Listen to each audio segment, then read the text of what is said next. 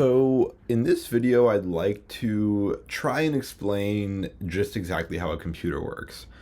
And I know that sounds like an incredibly open-ended and difficult question to answer, and I'm going to go ahead and guess that the length of this video will make that self-evident that it's not any trivial question in itself. But this is something that I wondered a lot growing up, and even when I got to college, I knew I was going to study computer science. But it wasn't until halfway through my degree where I took the course which answered this question. And I found everything I learned really interesting, ended up TAing that course for a few semesters afterwards, and find the really low-level stuff of computing to be fascinating. And I've been surprised at, the lack of direct resources online that can answer this question for just an average person who's curious, and B, how many friends I have working technical jobs or who studied computer science or a related degree in college and are not too sure how a computer actually works. And I think there's a lot of benefits to be held from this knowledge. If you are just curious, like I am, I want to cater this video to be completely digestible, even if you have no mathematical or technical background.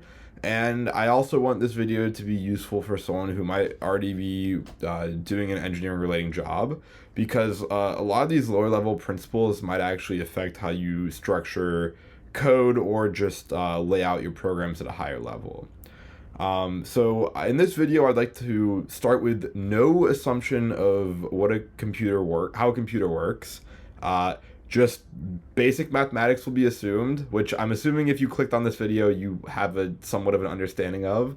We're just going to be starting simple with like addition, subtraction, multiplication, division, and like exponents. I think that's probably all the background you need to be able to follow along for this entire video. So I'm going to answer this question by making a CPU from scratch, and then we're going to go ahead and take that processor, which can run one program, and build an operating system, or just explain kind of at a higher level how an operating system can be built for our processor, and what an operating system actually is, because that's also a great question in itself. But without getting into too much detail now, the computer you're watching this on, even if it's a phone, is doing multiple things at once. And if you're like me, you probably have this YouTube video open, iMessage in your background, and maybe a few other tabs behind those two. And it's a really interesting question because we're going to get to a point in this video where we design a CPU and it can execute one program. And a really common and good follow-up question is, how can my computer run multiple programs at the same time? And so we're going to go ahead and dive into what that looks like as well, because it's interesting to know how a computer works. But I also want to make it pragmatic and get to something more modern, which is an operating system. So I also would like this video to be useful, even if you don't watch it all the way through. I have no idea how long this is going to be. I am guessing it will not be short, though. And what I would hope is, for those of you who don't watch it all the way through, which is the vast majority, I'm assuming, the individual segments will be of value themselves, and maybe, hopefully, you learn something interesting along the way. Even if you didn't take it all the way, you learn something. And what we're actually going to start at is one of the most interesting topics, I think personally, that anyone can know. And if you only watch this first segment of the video and nothing else, you've at least learned something really interesting. So I'm going to start by explaining how computers represent numbers and letters. How can computers count? How can they add numbers? And you've probably heard of something along the lines of computers speak in zeros and ones. And this isn't nonsense. It's actually very true. Computers don't really recognize or process numbers the way we do. They only operate on zeros and ones. And once we understand how computers represent numbers, it's going to make sense why they do it like this. Without getting into too much specifics now, but also without being incredibly vague, I'll say when we design computers, they're built with electricity. And so we can represent the absence of electricity with a 0 and the presence of electricity with a 1. And with this, it kind of gives us a lot of flexibility to, well, if we can represent anything in zeros and ones, and we know how to represent zeros and ones with electricity or the absence of it, then we can kind of build on top of that and design an entire computer. And you may be wondering, well, why don't we just use a little bit of electricity represents a 1, a little bit more than that represents a 2, and so on until the maximum of electricity we could have represents a 10. And then computers could just work with the numbers we know. But from an engineering perspective, it's not that easy to implement. I don't want to get into the specifics of electricity because that's also probably a little too low level for what I want to accomplish in this video. But it turns out electricity is very inconsistent in I guess flickers might be a better word for what I'm trying to say. So we find it easier just to say have a certain threshold of electricity, quote unquote, and anything below that we interpret as a 0, and anything above that threshold we interpret as a 1. And again, it's not going to make perfect sense what I'm saying. If you're already a little bit confused, it should be confusing because I'm kind of jumping ahead of myself here. So I just wanted to give some context for why we represent numbers with just zeros and ones in computers. So let's go ahead and understand how computers represent numbers. So I'm going to clear the screen here that you've been staring at for 5 minutes now. And let's start with a quick recap of how we represent numbers. So if I put the number 724 on the screen, intuitively, you know exactly what this is. I mean, it's a number you can rationalize. You can imagine, say, 724 pencils in your hand or something like that. But how do we actually, how did we learn this? When you were in elementary school and learning how to count, this number wasn't always easy to you. In fact, the first time you saw this, it probably made no sense to you. But you're older now, you're smarter, and you know how to interpret this. So I'm going to re-dumb this back down to our elementary school level and see how we can build this number by looking at each of the digit positions. So we know this right here is the ones place. That's probably not surprising. We know this is called the tens place, and then we know this is called the hundreds place. And this is something you know, and you don't remember when you learned it, but you know that you learned it at some point. And we know that if we keep going, we have the thousands place, and then the 10,000s place, then the 100,000s place, and the millions place, the 10 millions place, the 100 millions place, and so on and so on. And so what exactly do each of these places mean? And how can we take the values from each of these places and generate a composite number? So it turns out that to get the value of a number, we have to, and this is going to sound painfully obvious and almost a little bit confusing because of how obvious and true it is to you, but I'm saying it because it's going to make sense when we look at the computer version. To get the value of a number, we could look at the value of each of the digits places and kind of sum them all up together. So we know in the ones place, this 4 is just going to be whatever value is in that digit spot times the weight of that spot. So right here we have 4 times 1, which equals 4. And then over here we have a 2, and it's in the tens place, so that's going to be times 10, and that's going to be 20. And then over here we have a 7 in the hundreds place, so we multiply it by the weight of that place, which is 100, and we have 700.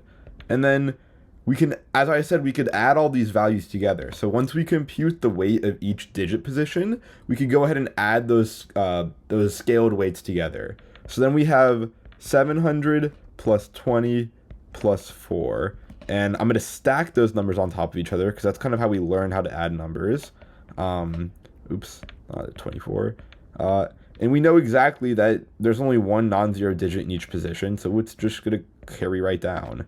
And so we kind of started with 724 and ended with 724. And that's nothing too crazy. But let's go ahead and structure that out a little more. So what we saw here is that 724 is equal to 7 times 100 plus 2 times 10 plus 4 times 1. And Where did that come from? Just to recap, it is for each digit position, we take the value that is in that spot and then multiply it by the weight of the position. So we know the very first digit position is the ones place, so its weight is 1. Then the next one is the tens place, so its weight is 10. And then the next one's the hundreds place, so its weight is 100. And then if we were to expand, so we've kind of taken our number 724 and written it out in this expanded way. And hopefully I've convinced you that this is true and correct, and it is, unless I've made some error. But let's look at an even more alternative way to write out this expanded form.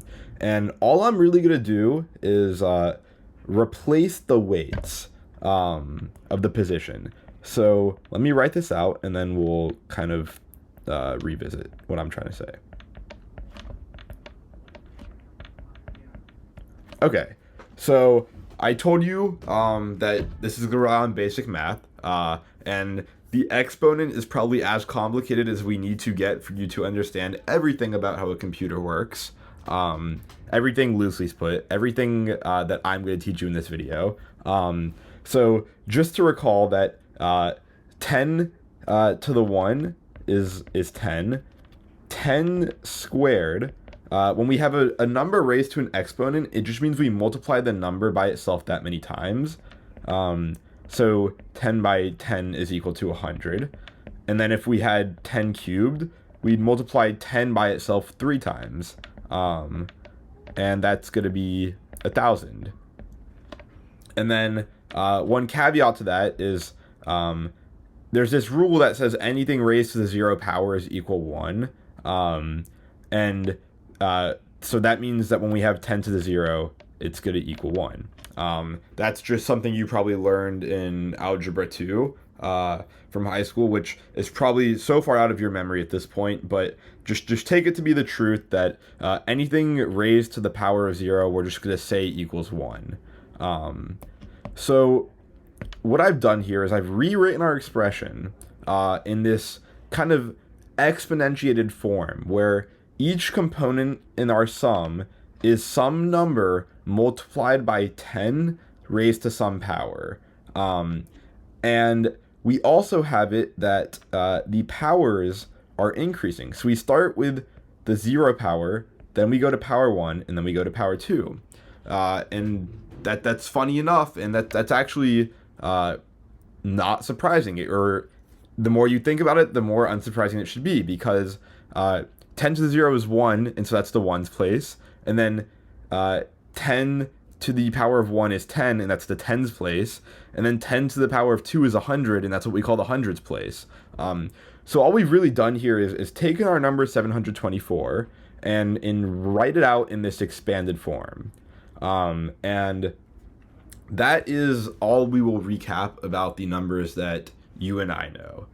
So now that we know, or now that I've shown you just an alternate way to consider the numbers we know, we have the context to go ahead and move on and learn how computers count numbers. So this is how we count numbers, and it turns out computers do it very similarly. So all of this right here is called decimal. That is our human way of counting numbers, and it's also something that's called base 10. And what does that mean? Base 10 is worth probably discussing a little bit before I move on and jump to the computer equivalent. But one way to interpret base 10 is that it means that for any digit position in a number, there are 10 different values that could go into that digit spot. So in our 724, let's say I pick this digit position right here. We could either have a 0, a 1, a 2, or all the way up to a 9. So we could have 10 different numbers could go in this spot. And if you're wondering why it's not 9, it's because 1 through 9 is 9 numbers, and then the digit 0 lets us add 1, and so we have 10. So we actually have it that in any digit position, there can be 10 different values in base 10. And let's also see what happens when we're counting. So if we're counting in base 10, i.e. the only way that you and I know how to count for now, we start with the number 0, it becomes 1, and then 2, 3, and then we're going to go all the way up, and we get to 9. And each time here, we're just adding 1. So we're just plus 1, all the way down. And we get to 8, we add plus 1, we get to 9. And we've used all 10 available values that can fit in this digit position.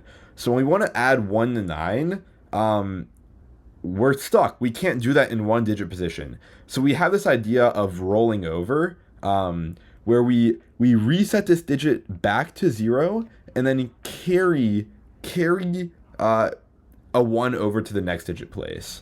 And so if we take these numbers and write it out in our expanded form, then we know 9 is just equal to, or let's start with 10.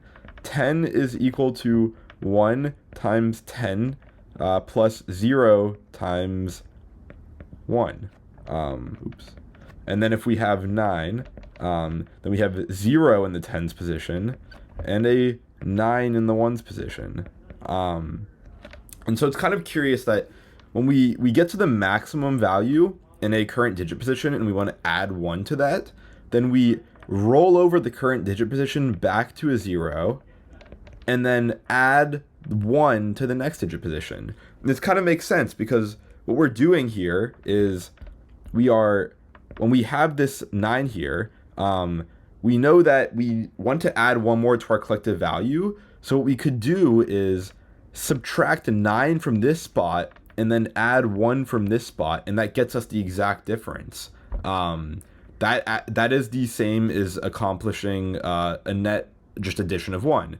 We took all the value from the digit position to the right and then reset it to a 0 and then added 1 to the next digit position to the left. And this is the same number. So that's how we kind of carry over. And we kind of see this happen when we add numbers. So if I go to a quick example where we add numbers, let's say we have 18, we want to add 3. Then we have 18 plus 3. We start in the rightmost digit position, and we add the two numbers together. So an 8 plus 3 is an 11. And you remember from elementary school that you put the 1 down here, the remainder, and then you add the carryover up here.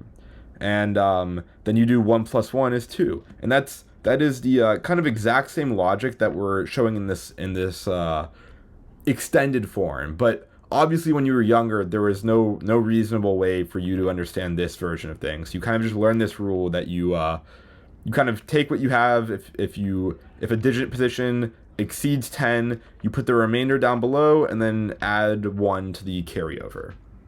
And so that is just some more context that we're going to see this come back very shortly. So we saw that base 10 is this idea that we can have 10 different values in any digit position. And now we're going to come and learn what base 2 is. So we said humans speak in base 10. So this decimal is synonymous with base 10. And now I'm going to make this claim that computers operate in base 2. And this is called binary. And so what does this actually mean? Well, we said in base 10, what that means is that in any digit position, you can have 10 different values. And so what we can translate that to in base 2 is then in any digit position, we can have 2 different values. And those 2 different values are 0 and 1. And that is just exactly where the idea that computers only speak in 0 and 1 come from. But let's go ahead and see what that means. So I'm going to give us a binary number. So we're going to start with the binary number 1011. And this is a binary number. This is not to be confused with the number 1011. This is which is in base 10. So I will distinguish it by subsetting it with this 2. So I will try to make the distinction as clear as possible. If we are speaking about a decimal number, i.e. a number that you and I are familiar with, I'll write a 10 next to it. So if instead I wanted to say, I guess our example above, we had the number 724. So from now on, I would say 724 base 10, just so you don't get confused. But in general, it's I'm not going to try to give you a complicated example. So if there's just zeros and ones, it's probably safe for you to assume that I am talking about base 2. And if there's other digits, then it's the base 10 that we're so familiar with. And let's go ahead, and I'm also going to rewrite our expanded form of 724. So let me move this down. And for 724, we said it was 7 times 10 squared plus 2 times 10 to the first power plus 4 times 10 to the 0th power, because we start with the lowest power of 10, and then we just keep adding 1 each time. And so now we're kind of curious here. How can we take this binary value and translate it back to a decimal value? What does 1011 mean in binary? Like, what number is that to us? And it turns out we're just going to follow the same exact expansion rules. So we're going to sum up for each digit position the value in that position, which is either a 1 or a 0. And then instead of 10 raised to some power, we're going to use 2 raised to some power, because this was for base 10, but now we're going to be using base 2. So we're going to start with the 1 spot is going to be 2 to the 0. And then instead of the 10 spot being afterwards, we're going to have the 2 spot, which is a little interesting because, in our current number, we would have, in our binary system that we're so comfortable with, we start with the 1's position and then go to the 10's position and then the 100's position.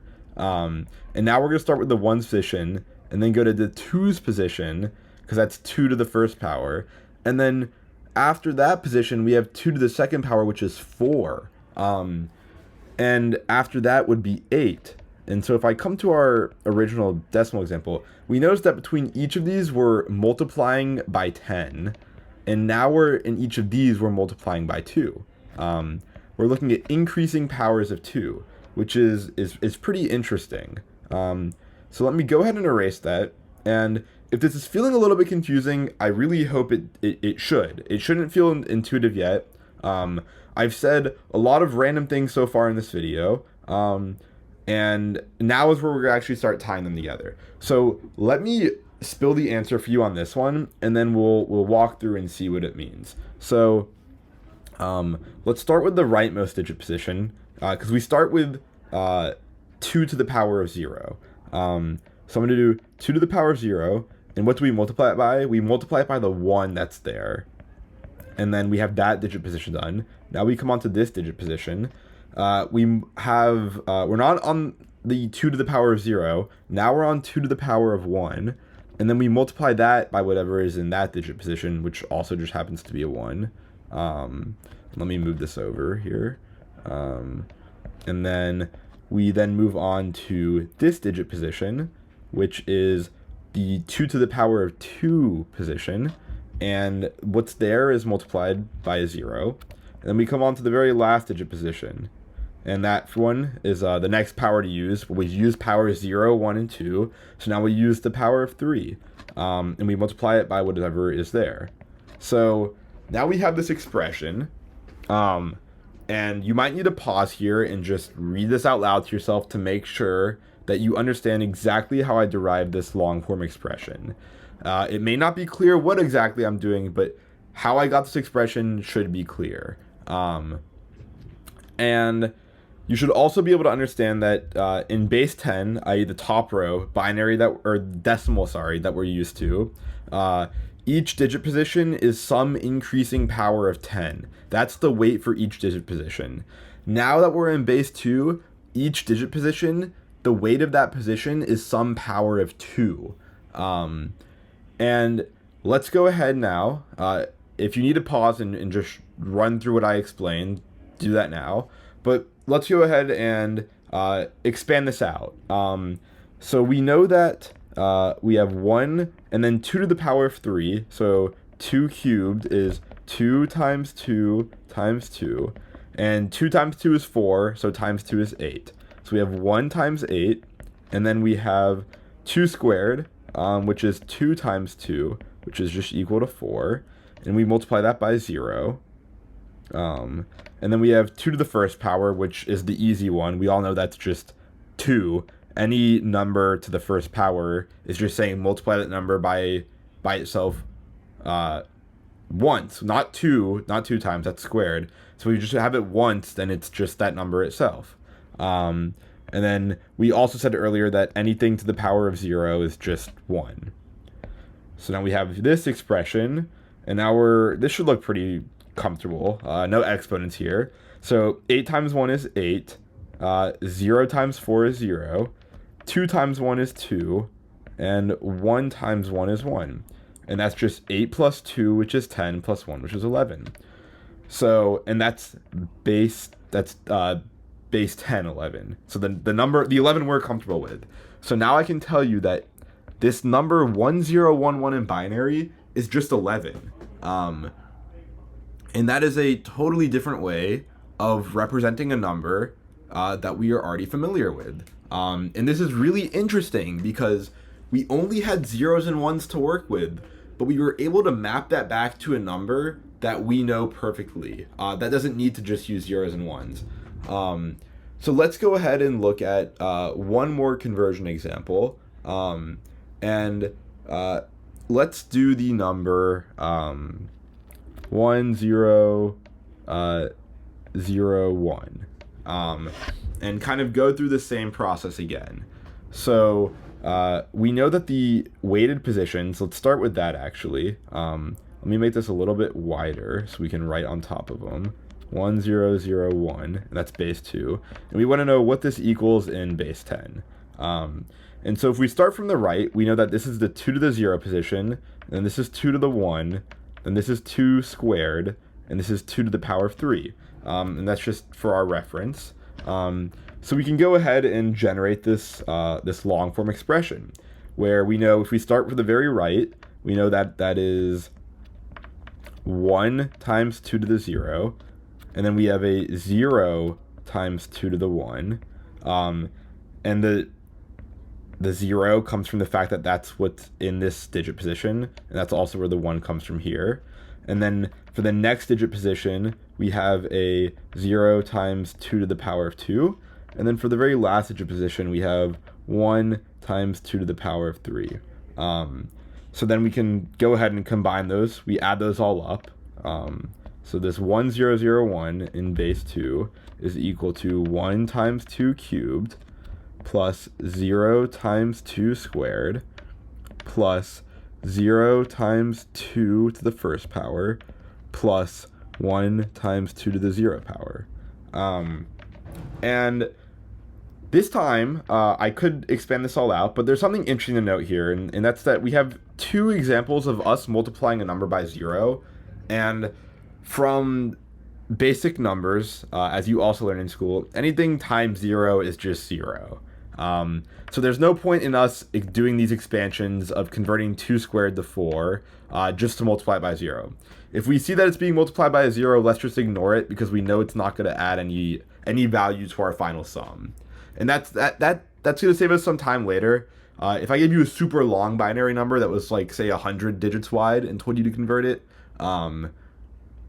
then this would be kind of a big time saving for all the zeros that you could drop out. So then we can simplify this expression. We dropped out those zeros. We just have these 2 terms left.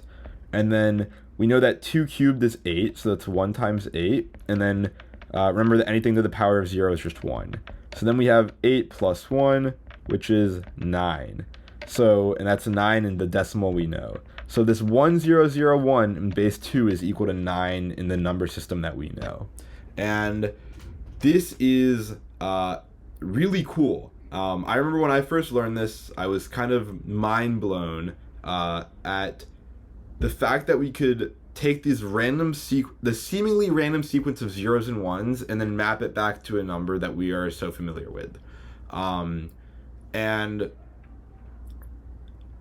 that should make it clear how we go from binary, the zeros and ones, to decimal, which is a number system we speak.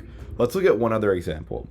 What if I gave you this this big number right here in binary. That's not the number 10,000. That is 10000 in binary. But I would like to know, what is this in base 10? Well, we know, let's just go ahead and count our positions and then generate this expression. So we know our digit positions start at 0, 1, 2, 3, and 4. So we have that it equals 1 times 2 to the 4, and then plus 0 times 2 to the 3, plus 0 times 2 to the power of 2, plus 0 times 2 to the power of 1, plus 0 times 2 to the power of 0. And from the rule we learned in the example before, whenever we're multiplying something by 0, we can just get rid of that term because it's going to equal 0. And that's exactly what's happening in all of this expression except for this one digit position. And then we just know that 2 to the 4 is equal to 2 times 2 times 2 times 2. And that's going to be 2 times 2 is 4. Multiply by 2 again, you get 8. And then one more time, you get 16. So this number right here, 10000 in decimal, is actually going to be equal to 16. Or sorry, 10000 in binary is going to be equal to 16 in decimal. Luckily, this is a very popular concept. So if you're feeling a little confused here on anything I've shown, that's totally fine. Just go ahead and Google it. Watch another YouTube video if you need to. I do not want to do more examples just because this video could drag on forever.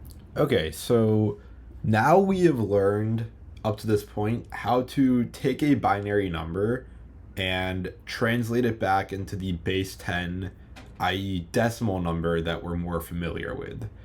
So what I'd like to do now is the exact opposite process. If I have a number like 14, how can I get it to binary? And we're going to almost take the inverse of the exact process we had before. And why are we going to learn this? It's going to be because we're going to want to program our computer eventually, and we're going to want to be able to store numbers in our computer. And it's going to be useful then, in fact, imperative, that we know how to take the number we want to put into our computer and convert it to binary so we can load it into the language that the computer speaks. So we've been working with this number 724. So let me go ahead and give us the expanded version one more time. So we said this was 7 times 10 to the power of 2, plus 2 times 10 to the first power, plus 4 times 10 to the 0th power. And I'm also going to go ahead and bring up this binary example from above, where we had, let's just say 1011. And I'm going to subscript this with 2 because it's binary. And we said this is equal to 1 times 2 to the 3, plus 0 times 2 to the power of 2, plus 1 times 2 to the first power, plus 1 times 2 to the 0th power. And if we notice something here, everything on our right hand side is decimal numbers, the ones we're very familiar with. And we know that we take this left hand side, which is unfamiliar to us, and we're able to expand it out in a form that is actually only containing decimal numbers. And this is the exact kind of logic we're going to take to get a number from binary to decimal. So if I have the number 724 and want to convert it to binary, then if there's a way where I could write it out in this expanded form as numbers 0s and 1 times 2 to some power, then we know we can just read the multiplicative coefficients left to right to know our number. In this case, it's easy. We have a 1 and then a 0 and a 1 and a 1. And this is exactly how we end up with this number over here. So this is a little abstract, and this is probably a little more complicated than what we just learned. It's my personal opinion that taking a binary number and converting it to decimal is easier than me asking you to take a decimal number and convert it to binary. But let's go ahead and do this by working through an example. So let's take the number 15. 15 in base 10, i.e. just the regular 15 we're familiar with, what exactly is that in decimal or in binary? So question mark base 2. What we want to end up with is some expression where we start with 2 to the power of 0 and work up to some power of 2 and multiply each of those terms by either a 0 or a 1 until we have some equivalent value that sums up to 15. And as we kind of saw earlier with this binary conversion, we only really need to care about the powers of 2 that are multiplied by 1, i.e. in our example here, this one, since it's multiplied by 0, it drops out. So we kind of know that, I'm going to move this out the way, this is really just equal to 2 to the power of 3 plus 2 to the power of 1 plus 2 to the power of 0. And I'm going to make this interesting claim that any number in decimal, any number that you can think of, can be expressed as a sum like this. And what do I mean this? I mean a sum of powers of 2. And there is exactly one way to represent each number accordingly. And I can show you some examples. So if we have the number 1 in decimal, then we know that 2 to the 0 is just 1. And then let's say we have the number 2 in decimal. Well, this is easy as well. We know 2 to the power of 1 is just 2. But let's look at what happens when we have 3. Well, we know how to represent 1 and 2 in binary, and we can just add those together because they sum to 3. So we would just add their binary representations together. And we'd be left with 2 to the 1 plus 2 to the 0. And then 4 is easy because we would know that 2 to the power of 2 is 4. And then we'll do one more, which is 5. And we know that 5 is equal to 4 plus 1. So that's 2 to the power of 2 plus 2 to the power of 0. And now for each of these, let's go ahead and convert it back to binary. So let's start with this 5, because I think it's the most interesting case. And we know that we can't skip any digit positions, i.e. the rightmost digit position in our binary number has to start at 2 to the 0, the power has to be 0, and then we have to keep working up from there until we have all the powers that we need in our sum. And that's the same way when you're building out a number in decimal. You can't skip the tens place or the hundreds place just because the value in that digit position is 0. You have to explicitly write a 0 to make it apparent that there is no value in the tens place, and then the next value is the hundreds place. So in our example here, what we would need to do is, I'm going to bring out in this long form. So we know we have this 2 to the 2. We don't have any thing multiplied by 2 to the first power. So what we do is we just leave it as a 0. We make the coefficient 0 because that means it multiplies out to nothing. And then we have 1 times 2 to the 0 power. And this is the exact form from earlier where it was pretty easy from there just to read the coefficients left to right, 1, 0, 1. And now we have our decimal, or our binary number, sorry. So we took our 5 and got it to a binary representation. And if you don't believe me, well, the evidence is on the screen, but if you want to verify for yourself, pose the counter question, what is the decimal representation of the value of the binary value 101? And if you expand it out like I've already done, you're just going to get 5. And let's do this for the example of 4, 2. So all we have is 2 squared. But we know we have to get all the way back down to the power of 0, 2 to the power of 0. So we just add in 0 times each of those terms. So we have 1 times 2 to the power of 2. And then we don't want to add anything else. We just do 0 for the first power of 2 and 0 for the 0th power of 2. And then we know we just read these coefficients left to right, which is 1, 0, 0. So that's how we represent 4 in binary. And in our example here, we have it easy because we have every power of 2 in the entire range included. So we know that's 1 times 2 to the power of 1 plus 1 times 2 to the power of 0. And that's just going to be equal to 1, 1 in binary. And we'll just go ahead and finish out what we have here. We know that 2 to the power of 1 is equal to 1 times 2 to the power of 1. And then we don't want to add anything else. We just multiply the remaining terms by 0. And there's only one remaining term for us to get back to the power of 0. So we're just left with 1, 0. And that's supposed to be subscripted with the 2. And last but not least, this one's trivial. We have already worked our way back down to 2 to the power of 0. So we just have that one term, and that's just equal to 1. So hopefully you notice a little bit of a pattern here, where I have been able to convince you at least that the first 5 numbers in decimal are able to be expressed as a sum of 2's raised to various powers.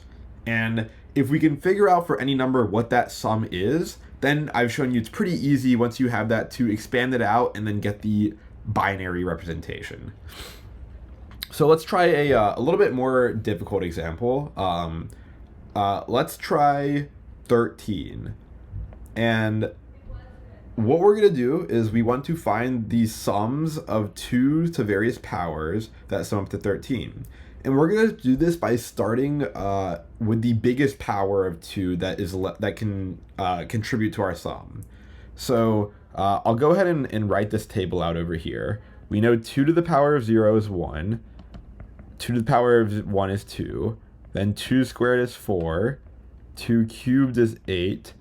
2 to the 4 is 16. 2 to the 5th is 32. And I'll do one more. 2 to the 6 is equal to 64.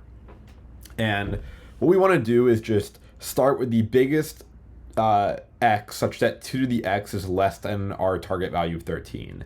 And that's going to happen right here.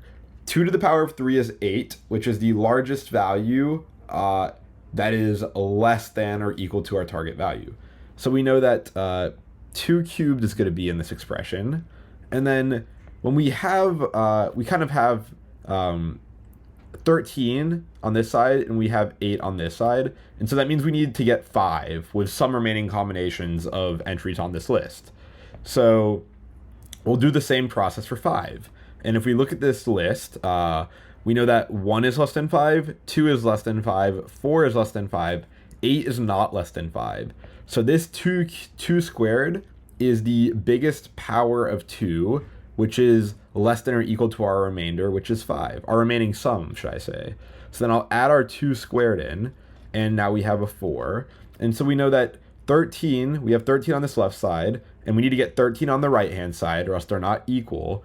And we have 12 on the right-hand side, so we just need to get 1 more. And that's easy enough because we know that 2 to the power of 0 is 1. So I'll just add that in. And now we've done the exact task that we said was the difficult part, which is expressing our target number of 13 as a sum of various powers of 2. So now let's go ahead and I should have demarcated this with a base 10, so you know I'm working with the decimal number. Let's go ahead and bring this out to the expanded form where we add in the 1s and 0s and the missing powers of 2. So we know we have 1 times 2 to the power of 3 plus 1 times 2 to the power of 2. We don't have any term with 2 to the power of 1, so we multiply it by 0 so it doesn't actually add anything. And then lastly, we do have 2 to the power of 0, so we will put a 1 there. And from there, it's pretty easy. We would just read left to right what the coefficients are, and we have our binary equivalent. So 13, the decimal version of 13, the number that you and I know is 13, is equal to 1101 in binary. And you can expand this out, which is kind of what we have right here, to prove that, in fact, I am not lying to you, it is 13. So let's try one more example of that, just because I think it's a little complicated. Let's go ahead and do, let's say 22. I just picked it off the top of my head. Hopefully it works out to be somewhat pretty. So we have to find the sums of powers of 2 again. And I'm going to go a little bit faster this time. So I'm just going to look at our list, and I can see that 16 is the biggest value here that is less than or equal to 22. So I know we have a 2 to the 4 here, and let's keep things easy. So I have 22 equals 16 plus, we know we're going to need something else because the left-hand side does not equal the right-hand side. And 22 minus 16 is 6. So we're trying to get a 6 now. And 4 is the next candidate here in terms of largest power of 2 that doesn't exceed our target of 6. So I'll add a 2 squared into our sum, and that's going to be equal to 4. And now we have 22 on the left-hand side and 20 on the right-hand side. So all we need is to get 2 to our expression, and that's easy. We know 2 to the power of 1 is just 2.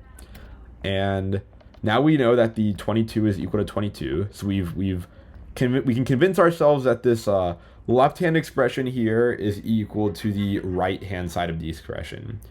And so then what we can do is we can go ahead and write this out in the expanded form, which you should be comfortable with now, hopefully, or it should at least be becoming apparent to you. And that's equal to 1 times 2 to the power of 4. There's no 2 to the 3, so we just write a 0 as the coefficient because it multiplies away. And that's because anything multiplied by 0 is just 0. So this term we just added contributes nothing to our sum.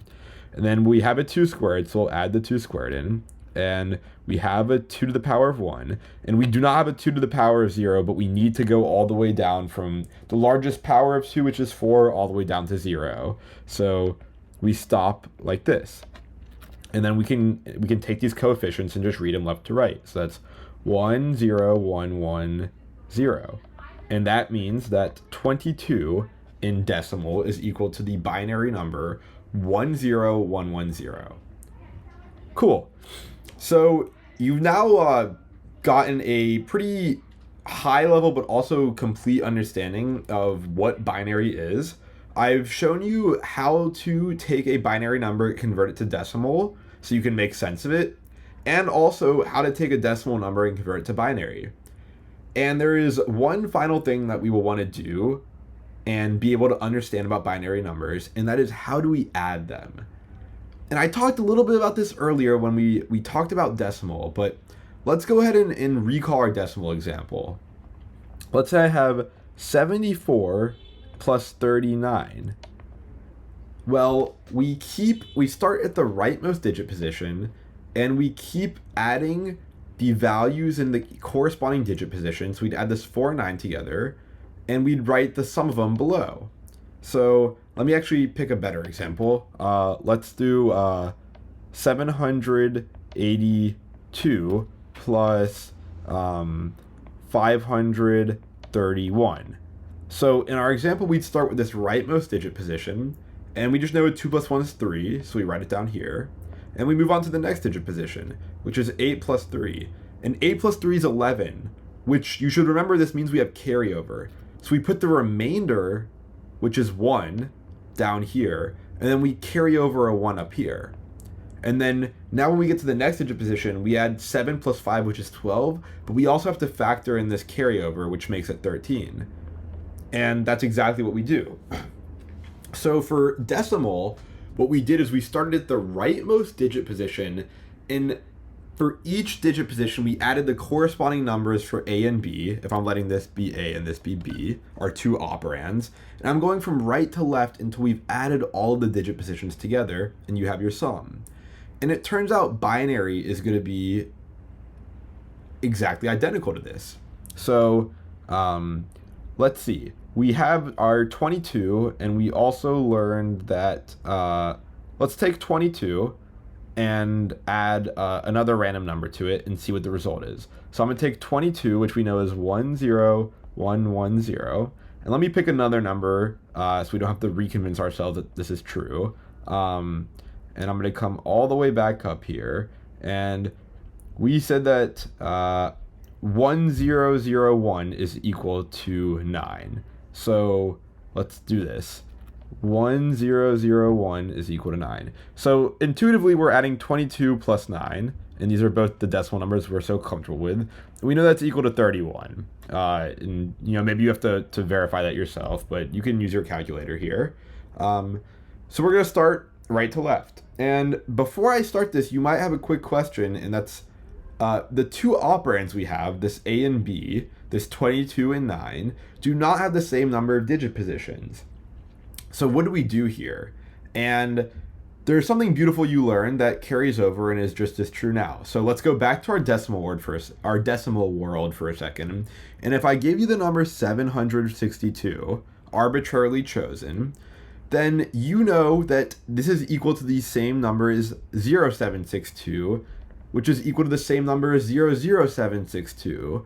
And more generally, any amount of zeros before our number are equal to the original number. And that's because we just ignore any leading zeros. And why is this? Why can we do this if that's not clear? And that's because if we expand this 762 in our exponent way, we know we have 7 times 10 to the second power, plus 6 times 10 to the first power, plus 2 times 10 to the 0th power.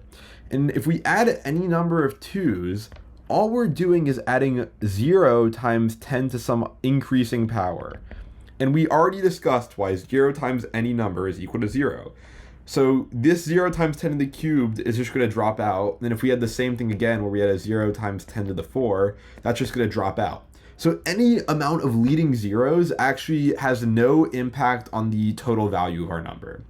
And so what I'm trying to get at, and took a long way of explaining, is that you're able to add zeros to the start of a number without changing its value. So what I'm going to say in binary is that if we have this number in binary, it's going to be the equivalent of this number in binary where we add 1, 1, or 1, 0, or we could add any number of zeros, and it's going to be the equivalent value in binary. So I'm just going to go ahead and take that logic and make our two operands in this addition problem have the same number of digit positions. Just like that, I added a 0 to the front of our number, but that does not change the numerical interpretation of that value. So, I'm going to take a sip of water here. Let's go ahead and add these two numbers together then. So we have a 0 and a 1, which 0 plus 1 is 1. And then we have 1 plus 0, which is 1. 1 plus 0, which is 1. 1 plus 0, which is 1. And 1 plus 0, which is 1.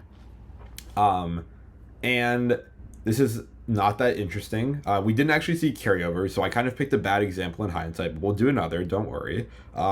I am going to claim that this number in binary plus this number in binary equals this number in binary.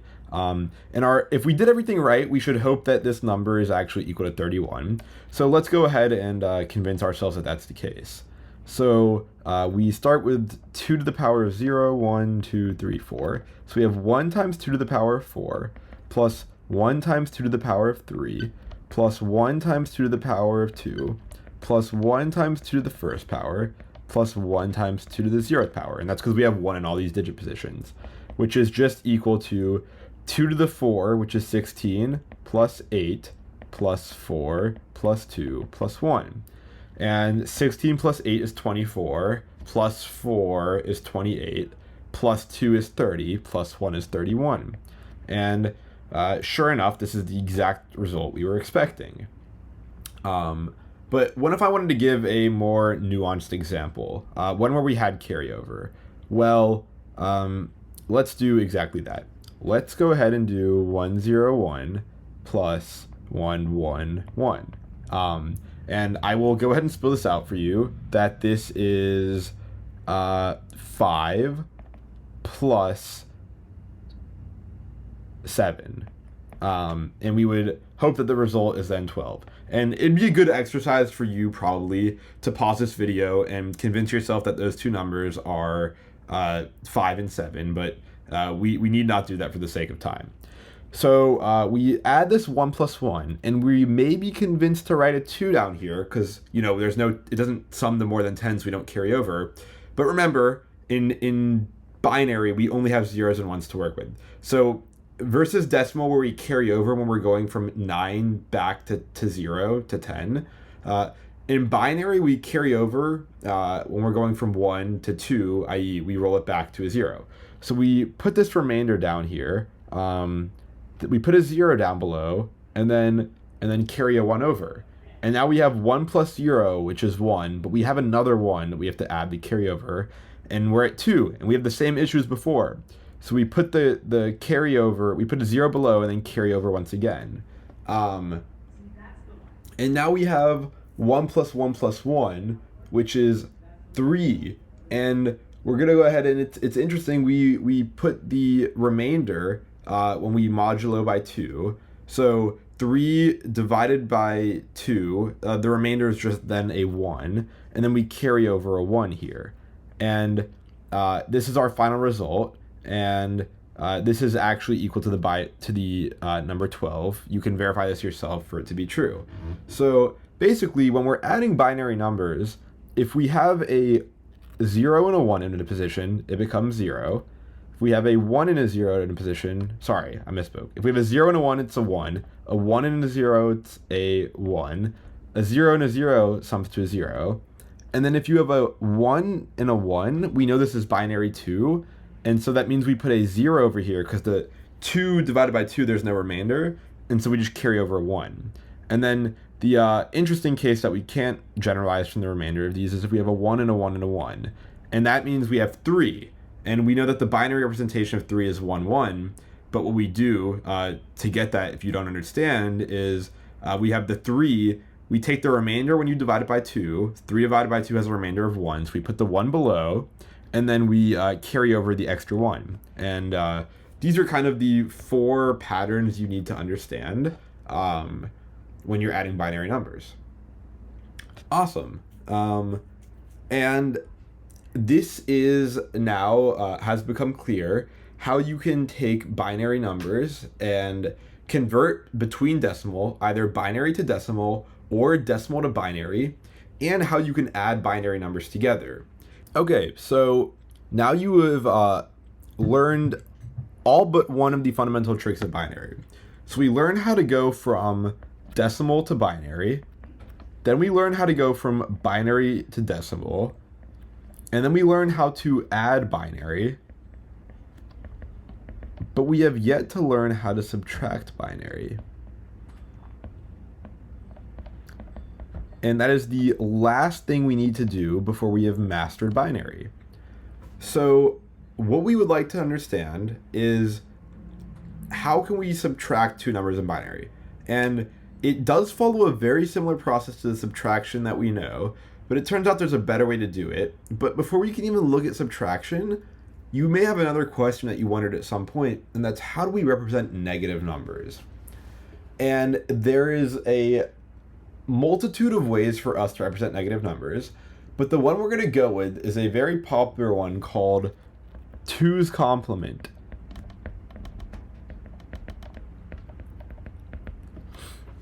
And what this is a very simple rule where all you do is interpret the leftmost digit in your binary number to have a negative weighting. Now this is confusing and it's going to require some digestion, but what we need to agree on now is how many digits each of our binary numbers are going to have. So in decimal, we have, say, the number 7, or it could be 656, or 10,432. And this has 1 digit, this has 3 digits, and this has 5 digits. And we also saw some binary examples. We had 1, 1, which we saw was 3, and that's 2 digits. And we had something more complicated where we could have like a 1, 0, 1, 0, 1, and that's going to be 5 digits. So binary and decimal have this property in common where you could represent a number and it could take any number of digits to represent that number. For 2's complement, it gets a little tricky with this variable notation. So we actually want to agree on a fixed width for every number. And this may seem like a restriction, and it is. Computers aren't able just to arbitrarily represent any digit of any length. And this is one of the design choices that will become more apparent why that's the case as we design our computer. But for now, what I would like to do is let's just make this assumption, I'll write this on the screen, that every number in binary, so every binary number shall use 4 digits. So if our number that we're trying to represent in binary is less than 4 digits, then we just pad it with zeros. Okay, that's easy. But what if we have a number that we want to represent that's more than 5 digits? We saw some examples earlier. Sorry, more than 4 digits. We saw some examples of these numbers earlier, and we're actually just going to say our computer is unable to represent them. We have a upper bound on the range of values we can represent. And that's true. If in decimal I said you can only use 3 digits, then the largest number you could represent is 999, and the smallest you could represent is 0. And that means there's actually 1,000 distinct values you can represent in this range. And we're going to make a same restriction on binary. And I'm going to start this off with 4, just so we can learn how to do this 2's complement. And it turns out in our computer, we're going to use 8. In our computer, we're going to restrict every number in binary that we represent to be exactly 8 digits. And this is just one of many design choices that a implementer of a computer has at their liberty. So more modern computers, you may have heard of 32-bit or 64-bit computers. Those are 2 very popular representations, and that is kind of the same rule. If you've heard those numbers before, what that means is internally, that computer is, you can say, representing every number is exactly either 32 or 64 bits. You may be wondering, hey, this is kind of a pretty tight restriction. Like with 4 binary digits, we can't represent that many numbers. And it's true.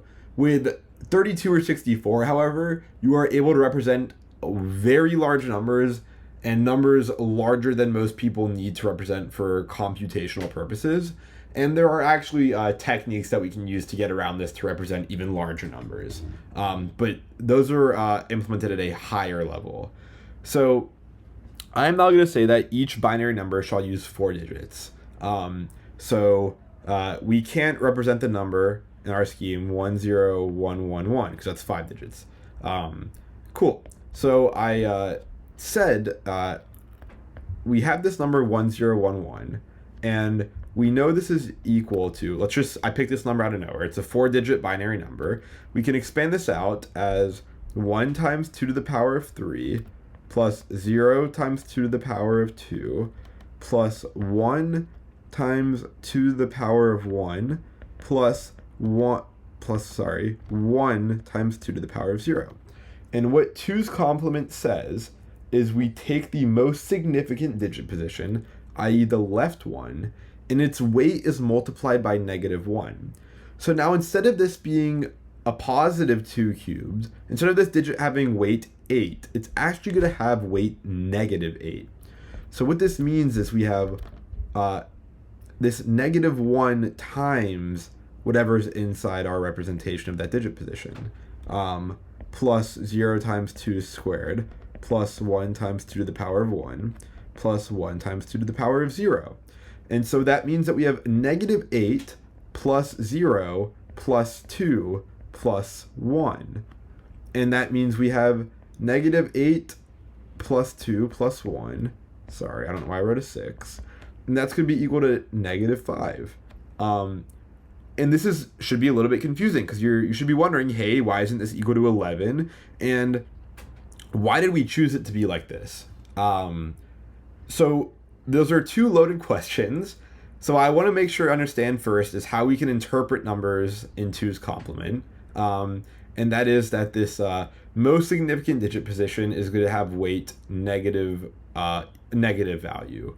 And this actually means that for our 4-digit values, whenever we have a 1 in this most significant digit position, the leftmost one, our number is going to be negative. Because this has the most weight, and these all have less weight than it. So as long as this leftmost digit's a 1, that means our number is negative.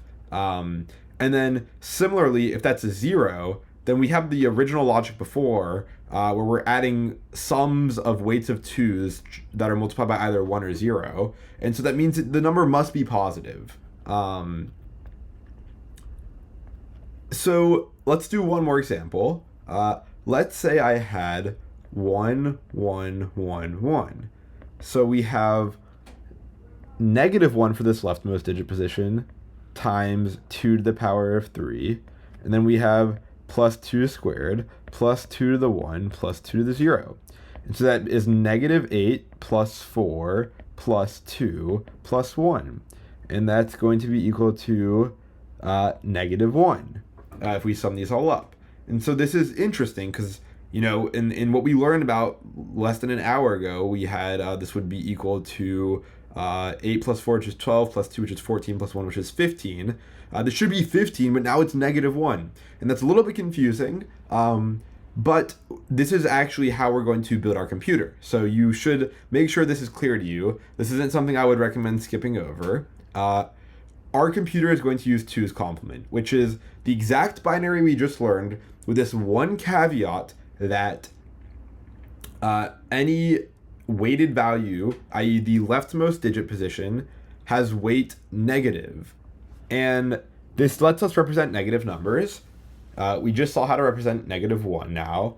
So what I'd like to show next, well, I will tell you that addition works out the exact same. So let's say I had -1 and I want to add -2.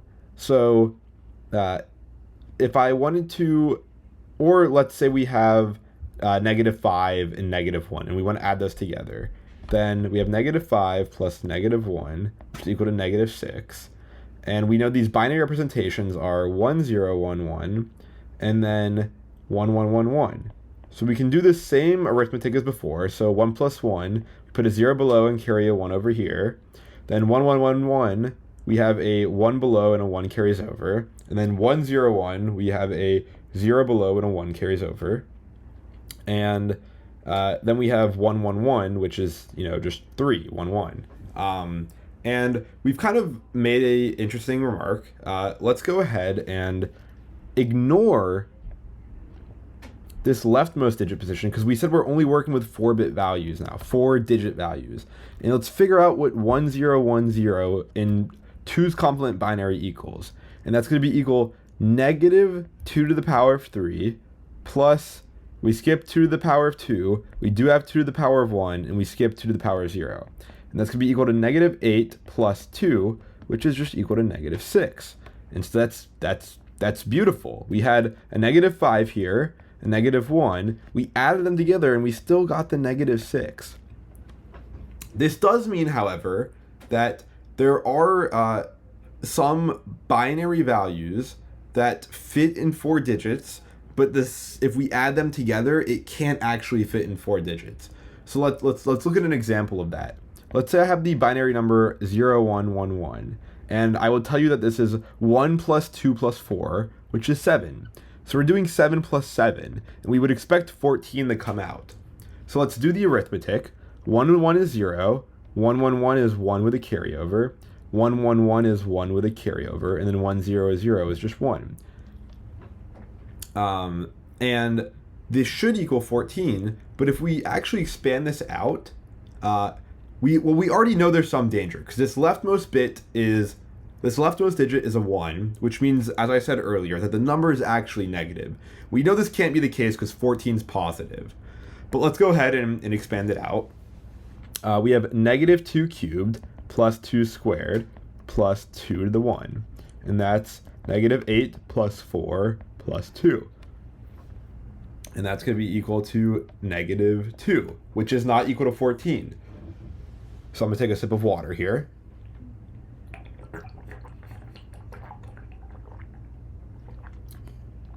This is interesting. Because we have this 2's complement rule, there are actually ranges of the values we can represent in terms of 4 binary digits. And it's just a limitation, and it's something we're going to have to be careful of when we're designing our computer. Our computer, which I said will operate on 8-bit values, 8-digit binary values, if we add 2 numbers that individually may be able to be represented in 8 digits, it's possible there's some's not able to be represented in 8 digits, and we have this issue, and this is called overflow in computers. You may have heard of it before, but it means that we can't represent a number in the number of digit positions that we have, and that's just something to be aware of. I would try ignore all of those cases and hide things away so that we don't have to worry about it, because I don't want to get too technical here. But I just wanted to make it something that we are aware of. And then there's one other really interesting property of 2's complement, and that is to negate a number. So in decimal, it's easy. If we have 10 and we want to negate it, we just write -10. And if we have -6 and we want to negate it, we just write 6. And it's easy because we just have this negative sign that we can just throw in front of our number. And we are learning that you can't do the same in binary. There is no just negative sign we can throw on because we don't have a negative sign. All we have is zeros and ones to work with, and I mean that literally. So there is a really cool property. You do not need to understand why this works, but it turns out to negate a number, you invert all the digit positions, and then you add 1 to the result. So let's come up here. We had 7, which we know is actually, let's pick this example. 1010 we know is -6. So -6 in decimal is 1010 in this 2's complement. And we want to figure out what the negated value is. We know it's 6, but how do we get that now? And what I'm saying is step 1 is you invert all the digit positions. So your 1s become zeros and your zeros become 1s. So we end up with 1 becomes 0, a 0 becomes a 1 becomes a 0, and a 0 becomes a 1. And then we add 1 to the result. So we have 0, 1, 0, 1, and we just add 1. And this is the binary addition we already learned how to do. So we know a 1 and a 1 is a 0 with a carryover, and then we have 1, 0, 0, which is 1, 1, 0, which is 1, and 0, 0, which is 0. And this should be the negation of this, and we know this is equal to -6, so this should equal 6. And let's go ahead and see if that's true. We have 2 to the power of 2, 2 to the power of 1, and then nothing for 2 to the power of 0, which is 4 plus 2, which is 6. And so that's really cool.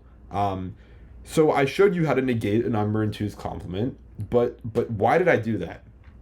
And that's because if I scrolled back up, I said we learned how to do addition in binary, but we did not learn how to do subtraction. How can I do A? We know how to do A plus B, and how do I do A minus B? Interesting question, and it turns out you already know how to do it based on what I just showed you, because A minus B is equal to A plus -B. And I showed you how to negate a number. I showed you how to take some B and make it -B. And then I already showed you how to add 2 numbers together. So it turns out you actually do know how to subtract. And this is pretty powerful. So let's say I wanted to do 6 minus 2. Well, we know that 6 in decimal is equal to 0, 1, 1, 0 in our 2's complement binary. And 2 in decimal, I will go ahead and just tell you is this number right here. So I want to do 6 minus 2, and to do that I'm going to do 6 plus -2. So the first we need to do is what is -2 in binary. And so what we do is we take our representation of 2. The first thing we do, I'm going to scroll up here, we invert all the digit positions and then we add 1. So 0, 0, 1, 0 becomes 1, 1, 0, 1.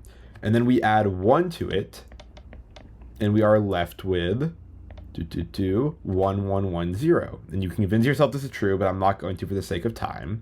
And then what we want to do is 6, to get 6 minus 2, I'll write this out. We want 6 minus 2. We're going to do 6 plus -2. And we now have 6, and we now have -2, and we know how to add. So we'll just add them. So we'll do 0, 1, 1, 0 plus 1, 1, 1, 0. And let's go ahead and add. And so that's 0 here, a 0 here, a 1 with a carryover, and a 0 with a carryover. But we said we were working with 4 digit positions. We just look at the 4 that we have, and we would hope that this number is equal to 4. And it turns out this is it, because it is we have 2 to the power of 0, 2 to the power of 1, and 2 to the power of 2. We just have a 2 to the power of 2, which is 2 times 2, which you should know is 4 by now. So you and I know we just went a little quickly, and I only gave one example.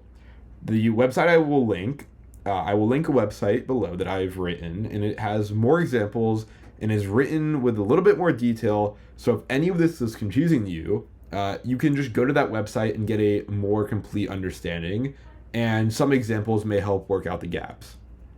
So now, up until this point, let's recap what we've learned. We have learned how to, well, first off, we recapped decimal, but I'm not going to include that because intuitively you already knew that. We learned how to go from decimal to binary. we learned how to go from binary to decimal, and we actually did that first. We learned how to negate. We learned 2's complement. So how do we represent negative numbers?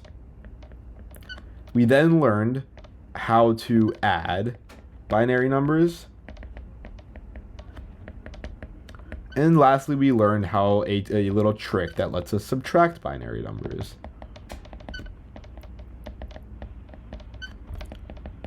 And this is all you need to know about how computers represent numbers. So even if you stop watching this video right now, you have walked away with a very interesting lesson, and that is, how do computers represent numbers? And you may not understand why it needs to be done like this yet, because we haven't got any further, but at least you understand what's happening under the hood. And when you type in, when you're typing in 5 plus 7 to your calculator, it's not doing 5 plus 7, it's doing 1001 plus some other binary string. And it's pretty interesting. So if you've made it this far, you have learned what, in my subjective opinion, I would say is one of the 2 most difficult components of this video. I think understanding this binary representation is very difficult, and we're going to come back eventually, and there's going to be one other really difficult concept, which is how we can store memory on computers. And I think if you can power through both of those, then you will have a full understanding, and I think everything else in this video will be easier than those 2 topics. So even though we're not halfway done with this video, metaphorically and in terms of difficulty, I would argue we are halfway through the difficulty. So what we're going to do next is learn about something called logic gates. And it's going to have nothing to do with what we just did. What I just did, I'm going to ask that you mentally push aside, and then we're immediately going to bring it back together. So I've taught you binary. I'm now going to teach you something called logic gates, which are independent of binary, and then we're going to bring it together and see how these 2 topics relate. Okay, so I'm going to ask that you mentally put everything that we just did aside in your head. Ignore it all, and we're going to learn a new concept, and it's going to seem a little bit familiar, as it probably should, and you'll see why they are familiar and similar in nature. But don't worry, what we just learned is not going to be abandoned. Binary, I didn't put that in there just to torture you. I put that in because it's going to be a very real concept that is almost fundamental to the entirety of this video. And we're going to tie these things called logic gates back together with binary afterwards. So let's go ahead and see what a logic gate is. And I actually think that you may find the content in this section pretty interesting. Not to say binary is uninteresting, I just think that the majority of people will find it a little bit tedious or boring the more specific you go into it. Let us start with the first logic gate, which is called the AND gate. And it looks like this. I will zoom in and draw this a little bit better. So we will say we have A and B, and then we will say the output's Y. So a logic gate takes in 2 inputs and puts out an output, this AND gate specifically. So what I will say is that the output Y is a function of A and B. And please do not let this scare you if it's giving you PTSD to your high school algebra classes. It's not as difficult as it seems. And we're also going to add this rule that A is either a 0 or A is equal to 1. And we're going to do the same thing for B. B is going to be either a 0 or it's going to be equal to 1. And we're going to do the same thing for Y. Y will either be a 0 or it will be a 1. So our function here, Y is a function. Y will be the output of this gate, and its inputs to the gate are going to be A and B. So whatever A and B are will determine what Y is. And A and B can only be either 0 or 1. So there's not that many combinations. So there's 2 values that we have that are inputs to this function, and there's 2 different values that each of those inputs could have. So we're actually we could build out a table to represent each of the inputs and look at what the output's going to be.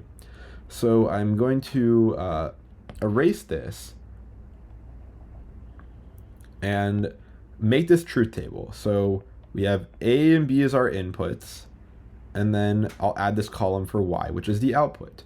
So our four different possible cases are A and B are both 0. Maybe A is a 1 and B is a 0. Maybe A is a 0 but B is a 1. Or maybe they're both 1s. And this is all the possible input combinations there are. If you don't believe me, please try and invent another one, and I guarantee that you will not be able to do so. Now, I'm just going to tell you what the AND gate does. You may have guessed, but it outputs a 1 if both of the inputs are 1, and otherwise it outputs a 0. So it's an AND gate because we say it outputs 1 if A and B are 1, otherwise it's going to output a 0. So in our example here, when A and B are both 1s, Y is going to be equal to 1. And in any other case, Y is going to be equal to 0. And that's because the definition of an AND gate is that it only outputs 1 if both of the inputs are 1. Okay, congratulations, you've learned your first logic gate. We've learned that logic gates take in a certain number of inputs, but they will always only output one number. I'll tell you that now. We're going to look at other logic gates. Some may take in 2 inputs, some may only take in 1 input, but they're always only going to output one value. And that one value is going to always be determined strictly based on the inputs. So us having an A set to 1 and B set to 1 means Y will always be set to 1 for an AND gate. And this property is what we call determinism. And it's a scary sounding word, but to be deterministic, it means that the output Y is strictly dependent and can be determined based on the value of the inputs A and B. And that's just a word that if you curiously read around online, you will probably come across, so I thought it was worth mentioning. Let's go ahead and look at some more other logic gates that we have. We have the AND gate. Now let's go ahead and look at the OR gate. So the OR gate looks like this. We have our 2 inputs still. We have A, B, and Y. And it looks a bit different because it has this little curvature on the inside. But this is a OR gate. So let's do the same thing as before. Let's build this truth table out. And we have the same conditions that our inputs and outputs are all binary, i.e. they're either 0s or 1s. So this table will be the exact same before up till now.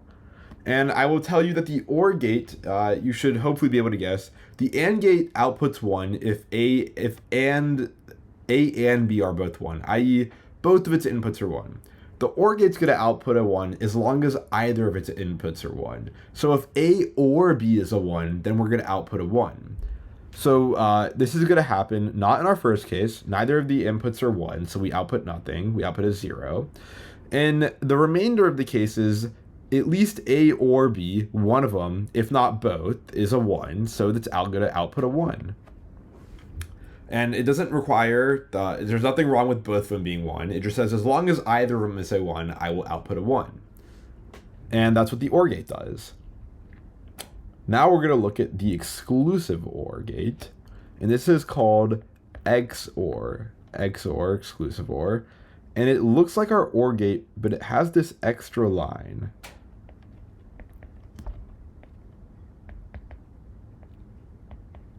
And this is going to be the exclusive OR gate. And what this one's going to do is it's going to output 1 as long as either A or B is a 1, but with the added condition that both of them can't be a 1. So if A and B are both 1, then it's going to output a 0. But if just one of them is a 1, then it'll output a 1. So let's draw this truth table out. 0, 0, 1, 0, 0, 1. And it doesn't really matter for a truth table what order we put everything in, as long as we have all the cases. So A, B, both 0. There it means there's neither of them are 0, so we output a 0. Then A is 1 and B is 0. So either of them is 1, but not both of them, so it's a 1. And the same can be said for the next case. But in this final case, A and B are both 1. So we say that the output's going to be a 0 because it has to be exclusive. Either one of them can be a 1, but not both of them. And this is called the exclusive OR gate. So in English, this may translate to exactly one of A or B is equal to 1. And what you're going to kind of see here, and I've kind of intuitively hinted it, but I'm going to now make it more explicit, is that a lot of times we will interpret a 0 to be false and a 1 to be truthful. So we can kind of give some of these values, use these truth values, if you could say. So if I looked at the output of some logic gate, then if it's a 1, the output of that gate is saying true, so the condition based on the inputs is being met. And if it's a 0, it means the condition is not being met, so the output's false. And that's just something worth putting out there. So we've seen the AND gate, the OR gate, the exclusive OR gate. Let's do a different type of gate, and this is going to be called the inverter gate. And this is interesting because it only has one input. So I mentioned this earlier. I said logic gates have a variable number of inputs, but always only have one output. And that's exactly what we have here. So our truth table, this is the NOT gate. And all the NOT gate does is just invert its input. So if you throw in a 0, it's going to output a 1. And if you throw in a 1, it's going to output a 0. So let's go ahead and build a truth table for this. Well, this is easy. A can either be 0 or 1. And then we just invert its value. So if we throw in a 0, we get out a 1. And if we throw in a 1, we get out a 0. And this is how the inverter gate works. So we've seen 4 gates. And there's one other gate we should discuss. And this gate's going to be a little bit interesting because it has a pretty unique feature about it. And this is going to be called the NAND gate. So it is the output of the NAND, of the AND gate, negated. So it means not AND. So as long as not A and B are both 1, this is going to output a 1. So it's literally going to be the opposite of our AND gate. Our AND gate only outputs 1 if A and B are both set to 1. But our NAND gate is going to ensure it's going to output 1. It's going to tell you if not A and B are both set to 1. So our NAND gate looks like our AND gate, but it has this little circle afterwards. And it's going to take in our same 2 familiar inputs. I'm also just arbitrarily calling these A and B. They can be called whatever. And in fact, when you see these logic gates, they're usually not labeled with letters. I'm just trying to make it clear that we have our inputs on the left and then our output on the right. And that's what you should really capture here. So let's build our truth table. We have A, B, and Y.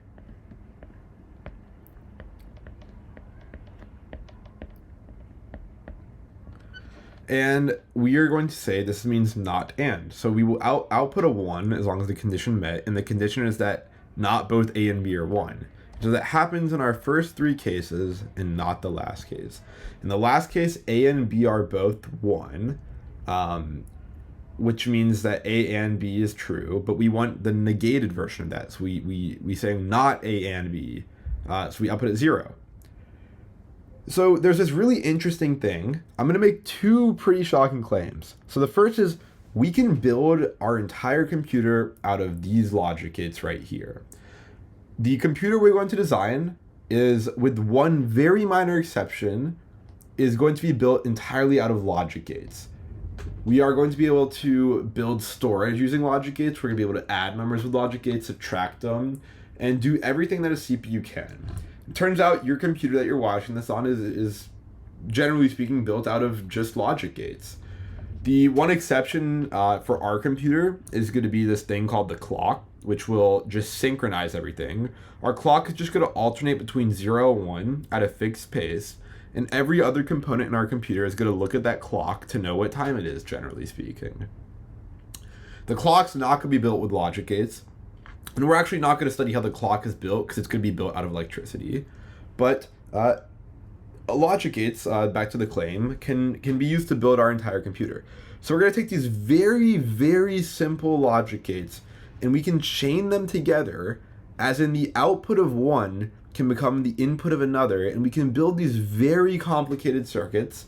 And the goal of this video is to build a circuit that's complicated enough to be an entire computer. And this sounds like a crazy ambitious goal, but it's really cool And this was one of the most fascinating things for me when I learned this, is that we can build an entire computer out of some logic gate, which seems pretty trivial. And I'm going to make another claim. I'm not going to back this one up, but it turns out that this NAND gate right here, it's called the universal gate. And any of these other logic gates can be built out of NAND gates chained together. And we're going to see what chained together means shortly. But what that means, if you can take that to be the truth, is that you can actually build an entire computer just out of NAND gates, which is crazy. And that is, to my understanding, actually how most computers are implemented. You just have a lot of NAND gates. And how are we going to build a computer out of chaining these together? Well, I kind of mentioned this earlier when we were discussing binary. I said in computers, we either have electricity on a wire or we don't. If we have no electricity on a wire, we'll treat that as a 0. And if we do have electricity on that wire, we're going to treat that as a 1. And these logic gates can be built physically. We're not going to see how they're built physically, because that also deals with electricity, which I'm not well equipped to teach you about because I barely understand myself.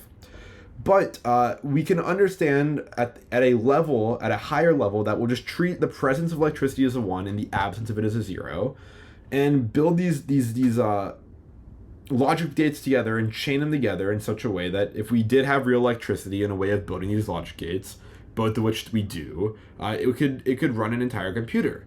And that's actually something I've done. I've built the computer that we're going to study with wires and logic gates that you can buy online. And that's something I hope to demonstrate later on in this video. But let's get back to our goal here, because I've made this crazy claim that we're going to build an entire computer out of logic gates. So that's going to be what the next big segment of this video is about. How do we actually go about doing this? And to do that, I want to start by explaining how we can chain these logic gates together. So let's explain how we could build a NAND gate by chaining two of the other logic gates we have together. So as a reminder, the NAND gate just takes whatever the output of the AND gate is and inverts it, it negates it. So if the AND gate outputs a 1, then we output a 0, and if the AND gate outputs a 0, we should output a 1. And if I asked you which two gates we could combine, the answer would be we could combine an AND gate and a inverter gate together to build this circuit out. So let's go ahead and see what this does. I will spill the answer for you, and then we will verify that things are true. So I'm going to take our A and B, which are our inputs. I'm going to feed them into this AND gate, and then I'm going to feed the output of that AND gate into a NOT gate, this gate that we saw down here, and then I'm going to let that be the output Y. And so I have this circuit, and this is pretty big. What we just did is we took the output of one gate and fed it in as the input of another gate. And it's a small example, but we're going to see more complicated ones very quickly. So let's go ahead and convince ourselves that this is actually equivalent to our NAND gate from over here. And the way we can do that is we can build a truth table for what we have here. And what we have here is called a circuit. A circuit is what happens when you chain logic gates together. And by chaining logic gates together, we can build circuits that accomplish more interesting things. So these logic gates on their own don't do very much, but by chaining them together, we could actually have them do really interesting things. And I mean, the end goal is chaining them together in such a way that we build an entire computer. And that is totally possible, as I will try to convince you over the next few hours. So let's go ahead and build out our truth table. We have 2 inputs and 1 output. And let us see, we know our output cases are as follows. I'll change up the order here a little bit for the second and third rows. So when A and B are both 0, well, we have A is 0 here, a 0 here. 0 and 0 is 0, because not both of them are 1. And then we invert it and produce a 1. So we end up with a 1 as the output of our circuit when the inputs are both 0 and 0. And let me change color here just so it's easier to follow. Then let's suppose we have 0 and 1. Then the AND gate's still going to output a 0 because not both the inputs are 1. But when we invert it, it becomes a 1. So this is a 1 here. And if I flip this, if I say that B is going to, if A is going to be, sorry, I did that backwards actually. I showed you, let's see, I showed you 0, 1. Oh, no, I did that correctly. Now I'm going to show you 1, 0. And we know the output of the AND gate is going to be unaffected. It's still going to be a 0, but then when we invert it, it becomes a 1. And lastly, if we have a 1 and a 1, then what happens is our AND gate outputs a 1, but when we invert it, it becomes a 0. And so we have this truth table right here, and I'm going to replace this with white now that we're done drawing.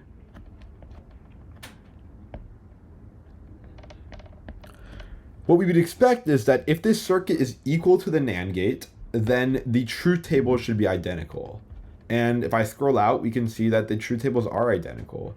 You can compare each of the 4 rows against each other. I know I swapped the order of the middle 2, which I shouldn't have in hindsight because it's a little confusing now. But I was trying to illustrate the point that the truth table doesn't matter what order the inputs are in as long as you cover all the possible inputs. But in general, I've shown you how to build a circuit by chaining logic gates together, and that you can verify that 2 circuits are equal by showing that their truth tables are identical for every pair of input combinations. So this function, this circuit is a function of A and B, and it's going to equal Y. And so is our NAND gate, and it turns out they're the same function because they always equal the same value. And so this is pretty interesting. And we could, every time we could avoid using the NAND gate just by drawing this, but it turns out that we use the NAND gate enough where we want to give it its own gate. Because it kind of, when we have these big circuits that chain a lot together, it becomes a little bit more convenient to have simplified ways to represent things we use frequently. And we will see this later on. We'll design some interesting circuits, and then we will just demark them as a new type of gate. Or maybe we'll say a triangle represents this circuit underneath the hood. But don't think about that now. That's something that is more of a future concern. Let's try another circuit. So you've seen a circuit now that has 2 inputs and 1 output. And so for logic gates, I made a claim. I said a logic gate has at least 1 input, and it always has exactly 1 output. A circuit has at least 1 input, but it may have multiple outputs. And we'll see this later when we actually try to build more meaningful circuits.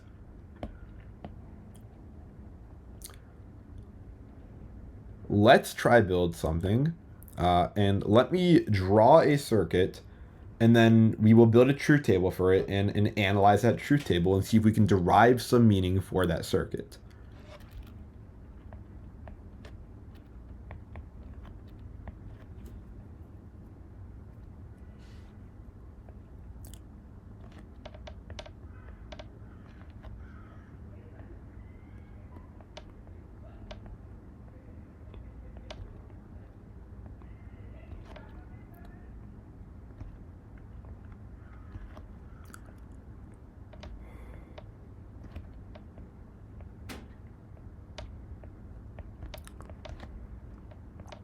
Okay, this is our circuit. I'm going to take a sip of water while you look at that.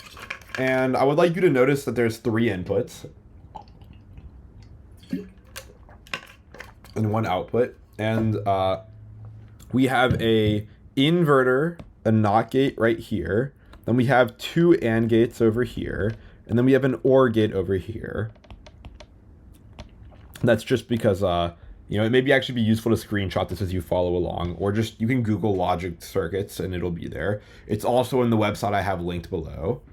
But we have a circuit now. And this may seem like a random circuit, but it actually does something a little bit interesting. So I will spoil the fun and say that this is a selector circuit. So if you put some value of A and B, put some values in the A and B, then C serves as a selector, where if C is 0, then the output, so I'll write this out. If C is 0, then Y is going to equal to A. And if C is 1, then Y will equal B. So C effectively controls what flows through as the output of this. So I'm going to move this over here, and let's verify this by building a truth table for our circuit. So this truth table is going to be a little bit longer because there's actually going to be 8 different values we can pass in. So I'm going to come here. We have 8 different values we can pass in. Our output's still Y, and I will write out all the 8 values. It may be interesting to you where I'm getting these values from, but you need not worry about it. You'll get more comfortable enumerating all these values out the more you do it on your own.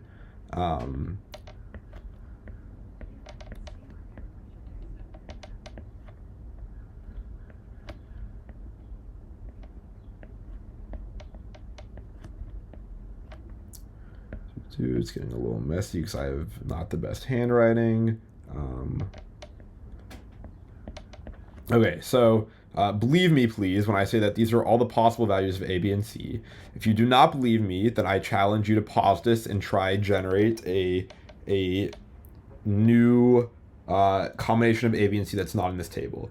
And if you're curious where this comes from, how do I know how many different values there are?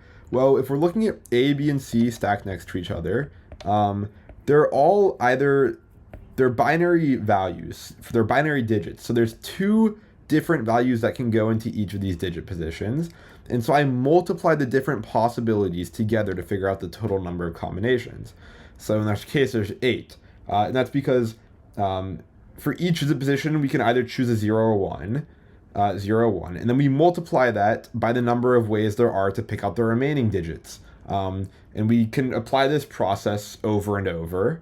But I'm not going to get into that because I think it's a little mathy, and that's actually a study of combinatorics, which is probably a little too technical for what we're getting into today. But let's go ahead and trace through this. So I'm going to switch my pen back to red, and I'm going to make it a little bit bigger here so it's more readable. Our first example, I'm going to zoom out here, is I'm saying if A and B are both 0. And my claim is that if C is 0, or C is 1, then our output should be B, which is 0 in this case. But it's a little hard to distinguish because they're actually both 0. But let's verify that it's not 1 for sure, and that'll have you partially convinced. So what we do right here is we have C, which is 1, and so that means that we invert it, it's going to be a 0 here, and it's going to be a 1 here, and then we have these carried through from our original logic gates. And so for the first AND gate, we know 0 and 0 is 0, and 0 and 1 for the second logic gate is still 0. And so we have 2 zeros flowing into an OR gate, which means the output is 0. So we trace through the circuit, and our claim is verified so far. C is 1 and the output was equal to B, but you should be confused because how do I know that it wasn't equal to A? Or it just happened to be 0 independently of what B was picked. That's a great question, and let's actually toggle whatever. Let's set B to a 1 and see what changes. So I'm gonna erase this. And everything I've left on the screen so far is unaffected by our changing of B from a 0 to a 1. But now if I set B to a 1, then this AND gate over here is going to output a 1, which means this OR gate's going to output a 1. And now we do have a little more substance to our claim. So we have the case here of A is 0, B is 1, and C is 1, which is over here. And we know this output's going to be 1. So I'm going to keep going through these examples, but what should be a little bit apparent by now is if you look at these AND gates, we know that for an AND gate to output 1, both of its inputs need to be 1. And C goes to both of these AND gates, but one of them gets the regular C and one of them gets the opposite of C, the inverted value of C. So we know that the one that's getting we know one of these AND gates can never fire because by virtue of C going to one gate and not C going to the other gate, then the gate that gets the 0 version of C whether that's the inverted version or not, can never output a 1 because it's both of its inputs can't be 1. So for example, if I set C to 1 here, then this is going to be a 0. So this gate can never output anything but a 0. So this gate effectively gets silenced. And then the value of B can just flow through this gate, and it gets to this OR gate where it's just going to go through because the OR gate has a 0 here. And it may take a little bit of time for you to rationalize this, so pause it. I would recommend you pause things actually, and fill out the rest of this circuit for yourself mentally, or pause it as I work through some of the cases. So now let's look at the example, and I miswrote this here. This should be 0, 0, 0, where everything is 0. So 0, 0, and then we have a 0 here, which means a 1 comes here, and a 1 comes, and a 0 goes there. So in this case, both AND gates output a 0, so our Y is also going to be a 0. And we kind of had this rule where we said if C is 0, then Y is equal to A. And that's still the truth because C is 0, and we have Y equal to A, which is still 0. Okay. Now let's look at a more interesting case. So if we have A is 0, but B is 1, then let's look at the first case where C is 0. So if C is 0, then this is going to be a 0. So this gets cut off because we can't output anything but a 0. And then this is a 1, but we know 1 and 0 is 0. But this is still A's value flowing through, because if A was a 1 would get through, and A is a 0, and a 0 goes through. So A's value is flowing through here. That's what I'm hoping you can see. And then we have a 0 or a 0, which is a 0, which A's value still flows through, because if it was a 1, then that's sufficient for this OR gate to activate. So we have C is 0, and then in our case, A goes through, which is kind of what we would hope to see. And I am going to quickly work through the remaining cases, because I said I would.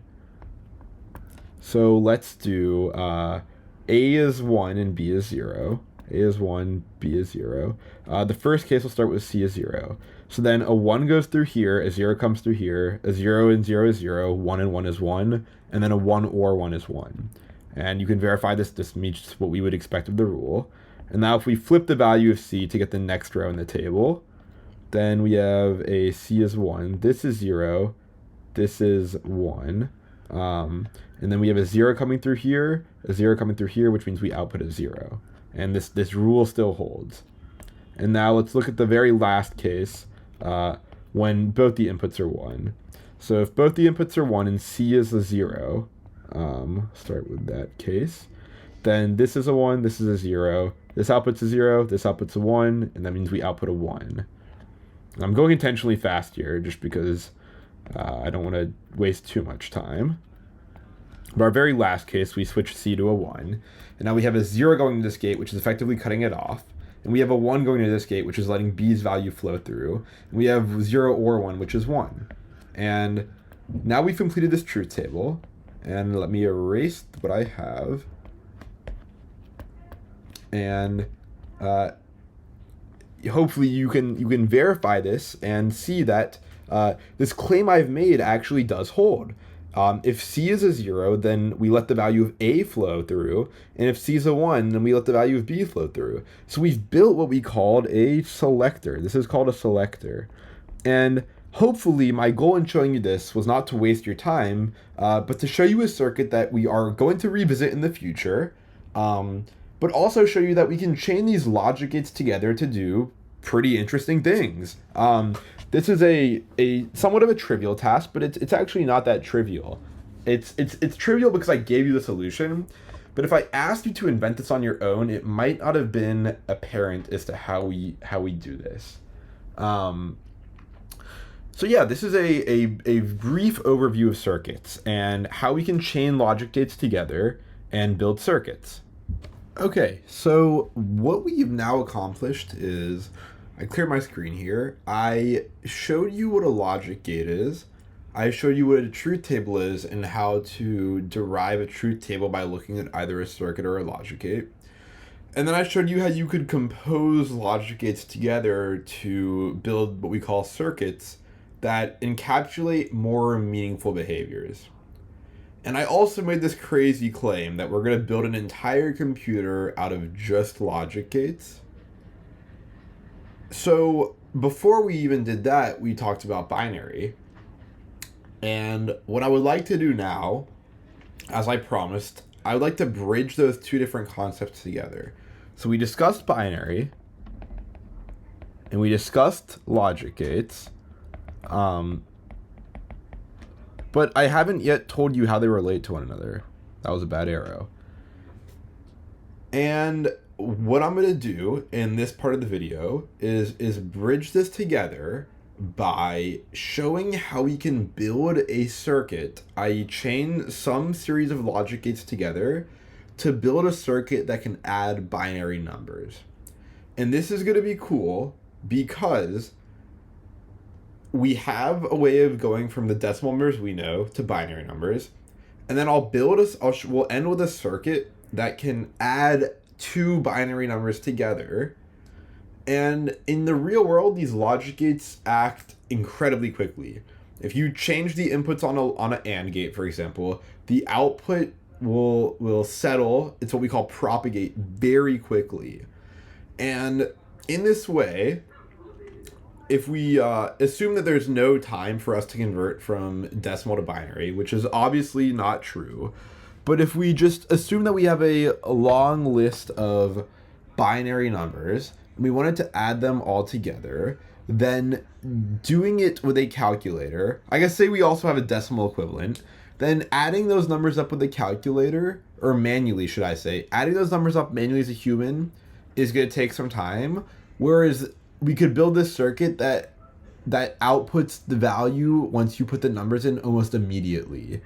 And these logic gates operate very quickly, and this will be a useful circuit because adding numbers is something we would like to automate as a computer. At the end of the day, you may have heard some saying that a computer is a glorified calculator, and the further along you get in this video, the more convinced you may become that that is the reality. And it is true, computers operate on numbers and they are able to perform arithmetic on numbers incredibly quickly. And in that sense, a computer really is just a glorified calculator. But let's start with the simplest case. I previously said when we learned 2's complement that we had to assume that every number in binary is going to be the same number of digits. I also then said that our computer is going to be an 8-bit computer, meaning that we use 8 digits to represent every binary number. And I should have mentioned this earlier, but I've been trying to avoid it just in hopes of trying to avoid throwing too many words at you. Bit is just a 0 or 1. It's synonymous with a binary digit, bit. And we talked about how a lot of modern computers use 32 bits or 64 bits, or even 128 or 256 to represent their numbers. We're going to build an 8-bit computer because it's enough for us to represent some numbers and build these circuits out without using an incredible number of logic gates. But at the end of us building the computer, it'll be incredibly easy for you to understand how we could scale it up to be a 32 or 64-bit computer. Something perhaps, let's say, more modern. And the reason I won't do it is because I am drawing these logic gates out by hand, and drawing something 64 times every time we want to have a number, this will make more sense later, is painful compared to 8, which is still inherently repetitive but bearable. So let's start by building a circuit that does 1-bit addition. So 1-bit addition means we're adding binary numbers that are just 1-digit position. And so this is pretty easy. If we're just adding 2 numbers, we know that the two, if we're doing the addition tables, we could have a 0 plus 0, a 0 plus a 1 plus a 0, or a 1 plus a 1. And I'm setting these up in the way we normally do addition. And so we know the output in this case is a 0, in this case is a 1, in this case is a 1. And in this case we have a 0 here, but we carry over a 1, and so the output's 1, 0. And this makes sense. What we're saying here is that 0 plus 0 is 0, and then here we're saying 0 plus 1 is 1, and then here we're saying 1 plus 0 is 1, and here we're saying 1 plus 1 is 2, because in binary this is 2 to the first plus 2 to the 0, which is just 2 to the first, which is just 2. So we'd like to build a simple circuit that can do this arithmetic for us. So if we set A to be one number and B to be the other, we should get the output. And what we've noticed is that we have two inputs here. So let's try do this in reverse. We previously looked at a circuit and then built a truth table for it. Let's in this case start with a truth table, just we have our consolidation, and then try guess what circuit might match it. So in our case, our two operands, operand meaning the numbers that we're adding together, are A and B, and we'll let our output Y be our sum. And for now, we're going to ignore this carry bit. We're just going to say the trivial one-digit result. And so in that case, I'm going to kind of draw a red circle on this because it's something we're going to have to revisit. Because when we do add 1 and a 1, the output's not going to be 0, but we're just going to design our circuit to only have one output for now. And we'll come back and add a second output that could be used to represent that carry bit. So if our truth table may look something like this, and we know the output in each of this case is as follows. And so what we'd like to do is build a circuit that encapsulates this truth table. And now what you may be recognizing, if you paid close enough attention, is that this truth table over here is very similar to the one I had for the exclusive OR gate. And it's not just that it's very similar, it's actually the case that they are identical. And this is something that works out just conveniently. And this exclusive OR gate can be used to do our little bit of a one-bit addition here. So as it turns out, if I let A and B be our inputs, then we could feed it into this exclusive OR gate, and the output Y is holds. And so this does our addition for us. You could fill this truth table out again if you don't believe me, but that's pretty cool. I know we made this huge oversimplification. We're looking at one-digit numbers, but it's cool that this one gate can be used to perform this one single-digit position worth of arithmetic. But what we're missing out here is that we have, in this last case where this red is on the screen, it's possible that if we're adding a one-digit number, two one-digit numbers, that our output could be 2 digits.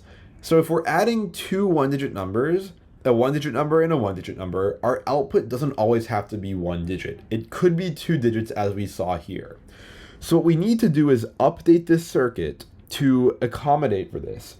So what we could say in each of these examples that only have 1 bit of output, I talked earlier about how we can pad with zeros. So I'm just going to pad each of these scenarios with a different 0. I'm going to do a little bit of separation here. And now let's say we have a circuit that takes in 2 inputs and produces 2 outputs. The 2 outputs will be the 2-bit positions. And what we're going to do is we're going to call this one the sum bit. Sorry, I wrote that weird. This is the sum bit, and this is the carry bit. And I'm just going to happen to call it that accordingly.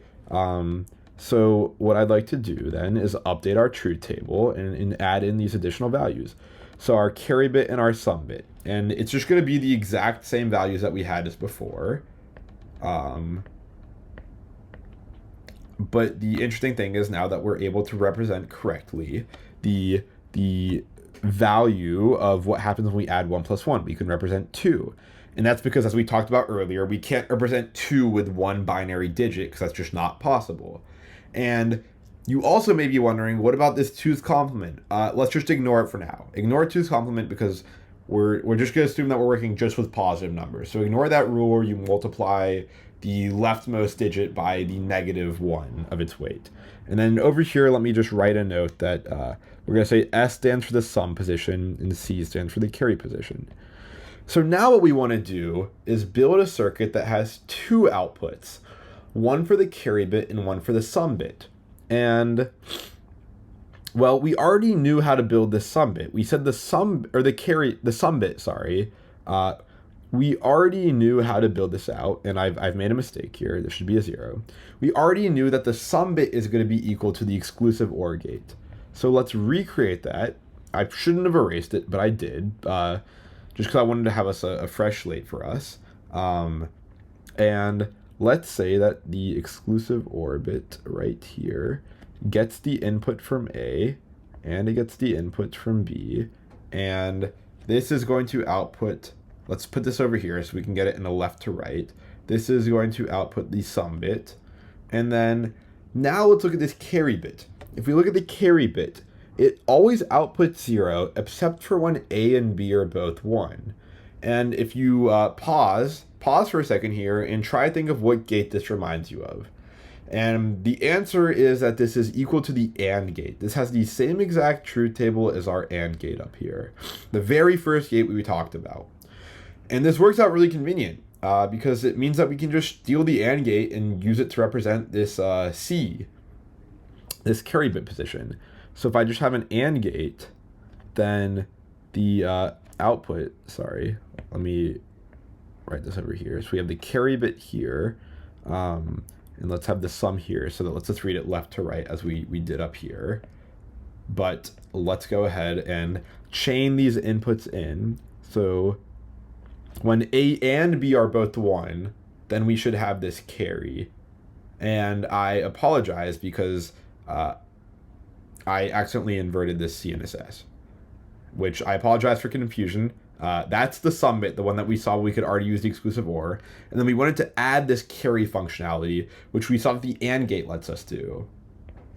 And now you have built a circuit that takes two 1-bit, i.e. 1-digit binary values, and outputs the sum of them. And I'm not going to trace through every single example, but I will do one. Let's say we are adding 1 and 1.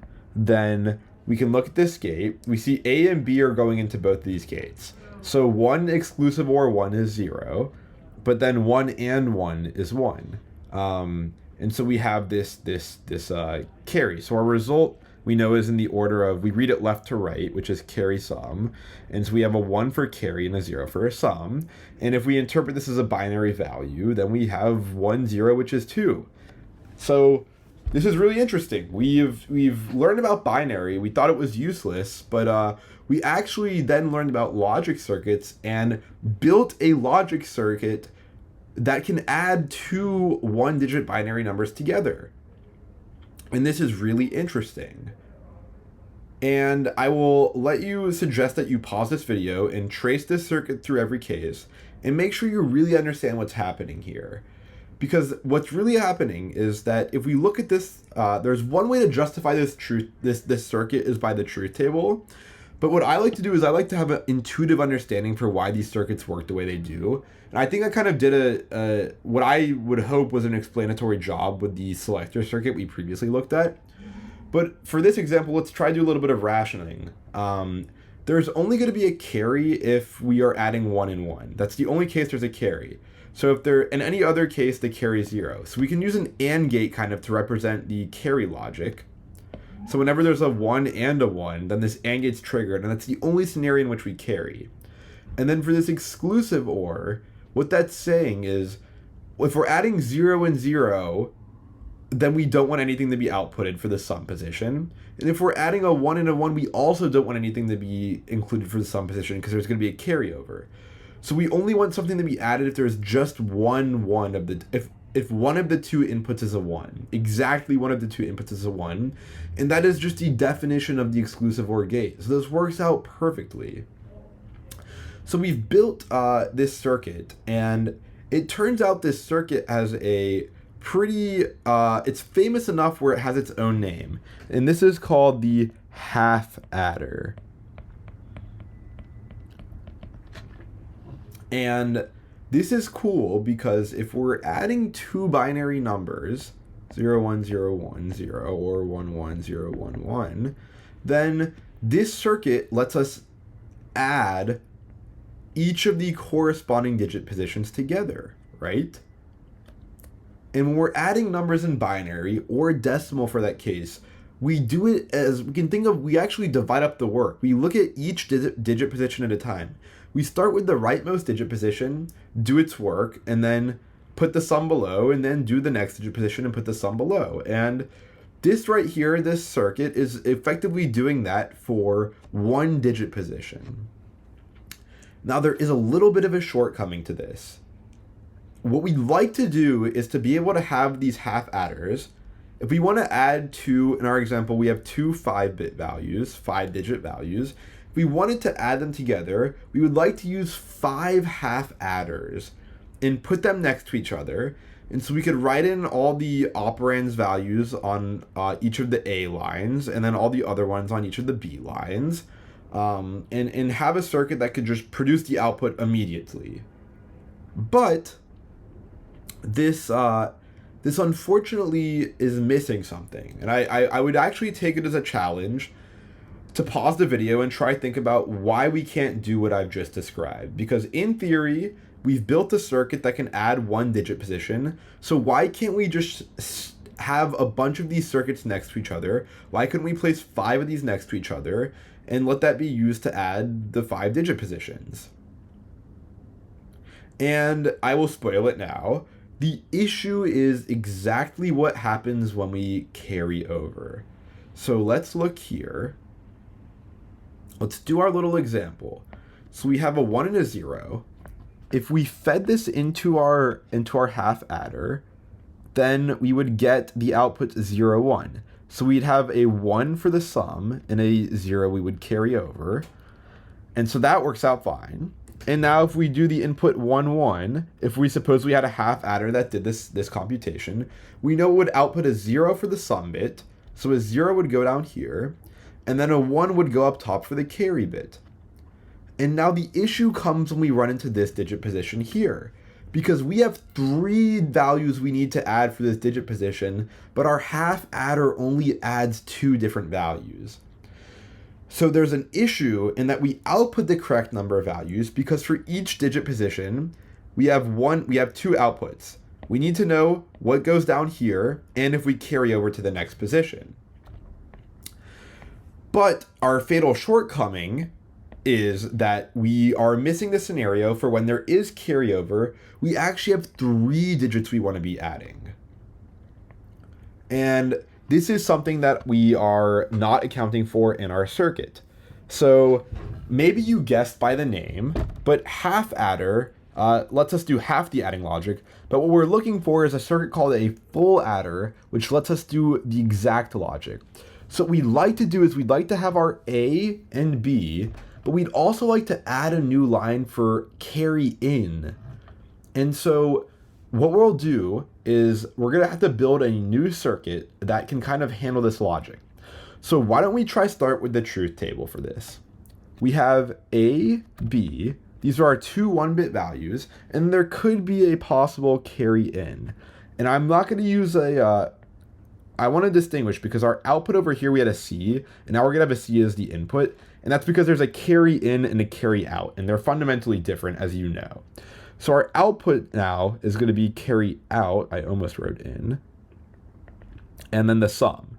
So we still have 2 outputs, but now we have 3 inputs. So let me go silent for a moment as I populate this truth table.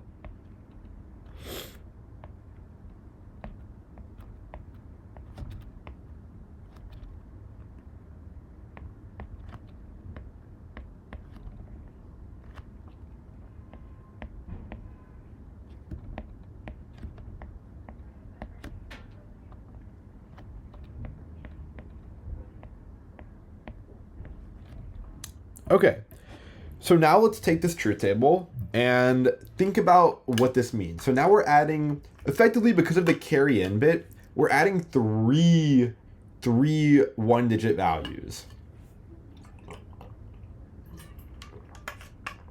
And again, we're still ignoring 2's complement. We'll come back to this later, but let's not overcomplicate things now. And let's see what happens. So I'm going to go ahead and it's easy to do these quickly because we're working with 0s and 1s. So 0 plus 0 plus 0 these are all binary numbers, but remember that 0 in binary is equal to 0 in base 10, and 1 in binary is equal to 1 in base 10. So we can kind of ignore, we don't need to convert between binary, because we don't need to convert these binary operands, these binary inputs to our circuit to decimal, because for 0 and 1 they're equivalent, which just works out perfectly for us because we don't have to overthink. But it can be tricky to sometimes wrap your head around that. So we're adding 0 plus 0 plus 0, so we know the output's just going to be 0. I.e., we're adding 0, we need to represent that in 2 digits, the output's 0. If we're adding a 0 and a 0 in a digit position, but the carry in is 1, then we know we output a 1 because that's what we sum, and then there's no carryover to the next digit position. We know we just throw a 1 down below. So that's fine. Then let's look at what happens if we're adding our A and B, which are 0 and 1 in the next row. And then first off, we have no carryover. So if we're just adding a 0 and a 1, then we sum a 1 with no carry out. But if we have a carry in, then we have 1 plus 1, which is 2. And we know we put the remainder when you divide by 2 below. So 2 divides into 2 exactly, so there's no remainder. And then we do have a carry out. So in this case, we have a 1 for the carry out, but a 0 for the sum. And maybe rework that for yourself if it's unclear what's happening, but you may need to go back to the earlier part of the video where I showed you how to do addition of binary numbers. Let's move on to the next case, which is when you have a 1 and a 0. And the first one, there is no carry in. And this is kind of what we looked at before. You just have a 1 carries down and there's no carryover. So this is a 0 and a 1. But if you do have a carry in, then you have 1 plus 1, which is 2. And 2 divides perfectly into 2. So the remainder is 0, and then we carry over a 1. So we have a 1 here. And then the last two cases are when we're adding a 1 and a 1. So if we don't have any carry in, then 1 plus 1, we already know is 2. So the output is that we carry over once and then put a 0 below. And then the edge case that is bringing us here is this 1, 1, 1. And that means 1 plus 1 plus 1 is 3. And that means we put the remainder down below. So 3 with the remainder when divided by 2 is 1. And we have the carryover.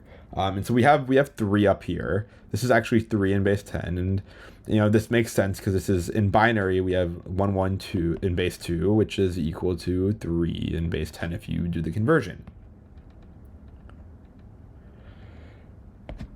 Cool. So we have our truth table. Now let's think about how we can actually build this circuit. And so what I'd like to do for this is go ahead, and I think this is a difficult one to build because we have 3 inputs, which is more than 2. So we have 8 different cases we need to handle, and we have 2 outputs.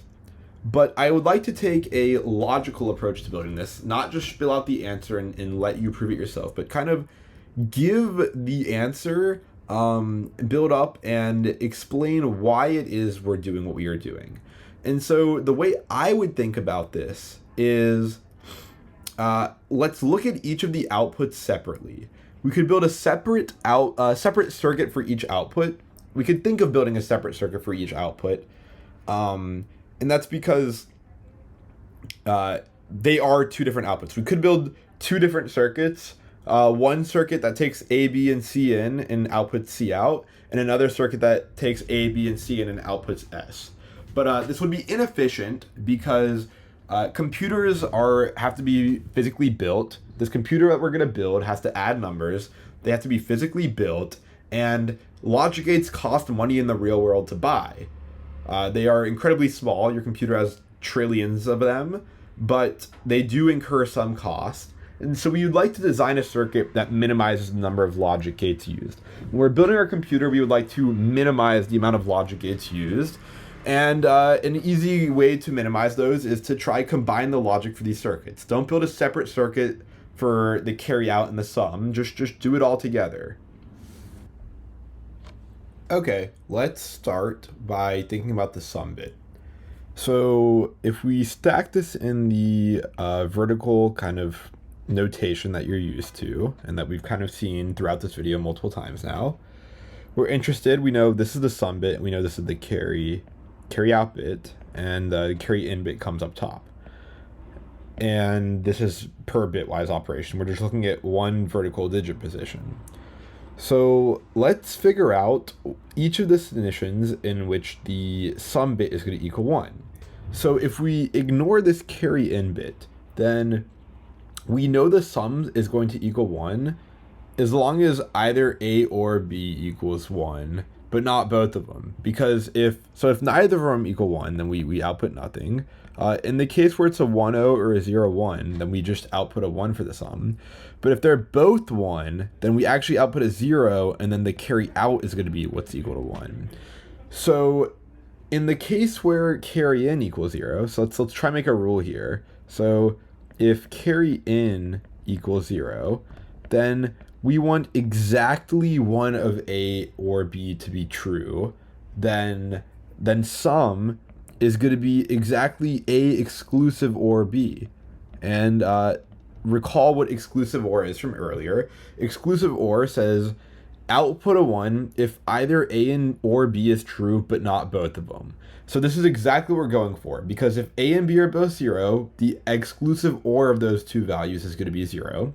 If A and B are going to be 1, they're both 1, then the exclusive OR is going to be 0, which is synonymous with the sum in these two cases. And for any of the other two cases, we have one of A or B is equal to 1 and the other is equal to 0, and that's going to output a 1, which is what we'd expect. So we've kind of built this rule out where if the carry in is 0, then the sum bit is equal to A exclusive OR B, and we have the exclusive OR gate, so we can kind of build that out.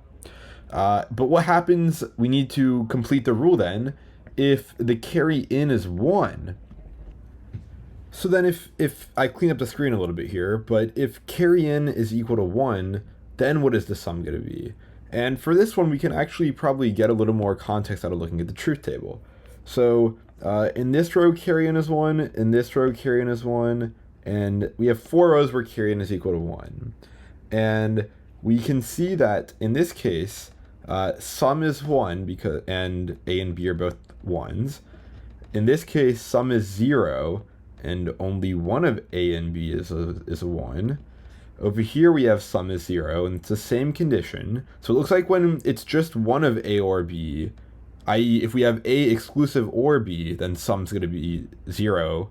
And then if we have not that, then it looks like the sum's going to be 1.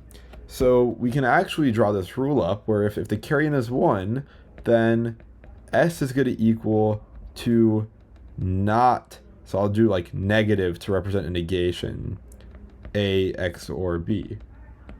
And this is probably a good time to pause this and verify this is true. That is if you're interested in knowing where this full adder circuit that I'm going to design comes from.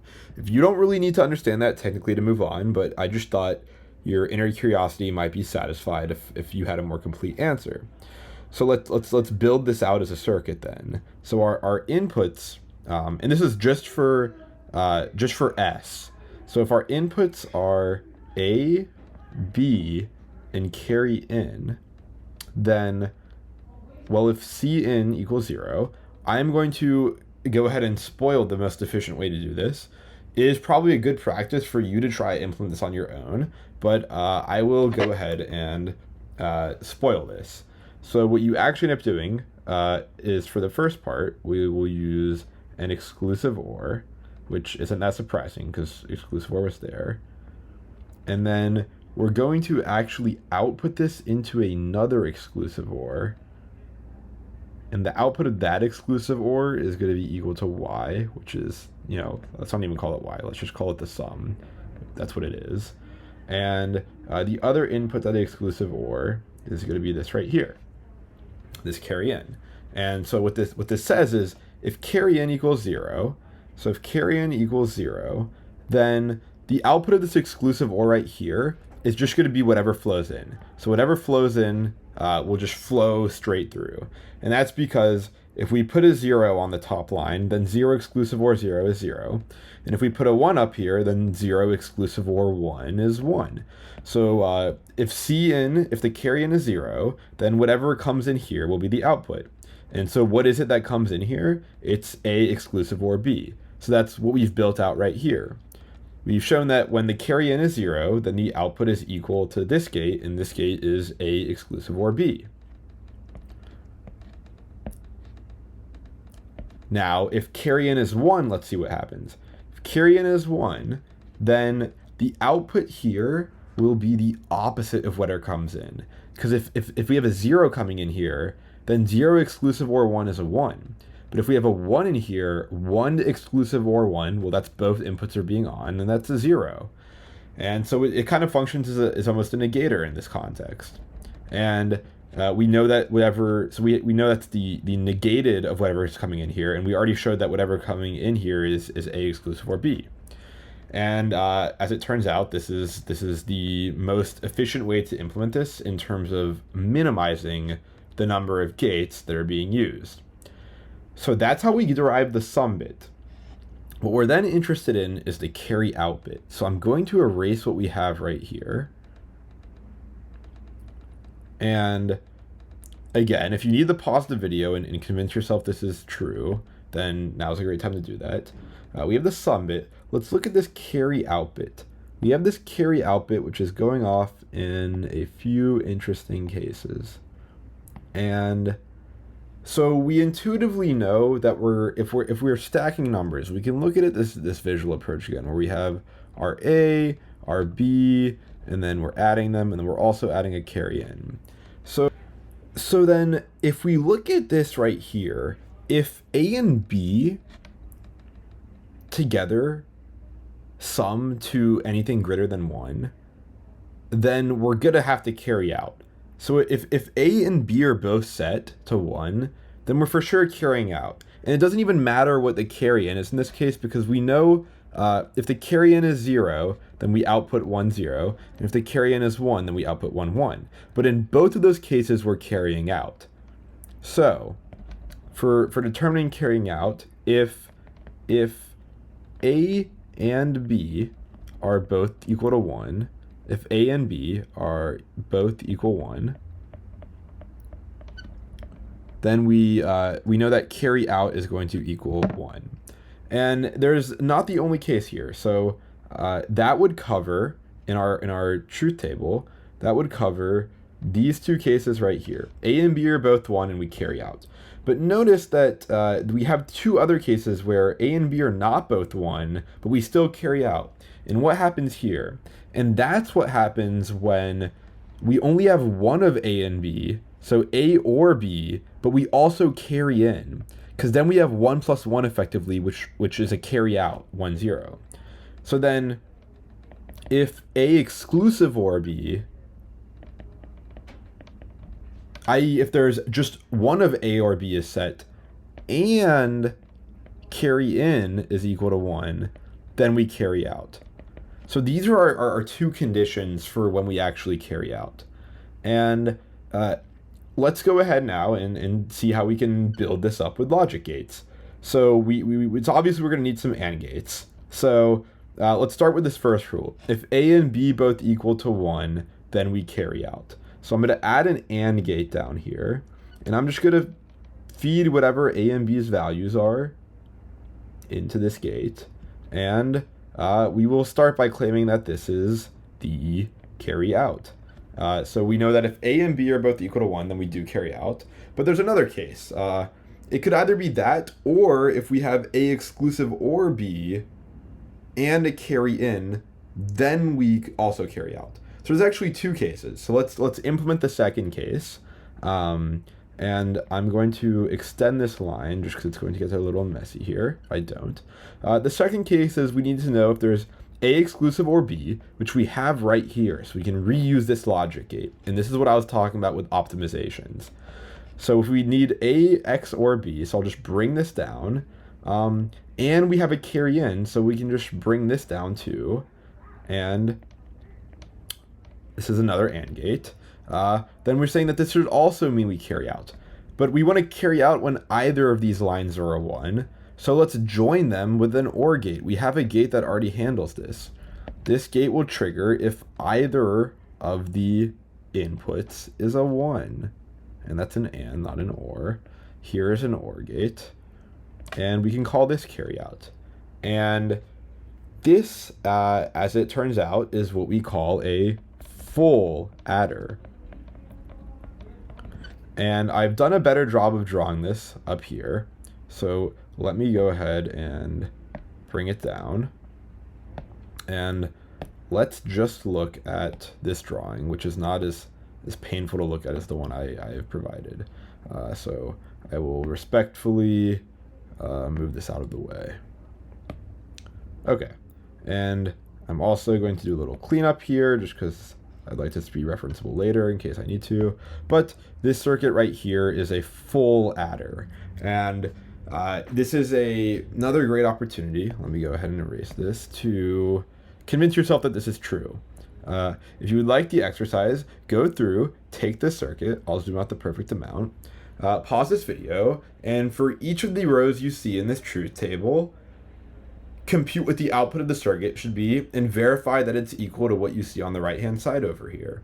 If it's not, then there's something wrong with your logic, or I made a mistake in this video, which I will hopefully correct in the description, or someone will point out in the comments if someone ever watches it.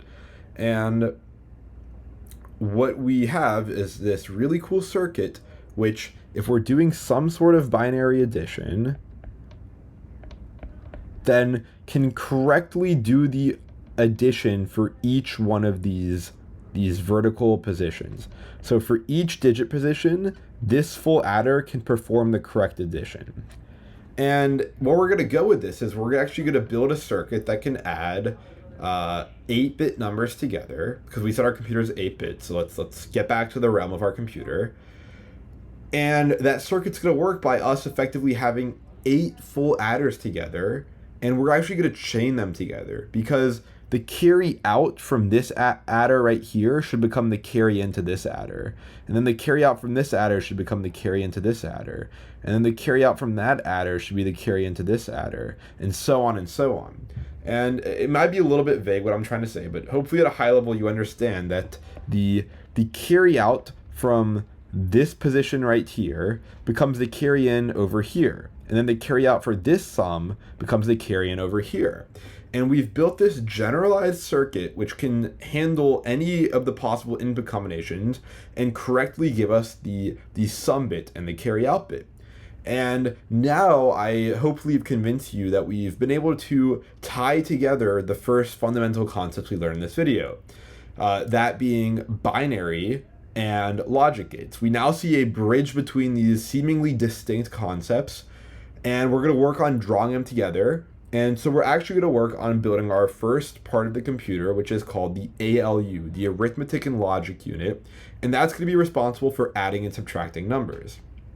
So I will go ahead and move on. Now's the last chance to pause this and just make sure you understand everything that's on the screen. But we'll move on and see how we can build on top of these full adders and combine them together to build a circuit that can do more non-trivial addition. Because right now this is trivial. This adds technically it's meant to add 1 digit position together, but it could add 3 binary numbers. 3 binary digits, should I say, and tell you what the output's going to be. And you should also be able to convince yourself that for any 3 binary digits, the sum of those is going to be somewhere in the range of 0, 0, 0, which is 0, or 1, 1, 1, which is 3 in binary. 3 in decimal, 1, 1 in binary. And you should be able to see that this fits within 2 different bit positions. So there should be no doubt in your mind that for whatever values the inputs are, we are able to correctly represent the output without any loss of memory or information representation.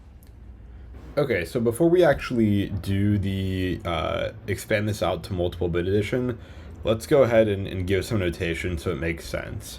So I guess the example we just built out, we did something along the lines of A and B, and we get from that a sum, and then we also possibly get a carry out. So there's 2 inputs and 2 outputs for each digit position. And this happens in regular addition as well as binary addition. So if I give you 2 numbers, say 74 and 83, then we could say that for this digit position right here, the sum is 7, and then there's no carryover, so we'll just say the carryover is 0. And then for this digit position right here, the sum is 5, and the carryover is a 1, which comes down. And the same thing happens in binary. So if I gave you 1, 0, and then 1, 1, then here, when we're adding this digit position, we sum a 1, and then there's no carryover, so we can implicitly write a 0 for the carry. And here we have a sum and a carry, which comes down. So that's just a little bit of recap. So now let's say we want to have 2-bit numbers we want to add. That's what I said we would build up to now. So let's give some notation. So A and B are now, our two operands are 2 bits. So let's give them indexes to make this more apparent what's happening. So we can say we have A2 and A1, and we're adding it to B2 and B1. And then from this we would get a sum down here, and we're actually going to get 2 sum bits. So let's have a way of distinguishing them, and I think it makes sense naturally to give them the same indexes that we did for the operands. So we get a sum 1, and then we get a possible carry over 1.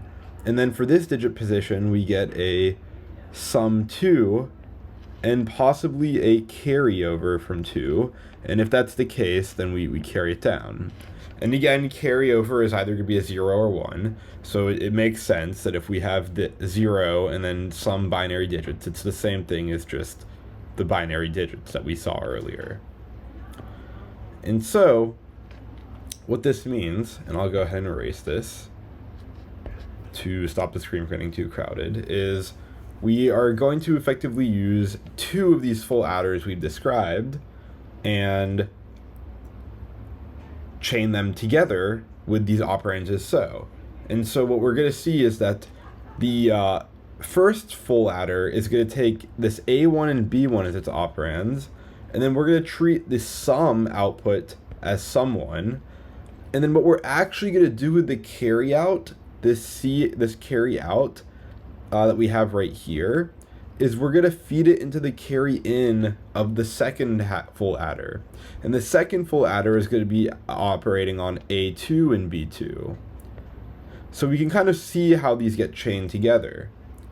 And so why don't we go ahead and try build that. And luckily, because I'm drawing on my iPad, I can just duplicate this right here. And I'm going to paste it twice below. And we will give the proper notation. So let's not this word I have up there. And I'm going to copy this again and paste it one more time right here. Okay. So now what I'm saying, and I think this will make a little more sense now, is, let me move this over here. Okay. So if I have A1 and B1, I want to use this half adder, and let me actually, I'm going to use this full adder, sorry, not half adder, full adder, to do the A1 plus B1. So what I do is I'm going to feed in A1 and B1, and this is the rightmost digit of the 2 numbers we're trying to operate on. And now you might be wondering, this is a good question, what do we do for carry in? Because for this rightmost digit position, we're never going to have a carry in. I mean, if we think about it, that's where we start our addition at. So how could there already be something before that to which we could have carried into? And the answer is there's nothing. There's no way we could ever have a carry in on the rightmost digit position. But what we do know is that what we're effectively doing is A1 plus B1 plus the carry in, that if we're doing this plus this plus this, and we know that the carry in is 0, then we are really just left with A1 plus B1. And so what we're going to do is just hardwire this right here to be a 0, because there's no way we could have carried into our first bit of addition. And then that's going to let us use this this full adder we have to do exactly what we want. So now let me go ahead and erase what we have marked for these outputs. And let's say that the output of this is going to be S1, and then the carry out, so this is carry 1, we're going to feed that in to the carry in of this next full adder. And visually, that is the arrow we see right, let me erase these. That is the arrow we see right here. When we add A1 and B1, we get the sum 1 down below, and then we may have a carry out, a carry over from S1, from that first addition into the second addition. And that's exactly what this arrow represents. So now, for this second full adder, we will feed in not A1 and B1, but A2 and B2. So now I'll throw in A2 and B2. And from this, we get sum 2 and then carry 2. So now you can see here that if we have, and let me go ahead and erase this because I think it's a little complicated. If we had two operands we wanted to add, and both of those operands were two binary numbers, two binary digits, then we could simply plug them into this circuit right here, and we would get the sum as something we could read from S1 and S2 combined with C2, and I should not have erased that. And this C1, it's not that it's useless, but it doesn't actually show up in our output. We use it as part of the computation, but we only care about these three for our output because these are what we actually read, and that's what we want to know. We want to know the sum of the value. We don't really care about where the carryover happened intermediately and internally. We just need to know that we make sure that we deal with it correctly when it does happen. So let's go ahead and plug in a little bit of an example here, just to make sure that this works. Suppose I wanted to add I wanted to add the binary numbers 1, 1 and 0, 1. And this in binary is going to be equal to 3 plus 1. So 3 in base 10 plus 1 in base 10. And we know we should expect 4 back in base 10. And we can do this arithmetic manually, and we would see that we know the 1 plus 1 is a 0, but we carry over a 1. And then we know that this 1 plus 1 also is 0, but we carry over again another 1, and then that 1 drops down. So we can kind of see that we would expect this to be S1, this is S2, and this is the C2. And then we know that we know how A1 and A2 are structured based on this diagram over here. And sure enough, if we plug this into our circuit, we expect to get that. So let's go ahead and do this. So I'm going to put in to our circuit, we have a 1 and a 1. This is the A1 and B1, and then a 1 and a 0 for the A2 and B2. And we have to start with this circuit on the right, because you notice the circuit on the left, one of the inputs comes from this line over here, and that's actually the output of this circuit on the right. So we'll have to start by doing this first. So we have 1 exclusive OR 1, which is a 0, and then we have, to this right here, we have 0 exclusive OR 0, which we know is just a 0. So sum 1 I'm saying is 0, and that checks out with what we have here. And then I'm saying, let's come down to this AND gate over here. I am feeding that a 1 and a 1, so I'm going to output a 1 from that AND gate. And then over here, I have a 0 and a 0 going into this gate, so this is going to output a 0. But they feed into an OR gate, so we're going to have a 1 OR 0, and that means we're going to output a 1. And so that means that carry 1 should be 1. And this makes sense because we have a 1 up here, and that's carry 1. You know, this should be carry 1, and this should be carry 2. So then we bring this 1 all the way around here, and we can do the same calculation for this full adder.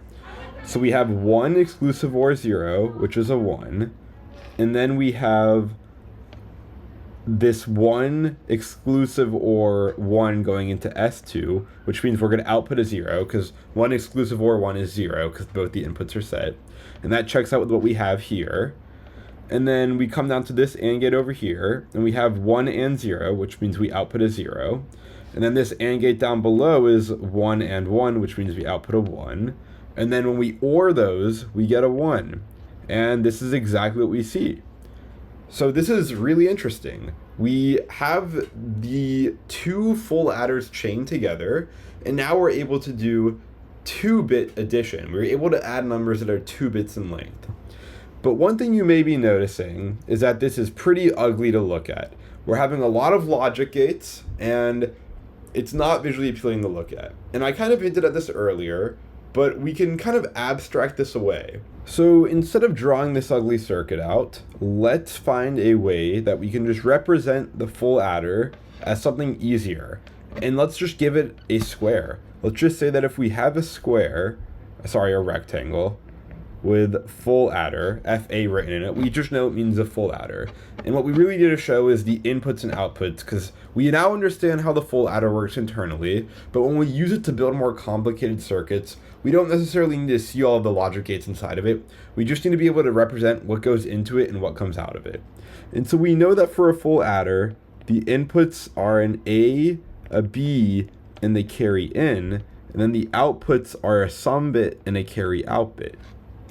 And all you need to understand is that this full adder, this rectangle, which I'm claiming to be a full adder, if we really wanted to see what was inside this rectangle, it would be this right here, a full adder. So if we assume this diagram to be true, and this is something we're allowed to do, we're building our computer, so we don't want to have just logic gates littered everywhere. What we're going to like to do is build out individual components of our computer and then abstract them away in these rectangles. So what I'd like to do now is, if you understand, or at least can believe that this is going to be used to represent a full adder, let's rebuild the circuit that I've drawn up here and show how much easier it is. And to do that, all we need is another full adder, which I will copy and paste. And all we now need to do is update our inputs and outputs. So we know that we're feeding in a 0 here, because we don't carry into our first full adder. And then we know that this is A1 and B1.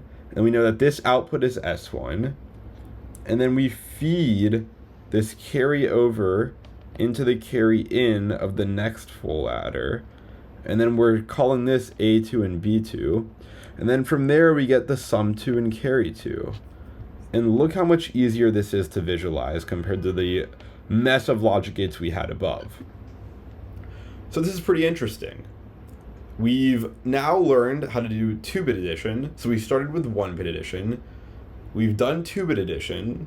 But now I'd go ahead and like to show you how our computer is going to do addition. And it turns out it's nothing new. What I said earlier is that our computer is an 8-bit computer. 8-bit computer. CPU, central processing unit. And what this means is we operate on 8-bit values. And to elaborate on that, every value we store in our computer is going to be 8 binary digits long. Nothing more and nothing less. And this makes things easier, as you will eventually see. If every single component of our computer is expecting values to come in 8 bits, exactly 8 digits, then we can standardize a lot of components of our computer, and it ensures a lot of consistency between the different components. And this 8, as I also mentioned earlier, is just a random number. Modern computers can use 32 or 64, and we're going to build an 8-bit computer, and then we'll eventually talk about how we can scale up to 32 or 64, and it turns out it's not that difficult. But what I'd like to do then is build a circuit that adds 8-bit numbers. So what would this look like? Every input to our circuit is going to take in A1 through A8, and then a B1 through B8. So now all of our operands, we're just building a circuit that just adds numbers, but we're going to go ahead and make sure that those numbers are all 8 bits. They all have 8 binary digits. And so if you understand what we did up here, then it turns out the process for 8 bits is not any more complicated. Instead of 2 full adders for adding 2-bit numbers, we're just going to use 8 full adders for adding 8-bit numbers. And this ends up making things look pretty easy. So I'll go ahead and give the expanded notation just so we have something to work with. But in general, if we're adding two 8-bit numbers, what it looks like in the graphical form that you and I are both used to is we'd have A8, and then our A value has 8 different bits in it.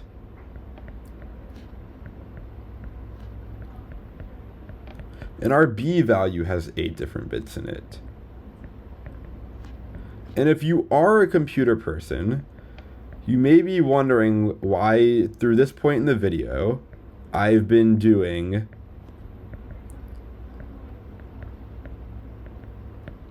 one indexing. I've been starting at index 1 and going onwards. Even though you know that in computer science, we start at index 0 and move onwards. And the reason I'm doing this is because at the start of this video, I said I wanted it to be understandable for everybody, even if you didn't have a computer science background. And to those of us who do not have a computer science background, it is my belief that indexing starting it based on 1 is more intuitive to understand compared to indexing based at 0.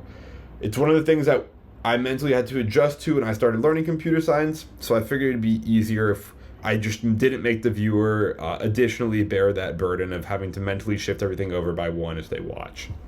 So for those of you who do have a computer science background, I think it's not too painful for you to mentally put the 0 indexing away and go back to 1 indexing for this video. And for those of you who have no computer science background, you don't even understand what I'm talking about, and this is intuitively how you would represent things to begin with. Cool. So these are our two operands. We're just looking at addition, and for now we are assuming that they are positive numbers. We will, after we build an addition, we will come back and look at subtraction and negative numbers. But we would expect then, when we're doing this addition, you'd start with the A1 and B1, you get a sum 1, and then you get a carry 1, and then you would add those A2, B2, and the carry 1 together, and you get a sum 2 and a carry 2. And then you'd add A3, B3, and the previous carryover, and you'd get sum 3 and carry 3. And this process would repeat.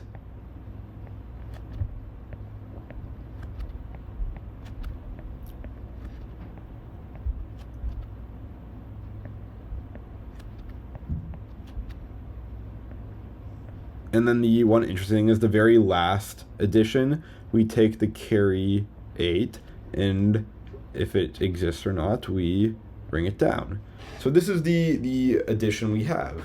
And all we need to do is chain 8 of these full adders together. So I will start by drawing that out, and this is not going to be a pretty drawing because I don't have good handwriting, so I am just going to go silent for a minute as I draw this out, because I find that the more I try to talk while drawing, the more errors I make.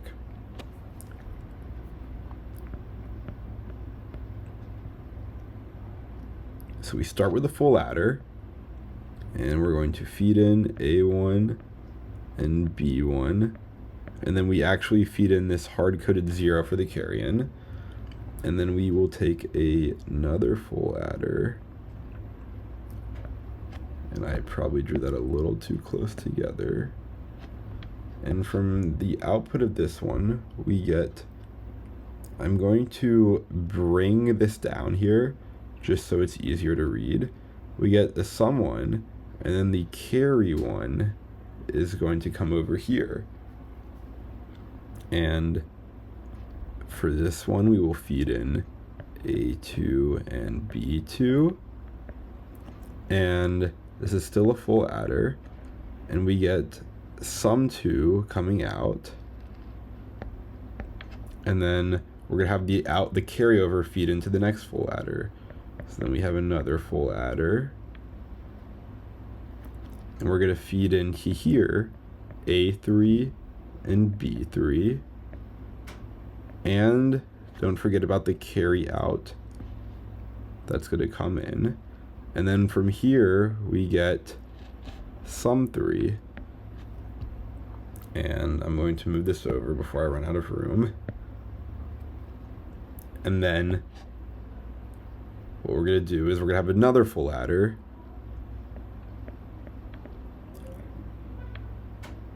And that's going to take in A4 and B4, and the carry out from the previous adder. And then we're going to have the sum 4 and the carry 4. And then we have another full adder. We feed into this one A5 and B5. And then we also feed in the carry out from the previous full adder. And we now get sum 5 in the next carry out. And then we will have another full adder.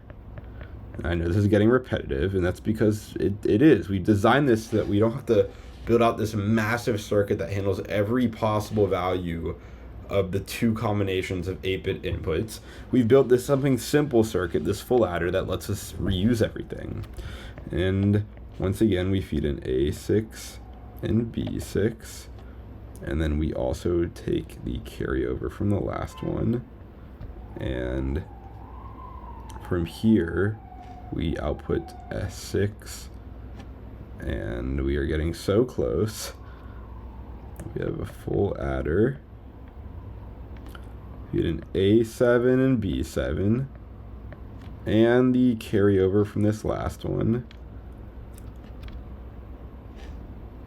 and we get S7, and now we have our last full adder, where we take in A8 and B8. We get this S8, and then we're also going to get this carryover from 8. And the last thing we need to do is make sure that we chain this carry in. Cool. And I'm not even actually allowed to zoom out that far on my iPad without it complaining. So I'm going to hold it here, and let's look at what we have. We've now built a circuit where we can put in any two 8-digit values into our input lines, and we'd be able to output their sum. And I'm not going to work through an example because that'd probably take me just as long as the entire video up till now to look at each of the logic gates for each of these full adders. But you should be able to convince yourself this is true. And this is something that's really novel. We've built something simple, and we've chained it together to build something more complicated. And this is a fundamental principle of computer science. It's called abstraction. We've built the circuit that's a full adder, and we've abstracted away by just drawing it as a rectangle. And then we're building something on top of it, and that abstraction actually lets us add 8-bit numbers. So we've taken these logic gates, which on their own are pretty trivial, and have now forced them and arranged them is probably a better word, should I say. We have arranged them in such a way that the logic gates do something useful to us. And you may be wondering, this is cool and all, but how does this actually happen in the real world? Well, I mentioned this earlier, but all of these lines I'm drawing, you can actually think of them as wires. And the fundamental property you need to understand of wires is that they conduct very fast. So if I have a long wire, assume there's no electricity on it. If I put electricity on it on this end, then we will say almost instantly, this is a big asterisk, the electricity will appear on this side because wires conduct electricity. And we're saying almost because nothing in this world is immediate, and there actually is a little bit of delay between when we put electricity on a wire and when it's received on the other end, because electrons actually have to move across the wire. So what you can actually believe in and kind of use to understand this is that all the lines I've drawn in these above diagrams and up until now are physical wires. And this is not an exaggeration, this is the truth. And if I also said that we can build these logic gates physically. You can buy these little chips that have them built in. And so one such chip it looks like this, and it has many inputs and many outputs. But I could then put electricity on this line and this line, and by electricity, I mean I'd either put electricity or not put electricity. This is a high level again. There's a little bit different in the world of physics, but this is how we will understand it, and how I think it's all you need to understand it as. And if I put electricity on the wire, we say that it's a 1. There is a truthful value on the wire, a 1. And if there's no electricity, we interpret that value to be a 0. So then this chip that does exist internally does something. It somehow manipulates the electricity in the real world to function like a logic gate to this output. And I have this chip, and so if I genuinely put electricity on this wire and didn't put electricity on this wire, then there would be no electricity on this output wire. And then if I did put electricity on both the input wires, then there would be electricity on the output wire. And we're not going to study how this works in the real world. We're not going to study how you can build these logic gates, but it is really possible, and it turns out it's not too difficult to actually build them.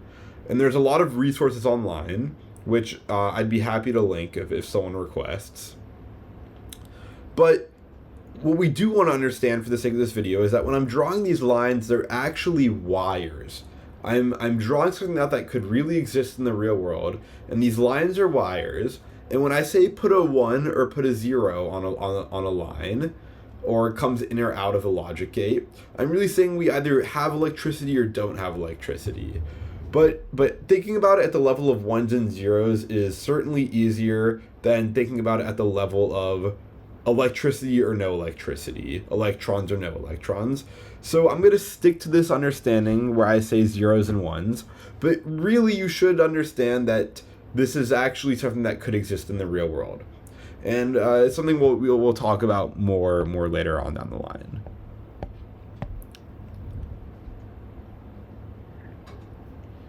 Okay, so we've now built an 8-bit adder. We built an 8-bit adder. But there's an issue here, and I've mentioned it a few times. How does subtraction work? And it may seem to you like we will need to destroy what we have and rebuild the entire computer, or the entire adding logic circuit. But it turns out another really interesting takeaway, at least what I would call interesting, is that we are actually 95% of the way there with what we have up top to being able to do subtraction. And the reason is remember what we said earlier? We said that if we wanted to do A minus B, it is really the equivalent of doing A plus negative B. And so we know this circuit can do A plus negative B, but the issue is we have B being fed in as all of our inputs. We don't have negative B. And how then, if we have all these B inputs, can we actually make them negative B? So what I'm going to do here is pause this video and redraw this circuit in a slightly more optimal and more condensed way, and at least in a way that I can show everything on my screen at once, and then I will cut back and we can pick up and answer this question. Okay, so I have drawn this in, and let me go ahead and erase these bars on the side, and let's do a little recap of what I have here. And you've also noticed that for about the first time in this video, I've decided to use something besides the color white, so you're welcome. And basically I wanted to color code things because we have a lot going on here. And I'd also, before I even start to explain this, would like to appreciate, or hope that you can appreciate, how much less painful this is now that we've abstracted these logic gates out of the way. And it's still pretty messy, so we can do more. Eventually we'll abstract this entire thing. But as we have it right now, this is fairly reasonable to look at, and hopefully with the color coding and the explanation I'll give in the next few minutes, we can make sense of this. So what I have up top are our 8 A inputs and our 8 B inputs. And I'm drawing these little circles because you'll see this notation if you ever end up watching some other videos, where this represents an input almost, and we can either put in a 0 or a 1 to that input, and it's just a notation. And I personally think it's a reasonable notation. And if we were to do this in the real world, then this circle would probably just be some source of electricity or not. And, you know, we'd connect electricity there and go through that wire into the corresponding full adder. But I have all the A inputs highlighted in red, and or orange if that is orange to you. And I'm actually not sure what it is to me. I'll stick with the orange. So I have all the orange connected to all the A's, and those go into the A lines of the full adder. And it doesn't really matter if we commute A or B for the full adder. It doesn't really make a difference because A plus B is the same as B plus A. But more interestingly, I have, or equally interesting, I guess. There's not really anything more remarkable about it. I have all the B's in blue going into the B inputs of each of these 8 full adders. And then I have in gray here the carry out from each adder going into the carry in of the next adder. And the one exception to that is the very last carry out from the very last full adder, and that comes down here. And so the greens are the sum bits of each of the full adders. And sorry, I don't know if I was just saying half adder. I meant to be saying full adder. If I was, I apologize.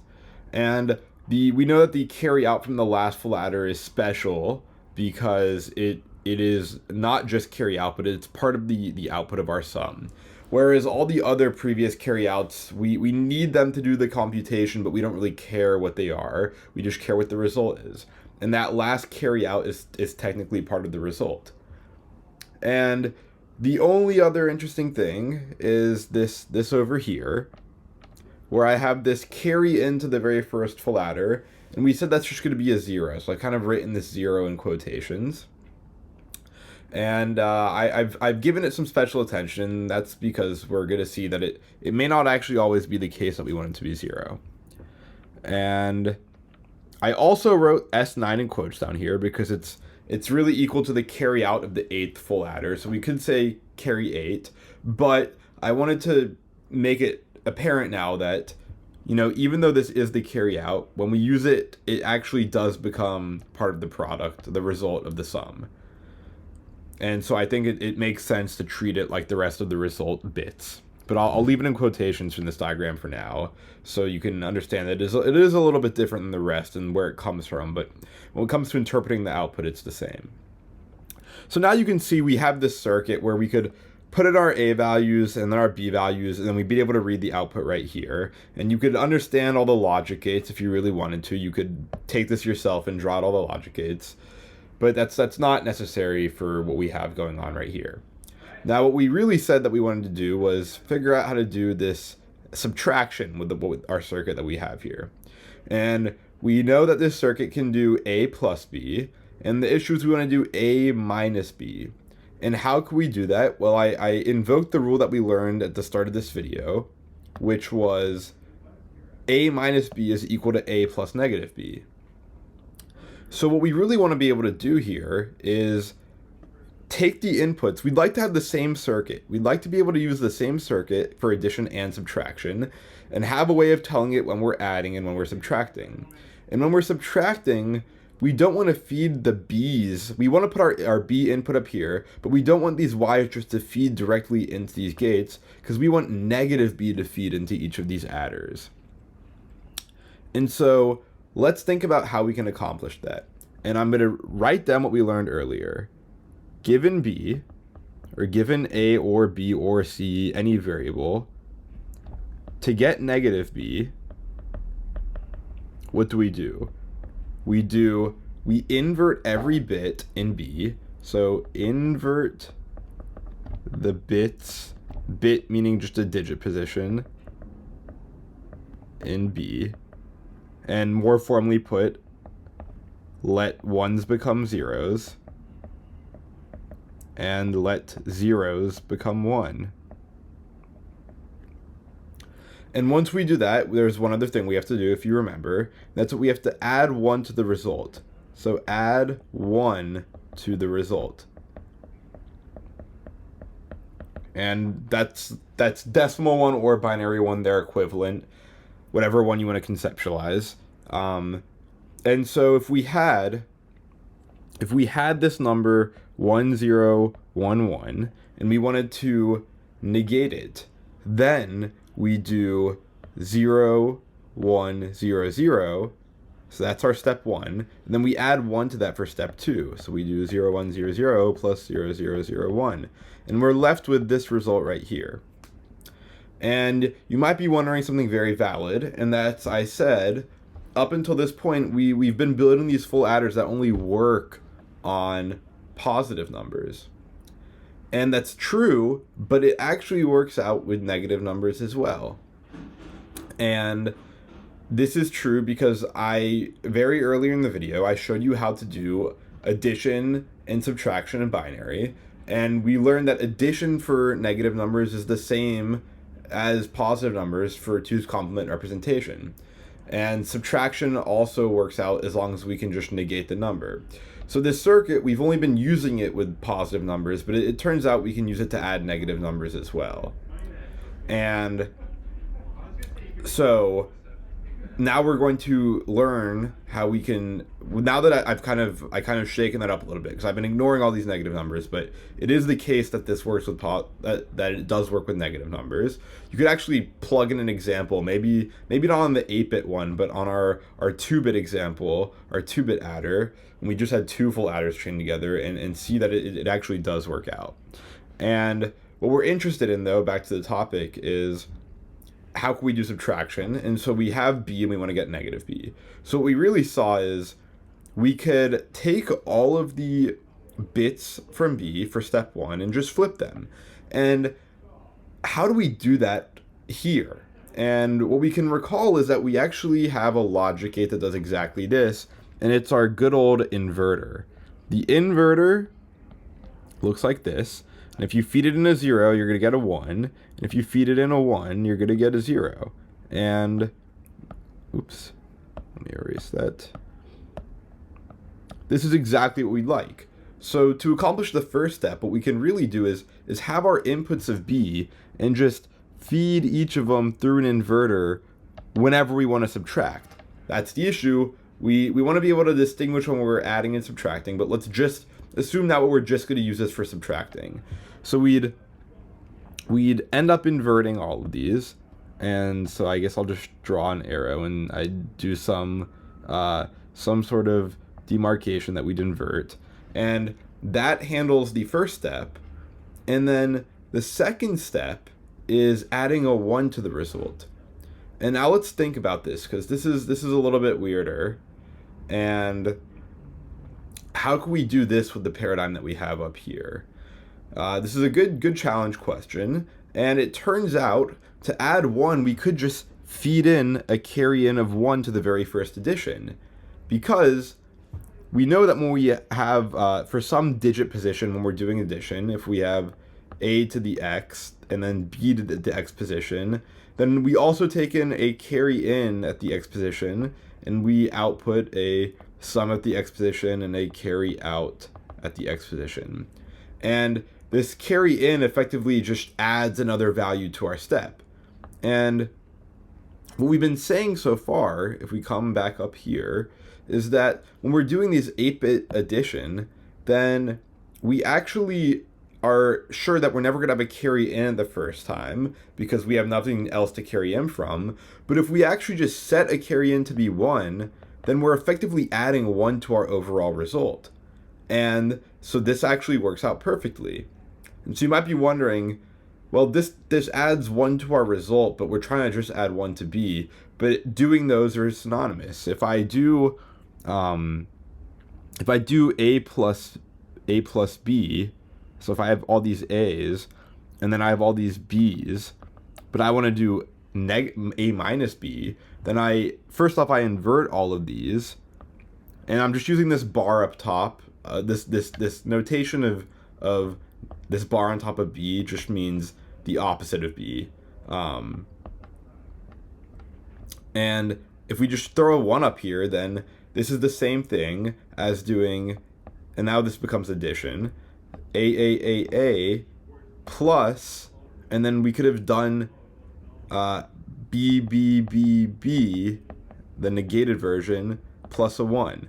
So if we did that sum and then this outer sum, then it's the same as just doing it all at once, because a plus, we're effectively saying here that a plus b plus 1 is just the same thing as a plus b plus 1, which could just be however order you want to permute it, because addition has this commutative property you learned about when you were way younger.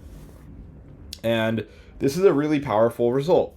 This lets us mean that when we want to do subtraction, we could just set this carry in, which we know is going to be a 0 for addition, to be a 1, and it adds 1 to our result. And so we found a way, effectively, using our circuit of full adders that we originally designed for addition, to be able to do subtraction. And when we want to do subtraction, we're going to do, instead of a minus b, we're going to do a plus negative b. And we have b's as the input over here, and to make it negative b, we're going to take the two-step process. The first of which is inverting all of b's bits from 1s to 0s or 0s to 1, and the second step is adding a 1 to the result. And we can do both of that with the circuit we already have, minus a few additions of inverters. So what we're going to go ahead and do now is, there's one final step, and that's that we need to distinguish when we're adding or subtracting. Because when we're adding, we don't want b's values to be inverted, and when we are adding, we also want this carry in to be a 0. But when we're subtracting, we want the carry in to be a 1, and when we're subtracting, we want all of b's bits to be inverted. So how can we actually do that? And what we're going to do is add another input to our circuit, and that's just going to be the addition subtraction flag. So I'll make this a circle for consistency, and I'll just write this as a/s. And what I'll say is that if this is 0, so if 0, then addition, and if 1, then we'll do subtraction. And that's just how we're designing this. And then we'll be sure for the rest of this to make sure that we adhere to that consistently. And then what we want to do is, how do we deal with, well, this first part's easy. For the inverting, the adding the 1, it's easy. It's just the value of this, because if we are adding, then we want no carry into the first full adder. And if we're subtracting, we want to carry into the first full adder so that we have the effective 1, the effective addition of 1 that we needed for the binary conversion. But this inverting part's a little difficult. If we have this line, and we have a value, let's just look at b1, then how can we use both of those to get the right b1 that should go into the gate? Or the right, I guess, modified b1 or not that should go into the gate. And so what we really have is, if as is set, so if as equals 1, then let b, then we want to invert, so we should invert b1. And if as is 0, meaning we want to add, then we leave b1 alone. And how can we do this? Well, a simple gate, we can do one gate, and that's the exclusive OR gate.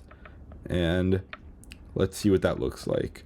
So if we feed in b1 here, and then this as line, then let's look at what happens for each of the input cases. So if as is 1, then we want to invert b1. So if b1 is 0, then we would hope to get a 1 out, and 1 exclusive OR 0 is 1, so that is correct. And similarly, if b1 is 1, we'd hope to get a 0 out, and 1 exclusive OR 1 is a 0. So this works. And then if as is 0, we would want b1 to come out exactly as it is. So if as is 0, if b1 is 0, then 0 exclusive OR 0 is 0. So that flowed through. And if it's 1, then we know 1 exclusive OR 0 is 1. And so that is exactly how this behaves. And if you have a little bit of trouble conceptualizing that, go back earlier to when we looked at the truth table for the exclusive OR gate, or you can just Google it now.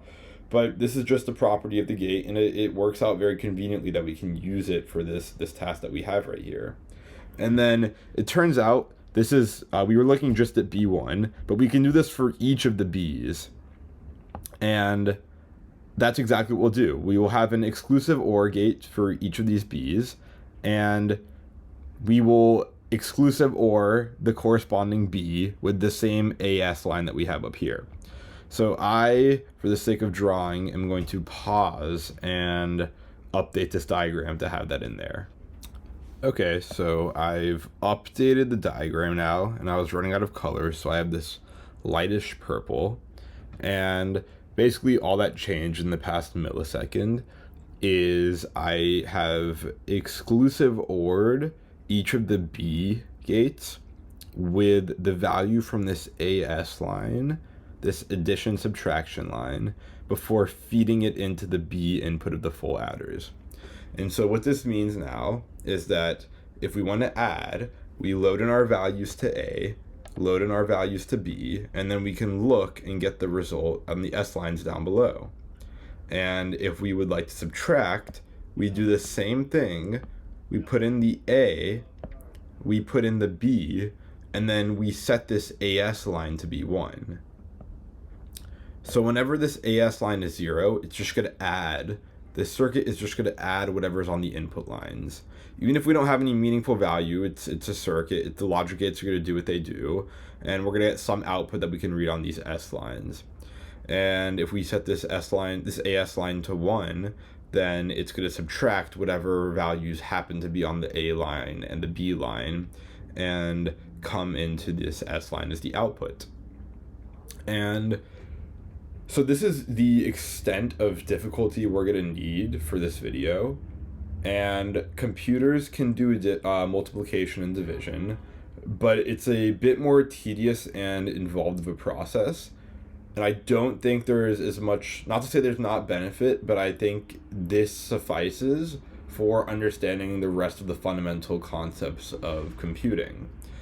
So there is no plan for me to show how subtraction or multiplication and division work, but there is plenty of resources online that you can feel free to look up if you are curious about it. It is interesting because we then have to, without going into too much detail, you have to update how you represent numbers. For instance, we can only represent whole numbers, but if I divided 7 by 2, the output's 3.5, but we have no way in binary, up till now, what I've taught you of representing this 0.5.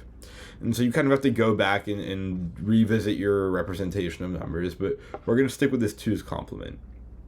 And so now we're back, and we have this circuit that can add, but there's a little bit of an issue, and I think I've kind of made it not super clear until this point, until I was working through, but that is, these are logic gates, and so they're always just going to operate based on whatever the inputs are.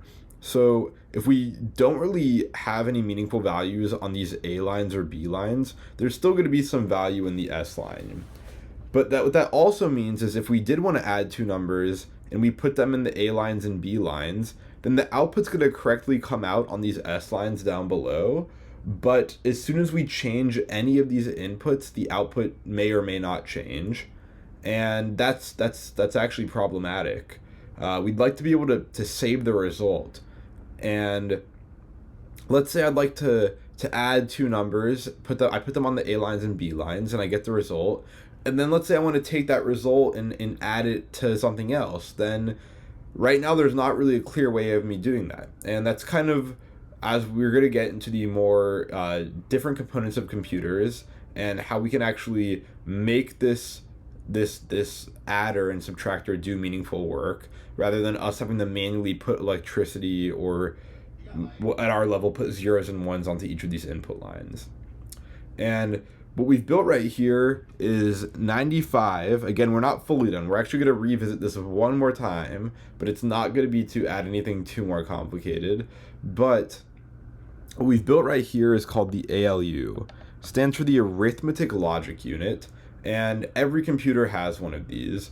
The computer you're watching this on has one, and it's responsible for doing the arithmetic. And I mentioned this earlier, but computers are effectively glorified calculators. So this is actually probably the heart of most modern computers. And obviously, your computers are implemented in ways that make these run incredibly fast and can do a lot more than what I've shown. More than just the addition of subtraction, but this is just to illustrate the concept. And what we'd like to do, is I've kind of hinted now, is be able to take the result of an addition or subtraction we do on this circuit and save it. But we know with these logic gates that the moment we change one of their inputs, the output may or may not change depending on what the gate is. But in general, it's safe to assume that once you change the input to a logic gate or a circuit, if you change any of the inputs, it's not necessarily going to be the case that the output stays the same. So if I have these A lines set to some value, and I have these B lines set to some value, I would need to, in the real world, wait a small amount of time for these logic gates to do their work and settle. And then that's something we'll talk about more later. But then once we give it some time to settle and it do all the electricity flows through and everything, we'd like to be able to take this output and save it. And this is what I mentioned earlier in the video at the very start. This is going to be the second hardest concept we taught in the video. The first most difficult, in my opinion, was learning binary, which you've made it past, and this is the fullest you'll learn binary.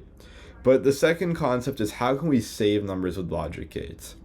And so I'm going to scroll down because this is going to be a new segment of the video.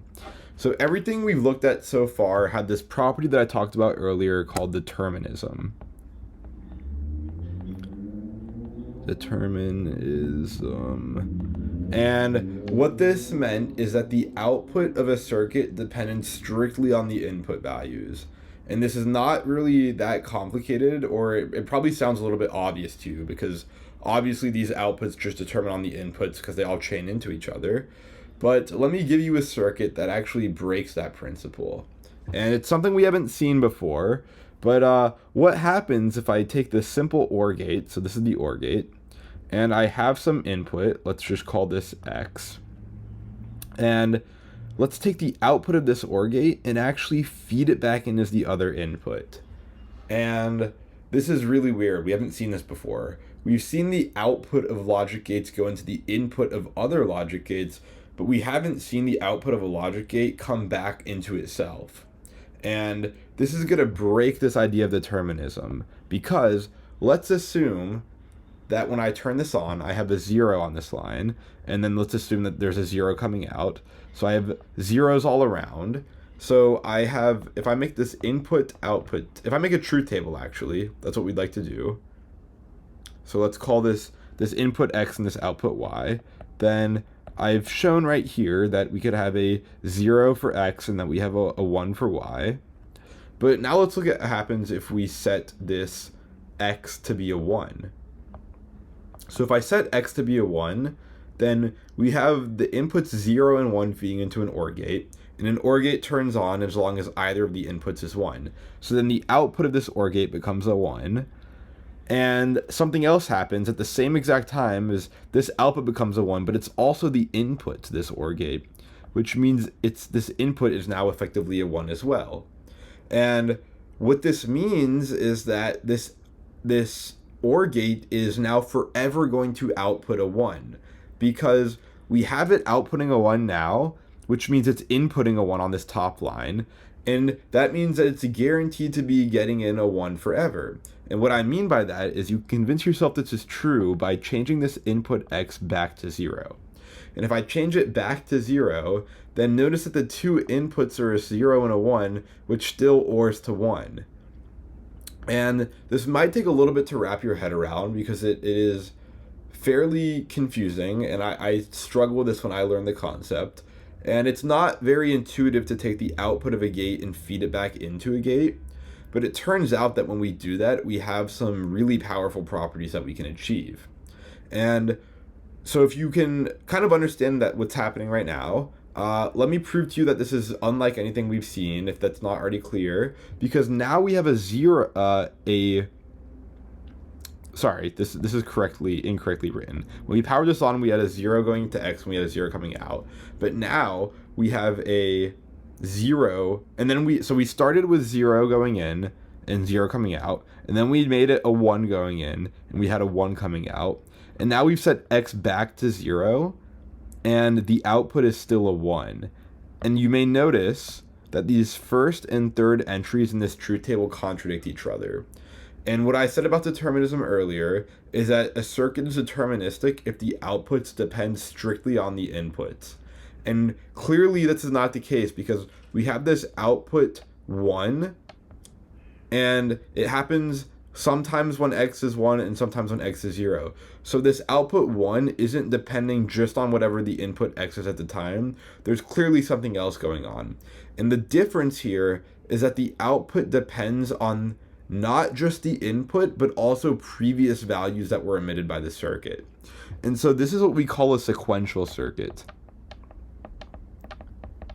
This is sequential logic. Sequential logic does not have this property of determinism that made things work out well. And as we've seen, this isn't an invalid circuit. We've done something valid here. We've just taken the output and feeding it back in as one of the inputs. But a truth table doesn't actually work. And we're going to have these things called timing diagrams that better illustrate this property. So let's try to create a timing diagram to explain what we saw here.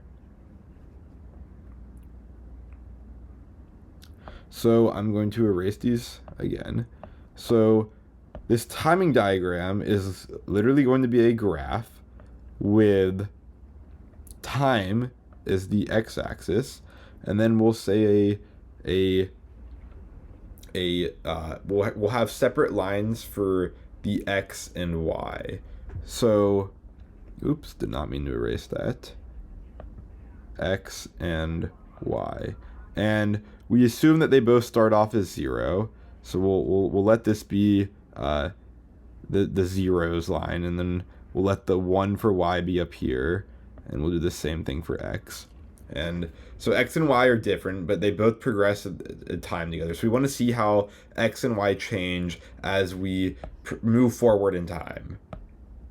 So we started off with 0 and 0, and then I eventually at some point changed this x to be a 1, and at the same exact time this y became a 1. So I set x to be a 1, and then y became a 1, and then we just left it like that for a little bit. And you may be wondering, I said earlier that these logic gates have a little bit of delay in the real world, and so if I set x to be 1, there should be a little bit of delay before y becomes 1, and that's the truth, but we won't worry about that delay for this part. We don't want to overcomplicate too much. So let's just assume that this logic gate works instantaneously. As soon as one of the input changes, the output immediately reflects what the correct value of that logic gate should be. So then, now we have 1 and 1, but the difference is that I noticed that when we brought this x back down to 0, that y stayed as a 1, and then time continued and they both just stayed where they were at. And it turns out no matter how many times we bring this up or down, this y is just going to stay at 1. And so this is what we call a timing diagram. This right here shows the state of a sequential circuit as we pass through time. And we saw the issue with the truth table is that a truth table does not complete the full picture for a non-deterministic circuit, but a timing diagram does let us see everything that's happening. And so this is something that we will see increasingly in the next segment of the video. But what we'd like to now do is I'd like to show you how you can build a sequential circuit that actually lets you store a value. So we talked about this 8-bit adder we have here, and that we want it to be able to store the outputs that are coming out onto these output lines. And we're going to dumb this down. We didn't build this 8-bit adder all at once. We started with a 1-bit adder and then scaled up. So we're going to do the same thing. We're going to try to build a circuit that is sequential, that can save 1 bit of data. And we'd like to design this circuit so that we can choose when we save the value and update its value afterwards. And so what we're actually going to do is I'm going to scroll all the way back up to one of the first things I showed you, and that was this selector gate right here. And I'm going to copy this down below.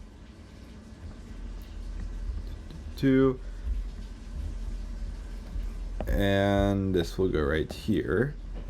And this selector circuit is deterministic. The output depended strictly on the inputs. And so if you happen to not see the earlier part of the video, then I'll just go ahead and quickly summarize. Our selector circuit takes two inputs A and B, and the output of that circuit will be the A input if C is 0, i.e. if C is 0, then we let whatever A is flow through, and if C is 1, then we let whatever B is flow through. And I originally showed you this circuit earlier in the video to show you as a motivation as to how you could build more interesting circuits by chaining logic gates together. And this was the first example I showed, but it turns out we can kind of build something very interesting by making this selector non-deterministic. And so let's see just how we can do that. And what we saw when we did this OR gate earlier, we started with the ordinary OR gate, which looks like this, and we made it sequential by doing something like this, where we took the output and wired it back in, and then we had our one input, and this was simultaneously, this Y line was an output and it is an input over here. So we're going to be able to do something very similar with this selector. So I'll keep the original selector up there for reference, and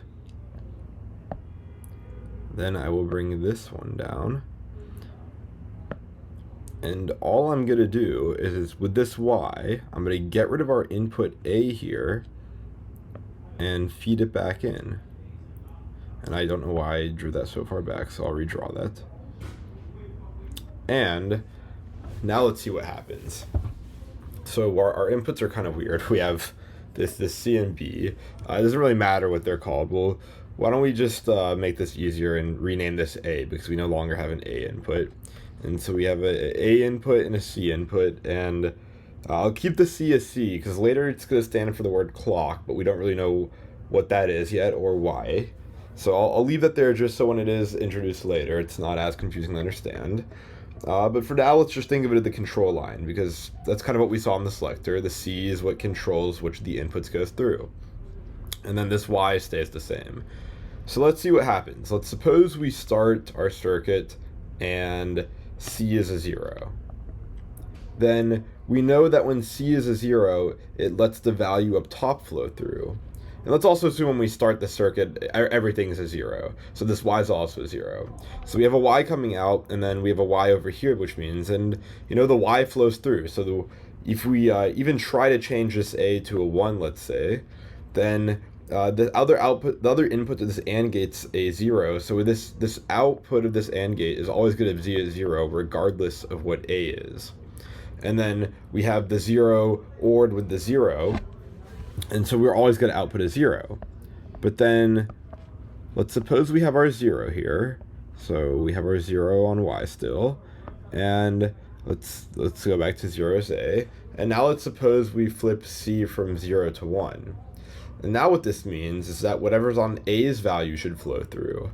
So we have this 0 going through, and it's just going to propagate out, and it's also, we already had a 0, so it's going to propagate in, and that's the same thing as before. But things get a little bit interesting when we actually take this A and make it a 1. And that's not the only thing we need to do to make this interesting, because we know when we make A a 1, then this is going to be a 1, which means this is automatically going to be a 1. And this is the same one as above. So all that's really changed right now is nothing. We've seen that when C was started off as 0, then we actually weren't able to change the output at all, because it was just the input, the output was flowing through in a circular fashion. But now when C is 1, we let this A flow through, and it kind of controls this entire circuit, because it flows through and it's flowing back around here. But let's look at what happens the moment we go from C being 1 to 0. And this is where things get a little bit tricky to rationalize. But what we see here is that we start off, we have a 1 coming out here, which is a 1 up here. And I'm just actually going to erase that because it's the same one. It's the same wire. And we have C being 1. And the moment we go from C being 1 to 0, then what happens is that this becomes a 0 and this becomes a 1. And we know that the output of 0 and 1 is 0 here, and the output of 1 and 1 is 1 here. And so we have this 1 come through, and then the output of that OR gate is still going to be a 1. And this line doesn't change at all. And that's a little, it may take a little bit to understand that, but nothing crazy has happened. But if we change A to 0, then nothing is going to change either, because we already know that this AND gate is always going to output a 0. And we know that when C is equal to 0, the whatever value is on this line is going to flow through.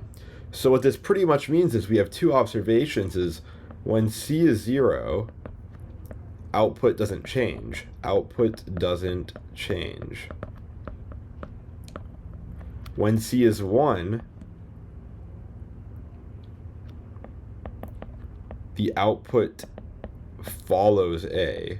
I'm using follows as synonymous with equals. The output is just going to be whatever A is.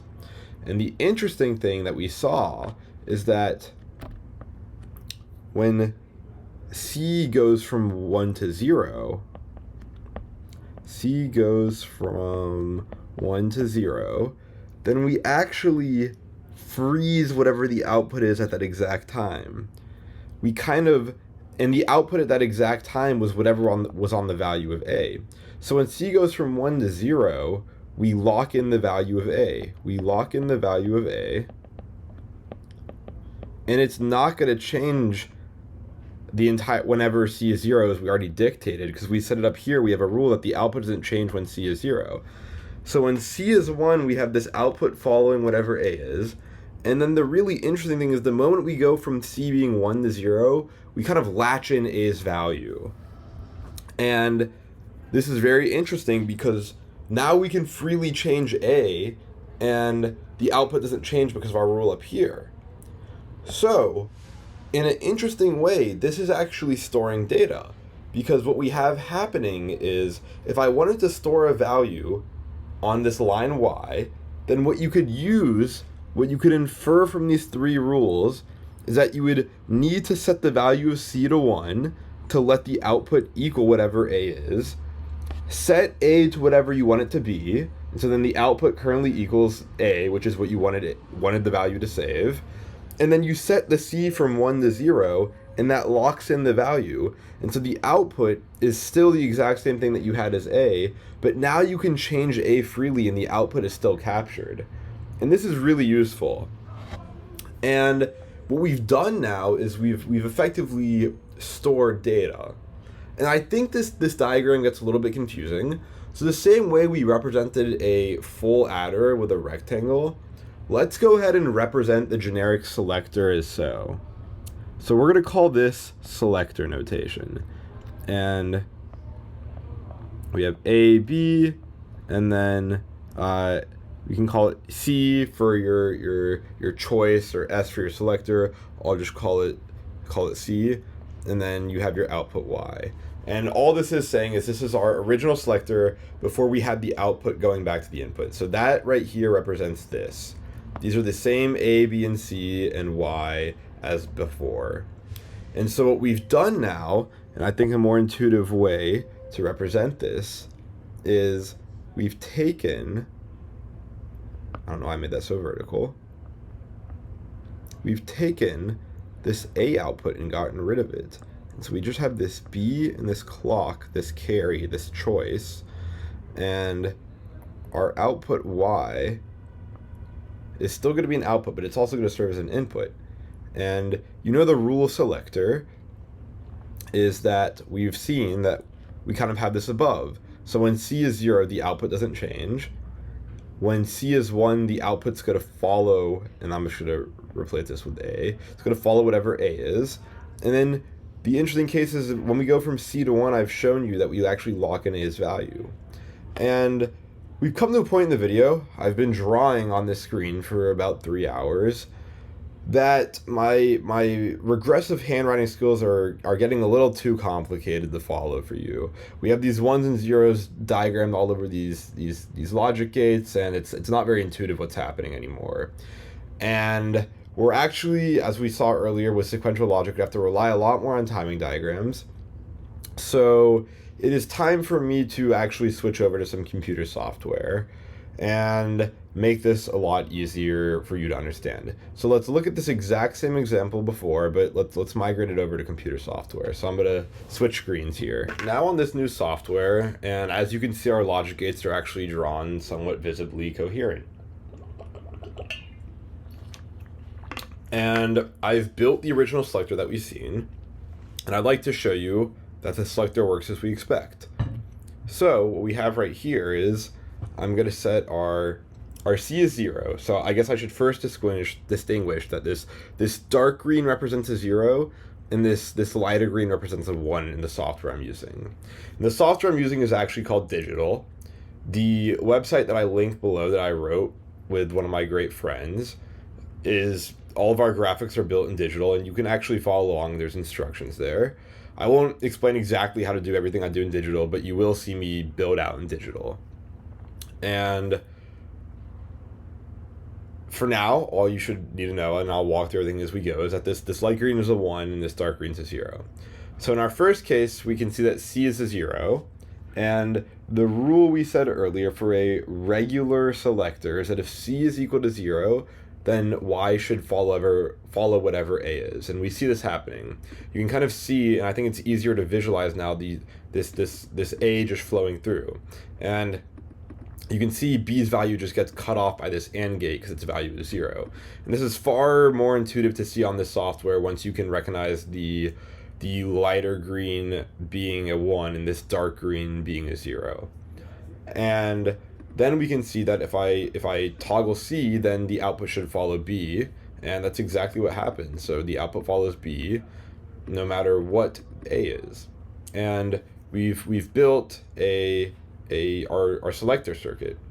And another cool thing the software does is it will let me generate a truth table automatically, so we don't have to do everything by hand. So you can see for this circuit we have right here that the truth table that I have drawn out previously in the video is equal to the same truth table that's being shown right here.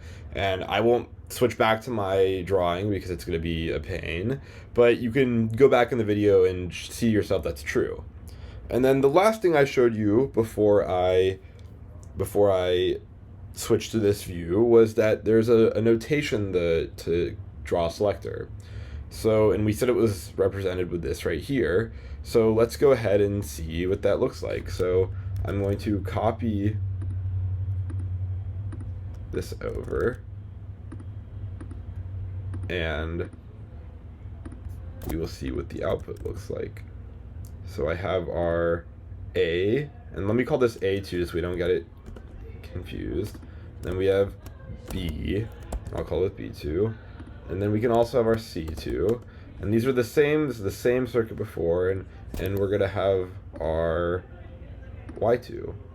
And another thing about the circuit is we represent our inputs with these squares, and you can see, you saw me previously clicking them, and our outputs are gonna be these circles. So now, if I play this, let's convince ourselves this is true. So C2 is 0, so whatever we set A, it should flow through, and that should happen regardless of what B is, and we see that happening. And then if I toggle B, then nothing should happen, and that's the case. And then if I flip C to 1, then we see B flows through, and toggling B lets that value flow through, and toggling A has no effect. And hopefully that is enough to convince you that these are equivalent circuits. And I can actually delete this right here and do the same truth table generation. And if you go back less time, this time just a minute, you'll see that these two truth tables are the same. And so now what we want to do is do what I showed earlier, where we took the output and chained that to the input. So I'm going to rename this, I'm going to rename everything accordingly. And this A goes away, but let's just call this B, and let's call this C. And let's actually just, we said A when I was drawing on the screen, so let's be consistent here. And let's have this output feed into the input. So now if I do this, then the point I was trying to make earlier, which I think may have been a little hard to visualize without seeing it in this manner, is that whenever C is 0, the output is not going to change. Because whenever C is 0, we let this top input flow through the output.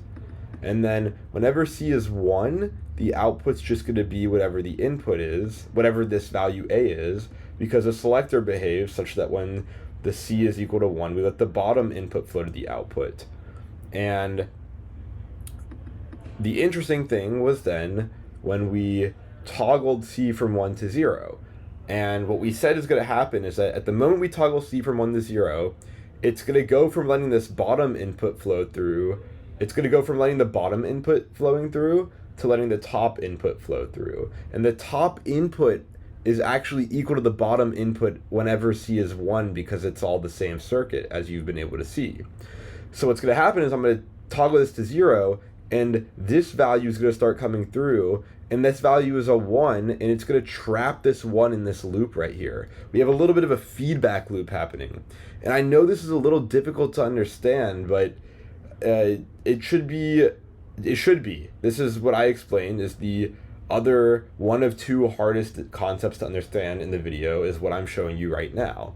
But let's see what happens. So we toggle this C from 1 to 0, and this is what you would expect because the input at that time we toggled C from 1 to 0 was a 1 up here, and so when we actually toggle C back to 0, we just let this 1 flow through. And now it doesn't matter what we set A to because we have this rule that whenever C is 0, we just let this top input flow through. And so we've actually trapped the value in here. And if we wanted to trap a 0 in here, then what we need to do is have C go from 1 back to 0. So in order to do that, we have to set C back to 1, and then we would set whatever value we want on A, and then to trap it, we'd set C from 1 back to 0. And the remarkable thing that's happening here is that we trap the value on A at the exact moment that C goes from 1 to 0. And let me show you exactly what I mean. So I am going to add, another cool thing this software has is the timing diagram we saw from before. And I'm going to bring this back in case I need to use a lot of space. But we start off with C, these are all zeros. We see the two inputs are zeros and the output is 0. If I toggle this A, nothing happens because C is 0. And then when C is 1, you can see on this diagram right here that the value of Y is just equal to whatever the value of A is. And then suppose we wanted to lock in a 1 as the output, I need to have C go from the 1 it is right now to the 0. And you can see that C goes from 1 to 0, and now it's at this, my claim is that it's at this exact moment that we lock in the value, because now whenever I change A, C is going to stay at that original value that it was at. And now suppose I wanted to lock a 0 in. We said it only happens, we can only lock a value in when this C goes from 1 to 0. So what I need to do is bring C back up to 1, and as soon as we do that, we can see that the output starts updating, it follows our input A. But to lock it in, I need to bring the C back down to a 0. And now you can see the C, we have this falling clock edge. We have a rising clock edge here and a falling clock edge here. And the falling clock edge is what actually latches in that value. So now I toggle A and nothing changes. So the good news is that if you follow me, you're halfway through the complexity.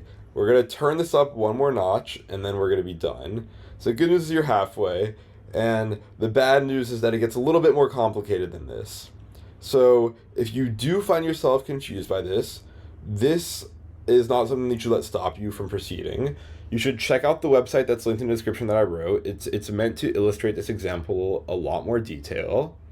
And you should just draw through this and play with it by hand until you're able to rationalize what's happening. Personally, when I learned this, I found this incredibly difficult and was not able to wrap my mind around it for days. It took me multiple sessions of opening up my computer and drawing things through before I finally had this aha moment and everything snapped.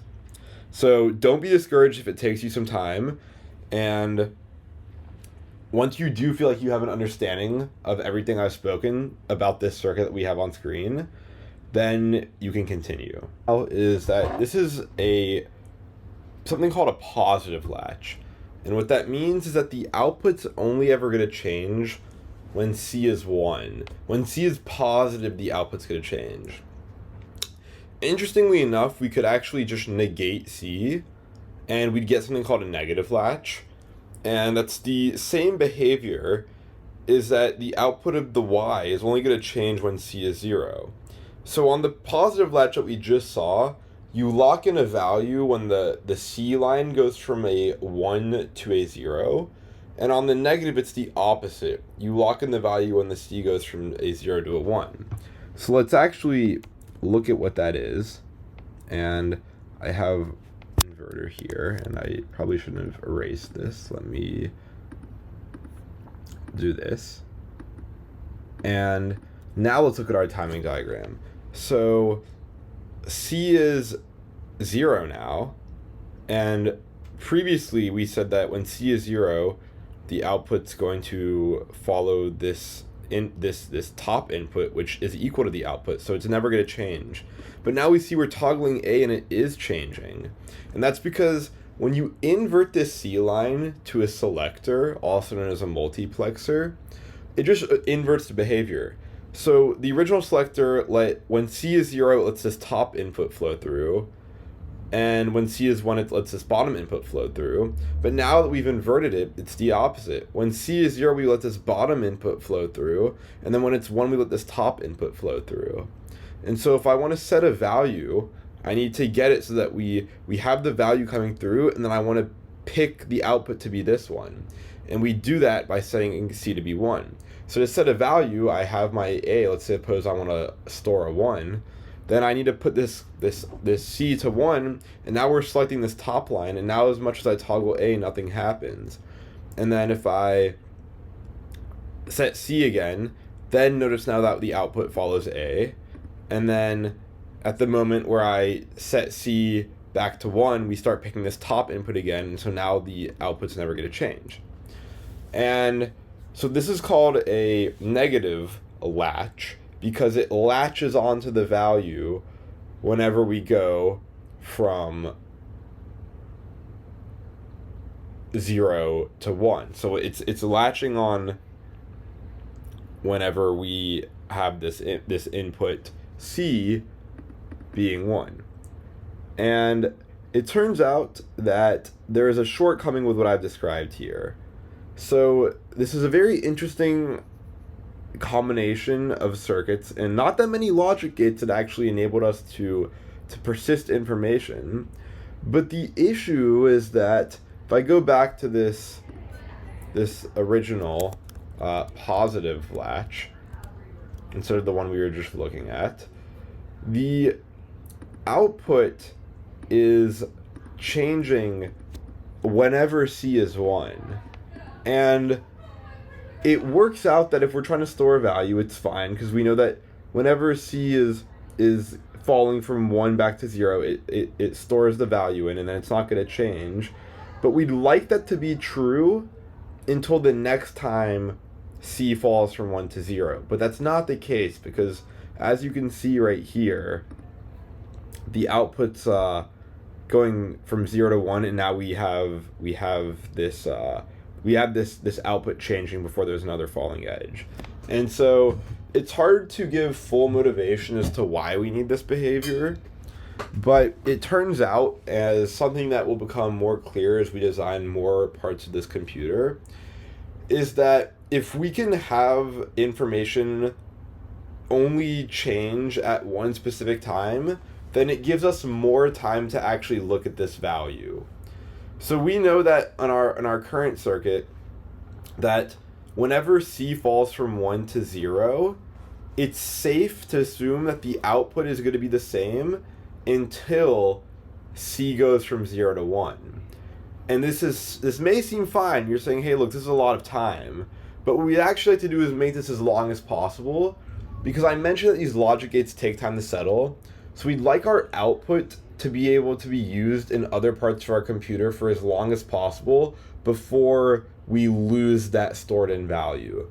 So what we'd like to do, and what we're going to do next, is update this circuit such that it only, the output Y only updates every time C goes from 1 to 0. And this is going to be very useful because then it means until the next time C falls from 1 to 0, that value Y is going to be the last latched on value. And you can see that's not the case here because in between this C going from 1 to 0 and the next time C goes from 1 to 0, we have our output Y changing. And so the circuit that we have right here is called a latch, as I've mentioned, and we're going to build something called a flip-flop, which has this desirable property that the output's only going to change when C goes from 1 to 0. To build this, I'm going to spoil the solution because it is something that would be incredibly difficult to come up with on our own. And once I spoil the solution, we'll go ahead and convince ourselves that it is true. So the solution is that we're going to take a positive latch, which we have right here, and feed it into a negative latch. And let's go ahead and see what I mean by that. So I'm going to copy this positive latch we have here. I'm going to bring this over here. And what I'm saying is that I'm going to take the output from this first latch and make that be the input into this other latch. So I take the output from this latch, and I'm going to make it be the input into this latch. And then we still want the same property where we have one A, one C, and the output's the Y. So we have two C's here. So I'm going to get rid of this. And I said we take a positive latch, which we have here, and feed it into a negative latch. And the way just a few minutes ago that I took a positive latch and made it into a negative latch was by inverting the C line, because we saw that inverting the C line has this nice consequence that it flips the behavior of the latch, making it a positive to a negative or vice versa. In our default case, the software I'm using, it's a positive latch by default, meaning that the output follows the input whenever C's value is positive. And if we invert it, then we have the opposite behavior where the output only follows C's input when C is negative, 0. Cool. So let's go ahead and use our timing diagram that we have automatically generated to verify that this property holds, that the output Y is only ever going to update at the exact moment C goes from 1 to 0. And the value that it'll latch in at that moment that C goes from 1 to 0 is whatever value is on A. So let's say we want to latch in a 1 here. So C is 0, so I'm going to show that the output's not changing even when we toggle A. That's correct. We have our input toggling, but there's no falling edge. There's no C from 1 to 0, so we don't change.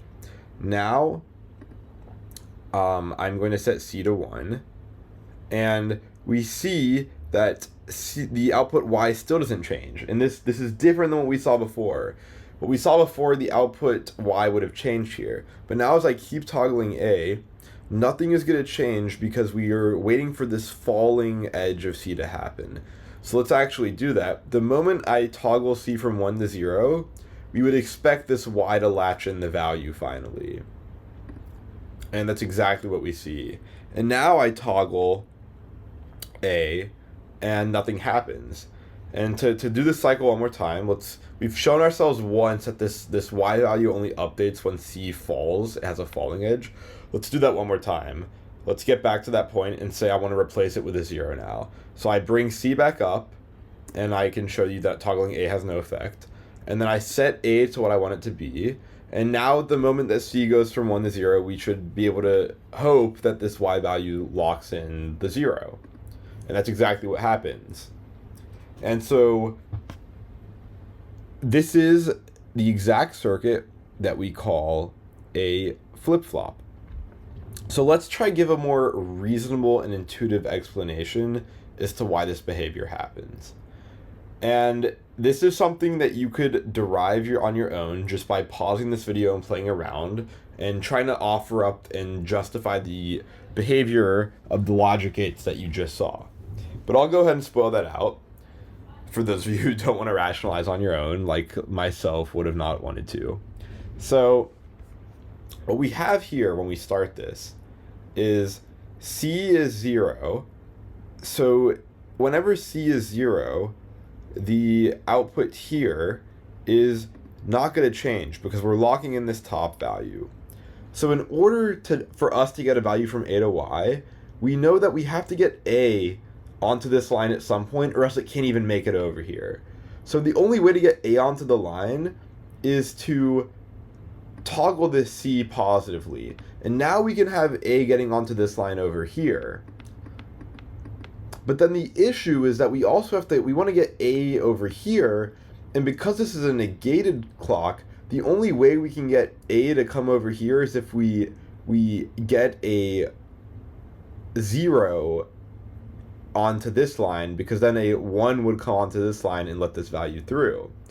And the only way we can then do that is we now have the value on this intermediate wire that connects the two, and it's the exact moment that I toggle C that this value gets trapped in this wire right here. Because when I toggle C, then this original latch that we're so comfortable with now, the output of it is just going to be this top line, which is a 1. So C goes down, and then this 1 is going to be locked on here even if I toggle A. So if I do that, I toggle C down, then notice how me toggling A has no effect on this middle line. This value is locked into this intermediate wire. And the last thing is that at that same time that we had C going from this 1, letting this value through, to a 0, we also had something interesting happening over here, because we trapped the 1 on this line, but then having this clock become 0 means that this line becomes 1, and that we actually let this bottom input through.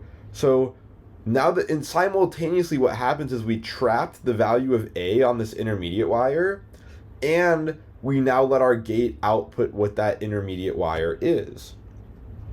And I know that probably sounds fuzzy, so take the time to justify this on your own, but that's the high level of what's happening here. And I'm, again, not going to spend too much time dwelling on this, because the article that I wrote, which is linked in the description, goes through a lot more. So I will say that you are 95% of the way done with learning the second hardest concept in this video. There's one final thing we need to do. And so recall that I taught you what a latch is, and it was a positive latch, and then I showed you that inverting the clock makes it a negative latch. So what we've actually built here is not a flip-flop, but it's a negative flip-flop, because the value is only ever locked in on the falling edge. When C becomes negative, i.e. it goes from 1 to 0, a more negative value, then the value is latched in. And so this is incredibly useful, but what if we wanted to have the opposite behavior, where we wanted the value to get latched in when C goes from 0 to 1? It turns out that we just negate our order of operations. So right now we have a positive latch being fed into a negative latch. If we just have a negative latch being fed into a positive latch, then the output is that our intuition remains the same, except the output Y only ever changes on a rising edge, when C is becoming positive. So let me go ahead and update this to show that. So I get rid of this negator. So now we have regular C coming into this selector. So this is a positive latch, but we need to make this one negative. And so I'm going to do that by bringing this down here. And I'm going to add a negator. Let me rotate this like so. And now you can see that this first latch is inverted, meaning it's a negative latch, and then this one's the positive latch. So now what happens is that the value of C only ever changes on the rising clock edge. And this is because when C is 0, we have this value on the intermediate wire. We have this A coming to the intermediate wire. And then the exact moment that we toggle C from a 0 to a 1, then this becomes a 0 over here. So we trap in this current value of A in this feedback loop up top.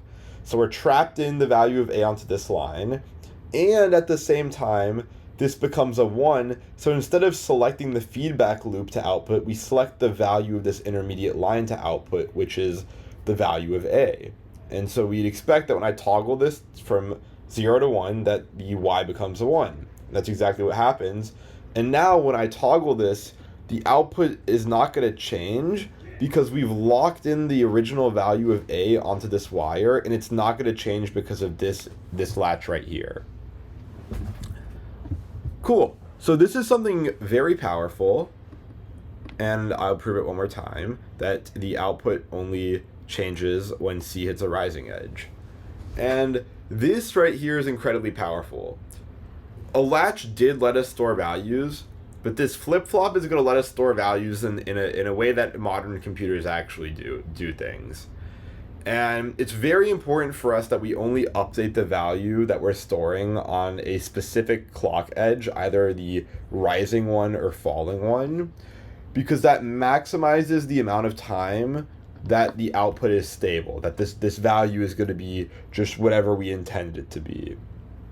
Versus we saw in a latch that half the time, whenever, depending on which type of latch you're looking at, but for either when C is 0 or C is 1, depending on the type of latch, the output is just going to follow whatever the input is. And that's not as useful to us because we would like to persist the value Y for as long as possible.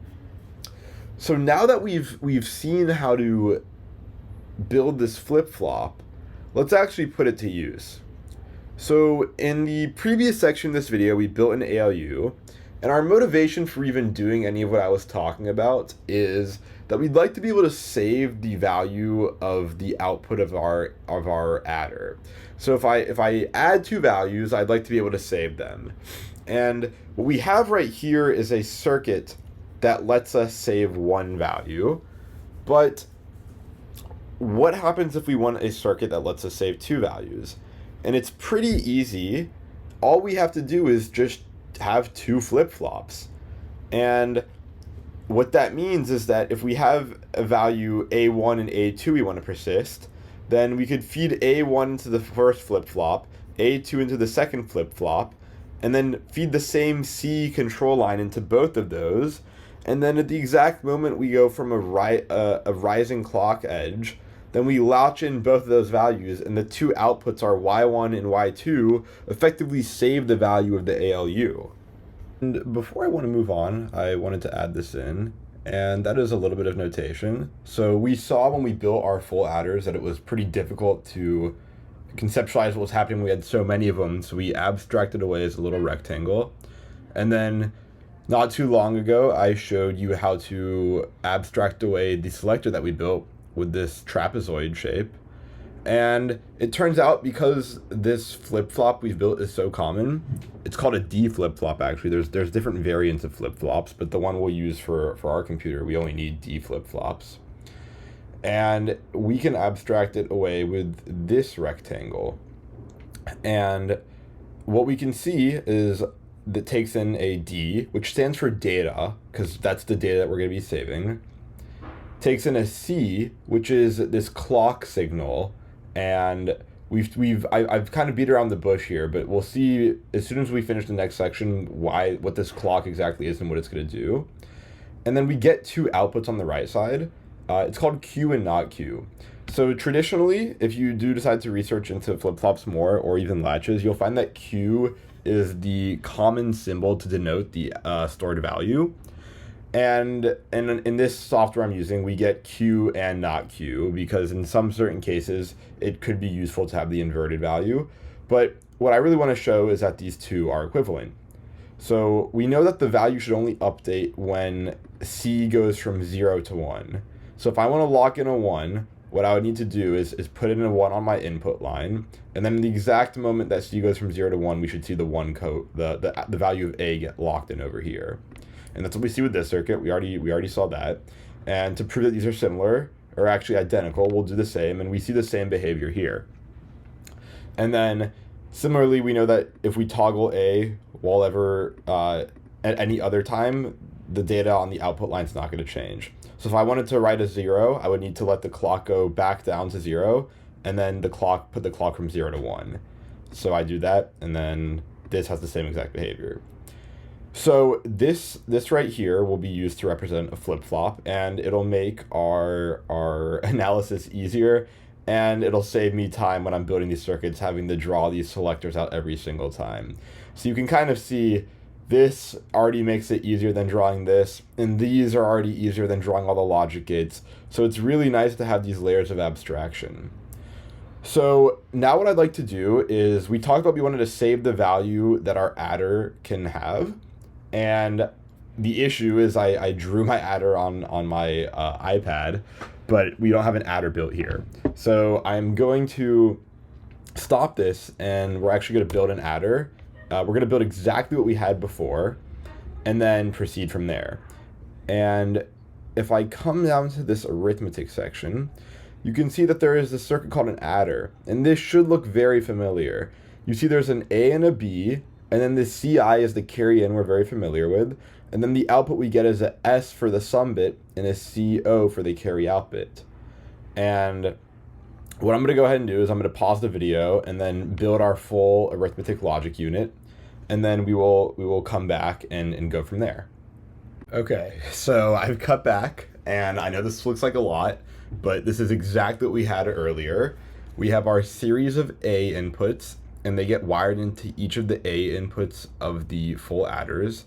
We have 8 A's, 8 B's, 8 full adders, and 8 outputs. We have all of the B's, and we have them exclusive ORed with our add subtract flag. And then we also have that add subtract flag going into the first carry in of the rightmost full adder. And before we proceed to add our flip-flops to this, let's make sure this works. So this is 2 and this is 2, and we expect that 2 plus 2 is 4, and this is 4 in binary.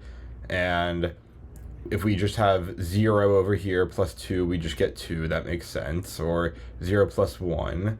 And if we had something like 3 plus 1, we would expect 1, 2, 4. And we can verify that subtraction still works. Let's suppose we had 4 and we wanted to get rid of 1. So we toggle our subtraction. And then this is 1 plus 2, which is 3. I know I went fast with the binary conversions there. I've done it enough where it's almost second nature. But if you wanted to pause and go through the sections I showed slower, you would be able to verify that this is all true. And now that we've done that, we have the issue, as we can see and we talked about, where changing the input immediately changes the output. And this is problematic because we would like to capture the output of our adder subtractor, our ALU, arithmetic logic unit, which I'll call the ALU here onwards, as if I haven't already done that in the video earlier. But we just learned that we have this flip-flop that we can use that can let us accomplish exactly that. So I'm going to stop this simulation, and I'm going to zoom out a little bit here. And let's use the flip-flop that was already provided to us. And I'm not going to skip the video this time because I think there is some true benefit to seeing this. And I don't want to just keep confusing everyone by skipping back and forth. Wow, this is not my nicest performance. Oh, maybe this is exactly what I did want. Yes, this is what I want. Okay, so what we're going to have is, we know that each of our flip-flops can store 1 bit. So just as we had each of our full adders could add 1 bit, we're just going to have, and our solution to add 8 bits was to have 8 full adders. If we have a flip-flop that can store 1 bit, our solution to storing 8 bits is to have 8 of these. And we're all going to feed them the same clock input line, because we have some value on our output from our ALU, and we want to trap each of those bits at the same exact time, because collectively each of those bits is just a 0 and a 1. But if we look at all of them 8 in a row, we know we can actually interpret a human readable number from this. So I'm going to create a new input that is going to be our clock. And that's going to get fed into every single one of these. I'm actually going to bring this down. And we're going to have 8 of these. So I will have 8. And let me bring this up a little bit. I think we may need to bring this down later. And then we're going to get rid of our outputs here, because they're actually no longer outputs. We will be needing them in feeding in each of these logic gates. So I'm going to delete this. And let's go ahead and wire in each of the data, the D lines for our adder. So this is easy based on the construction I have. We can just bring these all the way down.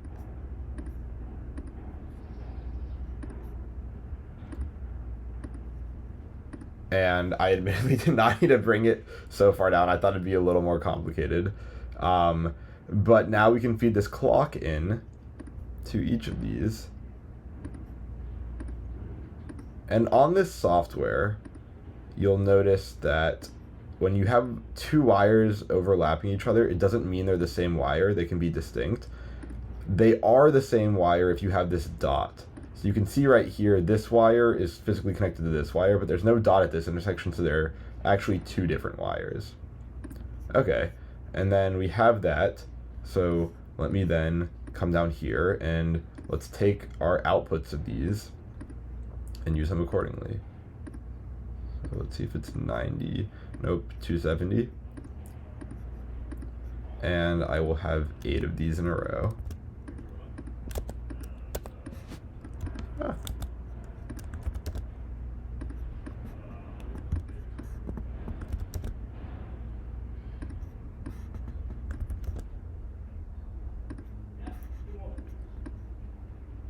Okay, and then we should be able to, and we want to look at the Q, not the inverted Q.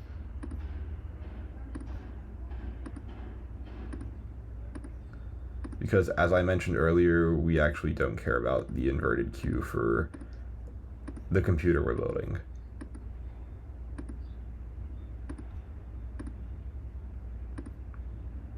Okay, so now I'm going to run this circuit, and let's see how we can actually use this. So let's say I wanted to add the numbers 1 plus 1, and we would expect 2. So I'm going to put in a 1 and a 1, and our input, our add subtract line is 0, so we're going to be adding. And you can kind of see by looking at these lines up here that we have a 1, or a 2 is our result, sorry. But we want to capture that result, because the moment I start changing this input, you can see the output starts changing, and that's not good. We want to be able to save what we have. So we know then from here that whatever the input lines are, they only update to the output lines at the exact moment this clock goes from 0 to 1. So if I set this from 0 to 1, we should expect to see this bit be set, because that represents 2. And that's exactly what we see happen.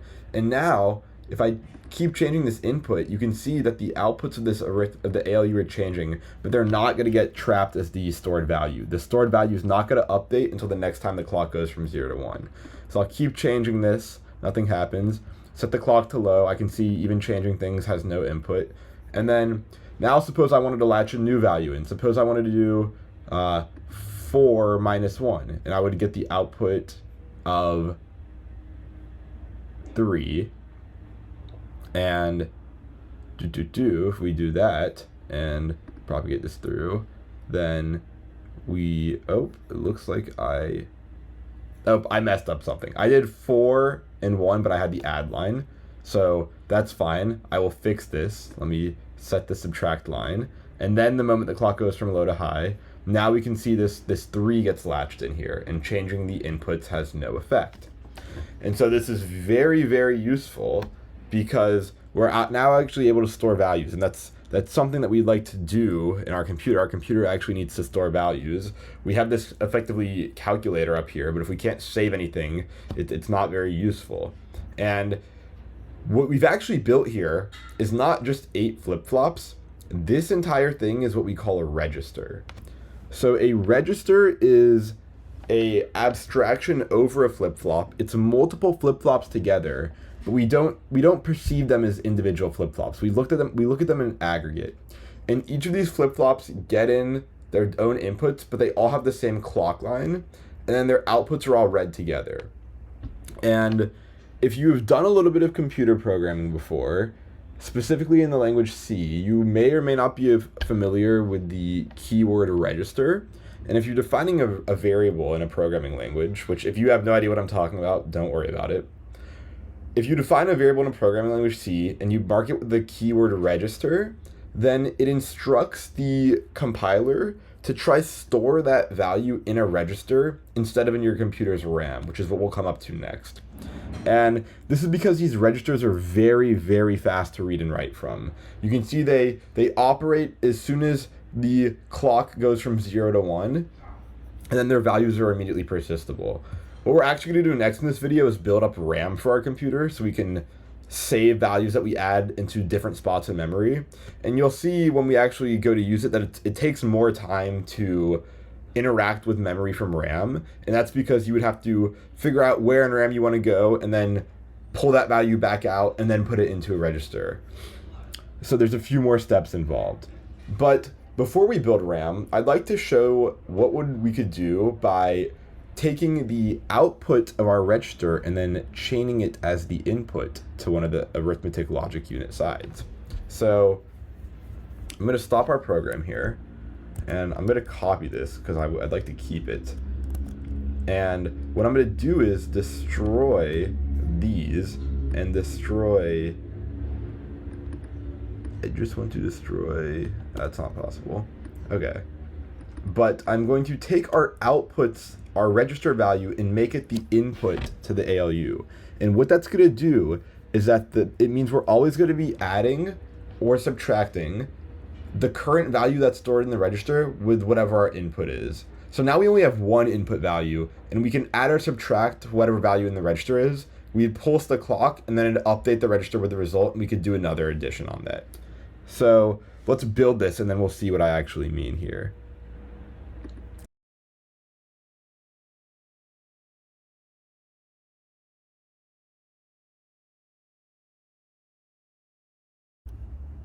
Okay, so now something interesting happens if I start this circuit, and it's weird. We have one input here, and I've done a poor job of designing this, but you can see that our register is also outputting a 0 right now.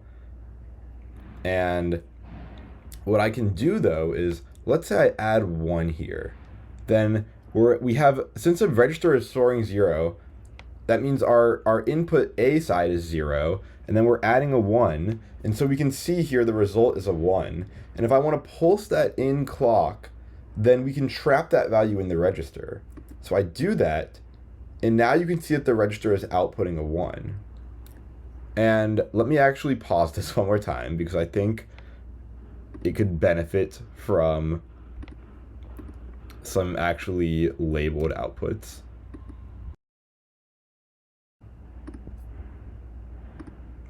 Okay, this is a better representation. But so we started off with, we have a 0 on our output, which is also our input A. So now we want to add 1 to that, and I'll pulse the clock from low to high, and now we get a 1 as our output. And notice if I keep 1 on this circuit, then now we have our 1 here, and we're keeping there's a 1 here. So then the next time this clock goes from low to high, I should expect to see 1 plus 1, which is 2, being on the output of the register. And we see that happen.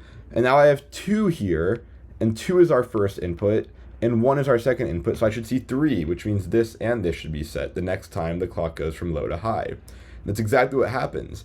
And if I keep pulsing this clock, we have 3, and then I'll go to 4, and then 5, and then 6, and then 7, and then 8. And it would keep on going. But what we have is a circuit that lets us count. And this is going to be useful.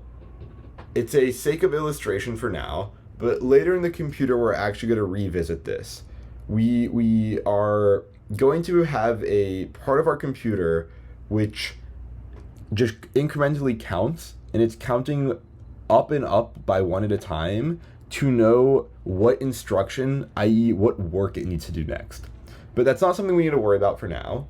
I just wanted to put this in to maybe give a little bit of context about our ALU.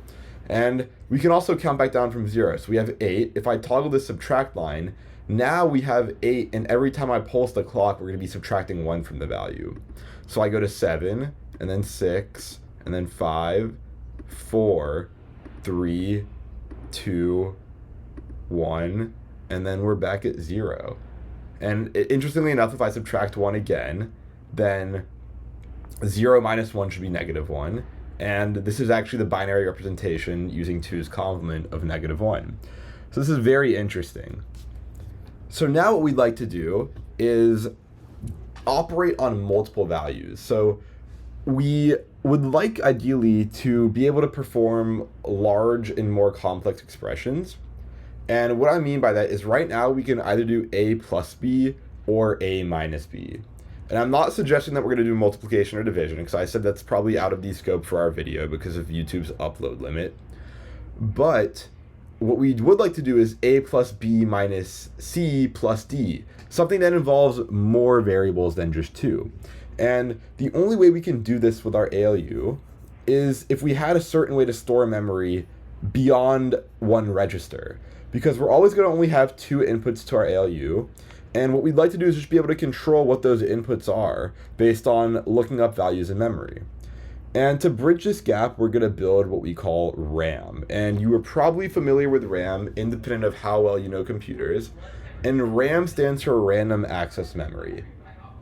And so the way RAM works is that we will be able to give it an address and get back a value. And we'll either be able to give an address and get back a value, and that's when we want to read from our RAM, or we give it an address and a new value, and the RAM unit will update whatever is in memory at that address. And what I mean by address is we effectively have a table of values.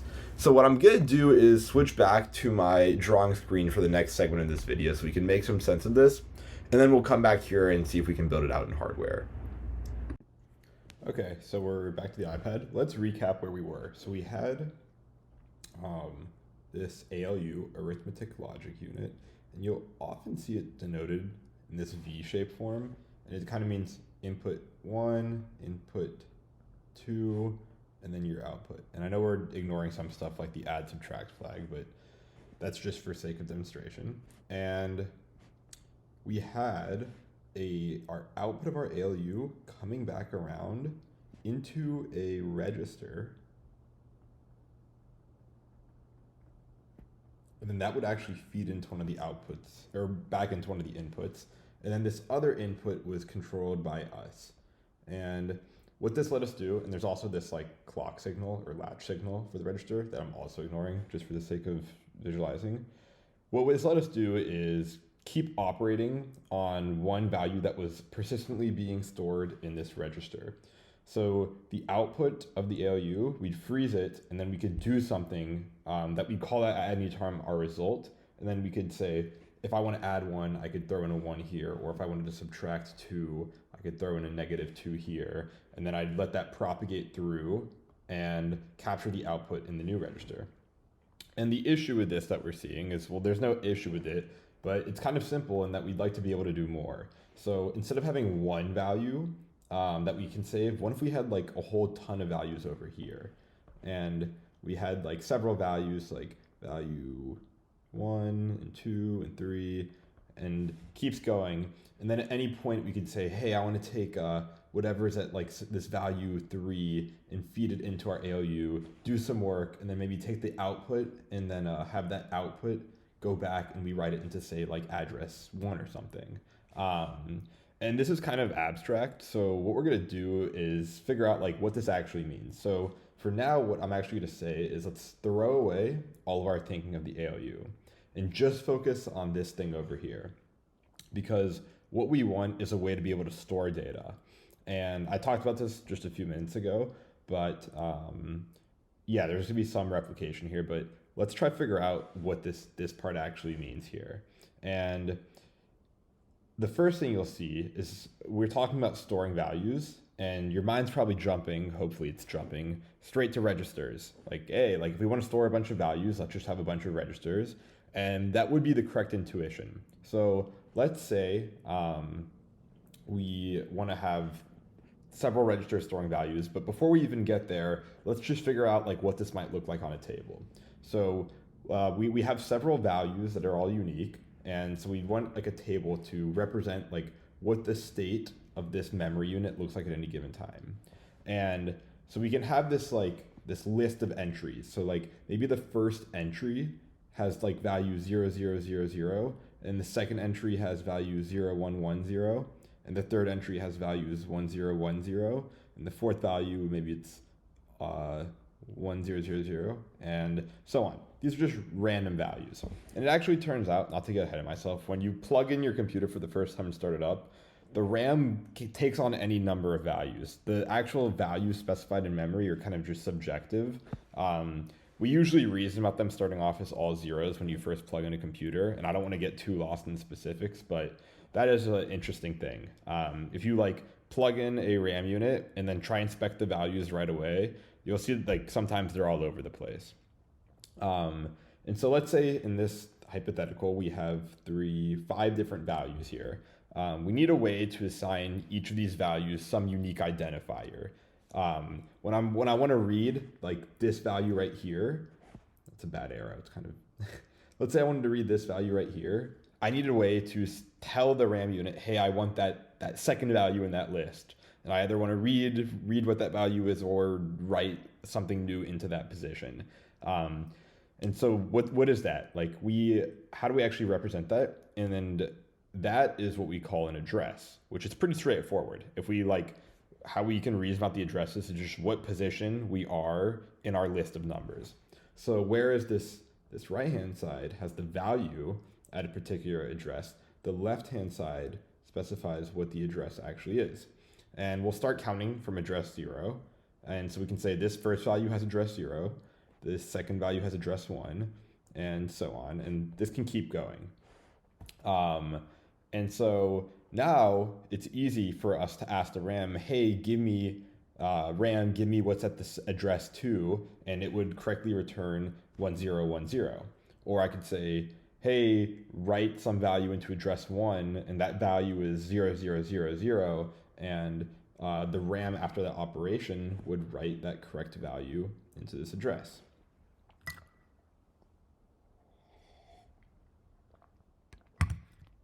So that's how we represent things. RAM is a series of addresses and values. And you can kind of notice that there's 2 things that vary here.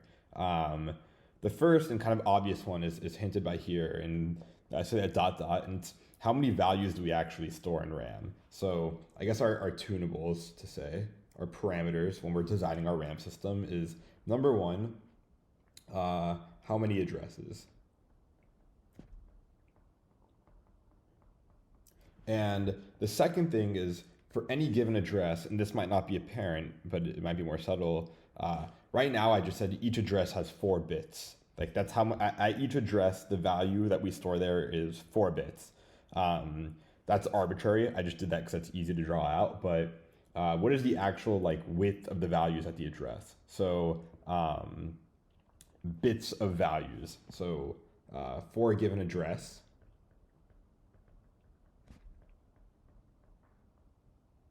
how many bits are we storing there?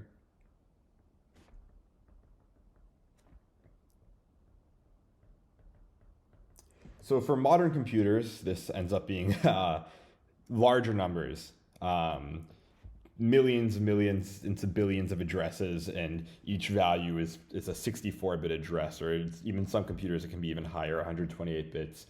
I'm actually going to get to the point where we build up a fully functioning RAM in the same software I just came from. So I'm going to keep the values small here because you can learn the concept without getting lost in the specifics of trying to make it one-to-one with the computer we're going to build. So I'm going to build a simple version of RAM that says, let's say it's going to put the number, let's say 4 different addresses, and then for also each address will store a 4-bit value. These two numbers do not have to be the same, and I'm just doing that because it'll make our construction simpler here. So if I look at this table now, given this, we have addresses 0, 1, 2, and 3. And then in terms of the values, let's just make up some random values.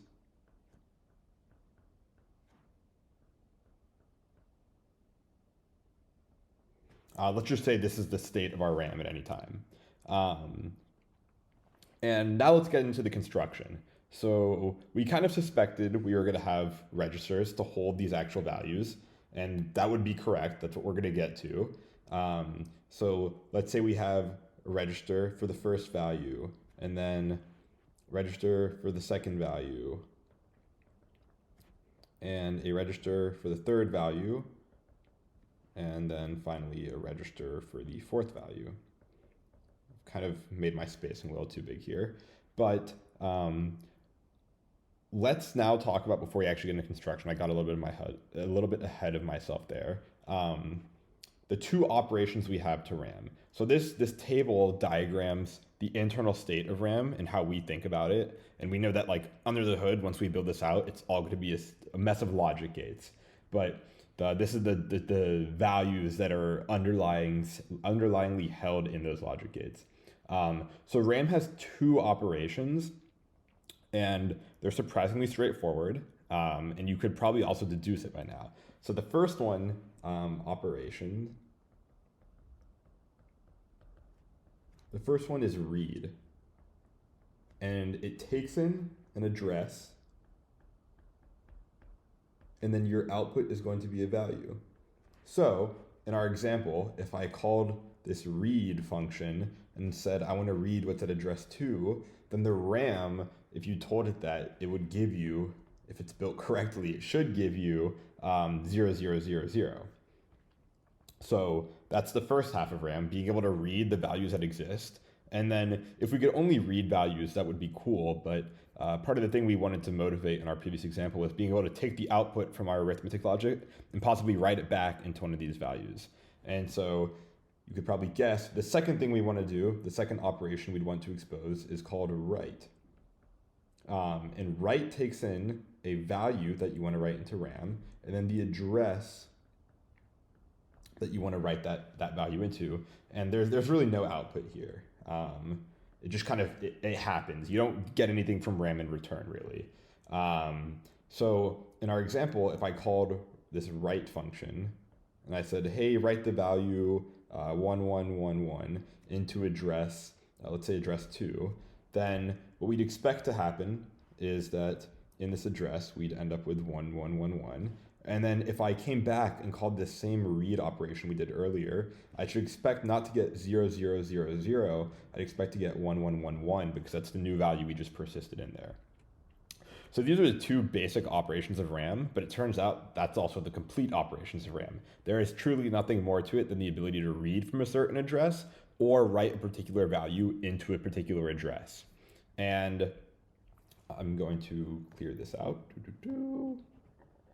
We are going to start with the read because the read and the write, well, the write's a little more complicated than the read, but you kind of, if you understand how reading works, writing is not too much more complicated. So we're going to start with the read. And now with that proper context, I'll jump back to these 4 registers here. So let's say this is our RAM. I'm just drawing around here.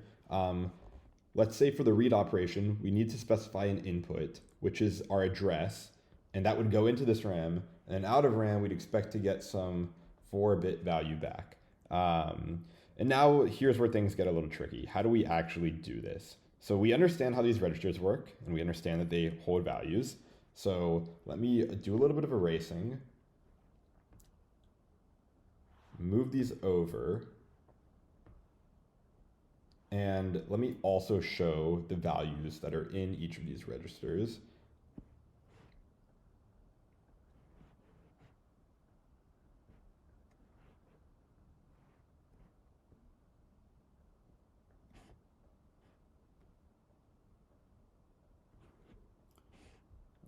Zero.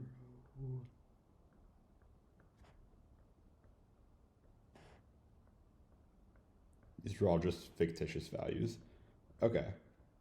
So the first thing is, how do we capture this input? So these addresses, 0, 1, and 2, and 3, are just, they're base 10 values. So I can denote that here to keep it clear.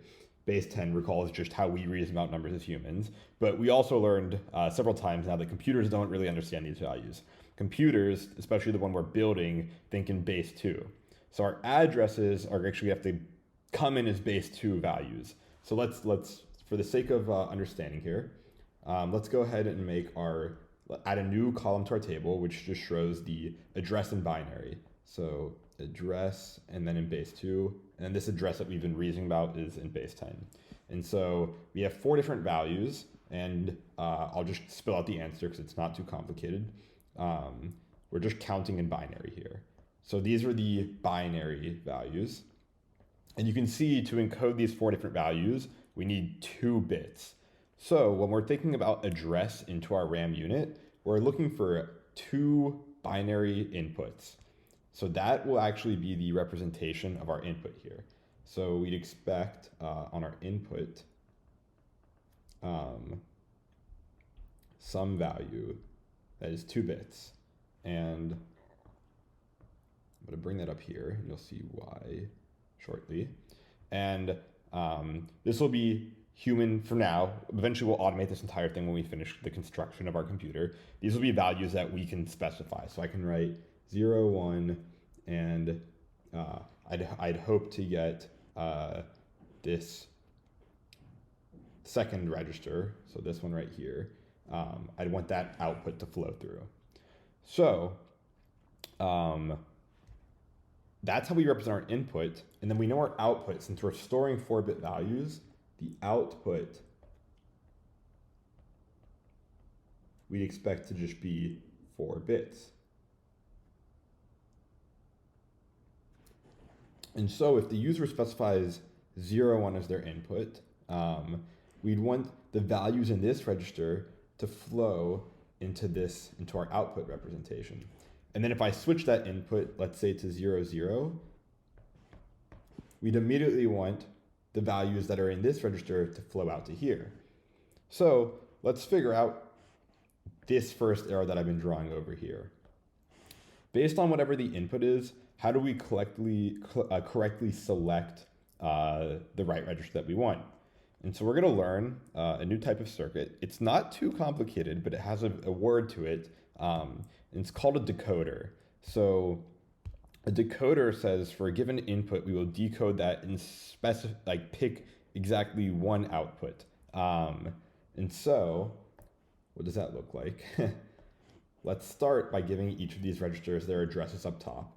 So we start with 0, 0, here's 0, 1, here's 1, 0, and here's 1, 1.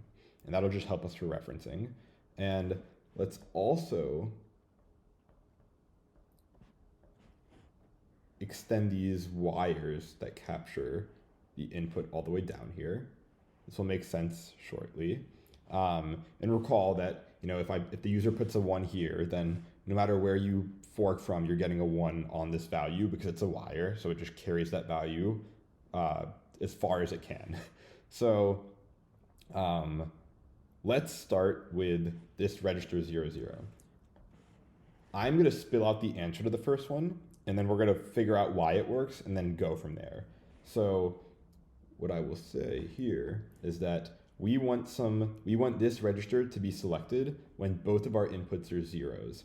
And so the way I'm going to do that is I'm going to invert both of the signals. Remember, this is the NOT gate. And then I'm going to feed it into an AND gate. And now we have something interesting. So you're probably confused how I got here. Let me prove to you that this works first. So if both of our inputs are 0, we're going to get a 0 here and a 0 here. When we invert it, we get 1s, because the inversion of a 0 is a 1. And then for an AND gate, it only spits out a 1 if both the inputs are 1s, which happens in this case, and we get a 1 here. And you can kind of see that for any other combination of values, the output of this on this line at the end here is going to be a 0.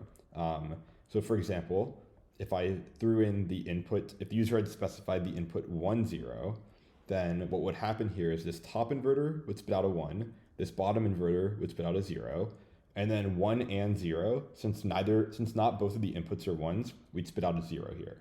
And I'll let you work backwards, and if you want to trace through every possible case of the 4 input combinations, you'll see that the only time that this line right here gets a 1 is if both of the inputs are 0. There's another way to think about this too, is work backwards. So if we want a 1 on this output line, then we can work from right to left. So we'd say if this AND gate outputs a 1, it means that both of the inputs must have been 1 by the definition of the AND gate. And then for this inverter up here, if the output is 1, then the input must have been the opposite of 1, which is 0. And the same would follow for our gate down here. And then you can kind of see that the only time that we could possibly end with a 1 over here is if both of the inputs are 0, which I think is a pretty neat way of thinking about this. So that would correctly let us pick out this first input. And then let's try to go do the same for this next input. So this next input, we'd have some line here. We only want this line to have a 1 if the user has 0, 1 on their inputs here. So what I'll do is we'd want something very similar to what we have above, but maybe we drop some inversions. So we'd want this to be a 0 and this to be a 1. So what I'll do is I'll invert this 0, and then this one will just feed through, and we'll just funnel it into an AND gate. And we have this wire out here. And so now you can kind of see again that the only way this can be a 1 is if both the inputs to this AND gate are 1. And that means that for this inverter up here, if the output of the inverter is 1, then it means the input must have been 0. And for this line right here, since it just pulls in from this input from the user, the only way that could be a 1 is if the user had specified 1 there. And you can kind of see that's exactly what we have going on here, which is pretty interesting. And we can then do the same for the next case. So now we want to do 1, 0. So we only want this output to be a 1 if our input looks like this. So 1, 0 means that this should be a 1 and this right here should be a 0. So we can invert this one and then feed both of these into the AND gate like we've been doing above. And you'll see that it's kind of just this top one and this bottom one are just reflections of each other. And that kind of follows from the fact that the 0, 1 flipped is just 1, 0. And last but not least, our fourth and final register, we'd only want that line to spit out a 1 if both the inputs are 1. And this one's straightforward. So if we want both the inputs to be 1, we'll just AND them directly. So the only way this can be a 1 is if both the inputs are 1, which implied that the user had selected 1, 1. So this is pretty neat. What this means is that for every value we put in here, we will get only exactly and only one of these 4 output lines will be turned on. And that is really neat. So if I specify 0, 0, then this will turn on and the rest of them will turn off. If I specify 0, 1, you'll see that this one turns on and the rest of them turn off. And that keeps going. For 1, 0, we'd see off, off, on, off. And last but not least, if we had 1, 1, it'd be off, off, off, on. And so we've kind of built this selector-esque circuit that says for no matter what the input is, for the input, we will correctly turn on only one of these output gates. And that'll pretty much be our cue for the register to then say, hey, if for each register, it can say at any point in time, if its corresponding selection line is on, then it wants to pass its value to the output over here. And this is pretty interesting, but what does it actually mean to now pass the output? That's where things get tricky. So we've dealt with the input side. For the input side, we have this, it's not connected to our registers yet, but we have this circuit that lets us say, lets each register kind of know if it should be pushing its value to this output line. Now we need to figure out how to look at that signal, i.e. look at that line, and if it is set, i.e. it is 1, then how do we actually push the value in the register at that current time to the output lines? And so let's start with our bottom register. It turns out that this is pretty straightforward to do. My drawing is going to get messy here, but we're quickly going to move on and build this in our digital logic simulator. So it shouldn't be too much of a concern here. So recall that our register has output lines, and how I choose to visualize this is up to me, but it has its output lines, and pretty much what I'm going to do is I'm going to take this signal and AND it with each of the output lines. So what I mean by that, let me draw it out.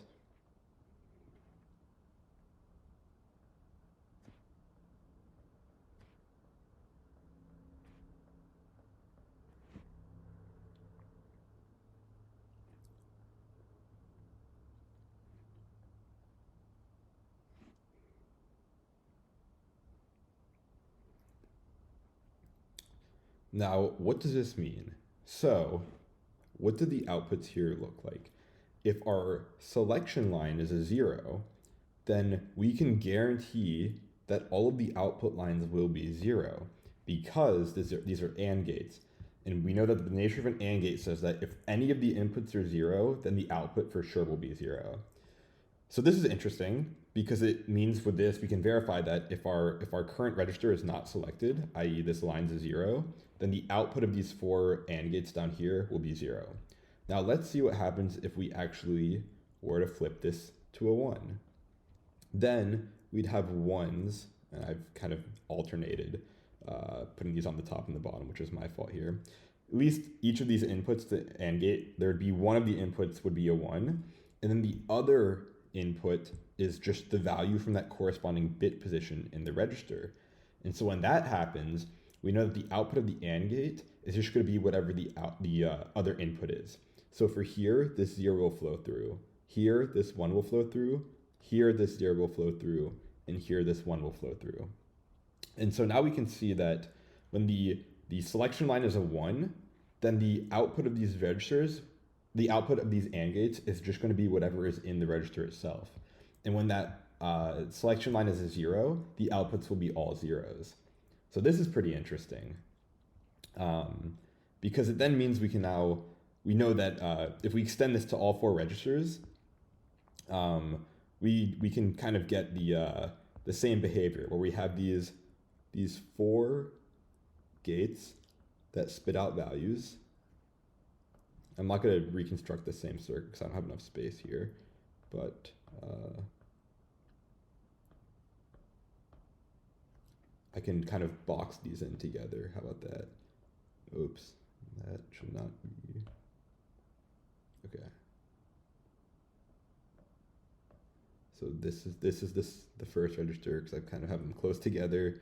This is the second register, third register, and then we already have our fourth register down here. That's just for distinction.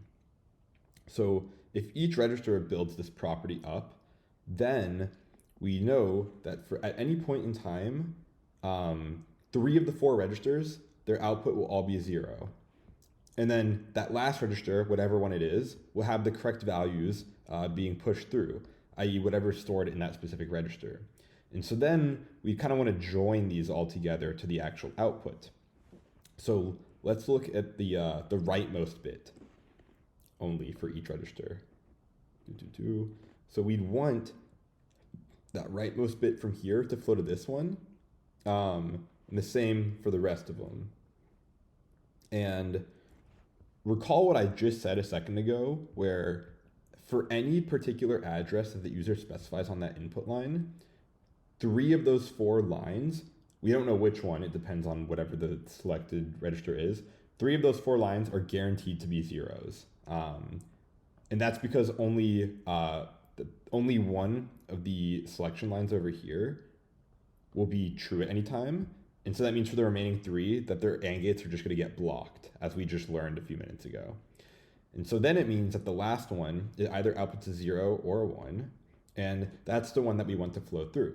So how we simplify that, we can't just have 4 of these lines going into the output line, is we can OR them together. Because when we OR these, if 0 or 0 or 0, the OR of the 3 that are off is always just going to be 0. And then if we OR that with the correct one that we do want to pass through, the value will just flow through. Because 0 or x is just going to equal x.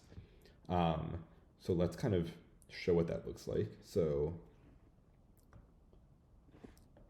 for this specific one right here, we could take a OR gate and feed in the rightmost bit from each of our registers. And that will correctly let us push through the correct rightmost bit position of all the registers to the output one. And that handles the rightmost bit. And my drawing, as I said, is getting bad. And we just do the same for all the other bit positions. So this second from right we'd OR all of them together from all of our input registers. And that kind of captures our output. So this, it turns out, is the fundamentals of RAM and how we build reading RAM. I've kind of gone a little bit fast here, and I like to keep everything correct and thorough. And so we're going to jump back and actually build this in our logic software.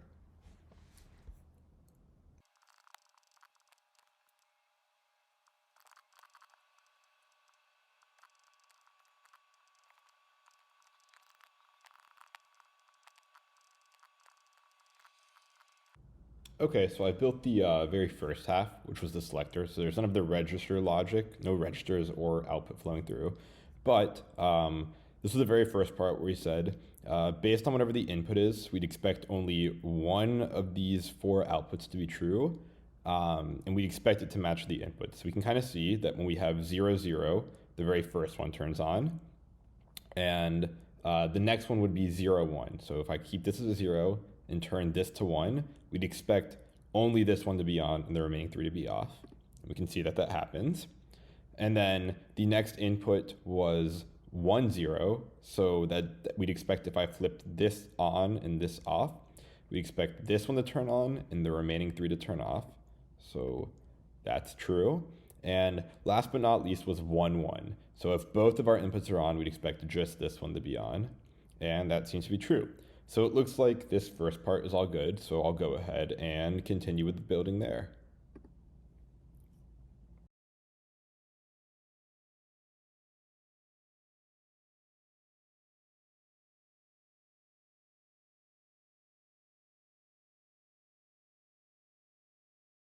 Reconstructing what we had diagrammed on my iPad in this software. In some respects, it is cleaner than what I was drawing on my screen, and in some respects, it's a lot uglier. Namely, over here, this gets messy. So let's actually walk through and see what's happening here. But before I start the simulation, one thing I'd like to call out is that instead of using actual registers, i.e. making a bunch of flip-flops next to each other, I'm just using inputs, and that way we can easily change the value that's in RAM just by clicking ourselves before we actually go and implement the writing part of our RAM, the second half. So I'm going to go ahead and start the simulation, and this is our address selecting line. So right now we can see it's 0, 0, and the coloring here is pretty interesting. We can see some things light up, and it kind of corresponds to this selector part here. So first off, we correctly see that only this first line gets selected, and we can see these AND gates are all fed ones versus the others, all of theirs are fed 0, which means they're all outputting 0, independent of the value that's stored, you know, in each of these in each of these registers. But this first one's different. It correctly, since it's the address we're selecting, is giving the data in these registers the ability to flow through. And so basically this is our output line. And what I'd expect to happen if I turn on this rightmost bit position is that the output should show that rightmost bit position. And that's exactly what happens. So how do we make sense of the mess that's going on over here? So we know that these are our registers, our 4 registers. They're kind of just inputs right now, but they will become registers not too long from now. And then we also had our decoder over here. This decodes the input address selection and will select one at a time of the correct quote unquote registers. And then we then join the value that's in each of these registers with the value of the decoding signal to determine which values should flow through each of our 4 output lines. And this happens at the per register level.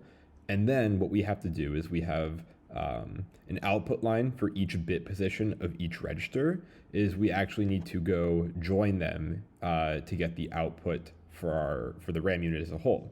So if I look at this let's say this rightmost bit position, we're seeing an OR gate whose input is whose input is the output of 2 other OR gates.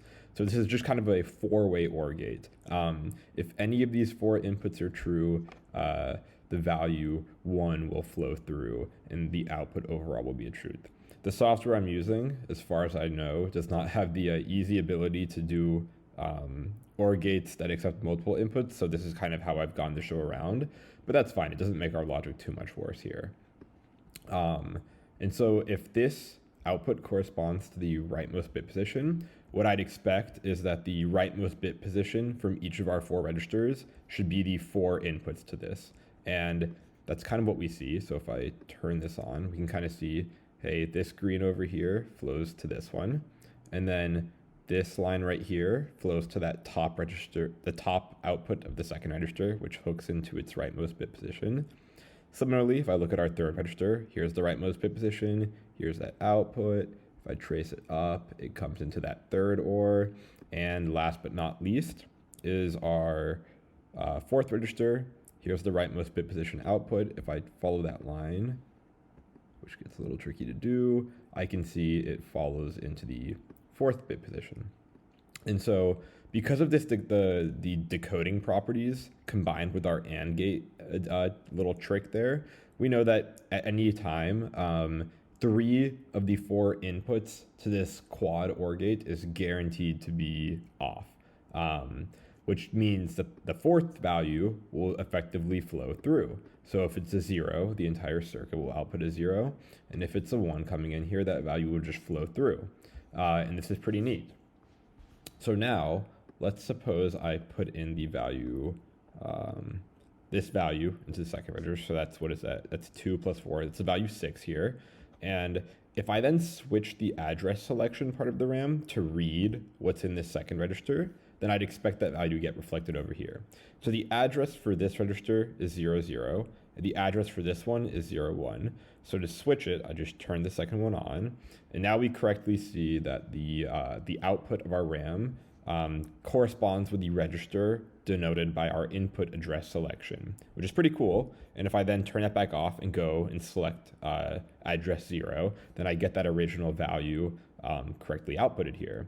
Similarly, if I were to select the 3rd register, the register whose the address in RAM corresponding to 1, 0, this 3rd one down here, we can see its output is all 0s because the value of that register is all 0s.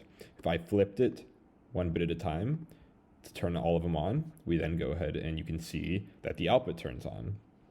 And just for sake of completion, let's go with this for our last register. And this is address 1, 1 in RAM. So if I select 1, 1 on our input address selector, I get the exact value outputted here. So this is pretty cool. And we notice that even as I select different addresses, that the values in RAM are held, but we're just only letting one of them flow through at a time. So this is pretty cool. We have 4 different 4-bit values. They just exist as is. And based on how we specify an address in our control input, we get to read the value of RAM for that given address at any time on this output line. It's pretty powerful.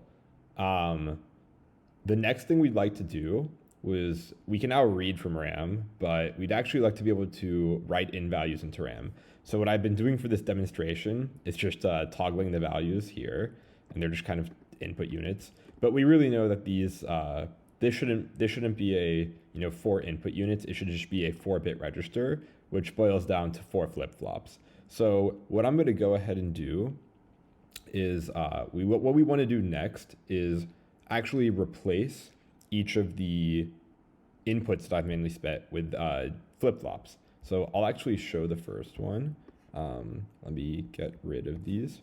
And if I go over here in the tool, this is less relevant. We want to de-flip-flop because that's what we learned about previously. Go ahead and rotate it. Oh, wrong way. And that's 1-bit position. We know just a register is just, a 4-bit register is just 4 flip-flops next to each other. And then I'll hook up the wiring. So recall that in our digital software, we get the output of the register is denoted Q, and we also get not Q, which is the inverted value. We only care about the value as is, so we'll just stick with Q. And cool. So now we've replaced, instead of selectors, we've used actual flip-flops. So I'll go ahead and do that for the rest of them.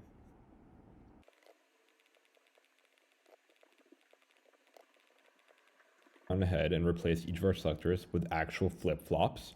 And recall that when we chain flip-flops together, or just stack them next to each other, we get registers. So now the next thing is how do we actually go ahead and make it such that we can write values in? So we have the reading of our RAM working. How can we actually write a value into one of these registers? So let's start just by saying that these over here can be the 4 bits. So if I were to want to, oops, it's not gonna let me run this, but if I were to want to write in a new value to a particular address, then what I want to do is be able to punch in that address here, and then punch in that value here, and then have that be the signal that tells our RAM unit to actually go ahead and, hey, like do this write operation. So there's 2 things to note here. The first one is that if these are if this is the input for reading a value in to RAM, then we can hook this up to each of our registers. Pretty much like the only way to replace a value in a register is to specify it on these 4 lines just by our construction here. So same way we can loop this write bit into the input line for each of our write bits of our 4 registers. And I won't do that right now for the sake of time. I do that for each bit position. So that's observation number 1. So each of these registers, whenever it is going to update its value, it's just going to look at whatever has been set by the user. And right now, that's just going to be set by the humans. Eventually, we'll get to the point that the computer sets the values itself because, the computer is fully autonomous in that sense. But that's we're still a little bit of ways away from that. And that's the first observation. So I can go ahead and do that wiring. The second observation is, I know we've talked about registers a little bit, and we're a little bit back, but we're going pretty quickly here. And it's that even if we hook in the input here, so like if I had, each of these 4-bit positions lined up here, the only way to actually get the register to accept the new value is by that clock signal. So recall there has to be like a clock edge, a transition from low to high or high to low, depending on what flip-flop you're using. And so we're gonna add one more input here. And that's gonna be kind of this, I guess we'll call this trigger operation. So if I wanted to write a new value into a particular address, I'd punch in the address here, would punch in the value here, and then because because registers need a clock edge, rising or falling, to be triggered, I'd have to then punch this. And at the exact moment I punch this and it triggers a transition from high to low or low to high, the correct register would hold in that value.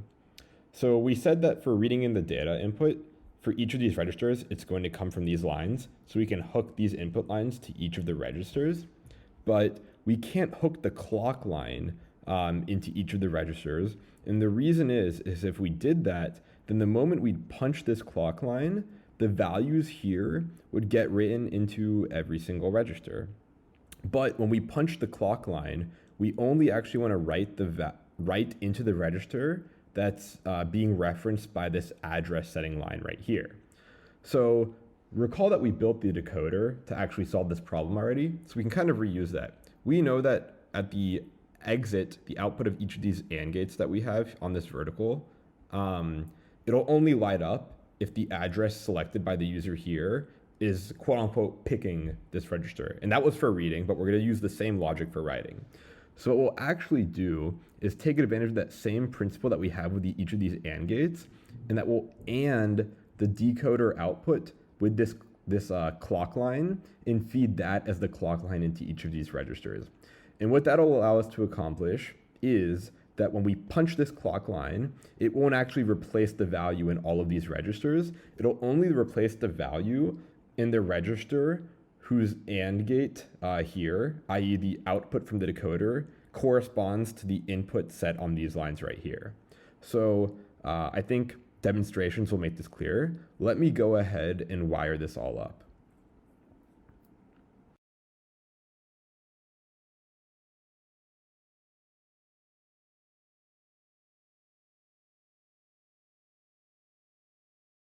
Gone ahead and finishing up the wiring, and a few things are going to look different now. So I kind of moved some of the stuff around from when I cut the last video to make it fit, but you'll see that this is our value input line. So when we want to write a new value, we set the value here.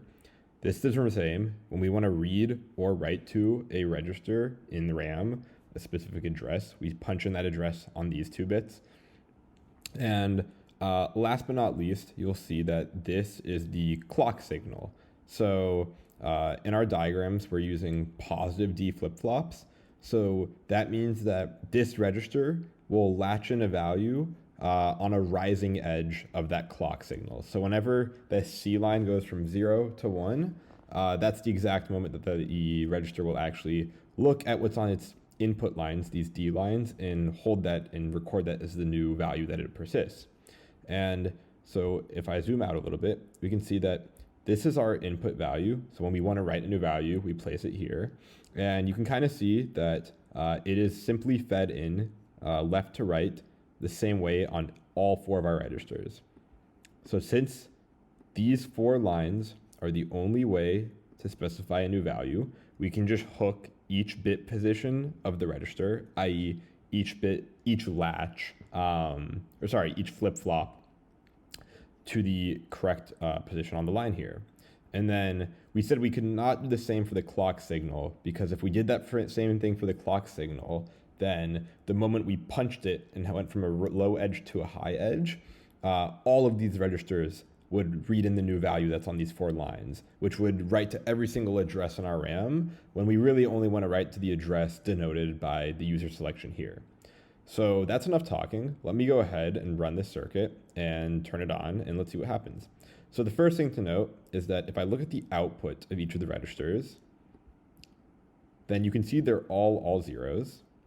So that's just the way that registers initialize in this software, which means that if all the values in our RAM are 0 at every address position, then no matter what address position I put in here, the output's always going to be 0.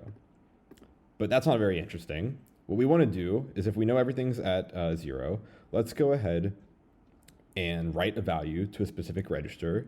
And we'd expect that when we selected that register, the output would be captured here, or the value of that register after we perform the write instruction. So let's write to the second register. This register is the first one in our RAM, so that's address 0. This one is address 1 in our RAM. So I'm going to punch in address 1, And then let's say we want to write all ones to it. 1, 1, 1, 1 in binary, which I believe is 15. 8 plus 4 is 12, plus 2 plus 1. Yep, that's 15. So we have 15. We want to write 15, the value 15 into address 1. So we've specified those two things. And what we now need is a rising clock edge. So I'm going to punch this. And the exact moment I punch this, two interesting things are going to happen. First, the value 1111 should be captured in this register. So you'd expect to see these 4 lines light up. And then, since we are selecting this address still and not changing that, this output line is still going to be reading what's in this register. So we'd expect 1111 to now be the new value in the register. So if our implementation is correct, we'd expect 1111 to appear on the output line. So let's go ahead and trigger a rising clock edge to see that. And everything looks correct to me. We have 1111 as the value in the register and all ones on our output line. So let's do two things. Let's clear this just for visibility's sake. It doesn't really matter. We don't have to, because we know that the next time the values on this line are going to be useful is the next time our clock signal goes from low to high. And it's at high right now. So I'm also going to push it back to low. And that's also not going to do anything because of the discussion we had on flip-flops earlier. But now if I go back to address 0, it correctly has 0. That's where we started. And in fact, all the other addresses are still going to spit out 0. What would be interesting is if I specify address 1, I'd expect to see 1111 on the output. So let's do that. And we can now see that we are correctly selecting the right output. So this looks good. Let's go ahead and punch in values to the other registers just to make sure. So we'll start with this one, register 0. The first address spot, so 0, 0. We already have 0, 0 punched in here. And let's say we just want to write the value 1 to it. Then as soon as I push this, we'd see a rising clock edge, 0 to 1, and we'd expect that value to get latched in here. And then since we're still selecting 1, since we're still selecting the address 0, we'd expect to see that on the output side as well. So let's go ahead and do that. I see 1, and then I see 1. So that looks good to me. Let's now, I'll undo this and unset that. Let's write a value into the third register. Oh, so we can actually sanity check that we haven't broken anything. So we know we wrote 1 here and 1111 here. So if I switch to this address, I'll see 1111. And let's go ahead and write to our third register just to make sure. So that's address 10. Let's say I want to spit in 11. Then I'll trigger that rising clock edge. We see that as soon as that happens, 11 gets written into the register. And we also see that being reflected on the output line. And we can go ahead and do this for the final register by, let's say we want to write this value into it. We specify address 11, and that is interesting. So I wasn't expecting it to actually read in any value. So let me see what's happening here. My mistake here. So I misspoke. What I originally said is that when the only way we can actually write this value into a new register is when this goes from 0 to 1. I actually have a clarification to make that that's actually not the case. Ideally, after we write a value into a register, we should put this read signal back down. The reason is let's say I wanted to write a new value into address 11. Let's say I wanted to write the value 1111 into this final register down here. So if I switch to this address and this is already high, it's going to cause a write to happen. And I'll prove that to you. Let me switch to address 11, and we can see that the write happens because that's the value being reflected here. But that's actually not what we want to happen. And at first, this appears to be a violation of what I said, that flip-flops only hold in a new value when you go from a low to high clock signal. But that's actually, we have not violated that. That is still true. So if I punch this back down, let's say we want to write this value into that register. And when what's interesting is even if this line is set high, when I go and push the right address of 11 in, what happens is that triggers this AND gate here. So the selector will then get the right value to see, hey, 1 is set and 1 is set. So it comes through, and originally this AND gate was outputting a 0, but then it outputs a 1, and it goes from a low to a high. And that output of that AND gate is what we're feeding into the clock signal, not actually just the clock signal itself. So that's why that happens. So we should be careful that once we write a value in, we should push this signal back to low. And that way, when I swap to address 1, 1, this time I see that the value on the input line isn't getting written to immediately. And in fact, it's not until I click this and trigger the rising edge that happens. And the nuance is then that now that I've done my write, I should push this back down to avoid the issue I just described happening. Over the ALU, arithmetic logic unit that we built probably about an hour ago. And I made a few modifications. So first, it was adding on 8-bit numbers and therefore putting out 8-bit results. Since our RAM only stores 4-bit values, I go ahead and cut this ALU down to 4-bit values only for both inputs and outputs. And then the second thing I've done is I've made both the inputs to ALUs be registers and just let the output be as is. And basically, the reason I've done this is because what we'd like to do is connect the ALU and the RAM together. And so what that might look like is I might load one value from a particular RAM address into this register, then put on a different address in the selector, load that value into this part of RAM, into this register, and then I let the arithmetic happen. And then maybe I want to take the output and then write that back into a particular address in RAM. And so I've made each of these inputs be registers so we can read from different parts of RAM without worrying about like arithmetic happening. And then we'll deal with the output of this and how we can link that together. So here's the output of our RAM. If we want to be able to read from RAM into positions in this ALU, then what I could do is I could wire each of these output positions into the input positions of the registers that represent the input to the ALU. So we'll call this the A register and the B register. And so if I did that, you know, I'd have a full connection of these 4 to these 4 inputs, and then these 4 to these 4 inputs. And if I wanted to load a value, what I could do is I could, you know, punch in the address here. The value would come up, it'd read into both these registers, but then because of the clock command, it wouldn't actually write into those registers until we'd actually pulse one of those. So that would work, and that would be fine. But the issue is that as we design this computer, there's going to be more components. And what we're doing is a one-to-one mapping of outputs to inputs that we know are going to exist. But let's say the RAM, like there's other things that might want to read from RAM. Then this would require us to also extend not only wires from here to here to here, but also from here to, you know, maybe somewhere else conceptually on this figure board.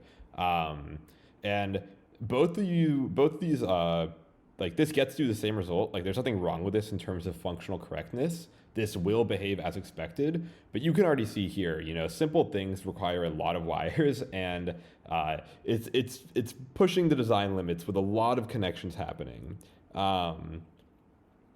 Similarly, you know, like the output of this ALU, if we want to write that to a specific position in RAM, the easy solution is to take these outputs and, you know, kind of wire them into the inputs here.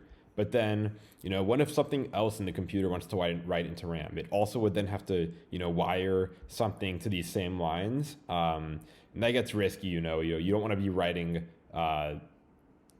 different values on different lines at the same time by accident. And so this just generally becomes a like design bottleneck here. So what we do is introduce the concept of a bus. And what a bus is, in our example here, it'd be pretty much, it's fairly straightforward. It'd just be 4 control lines. And then for every component that wants to interact with another component of the computer, instead of wiring those 2 components to touch each other directly, we just wire those 2 components to touch the bus. And then if I want to read a value into this register, I would have the output of the RAM write some value onto the bus, and then this register would just read whatever value is on the bus. Similarly, this register could connect to the bus too. And that way, instead of having a one-to-one pairing between everything that wants to connect to each other, each component just needs to have one connection to the bus, and that's all. So it becomes like a one connection per component rather than something that in the worst case could be exponential if every component wanted to connect to every other component. And this may seem trivial in the context of connecting RAM and the ALU, but now that once we finish these two components, we're gonna go ahead and add a few more simpler ones to the computer, simpler in terms of understanding them, but still critical for correctness and actually making this computer run independently without us needing to punch everything. So as long as you can agree or understand what's happening here, then that makes sense. So then similarly, like if we wanted the output of RAM to be input possibly to each of our operands for the ALU, we just write this output of RAM onto the bus. We connect RAM to the output of RAM to the bus, and then we connect each of these input registers to the bus as well. And that works. You could literally hard code these wires as is. And then similarly, you would want to say, if we want to then write the output of possibly an arithmetic computation into RAM, well, we just connect our output here to the bus, and then we could connect our input over here to the bus as well. And that way, if we had some result here and we wanted to write it, we'd let this value route into the bus. We'd tell, hey, RAM needs to stop writing onto the bus. This value can write it's what it wants onto the bus, and then this value over here can read what's on the bus, and then we'd punch in the right address and pulse this clock, and that'd be fine. So the only thing to be careful about here, anything can read from the bus. Reading from the bus is free. So literally to connect these registers to the bus, I just wired them in as is. But the issue is we have to be careful to ensure that only at most one thing is writing to the bus at a given time. It is totally fine if nothing is writing to the bus, but we cannot have two things writing to the bus. The reason this cannot happen is because you could short your entire circuit. So what happens if this wants to write a 1 to this wire of the bus, and this is still just connected to the bus without any disconnecting capability, and this writes a 0 to the bus. So what happens is if you're writing a 1 to a wire and a 0 to a wire, well, the wire, as we learned earlier, can only have a 0 or a 1, but you are simultaneously trying to write a 1 and a 0 to the wire at the same time. This is bad. This can't happen. It's going to actually, it would break your computer. So I actually don't know the physics behind this too well about electricity itself, so I won't try to speak to this too much. I believe this is just called a short circuit. Connecting high to low directly with electricity will cause like a surge of electricity to flow through, and it'll just like blow your computer. I'm not going to say anything more than that because honestly I don't understand, but that's what we need to be careful about. The issue that I just described only applies when two things try to write onto the bus at the same time. I said that they only apply when you try to write onto the bus and not when you read from the bus, and that's because when you're reading from the bus, you're not, like, these components aren't actually putting out a 0 or a 1. It's just reading what's on the wire connecting to it. So reading from the bus is fine because you're not actually putting a value out there. The issue is when you put possibly contradicting information onto a wire. So how do we get around this is something called in this case, what we'd like to do is simply, if we know something is about to write onto the bus, that when we would actually want to establish that connection with the outputs onto the wires. But if something is in a state where it could write to the bus in the future, but it doesn't want to right now, we need to disconnect it physically. So one way is to simply destroy the wires and then re-instrument them when you do actually want to ride on the bus. That's pretty painful to do. So instead what we have is, turns out this is a common enough thing that we can just use something called a switch. Switch, oh, there's a whole section for them. And what the switch will let us do is it'll literally, you can kind of see this in this diagram, it might be a little small. if I click it, it'll connect the two ends of the wire. So here's your switch. You'd have something like this, and then this. So in this current state, these two wires are not connected. But then if I was running the simulation, I clicked it, it dropped this down, and it connected two wires. And so that's pretty much what we're going to use here. When we don't want this or this to be writing onto the bus, then we disconnect it. And when we do want to write its value onto the bus, we'd click it, and it would drop down and establish a full connection. So let me go ahead and wire this up, and then we'll come back and see what that actually looks like in practice.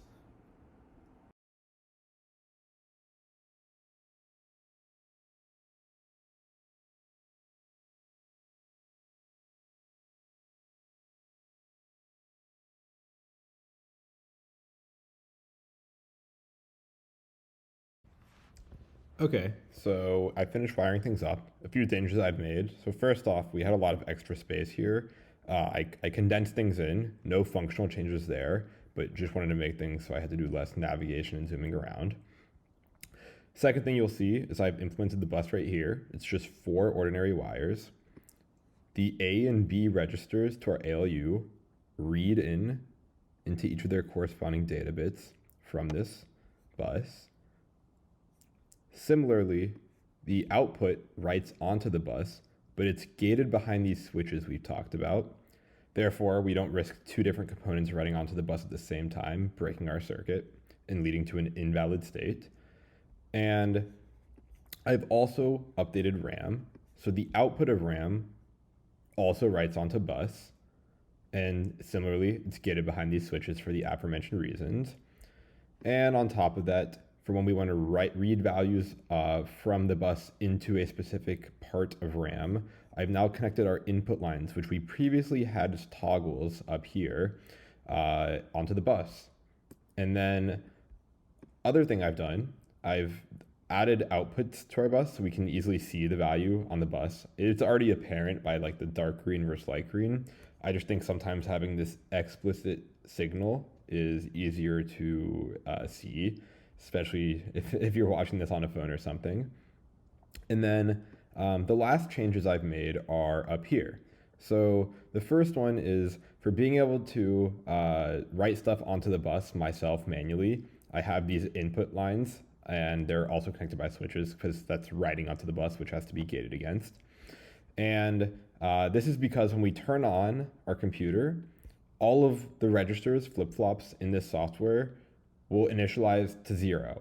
So everything in RAM will be 0, everything in the ALU will be 0. So if we wanted to move values from RAM to the ALU, do some math, and then send them back to different address in RAM, it would be inconsequential because every value is 0. So when we turn on the computer or start the simulation, I'll use these manual toggles to write some values into specific addresses of RAM, and that way we can actually move them onto the bus and then into a register of the ALU, one of the ALU operand registers, and then we'll actually have some sensical data about rather than dealing with a bunch of 0 plus zeros. And the last thing I've done is you probably noticed that we have a decent number of signals now. Signals, flags, however you want to call it, but basically we have several registers. So, we need a flag to write into the register A flag to write into the register B. For our ALU, we have an add subtract flag. Then we also have a flag to update a specific address in RAM. Then we have 2 inputs for when we want to select a specific address in RAM. So I grouped all of these up here. And I also wanted to call out that, or highlight doubly so, that these switches, which control whether or not we write onto RAM, are right now something that we'll have to click and toggle. If we use a different unit, we could, kind of add that functionality as something we toggle here. Maybe I'll do that afterwards.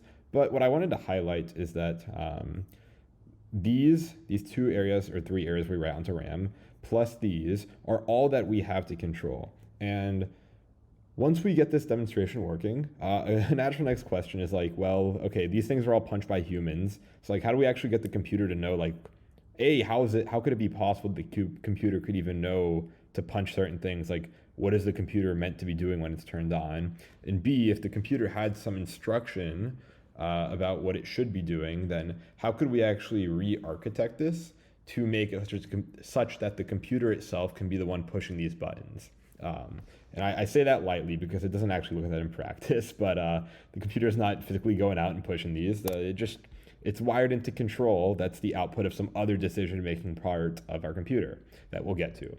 But I digress there. So now what I'm going to do is go ahead and power this on. As I kind of mentioned, everything is all zeroed out. So if I pulse any address in RAM, you can see that the output here is 0. And then the other thing that's actually new here is we've seen in this software that, 0 is this dark green and this brighter green is denotes a 1. And we see that on all of our wires and stuff. But now for the first time, we're seeing gray here. And what is gray here? Gray would be the absence of 0 or 1. So now that we have things that connect to the bus conditionally, if nothing is writing to the bus at any time, then there is simply just no values on the bus, which is fine. It's just a different state that we think about. We're used to our wires and all of our logic gates taking in strictly 0s or 1s, and that is true, and that still has to hold true.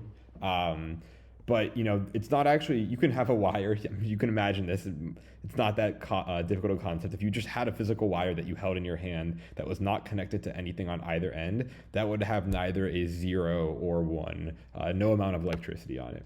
So that's what we're seeing here. But if I actually want to put some values on the bus manually specified, then you can see I can toggle these switches, which connects. It'll connect, here's my input line to this line on the bus. And then you can see that, since we've now written values onto the bus, anything that connects to the bus and the bus itself now has 0s or 1s on it. So let's say we want to write some values into RAM now. Let's say I just want to do something simple, like in address 0 of our RAM, I want to write the value 1. In address 2 of the RAM, I want to write the value 2. And then I want to add that 1 in that 2. I'd expect a 3, and then I want to write that back to a different address in RAM. How can we do this? So first, let's use this manual hack I have. Let's write 1 onto the bus, and let's actually write that value 1. Let's read that from the bus into the RAM address 0. So we already have address 0 selected, so that's not that interesting. And then all I need to do now is pulse this line for writing into RAM. And recall when we go from a low to a high, RAM will catch that value. And you can kind of see that happening internally. You can see, we're not letting RAM write onto the bus, but if we did, it's trying to write the value 1. So that's cool. That seems to work. Now we want to write the value 2 into, actually, let's write an interesting value. Let's write the value 3 into the next address in RAM. So I put the value 3 onto the bus, and let's write that into address 0, 1. And I messed up. It already actually captured the value. As you can see, recall what we talked about 20 minutes ago. I should have let this value fall back to 0 after I wrote into the RAM, but I didn't. So I fixed that now. But the value's in RAM. And now let me go ahead and disconnect our manual input from the bus and connect the output of the RAM unit onto the bus. And so now I can see if I select address 0 on the RAM selector, we have the value 1 in address 0. And if I select address 1, we have the value 3. So we can see that we've correctly written these values into RAM. And now that we've written values into RAM, let's get those into the ALU. So let's put the value 1 into this register, and then the value 2 into this register. And we'd hope to see a 3. So I have the value 1 written on the bus because I have address 0 selected. And now what I need to do is toggle the line to write into register A. So I'll do that, and now register A has the value 1. I'll put that low. Now I want to write the register. I want to take what's in address 2 of RAM and write it into this register. So let's put address 2 of RAM onto this bus. At address 2, we have the value 3. And I'll now pulse the line for writing into register B. And when I do that, you can see there's now this 3 there. And so now what I'm going to do, I've done writing stuff from RAM into these registers. So I'm going to disconnect our RAM output from the bus. And now what we can see happening is that our ALU, well, this was happening before I disconnected the bus. I just didn't want to forget to do that. Our ALU has the output of 3 plus 1. And we can see that it's trying to write 4 onto the bus. We disconnected it though. So let's connect the output of the ALU onto the bus. And we see that the value 4 is out there. And let's write that back into register. Let's write it into the original address. Address 0 in RAM. I'll do that by setting the correct address field, and then I will pulse the flag to write into RAM. And that should be done. So if I now disconnect our ALU from writing onto the bus and let RAM write its value back onto the bus, I can now see that with address 0 selected, the value 4 is what's stored in there. And if I pulse back to the other address we set, we'd expect a 3, which we see 1 plus 2. And so yeah, this looks functionally complete. And this is pretty interesting because now we're doing complex arithmetic. You know, we have 4 different values we can be operating with. So we can do a plus b minus c plus d, whatever we want to do by, simply moving values from RAM into these corresponding registers, setting the add or subtract flag if we want to do subtraction, letting the ALU do its computation, writing that value back onto the bus, and then reading it from the bus back into RAM. And you can kind of see we did something very sequential here. This is very reproducible. To write a value onto the, to read a value from the bus into RAM, you have to specify the address plus the flag. Then if you wanted to write a value from RAM onto the bus, you need to connect the RAM output to the bus, select the right address, and then it'll be on the bus. And then if we wanted to read the value from the bus into one of these registers, we just do the same thing. We just pulse that flag. And it's pretty interesting. So the last thing I wanted to show here is I said you can't write 0 and 1 to the bus at the same time, or else you cause a short. So we have the value. Let's look at this rightmost. The rightmost bus position has a 1 on it. Let's see what happens if I put a 0 on it and then try connect this 0 to the bus. And when that happens, what you're going to see is that we're connecting a 0 in the 1, and I guarantee you the software is not going to like it. Perfect. Yeah. So more than one output is active on a wire, causing a short circuit. Cool. So I was right that when you try to write a concurrent 0 and a 1 onto a specific wire, it's called a short circuit. Cool. So that now concludes our ALU and our RAM sections. This is probably the trickiest part. It's a tricky part to reason about holistically. You get into a lot of logic gates, but the rest of the stuff the next few things we will do are far simpler and are just going to iterate on be things, actually reductions of what we've already seen. So the next little bit of the video should be a bit chiller. So one of the things that you might have noticed that can be kind of annoying during this process was trying to go from binary values to figure out what the actual decimal value was for a particular thing. So, if we were feeding an address to our RAM, we kind of had to peek at these 4 lines and see which of them were set to then know what the actual value was. And that's kind of how we were sanity checking. Similarly, if we wanted to know what was stored in the registers for the ALU, the A and B registers, we kind of have to look at these 4 lines or these 4 lines and figure out what's happening, what the actual value is. And, this is 4-bit values, so it's not too much effort to do it, but it can be kind of annoying to have to do that so much, especially when you're, kind of early onto this and still building your intuition.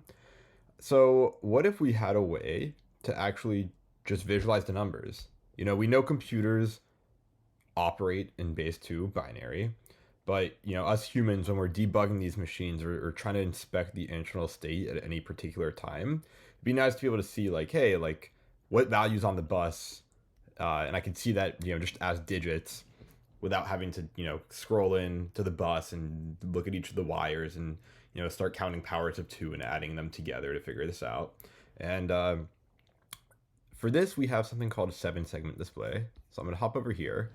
And this is something that you can see takes in a binary input up here, i.e. machine readable values, and it'll draw out the actual decimal value that we can see, that we can easily reason about. And some of you may have seen this, some of you may have claimed to have never seen this before, but I guarantee that you actually have seen this. If I come over here, this is a scoreboard, a picture of a scoreboard, probably that you maybe have seen in your high school, and you can see that actually everything is a 7-segment display. So why do we call it a 7-segment display?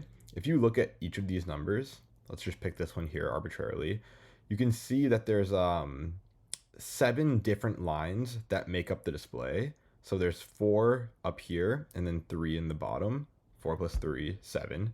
And by turning on or off certain combinations of these individual lights, we can create the illusion of drawing the number. And I wouldn't even say it's an illusion. We actually just are drawing the number. And this is a pretty simple way, without having to get a whole LCD display, which we'll talk about later. It's an easy way to draw numbers in a way that this is significantly easier to see that this is a 2 rather than trying to like do some binary to decimal conversions and reason about that yourself.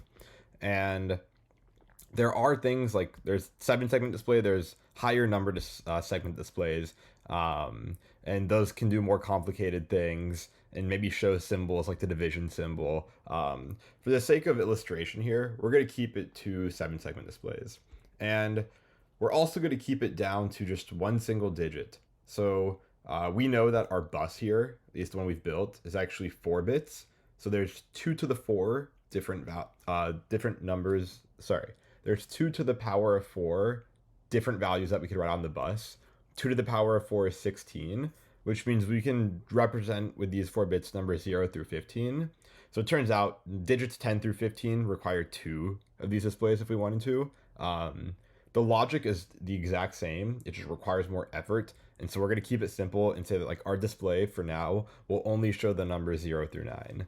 And you'll understand that if we wanted to have, we could put 2 of these next to each other if we wanted to handle 2 digits, but it just requires a lot more work and doesn't teach you anything that you wouldn't learn by doing the one individual digit display. And so this is what this chip looks like in real life. You can kind of see there's several pins on the bottom here. And turns out if you write a 1 or put power, these are synonymous things, to one of these specific pins, then it'll light up a corresponding part of the display.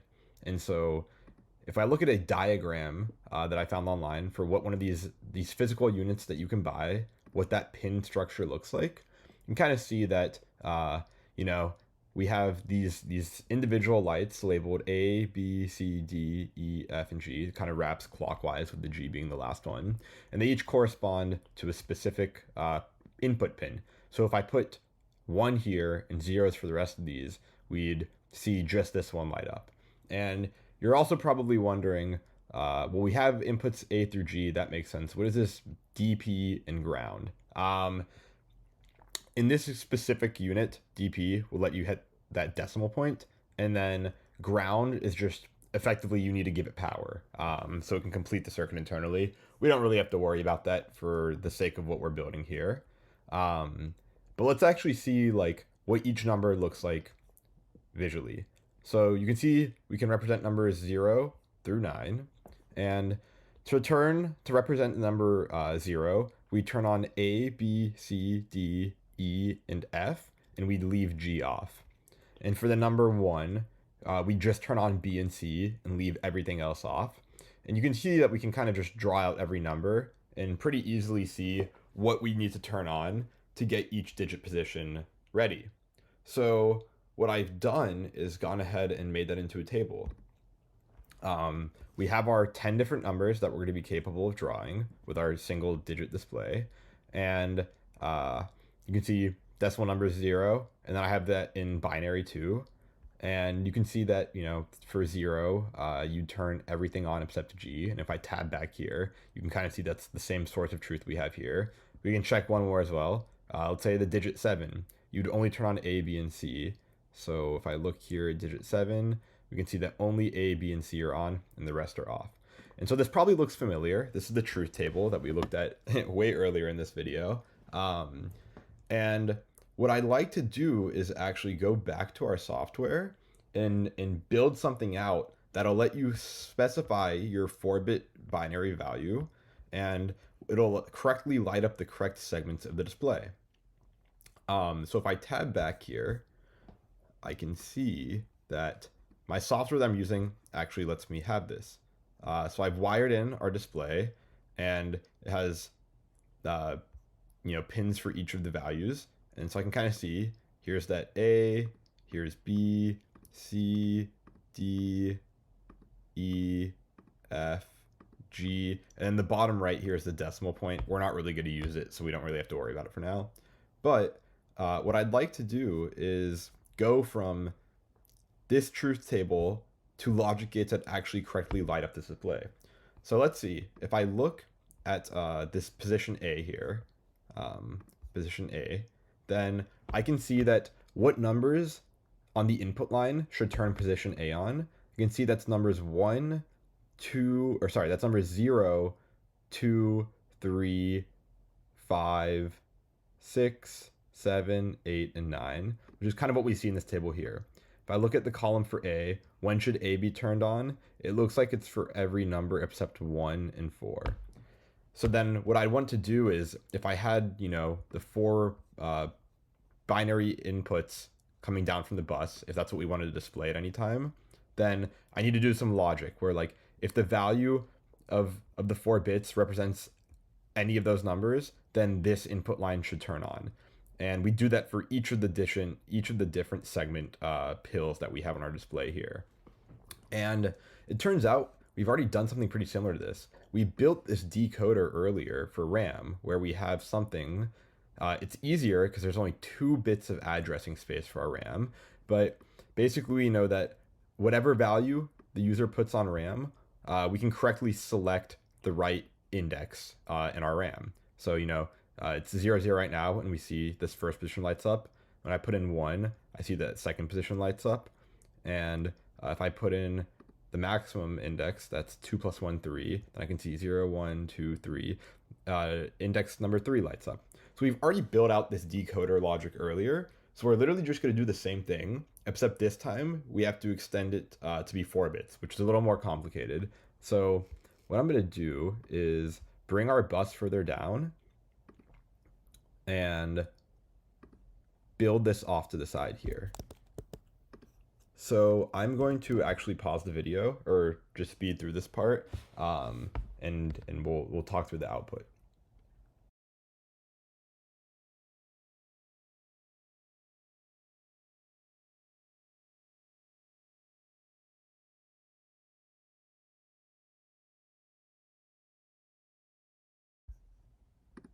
Okay, so I've gone ahead and built this decoder, and basically what I detach it from the bus, so it's its own unit right now. I have a 4-bit input, and for each of those bits, I actually carry that input bit down, and then also I carry a negated version of it all the way down. And the reason I do that is because if I jump over to our RAM, basically what we had to do for our RAM whenever we wanted to negate a line was to manually add an inverter. And this means we end up using several inverters, when really, if we just used one inverter up here to create a forked version of, or one per line, 2 different inverters to create a forked variant that inverts each of the 2 input bits, then we could have just had our inputs pulled in from these hypothetical lines directly. So not only does it use fewer logic gates to do it the way we've done here, I'd also argue it actually makes things easier to read, because we kind of know this means, leftmost bit, and then the inverse of the leftmost bit, and then bit position number 2, the inverse of that, bit position number 3, the inverse of that, the rightmost bit position, the inverse of that. And so you can kind of see then, this would correspond to 0, then 1, 2, and so on. So for 0, what I'm doing is I'm looking for 0, 0, 0, 0, which is the inverted of all of the bits. So 0, 0, 0, and 0. And you can kind of see that, if I were to turn this circuit on and all the inputs were 0, then you can see all the inverted lines turn on, and then that triggers this AND gate where it's looking for this bit positions off, this bit positions off, this bit positions off, and this bit position is off. And that's why we can see exactly one output lights up, and we've decoded this input. And so similarly, if I turn this off just for visualization, let's jump to the next one, which we'd expect to line up with the 0, 0, 0, 1. So we can see there's the inverted of the first bit, the inverted of the second bit, the inverted of the third bit, and then the regular of the 4th bit. And that would give us, that's saying 0, 0, 0, 1. All 4 of those have to be true. So now if I powered this on and turn this to 1, we'd see the same thing. And you kind of continue that logic all the way down, and we'll verify this is correct by counting through. So we tested 0 and 1. Now if I plug in 2, we'd expect this third output to turn on. That's the case. If I go to 3, we'd expect this to come on. Cool. If I go to 4, I'd expect the next one to come on. Then 5. Cool. Then 6. Then 7. And then 8. and the last one is 9.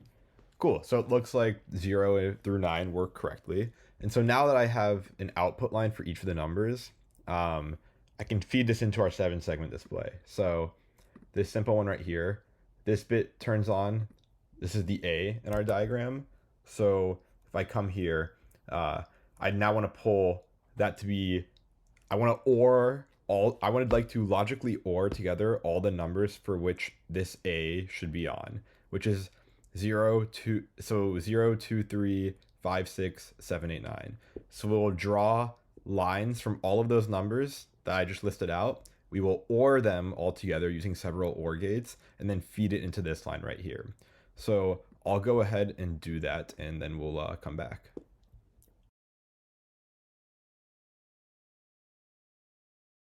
Okay, so I've gone ahead and built out everything for all the logic for deciding if we turn on A, this top line up here. And then for all the other inputs to 7-segment display, I've just wired it to this thing right here, which is called ground. It just means 0. It's logical 0, so it means all the other segments will be off. And if I jump back to our table that we started with over here, I can see that we'd expect this A button to be on for everything except numbers 1 and 4. So let's go ahead and pulse through each of the input combinations and verify that this works. So we start off with 0, and this is on. That's good. Now I'm going to put 1, and we'd expect it to turn off. That looks good. 2 should be on. 3 should be on. 4 should be off. That looks good. 5 should be on. 6 should be on. 7 should be on. 8 should be on. And 9 should be on. So this looks totally good. And we've done this together just by ORing together everything except the 2 values for which this segment should be off. So that means if 1 if 0 or 2 or 3 or 5 or 6 or 7 or 8 or 9 is selected by the user, by the input, then we should turn on that one. So this is kind of the logic, and we'll go ahead and do this for the remaining ones.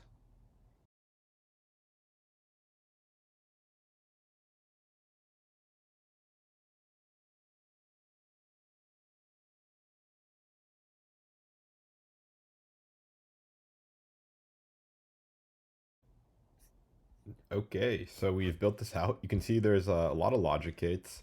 I probably could have done this more elegantly in hindsight, but it should be working. So you can kind of see for each of these, what we did for this A, kind of repeated for B and C, D, E, F, and G, ORing a bunch of stuff together based on the input lines, and then feeding them around to this 7-segment display. And also that control bit for the dot, we just hard code to 0 because we're not going to use it here. So let's go ahead and make sure that this works. So I'll go 1, and then I'll count to 2. That looks good. The next is 3. That looks good. Then 4. That looks good. Then 5. That looks good. Then 6. That looks good. 7 looks good. 8 looks good. And last but not least is 9. So we can see that 0 through 9 work as expected. And then our logic gets set up so they work for 0 through 9 correctly. We said we're not going to consider multi-digit numbers for now. But just out of curiosity, what happens if I tried to put in 10? And you can kind of see, just by chance, this one lit up nothing. 11, 12. Okay, yeah, so I was expecting gibberish output, but that actually works. So yeah, we can see this works as expected. You didn't have to bear the pain of what I went through to make these logic gates, but you probably saw in the sped up version, and you might be wondering yourself, this seems kind of inefficient. You know, for everyone who ever wants to use one of these displays, they'd have to rebuild the same exact circuit themselves, which kind of sounds interesting and redundant. And you can imagine there's other times where we'd want to replicate similar behavior, because what we've effectively built here is a lookup table. So we clearly specified here, for every possible input, here is the exact output we would want. And it turns out this is a very common thing, and we'll actually come to it again not too long from now on our computer, that there is a chip for this. So I'm going to tab over here, um, and there's something called ROM, read-only memory. So let's read the definition from Wikipedia. Read-only memory is a type of non-volatile memory used in computers and other electronic devices. Data stored in ROM cannot be electronically modified after the manufacture of the memory device. Read-only memory is useful for storing software that is rarely changed during the life of the system.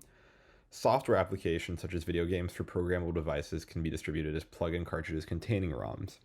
So let's not get this confused with RAM. RAM stands for random access memory. I don't actually think I explained why it's called that. RAM is called random access memory because in our implementation, we can look at any specific address in RAM just by punching in a value. So it supports random lookups. This might seem intuitive, but earlier versions of memory were actually sequentially accessed. So if I read address 1, I would have to read address 2 next, and it'd have to circle all the way back around the address space for me to be able to read address 0 if I'm at address 1 already. So that's where RAM comes from. ROM, read-only memory, is pretty different. The second thing that we should break down in this definition is what is non-volatile memory. So RAM is considered volatile because when you unplug and restart your computer, RAM starts off being zeroed out or has some random values. So the values we put in these registers are not persisted. You can see that if I punch in a value and then stop the computer and start the simulation again, that value is gone. And I guess the analogy to your computer is if you're typing on a Word document, if you Command S or Control S if you're on Windows to save it, that writes it to your hard drive, and that's stored. Until you do that, the text that you have pending in your editor is just sitting in RAM of your computer, and if you were to unplug it and plug it back in, you lose that data. So you've probably seen this and dealt with the frustration before of computer shuts down or loses power, someone trips over the cord, and you lose all of the state of your computer. And that's because all those things are stored in RAM, which is significantly faster to access than from disk, but has this trade-off of not being persistent. But I digress. So ROM is effectively a big lookup table, and something interesting about ROM is that it says it cannot be modified after the manufacture of the memory device. So if I actually wanted to build a read-only memory for what we built right here, I'd need to find a manufacturer for ROM and effectively send them this table, and they would manufacture a physical chip that would look like this, and you would plug in whenever you plug in your inputs on some of these pins, it's guaranteed to light up the correct pins on the output, which is pretty cool. But unfortunately, that's kind of limited. What if we accidentally made a mistake in this table, got that ROM chip, and realized that there was an issue? We'd be out of luck. You can't do anything about it. You'd have to go to the manufacturer and get a new one. So this is kind of inefficient. So what came after ROMs was called PROMs, which stands for programmable ROM. And let's read the definition from Wikipedia. It says a PROM is a form of digital memory where the contents can be changed once after manufacture of the device. So basically what this means is, it's exactly what it says. You now get the ROM chip that we kind of have here, but then there's also this burner, and it lets you specify the values as you want them. So rather than having to spend that data sheet to the manufacturer will just give you the ROM, and you can burn in the values yourself. But if we look back to the definition, it says can be changed once after manufacture. So this kind of still has the same mistake. If you accidentally punch in the wrong value for a specific input combination, your chip's useless, and you have to throw it away and get a new one. So that's also not optimal. So what came after that was called EPROMs. It stands for erasable programmable read-only memory. And so we're not going to read this long definition, but what it is I'll show you a picture of it. It looks very similar to the read-only memory we saw earlier, but it has this exposed element here. And it turns out that if you shine UV light onto this exposed element for enough time, usually it's like 15 or 20 minutes, it'll wipe the entire contents of the ROM out. It'll replace everything with zeros, which means you could then take a programmer and do the same kind of burning that we had for programmable ROMs. So this is pretty cool. It now means that if we accidentally plug in a wrong value, we don't have to throw away our entire chip. We can actually just redo it ourselves. We can clear out the entire contents of the chip and then redo it ourselves. And then it's still ROM at the end of the day. So once it's in my computer and I have it programmed, if I keep powering the computer on and off, the values in this lookup table will still exist. So that's cool. But it turns out that's still suboptimal. As I just said, it takes 15 to 20 minutes, I think, to clear out these EEPROMs. It also requires you to pull it out of your computer, which is not ideal.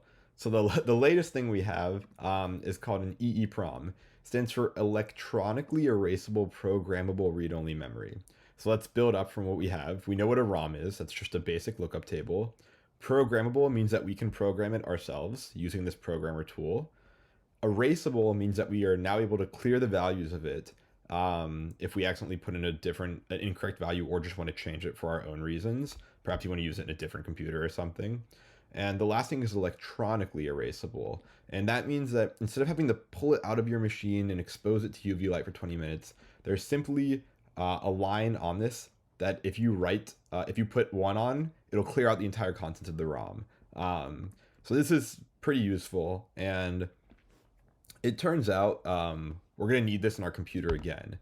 So if I come back here, then all this is to say, these logic gates are functionally correct and work, but we could also just have used some form of one of these variants of ROM, ideally probably just like an EEPROM, and program this table in using by burning the physical values. So I literally burn in for the specific input 0000. These would be the outputs that the ROM should output. And I do that for all of the 10 different values. And that way our wiring would be a lot easier. Instead of having all of this right here, decoders feeding into all this mess of logic gates, we'd have the outputs here feeding into a ROM chip, and then the outputs of the ROM chip would just feed directly into the 7-segment display. So that's pretty cool. And that's all we'll talk about for ROMs for now. But hold on to what we just learned, because it turns out ROMs are going to be the glue that irons this computer together and lets us go from the human having to punch specific control lines to the computer knowing what it should do when, based on some predetermined human instruction that exists somewhere in the computer's mind. So the last thing I'm going to do here is, right now this is connected to inputs that we're just toggling manually. I'm going to connect this to the bus so we can actually just see what values on the bus at any times for values that are under or equal to 9. But I will do one other thing where I'm actually going to hook that into a register. So the issue with just displaying the values of the bus at any time is we saw that when we were moving values in between RAM and the ALU, the state of the bus is changing pretty constantly. But if we just wanted to load something from RAM into the ALU, do an operation, and then see what the result of it is on our display, it'd be easier if we could only display the value that's on the bus at a particular time. So the way we get around that is we just have our bus read in, we build a new register like we've done for the A registers here and the B register here. We just have another register, and it has its own control line. So right into the, like we could say like the display register.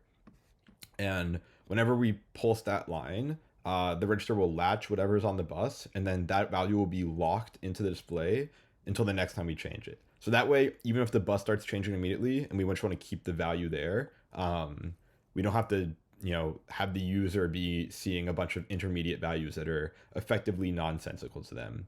And this will be pretty cool because, one of the first programs we're going to write for our computer is just counting by twos. So we'd like to see like 0, 2, 4, 6, 8. And it turns out if we didn't have a way to selectively decide when we'd want to display the value on the bus to the user, I guess to the human, it'd be a lot of gibberish, and you would see a lot more numbers being displayed than the counting you'd expect, even though your computer's working, but you just wouldn't really know what to interpret versus what's a scratch value being used temporarily. So let me go ahead and wire that up.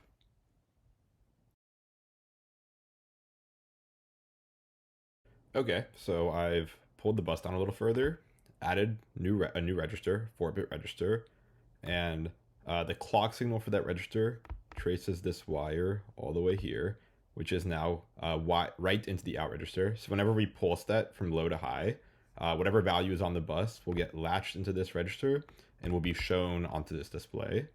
And I've also prepared this by loading two values into RAM. So at address 0, we have the binary value 0010, which is 2. And then at address 1, we have the value 0001, which is just 1. So we have 2 and 1.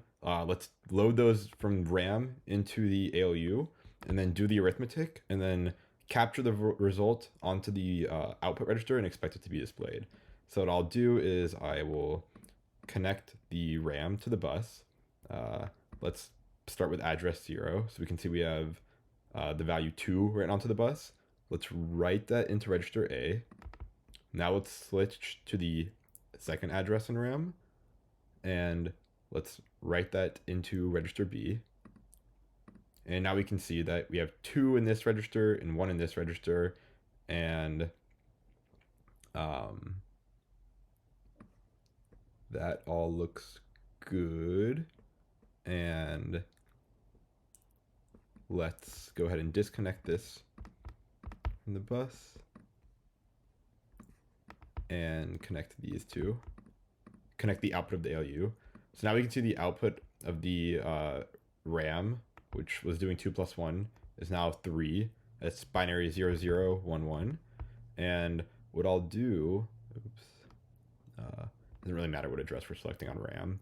What I'll do is I'll pulse this right into our register, so that I'll set the clock input on this register from 0 to 1, which triggers a rising edge, which means the register will latch in the input value, which is 0011, corresponding to binary 3, and we'd hope to see that on our display. So let's go ahead and set this high. Congrats, we see 3. And I'll put this down low. So now let's just take this a little bit further. So we have the output of 3 onto the bus. Let's do 3 plus 1. So we have value 3 on the bus. Let's read that back into the A register, which has 2. And I can now see 4 is written on the bus. That's 0100, which is binary 4. So if I pulse this flag, I can now see 4 is written on the bus. If I do the same thing, I can keep just adding by 1. So the steps we take, now that we've gotten our computer into this state, is to read the output of the ALU, which is on the bus, into register A.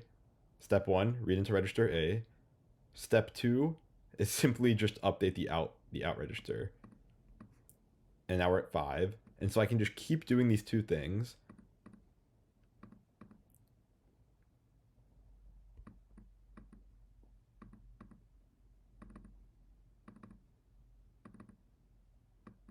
And you'll see that the register just keeps counting up on the display.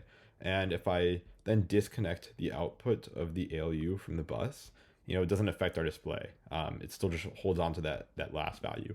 So our display is kind of stateful in a sense. It is a register which is then connected to a read-only memory that forks into a 7-segment display.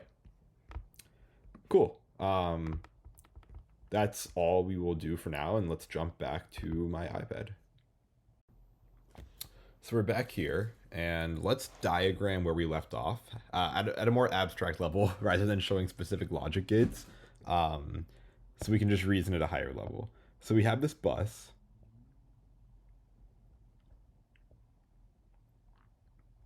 And in the demonstrations we just built, we had a 4-bit bus.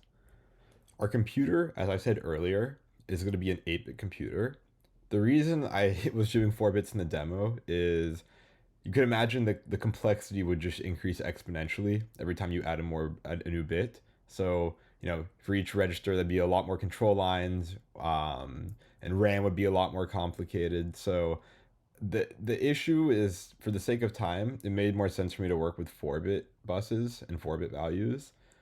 But the concepts are still the same for 8 bits. You just imagine we literally extend everything. So all of our registers are 8 bits, and we will also increase our memory addresses for RAM to 4 bits. But let's just start with the bus. So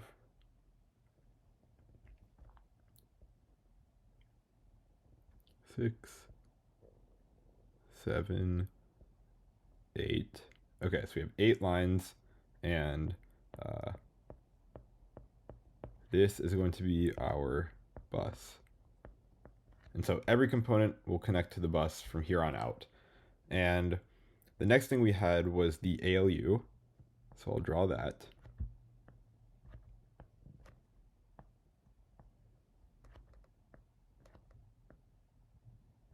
And the inputs to the ALU were actually 2 registers.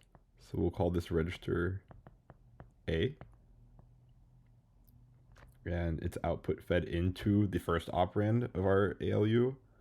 And then register B was our second operand. And both these always just feed straight into the ALU, but then they can also read values in from the bus. So these are both connected to the bus, and then we had an add subtract line.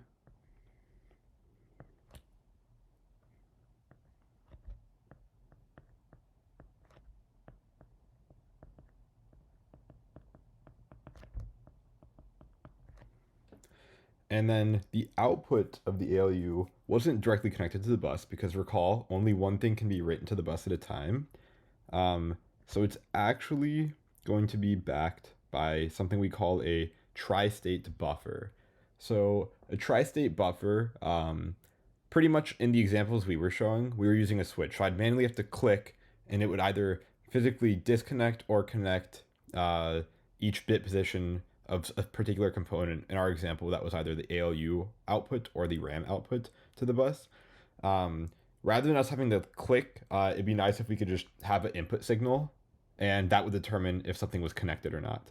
So let's see here. So the tri-state buffer is kind of denoted, let me move over here to some scratch space. It's kind of denoted like this. It's denoted like this. And I know this gets confusing because our inverter gate is denoted like this. But that circle kind of makes a world of difference. And we have some input A, and then we have this control line B, and then the output of that is C. So pretty much what we can say is if B is 1, and there's obviously inverted versions of this. Let's just say if B is high, then C will equal A, i.e. the value of A will just flow on through. Then if B is 0, it does not mean that C is 0. It does not mean that C is 1. It means that C is just disconnected from the bus. So it's not an output of 0, 1. It literally means no output, the absence of an output. And so that'll physically disconnect us in the same way that we saw in the software, that clicking that switch would physically disconnect the wire. So you can imagine like it's kind of the same thing we saw.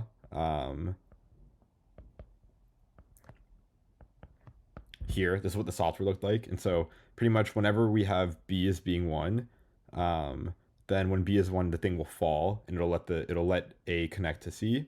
And then whenever B is 0, it'll pick this thing up and it'll be physically disconnected. And that's how we'll guarantee that only one thing is writing to the bus at a time. And this is nice because it now adds a new toggle for us. You know, we've talked about the toggles we have for writing values into registers or putting something out on the bus. And here's a new one we have for physically connecting or disconnecting us from the bus. So let me go ahead and clean this up. And let's add this in here.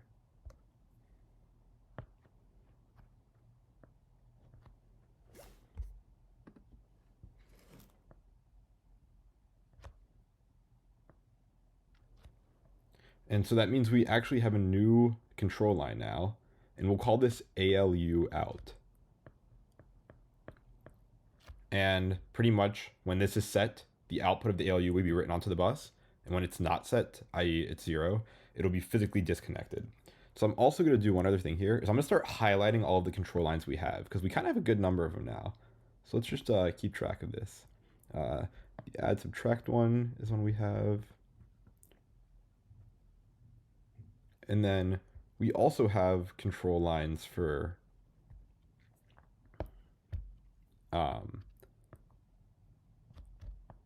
register A in and register B in.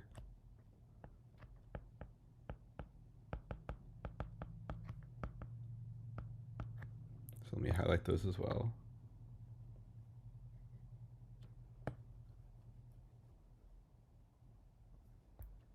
Cool, so that's our ALU. And then after we had the ALU, we went and built RAM. So we have pretty much a register that reads an address from the bus. So our bus is 8 bits. We're going to make our addressing space 4 bits. So even though the bus is an 8-bit bus, we will actually say that our memory addresses in our computer are all 4 bits. And this is a design choice. We are designing this ourselves. We actually could make them any number of bits. More bits means more address spaces, which means that your computer can have more working memory. But we'll see that when we need to do an operation, we need to specify an address. And so we are going to get to a point where we need to say something like load the value from some address in RAM onto the bus. And we need to encode that signal onto the bus itself. So if our address was 8 bits, then there's no way that we could fit in a operation that says to read from RAM, whatever signal that may be, however we would like to encode that, and the actual address. So we decide that, this is just by decision, that we'll say 4 bits are going to be for addressing, and then maybe 4 bits later down the road will be used for saying what we want to do with that address. So yeah, so we have something. We'll build a register. In this register, we previously in our software representation just called it the RAM address selector. We're going to give it a bit more, a slightly changed name, but the effect is still the same. We're now going to call this the memory address register. It's short for MAR is the acronym. And we can just know that it stands for memory address register. And so it is a 4-bit register. So let me actually show that a little bit better. So I would say a 4 up here. And all of our other registers that we've worked with so far are 8-bit registers. So let me make that clear too.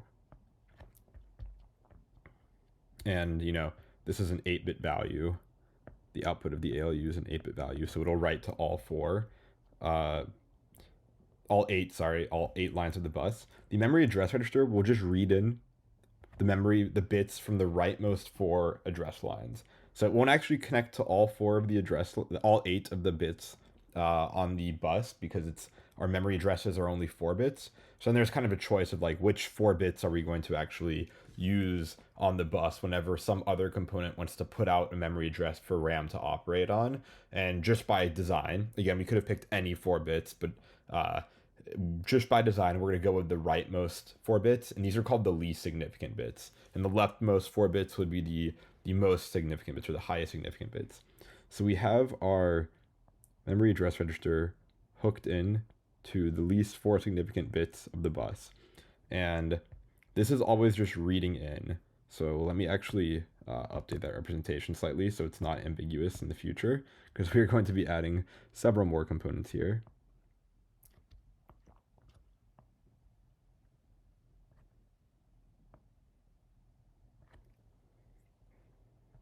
Versus these 2 registers are both reading the full 8 bits.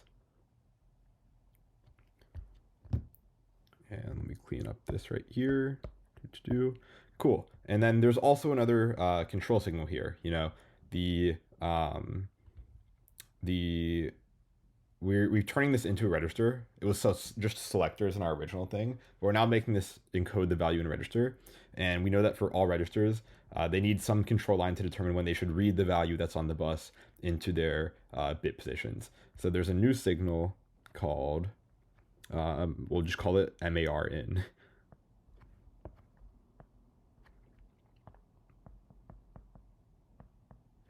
And let me highlight that so we can keep track of all of our signals, our control lines. And then this memory address, RAM is always looking into what value is here, because recall that RAM has two operations, read and write, and the only thing for both those operations, it needs to work with a specific memory address. So you're either reading a specific memory address, or if you're writing a value in, you need to know which address you're writing that into. So RAM has, we'll look at this memory address register to determine what to do. And then it'll also need to read in from the bus directly too. So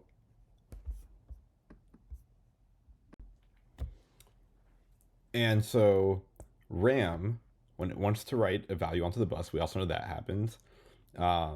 It has, so we're going to use the same sort of tri-state buffer that we talked about previously. And so the output of RAM can be written onto the bus conditionally based on whether or not this output line is set. And so we have an output line here, and we will call this one RAM out. So if it's set, RAM will write its value onto the bus. And if it's not set, then RAM will not write anything onto the bus. It won't write zeros onto the bus. It literally will be physically disconnected from the bus. And so this will be enough for reading in values. If you wanted to read in a value, if you wanted to read a value from RAM, you'd put that address onto the least 4 significant bits. Then you'd punch this MAR in, and so it would latch it into the register. Then RAM's always looking at whatever that memory address line is, and it's trying to write the values here. And then we'd punch this RAM out, and the value would come out onto the bus. And we need to make sure that in between us putting the address on the bus and us punching this RAM out, whatever is writing the address onto the bus needs to stop writing it onto the bus, or else we'd have a short circuit, because two things will be writing onto the bus. The RAM would be trying to write its output onto the bus, and whatever is writing the memory address to read is writing onto the bus. So that covers reading from RAM. Then the last thing is writing into RAM. So if we wanted to load a value into RAM, or write a value into the RAM, we need to specify the address. So we'd put the address onto the bus, we latch it into the memory address register, then we'd stop putting the address onto the bus, but then we'd put the value that we want to write in at that particular address onto the bus. And so RAM needs to always be listening to what's on the bus. And RAM operates in our actual computer, it's going to operate on 8-bit values. So I'll denote this with an 8. And so it reads all 8 bits from the bus. And the only thing we then need to add was the punch button we had that would perform the write operation that we saw in our circuitry. So I'll add one more signal called RAM in. And that is used to write some value into RAM. Cool. So we started with our ALU, then we built RAM, and then the last thing we just did was build this display register. So in our contrived example we had in the digital software, it looked at 4-bit values and only outputted one number, one digit position. In reality, we're going to let this display any number of values. You understand the concept. We're not going to go and reprogram that ROM, but we have a register that looks at the entire bus, and that's going to connect to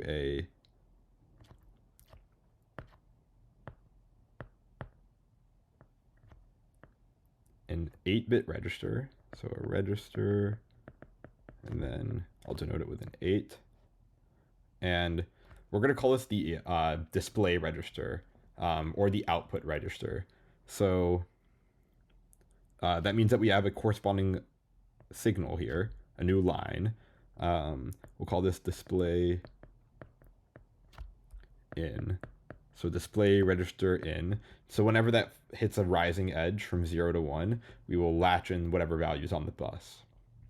And we'll just need to be careful to make sure that there is a bus. And then we know from what we just built that there would be a ROM that looks at this 8-bit signal and then outputs some number of control lines.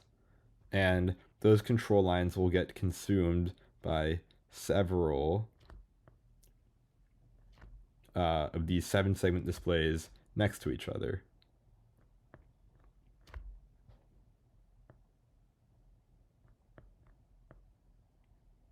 Pardon my bad drawings here. And ta-da, this is kind of what we've built on the software, just conceptually laid out here. And so let's actually now talk about some of the operations our computer is capable of doing. So the first one is, let's talk about how you would load a value, how you would read a value from RAM. So to read a value from RAM, we have a few steps we want to take. So read from RAM. The first thing we want to do is put an address onto the bus. So in order to read a particular value from RAM, we'd actually need to address it. And so we need to get that value into the memory address register. So the first thing you do, I don't know why I denoted this with a 1. We'll just say read from RAM. The first thing you do is put the address on the bus.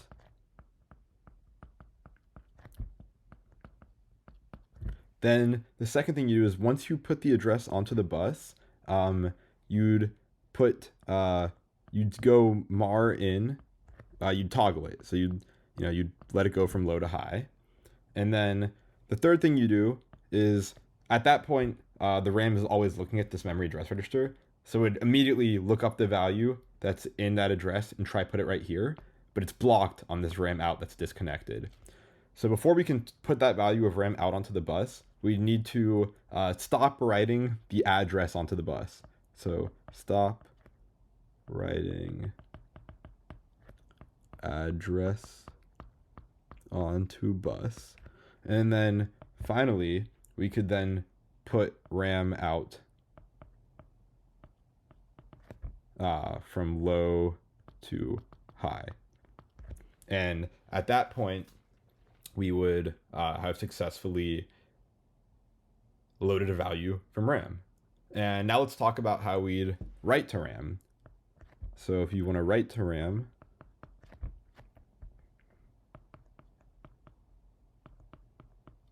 the first thing you do is you'd put the address that you want to write into onto the bus. So put target address on bus. And then mar in toggle. So you want to read that into this memory address register over here.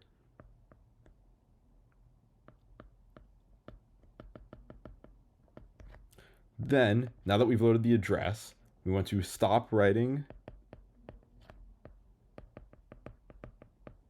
the address onto the bus. It's looking pretty similar to the read so far. And now we need to put the actual value that we want to write into the address that's now captured here onto the bus. So since we've captured the address into the memory address register, it's not imperative that we keep that value on the bus, which is how we actually free up the bus to then hold the 8-bit value that is the value that we'd like to write into that particular address stored in the MAR. So now we can say put value on bus. And then once we've done that, the only thing we need to do is pulse this RAM in signal, and that'll latch the value into the corresponding register. So RAM in would need to go from low to high. And just like that, we've written to RAM. So cool. And so what I'd like to do now is actually delete everything we just drew over the past 10 minutes.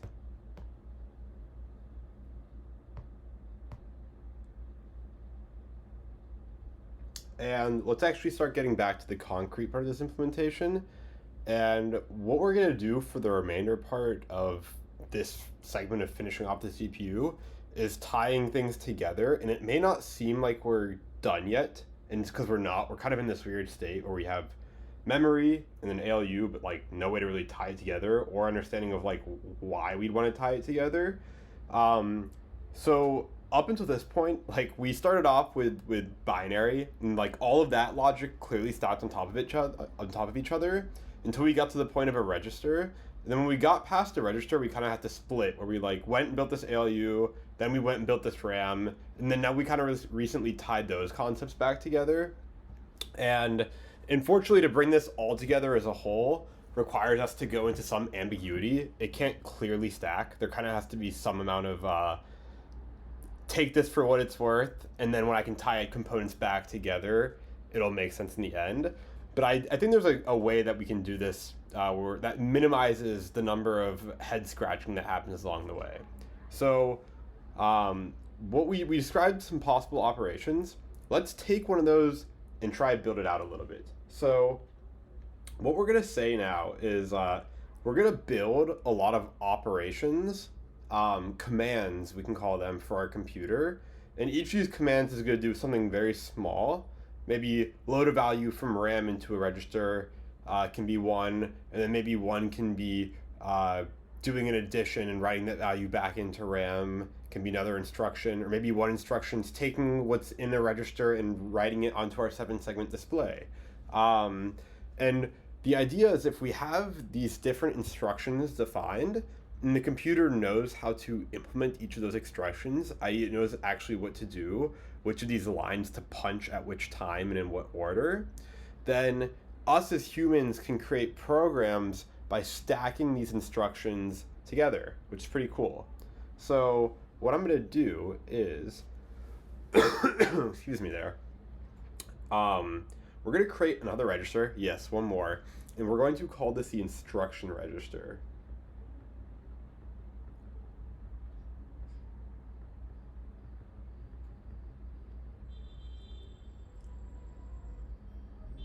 And for now, don't worry about how a value gets into this register, but let's just say that this register tells us what instruction our computer should do next. And then let's suppose, and I'm going to do this actually in a different color because this is conceptual.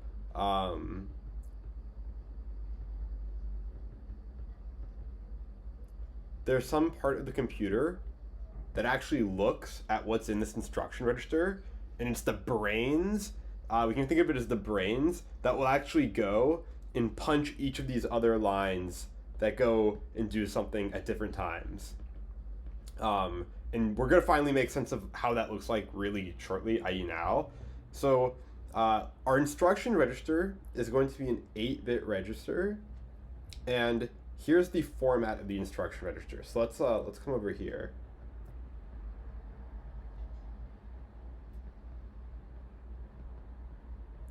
The instruction register, it's an 8-bit register, and we're going to split it into two components. So it'll be 1, 2, 3, 4, 5, 6, 7, 8. We're going to split it down the middle. So the first 4 bits, the left 4 bits, are going to denote the instruction. And then for some instructions, we might have an argument that we need to pass in. And so we'll use the last 4 bits for denoting the argument. So the first instruction we're going to build, so this is our instruction register, we're going to build a table of instructions. And basically, what I'm saying is we have 4 bits to denote what instruction we're going to execute, which means we have 2 to the 4 different values can fit into that instruction part of the instruction register, which means we have 16 different instructions. That's how many instructions we'll build, up to as many as our computer supports. You'd imagine if this instruction register was more than 8 bits, we could have a lot more instructions. For example, if it was a 9-bit register and we put an extra bit towards that instruction component, we could have 32 different instructions. For this case, we'll start with 16 different instructions, and we will talk a little bit about how this computer scales up to like a more modern computer. And we're going to build out up to 16 different instructions. It turns out we don't even actually need to use all of these to get a functioning computer. And then argument. So what actually do we mean by an argument? So let's actually figure out what this means just by building our first instruction. So I'm going to define what our first instruction is. Our first instruction is going to be called load A. Oops. LDA. Let's actually put this into table format. So I will say short name,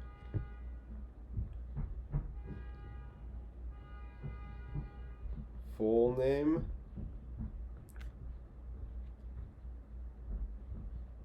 opcode, which I'll explain in a second, and then we'll give it a description. So basically, instruction is synonymous with opcode. And then for any instruction that has an argument, we call it the operand. Or it can be also just called arg for short. You'll hear these used interchangeably. So let's define. Our first instruction that we're going to implement from scratch is called load A. Short name is just LDA. Its full name is just load A. These are invented by us. This is the point where we are just inventing these instructions. Different computers have different instructions, and that's something we'll also talk about and is really interesting. Our simple computer we're building right here has just enough instructions to show off the fundamentals of a computer and write I guess you could say non-trivial programs that the computer can operate. Our opcode, let's just give it the number 1 for now, 0001. And what load A does is it is going to load into the register A of our computer. Recall register A is this left-hand side of the operand. And what it's going to load into A is RAM at the address specified by the arg. So if you've programmed before, you know those these brackets are kind of indexing into a structure. I'm making this video for people who have not programmed before. So what the brackets just mean is it means go to whatever's left of the brackets. So that's RAM, and then this position in RAM. So it's saying pretty much whatever the argument is. If the argument's 2, whatever the second value is at RAM. Whatever RAM at address value 2 is, take that, load that from RAM, and spit it into register A. So why do we care about this instruction? Well, in order for us to do addition, we're going to want a value in register A and B. So the very first thing we need to do is get a value in register A. And we're going to say that that value is probably going to live somewhere in RAM.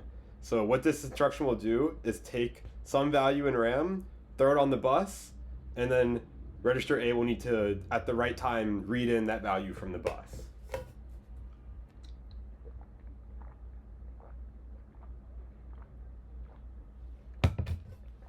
And so, if I throw in 0001, then the 4 bits that we have remaining are the operand, the argument, and that's going to tell us which address from RAM we actually want to load into register A.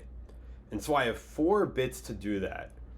But what's really interesting is that when we designed RAM, I also said that the memory address register is going to be 4 bits, which means those 4 bits, even though the rest of our computer is centrally designed to be 8 bits, those 4 bits are enough to fully index every spot in RAM.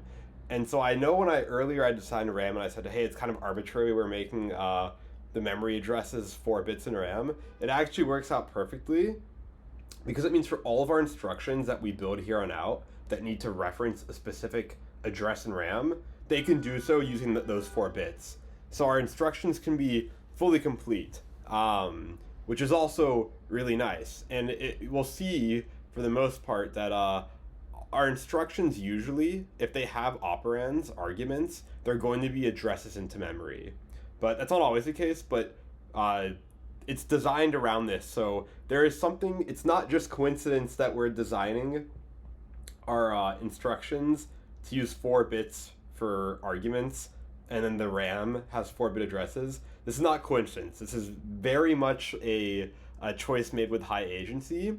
And this is, again, something that we designed for our own computer. So you can imagine, maybe if we had a 20-bit bus, maybe we'd have like 10 bits could be used for the memory address register, which means our instructions might be 10-bit operands and then maybe 4-bit instructions. So there is something pretty cool to be said about this. So basically, if we throw in this value, let's try and consider an actual value. If we throw into the instruction register the value 0001 0010, a few hours ago this would have looked like nonsense to you. Maybe 1 hour ago you would be able to derive the number out of this. And now we're actually saying, hey, this isn't just a number in binary that we want to convert to decimal. There's more to it than this. This is actually, first off, it's 2 different numbers, and the 2 numbers are not just 1 and 2. There's actually, it's an instruction. We're saying execute some instruction whose ID is 1, and that instruction takes an argument, and the value to that argument is 2. So if I come back over here to our scratch base, I have 0001 0010 is what I talked about. So this means load A. We're saying load a value at this address in RAM into register A, and this is address 2, 0, 1, 2, however you want to denote that. Third index position, or just 2, if you want to convert that from a binary number back to a decimal number. So let's go ahead and see the exact specific steps we need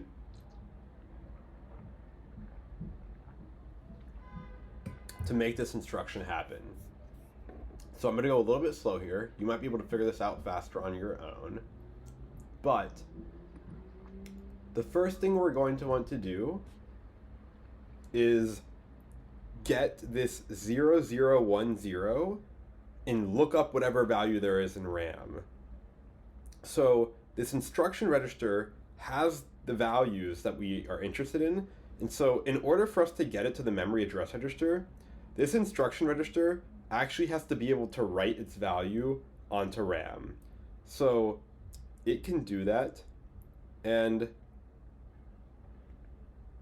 I will denote that here. There's something interesting.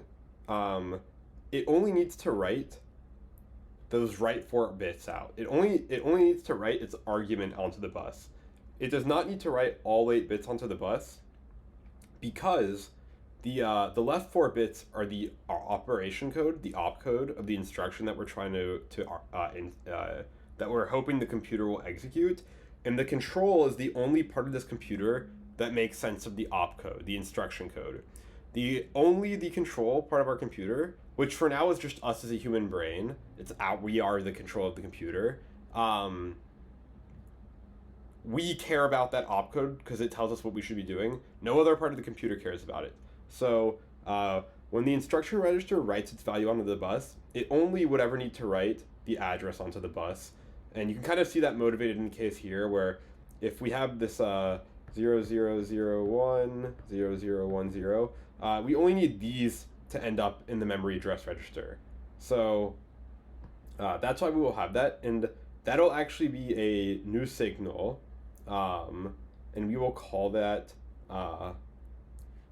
instruction register out. So assuming, let's say, our steps to implement this, let's talk this out very clearly. So our step 0 and / our assumption is that we are assuming the instruction register has the right command in it. So we aren't going to worry about how this 00010010 got into the instruction register yet. We'll get there in a bit.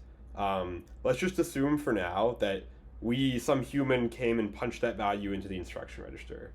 So that's our assumption. So now let's actually walk through the specific steps. So the first thing we need to do is put the instruction register's argument onto the bus, that 0010. So we'd set instruction register out must equal 1, and then after that instruction register out is set to 1, the value of the argument 0010 will be on the bus, and we need to let this MAR in line go from 0 to 1. So it's everything we'll assume is 0. We want that MAR in line to go from 0 to 1, and what that'll do is latch in the value from the bus into RAM. So we'd say MAR in goes to 1. So it's interesting because there's a strict ordering requirement here. The instruction register has to put its value onto the bus before the memory address register can read it in. And that might seem like a trivial thing, but this is actually really important, and we're going to have to make sure that we're very careful about that. In general, we've talked about this already. It seems trivial, but I'll restate it again because I think it can't be understated. If something wants to read a value from the bus, then the component that it's reading the value from has to have its value already written onto the bus before another component can read it in. So we kind of view this, ideally, this is atomic. In reality, has to be sequential. So ideally, we'd say, hey, at the same time that we write the instruction registers on its value onto the bus, the memory address register should read it in. And that's how we'd like to think about this. That's how we'd like to think of putting a value from one component to another. In reality, we'll have to do it sequentially, and so we'll also come back. I'm going to leave this written on the screen. And I'll also highlight it so we don't forget to come back to it in a timely manner. So once that happens, the value from RAM is in. So then what I can do is we can say, okay, well now the value from the instruction register, the instruction register outline and the MAR inline are both not necessary anymore, so they can go back to 0. We can reset those components back to what they were. And so this means nothing's writing onto the bus, and it means we've loaded our value. This 0010 has made its way into the memory address register. And what that means is that RAM has looked up that value, because RAM is always looking at what's in the contents of the memory address register, and it has the output right here. So then what we'd like to do is write that value onto the bus, and then to get it into register A, we can use our register A in line. So we'd like to transport the value from RAM onto the bus into register A. So the two control lines we use to do that are RAM out. RAM out will put the value onto the bus, and then after the value is written onto the bus, register A can read it in. So I will say RAM out, and then register A in. So RAM out equals 1, and then register A equals 1. And then we kind of have the same thing where ideally these are atomic, but it's important because the moment we set this RAM outline, it connects it to the bus, and its values will be on the bus. And then only, based on what we know about registers, only when we set A in from low to high, only at the exact moment that rising edge happens, are we actually going to latch in a value to register A. So once that's done, the value that we wanted to get into register A is done. And so we've kind of fulfilled this contract right here. Register A now equals whatever was in RAM at the address specified by the argument to the instruction, which in our hypothetical example is 0010. And so once that's done, I can now say we can reset both those lines as well.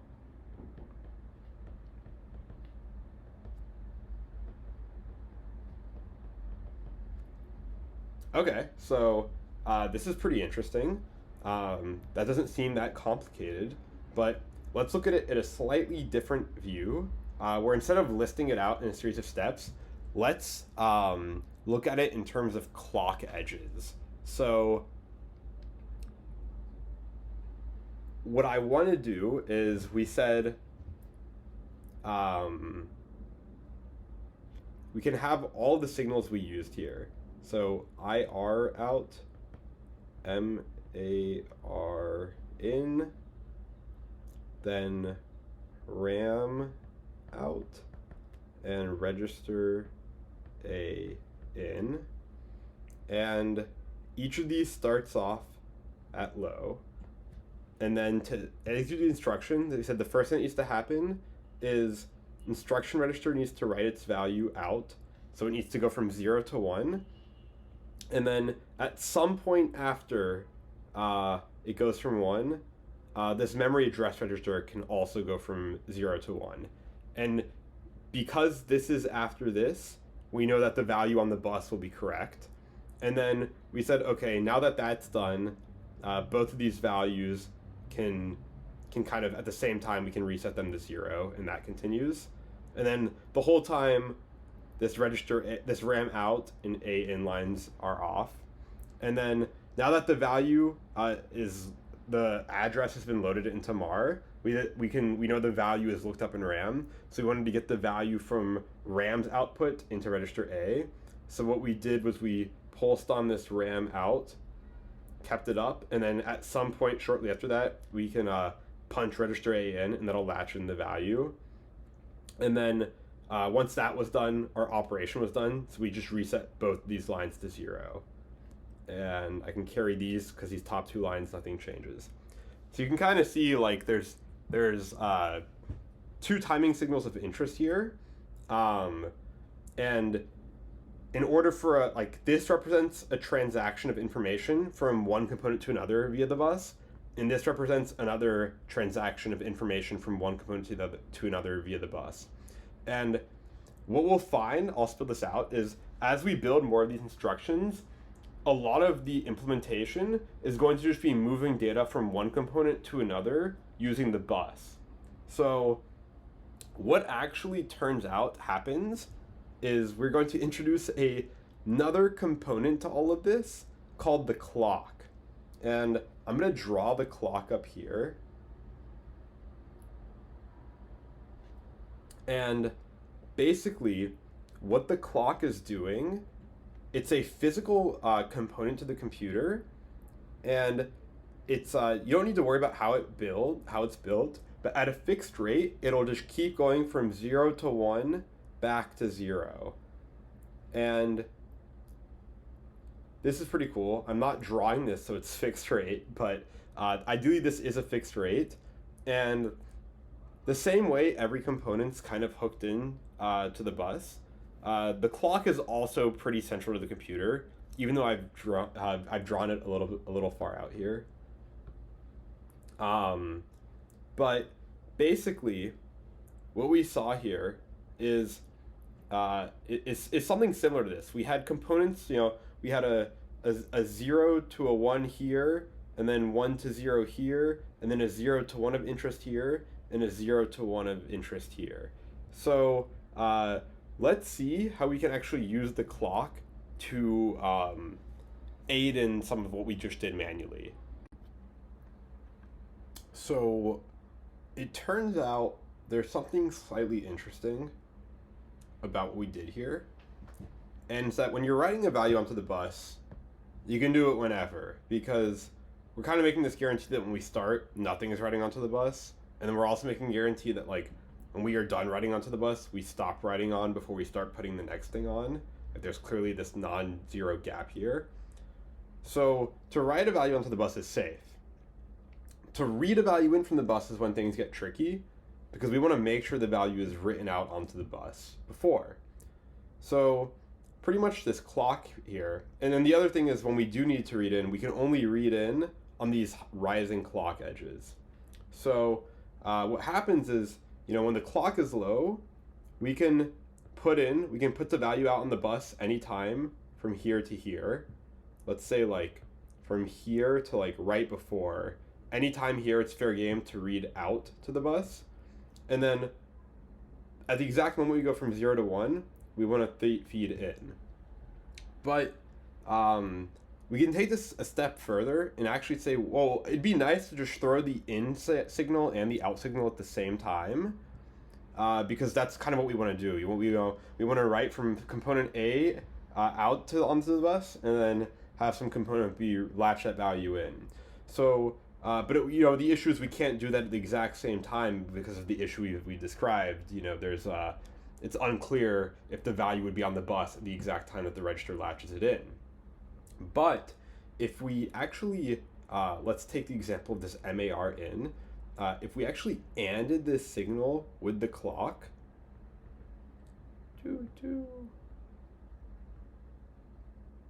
and let that be the signal that goes into the register, then it turns out we can throw both these values. So we can throw both the out and the in to both equal 1 here. And so the out still goes onto the bus. The value goes onto the bus totally fine. In our case, that was the instruction register. Its last 4, this 0010, goes out to the bus just fine. And the in, because it's ANDed with this clock signal, stays as a 0. And that stays as a 0 until the exact moment we hit this rising edge. And at that point, this input, both inputs, this AND gate become a 1, and so we latch in at this exact moment the rising signal. We latch in the exact value that's on the bus, so we accomplish what we want. So then now when we're up here, we can just be sure that we unset these signals, so we can make sure that we put both of them back to 0. And then when we get down here, we can do the same thing for RAM out and register A in. And we could set both of these to 1. So out and in, RAM out and register A in can both equal 1. And as long as we have register A's in signal ANDed with the clock, then we can take advantage of the same trick. So let me go ahead and for all of our in signals, let me go ahead and AND them with the clock so that we can make sure that's apparent for the rest of this. Okay, so I've gone ahead and for each of our in signals, I've ANDed them with the clock. So for our memory address register, reading into RAM, reading into the A register, reading into the B register, or reading into the display register.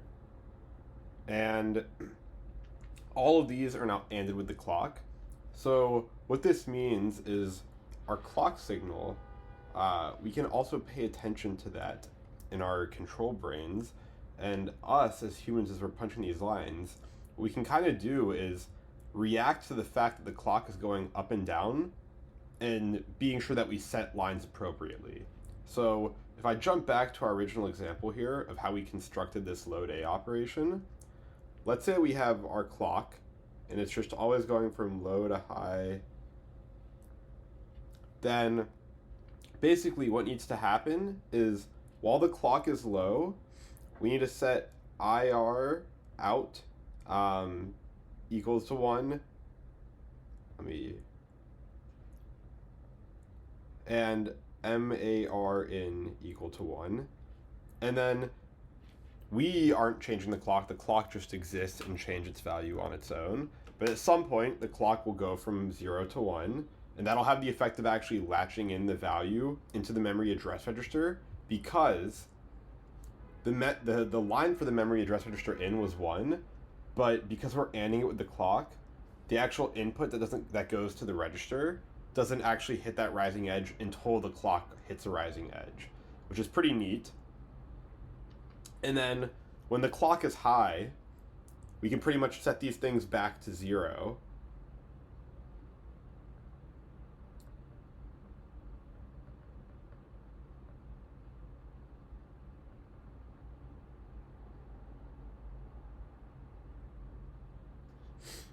And then when the clock falls low again, we can kind of reset and prepare our next signals, which was RAM out equals 1 and A in equals 1. And then the next moment we have this rising clock edge, it'll latch the value from RAM that's written onto the bus into the A register. And so then when we're at the rising clock signal, and I guess for just indefinitely, we can reset all of our signals back to 0. So instruction register out, or sorry, RAM out equals 0 and A in equals 0. So this is cool because now what it kind of means is our control here is just going to be listening to this clock signal, and it's going to need to, for every instruction, set various control lines right before or right after a rising or falling clock edge. And this is convenient because it means the speed of the computer is now bound to the clock. So you can kind of see for this load A instruction, we needed 2 clock cycles. Clock cycle meaning we needed to go from low to high, back to low to high. So we hit this like low-high cycle alternation 2 times, and that's enough to actually implement the entire instruction. So that's pretty cool. Before we go ahead and extend this to our second instruction, let's actually take this one step further.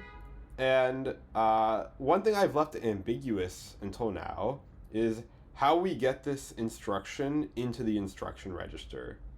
And there's something interesting to be said about the fact that our instructions are all 8 bits, because that goes hand in hand with everything else. You know, all of our operands to the ALU are 8 bits, the output register takes an 8-bit value, the bus itself is 8 bits, and interestingly, each value in RAM is 8 bits. So what we actually do is store the instruction itself in RAM, and then read that from RAM into the instruction register. And basically the way our computer will execute is it'll look, when we power it on, it'll look at whatever is in address 0 of RAM and treat that not as a number or a value, but rather as an instruction. And it'll load that value from RAM into this instruction register. And then the computer, the control brains that we still have left ambiguous, will go ahead and actually execute that instruction. And once that instruction's fully done, we'll then look at the next index in RAM. So we start with the first item in RAM, treat that 8-bit value as an instruction, execute it, and then look at the second item in RAM, treat that as an 8-bit instruction, and execute it.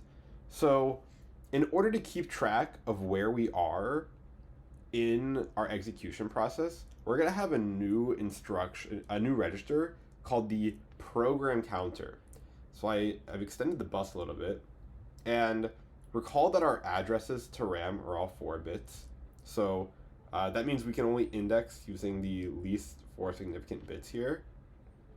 And we're going to have a new register called the program counter, and that is a 4-bit register. And there's also going to be, so I guess it can put its value onto the bus.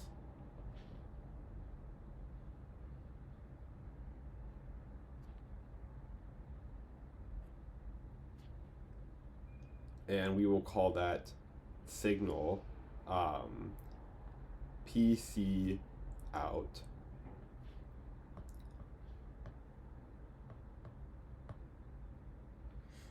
So this program counter is going to start off as 0, and it's going to point us to the first item in RAM.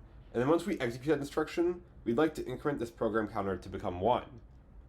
And once we increment it to be 1, then we'll look up whatever is in that address at 1 in RAM, treat that as an instruction, get it into our instruction register, and then execute it. And once we do that, we've executed the instructions at address 0 and at address 1. So we'll increment this program counter again to 2. And we'll do the same thing. And so basically, this program counter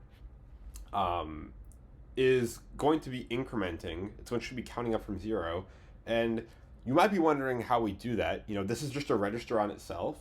But we actually talked about this earlier. When we constructed our ALU, we showed how you could, if you loaded some value into the left operand, and then a fixed value of 1 into the second operand, and the output will always be the operand plus 1. And so you can kind of feed that output and read that back into register A, and it'll keep incrementing register A every time you latch in a new value. Because we fixed the value of register B to be 1, the output of the ALU will always be A plus 1. So that's one way you can implement this counter. It turns out in an actual computer, it's not really pragmatic. There's a faster way, faster meaning fewer logic gates, to build out a counter. We're not going to deal with that for the sake of this video because I don't think the complexity justifies the divergence here. But let's just say you already know how to build this counter. So we're going to suppose that this counter mechanism already exists. And I'm going to denote that with a better circle. And we're going to call this like a plus 1. And you can imagine that could be a whole ALU that takes the whatever values in the program counter, adds 1 to it as a fixed second operand, and then feeds that back in. And we're going to have this same kind of program counter in signal that'll kind of read in. And we can also go ahead and AND it with the clock because we've done that for all of our other signals. So I'll say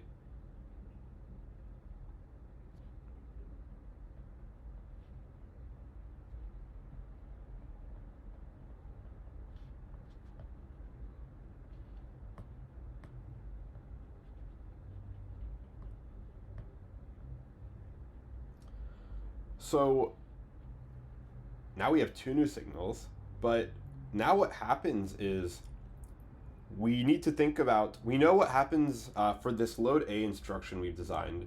We know what happens in terms of what the control logic needs to do once that operation command is in the instruction register. But now we need to take a few steps back and actually figure out how we get this instruction from RAM into the instruction register. So we know that there's a value in the program counter at any given time. And so what we'd like to do is treat that as an address in RAM, look up that value from RAM, and get it into the instruction register. And since everything's hooked into the bus, you might be able to guess already what we do here. The first thing we'd like to do is program counter out.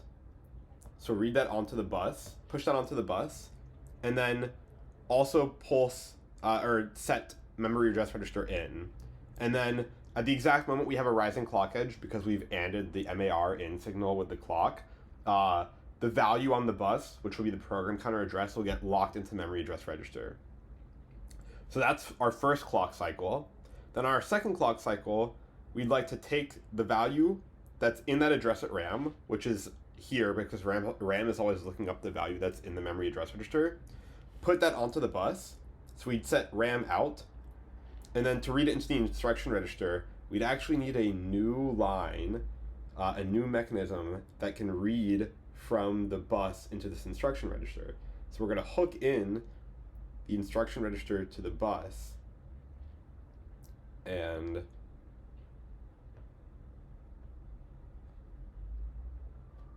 we are going to kind of have that be denoted accordingly. And that means we have a new line that we care about, which is instruction register in, and we're obviously going to AND that with the clock because we've done that for all of our input signals so far.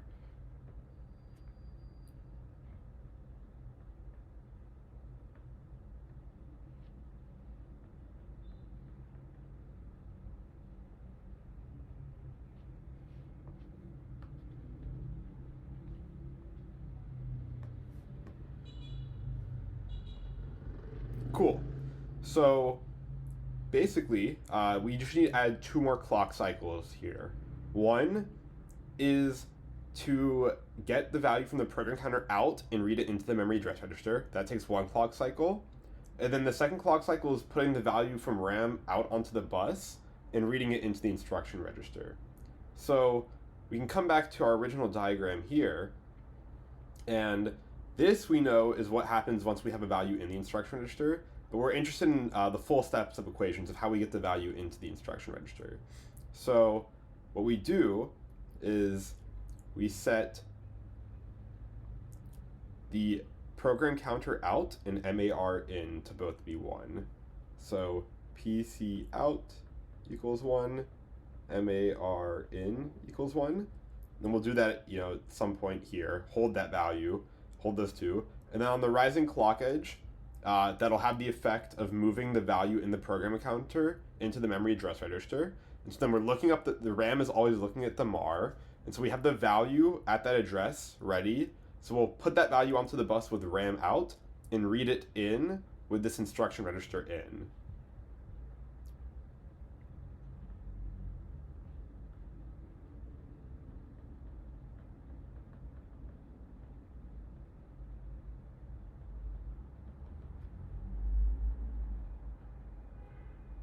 And then as soon as there's that rising clock edge, we will then have the value latched into the instruction register. And then we can actually start the execution of the load A instruction that we've designed here. So we can literally just connect these two. And so this is the full timing sequence of how we implemented that instruction. And so you can kind of see that this takes 1, 2, 3, 4 clock cycles, 4 clock cycles to implement this instruction. And it turns out that is also something that we will design. It'll be a design choice.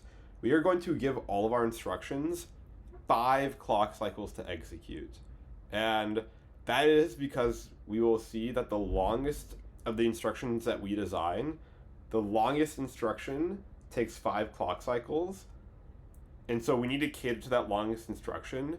There are some computers that could have variable length clock cycles per instruction. For us, it becomes easier to understand and reason about if we just say every 5 clock cycles is synonymous with the computer having executed 1 instruction.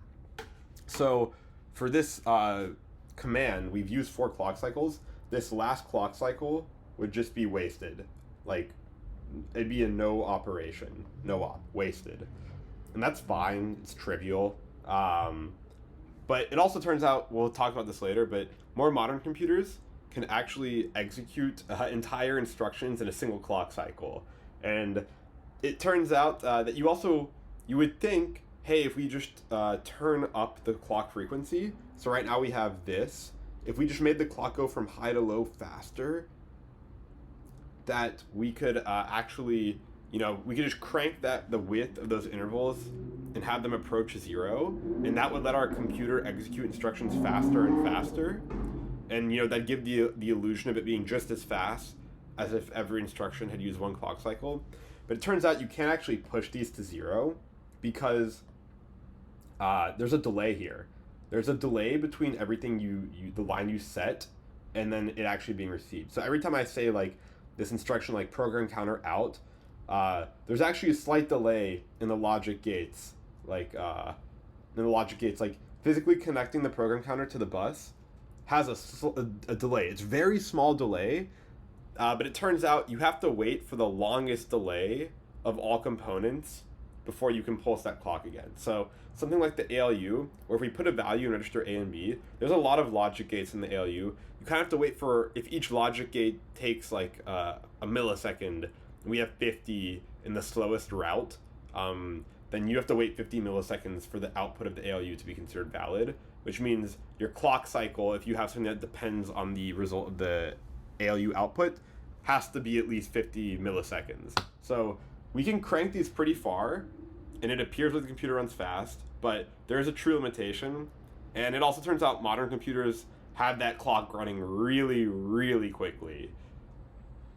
So we built the first implementation of load A, but we've actually forgot one subtle thing, in that once this load A operation is done, we will correctly have the value denoted in the argument part of the instruction in register A, but our program counter is still going to be pulsed at 0, which means if we repeat the same process, we're going to execute the same instruction.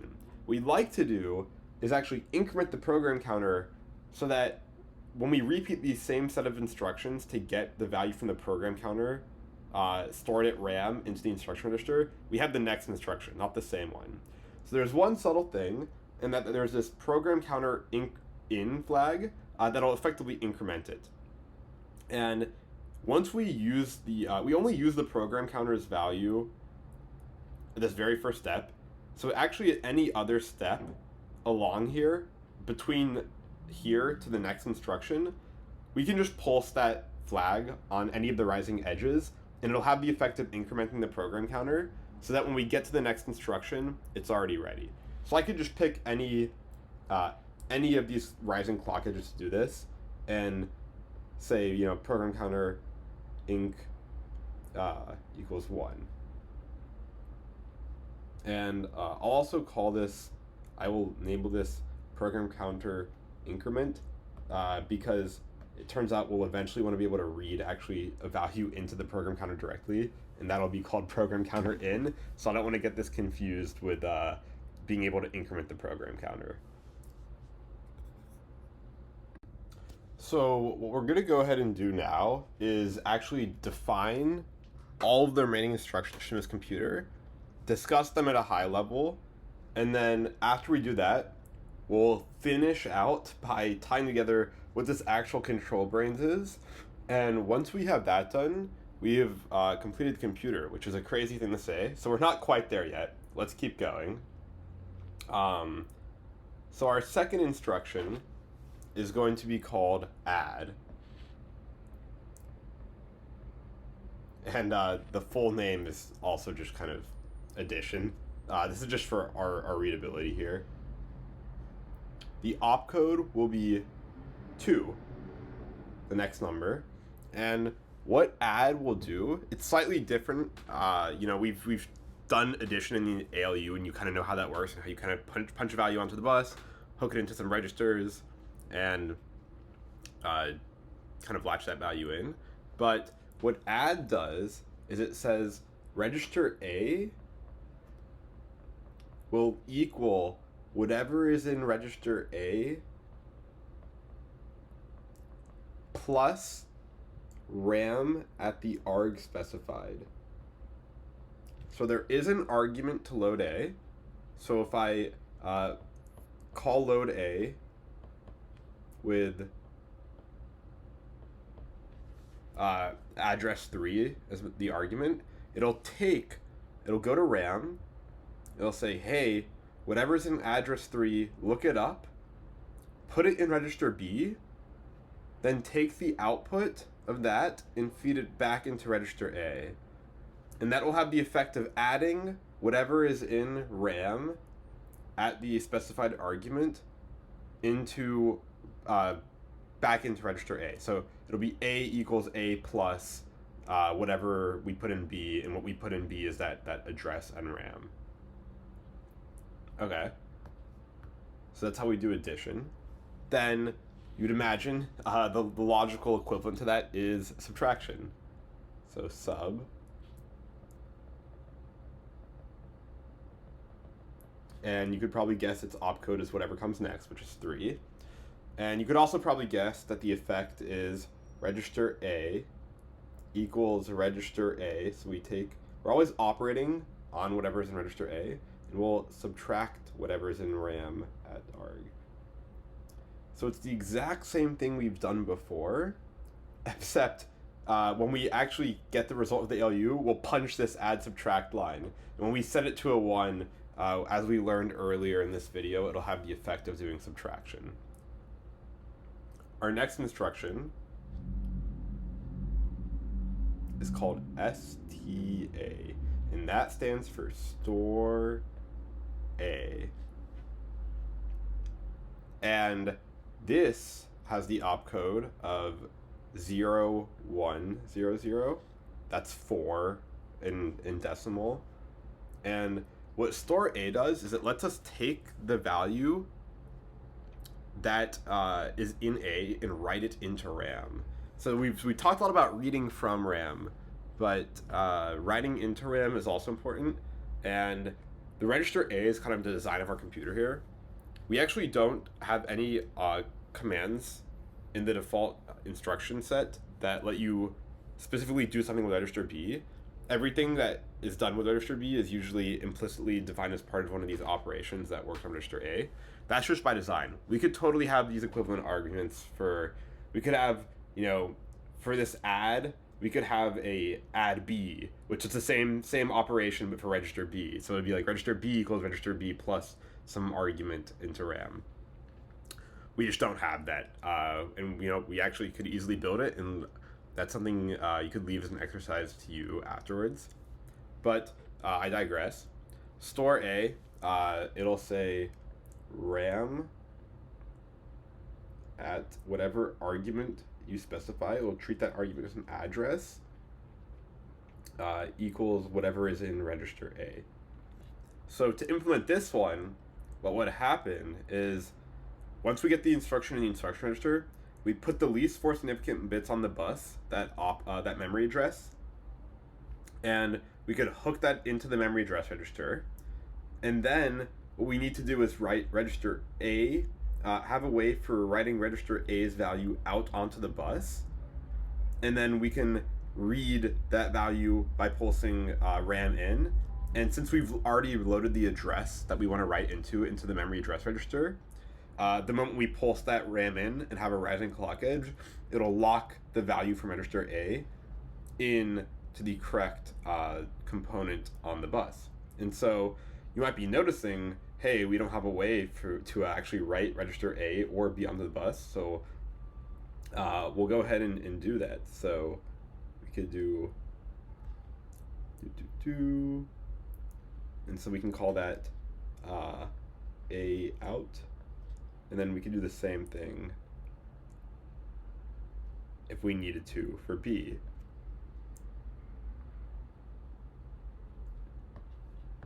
And this is the power, this is the power of the bus. We can just decide to connect things, and it's just as easy as connecting them, versus if we had to connect it to every other component, we'd have to connect it to the RAM in signal, and then or it with a bunch of other things that are already connected to the RAM in signal. So the bus really makes things a lot easier here. Okay, so that's store A. The next is called LDI.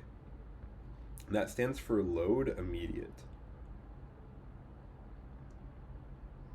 And its opcode is, you could probably guess, 4 plus 1 is 5.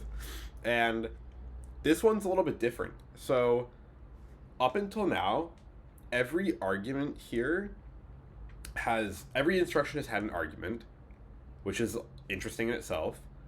We will see that that's not always the case. But whenever there has been an argument, it's been an address into RAM. This time, the argument will actually be treated as a literal number. And what it'll do is it'll load whatever the argument is into register A.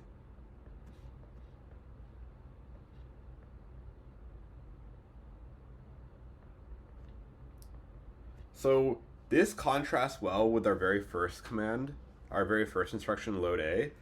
And you can see the difference here is load A will take the argument and interpret it as an address in memory and go look up whatever's in that address in memory in RAM and feed that into register A. Versus load immediate will just take whatever the argument is, interpret it as a number itself, and load that into RAM. So if I had load immediate with 0111, this will load the immediate 0111 into register A, which means register A will have the value of 1 plus 2 plus 4, which is 7. And it does mean that load A you can only put in a value that's representable in 4 bits. So the biggest value you could put in is 1, 1, 1, 1, which would be 1 plus 2 plus 4 plus 8, 8 plus 4 is 12, plus 2 is 14, plus 1 is 15. So any number 0 through 15, you can load in immediately to register A. And so why would we want to do this is because, let's say I want to load the value 5 into register A. If we just had load A, we'd have to waste 2 instructions. We'd have to waste 2 of our slots in RAM. We'd have to waste one of them to house the load A instruction, and then the argument to the load A instruction would point to a different spot in RAM, which would house a literal value 5. So this uses 2 spots in RAM to load a value into register A. But with a load immediate, we could just do it with 1. And RAM is a constrained resource here. So we only have 4 addresses. We have 2 to the 4, like 16 different spots in RAM, which is not a lot to work with. So we want to use it as efficiently as possible. So that's why we have this. So that's a little bit different. And so now we've seen 4 examples where the arg is a data address in RAM.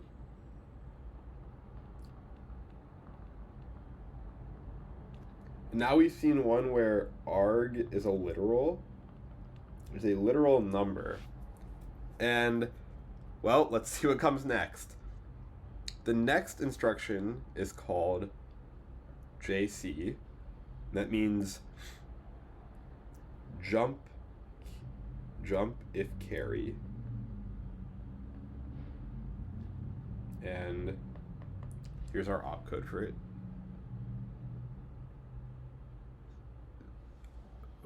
Oh, sorry. I jumped ahead of myself here. The next instruction is called JMP for jump. It just stands for jump. And this is an interesting one.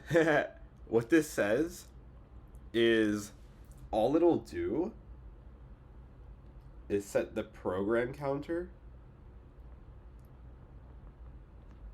equal to the argument. So this is super interesting, and it might not seem that crazy at first, but recall our program counter starts at 0 and then goes to 1 and goes to 2, and pretty much it tells us what position in RAM we should look at to figure out what the next instruction our computer should execute is. And this has the effect of just walking down RAM top to bottom, but what jump lets you do is it lets you jump back to a start. So let's say my RAM had some value. Let's say like my RAM was organized. So at address 0, we had a load immediate 3. And then we had a add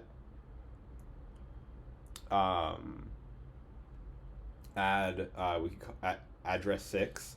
And then at address 6 in RAM, we had the literal value like 1. Then what would happen is our computer would load an immediate 3 into register A, and then add the value 1 to it, so it'd have the value 4. And if we wanted to keep doing this over and over, we'd have to keep adding the same add command over and over in RAM. And what we'd find is that we could only do it so many times before we run out of space in RAM. But what's kind of neat here is if I have a jump command back to address 1, then when our RAM finishes this first add instruction, the program counter will increment from 1 to 2. We'll get here. We'll see that the value in RAM at address 2, its interpretable value says jump back to address 1. And so it'll reset the program counter back to 1. And so our PC will now point back to 1, and then we execute the next instruction, and we'll load the value at address 1 into the instruction register, and that value is the operation to add whatever's at address 6 back to the register. And so this would just increment the A register by 1 again, and then we do that, come back here, and we kind of keep bouncing in this loop. And so our program would kind of never finish, and the value in the A register would just keep increasing by 1, and it'd just be counting up, which is pretty interesting. So jump lets you change the fundamental control execution scheme of your computer.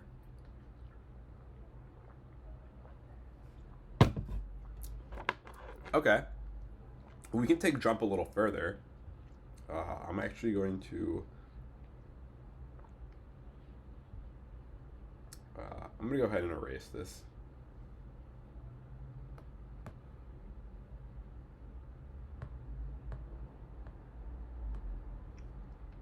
And I will clean this up here. And we have 4 more instructions left to build out. The first, we have 2 more jump-related instructions. JC, which stands for jump if carry.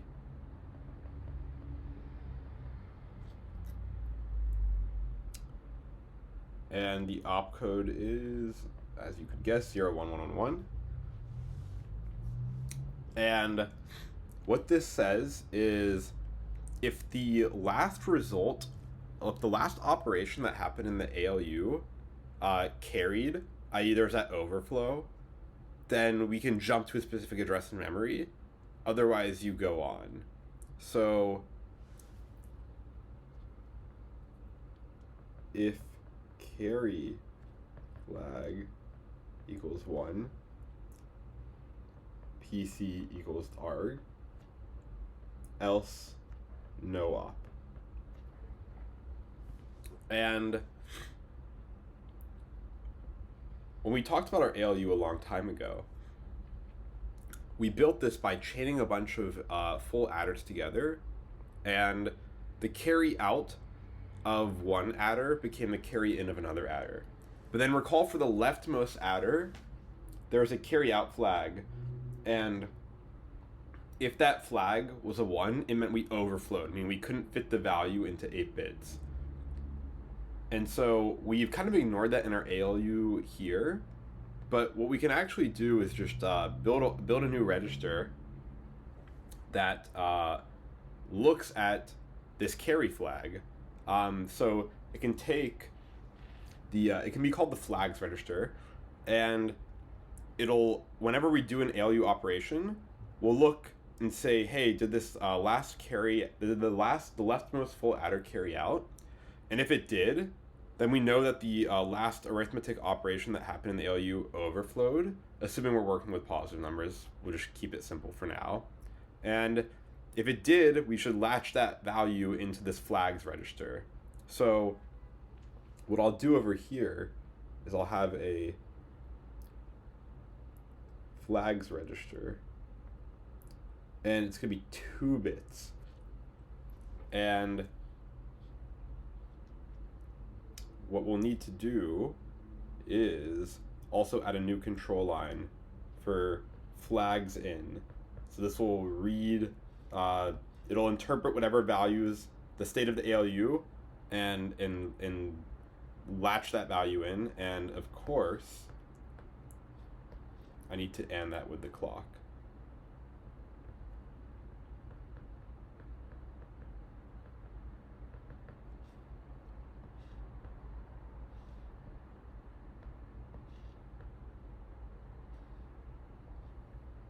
So why is this 2 bits if we can code if the carry out is 1 bit? Well, we'll see when we come back to the next instruction. But the other thing that's interesting to know is if the output of the ALU is 0. So we'll have 1 flag for measuring if the ALU carried, if there was overflow, carry out, I guess. And then 1 flag for measuring if the last ALU operation was a 0.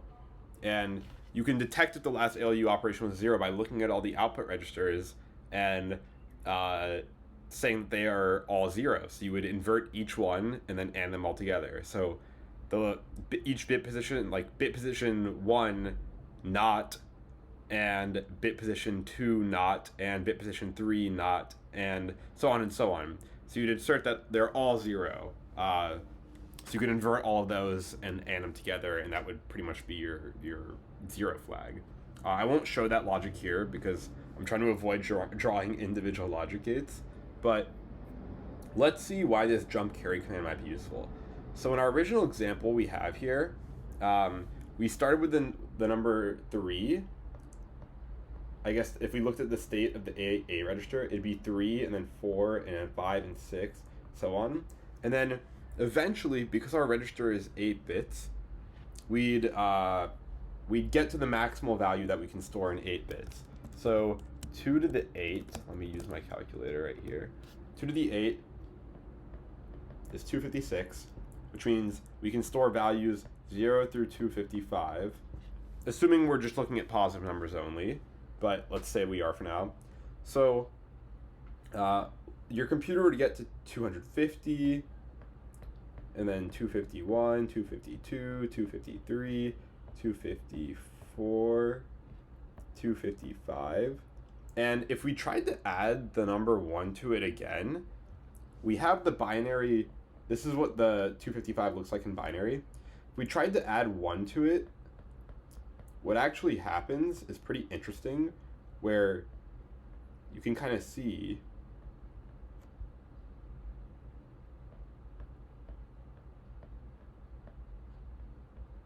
that it'll roll all the way back to 0, and then we'll have carried out. So if we let this keep running this program, what happens is we'd start at 3, count to 255, and then go back to 0, and keep counting from 0 back up to 1 to 2 to 3 to 4, all the way back up to 255. So pretty much what happened is we just keep counting to 255 and then resetting to 0. Maybe once you hit 255, you don't actually want to count any further. So we could restructure this program and say, what I'll do here is we could say,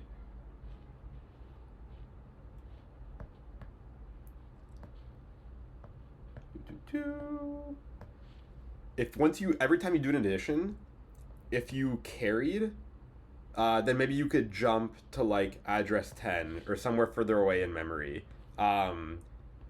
Otherwise, you would jump back to address 1 and keep doing another arithmetic. And so that way, every time you do an addition, you don't try to do another one right away by jumping back to that same add operation. You check, hey, did the last result overflow? If it did, we can stop counting. We're at 255 and end the program by jumping somewhere else in memory. So that's just a little bit of motivation for that. And I said we added 2 flags to our register because we wanted to know if you could carry out. We also wanted to know if the last ALU result was a 0. So we'll go ahead and build that out too. And that's going to be called JZ. That means jump if 0. So that's going to have the opcode of 1000. And it pretty much says if the 0 flag equals 1, then the program counter can equal the argument, i.e. we jump to a new address. Otherwise, we don't do anything. And well, you kind of already know how that one works. It's the same thing, except we need to look at the value in the flags. The flags register, so the first bit position is for carry, and you could say the second bit position is for 0. So we just need to make sure we're looking at the right one.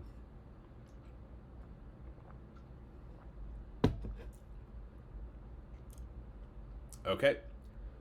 Our next instruction, you might have noticed, is we have instructions to interface with every part of this computer except for one, and that's the display that we talked about just fairly recently.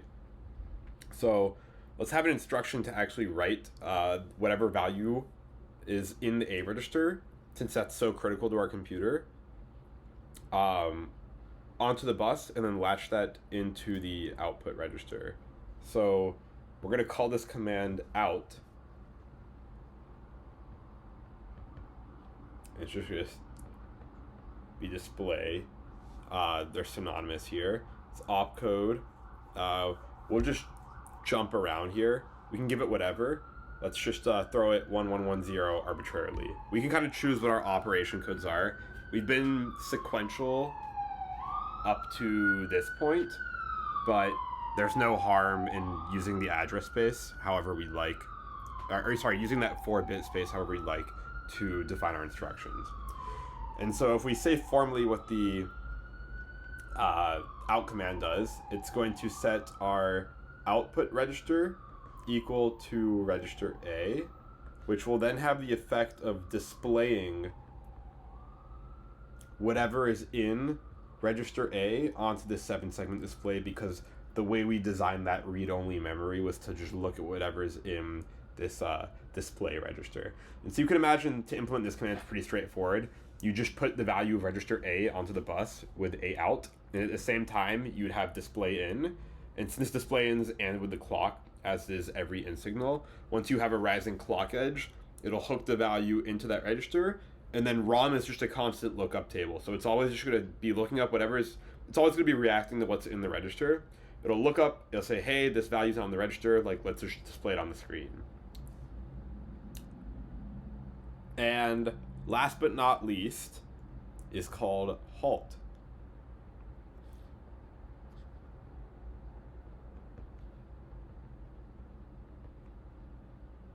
We'll give it opcode 1111, and what halt will do is it'll physically stop the computer.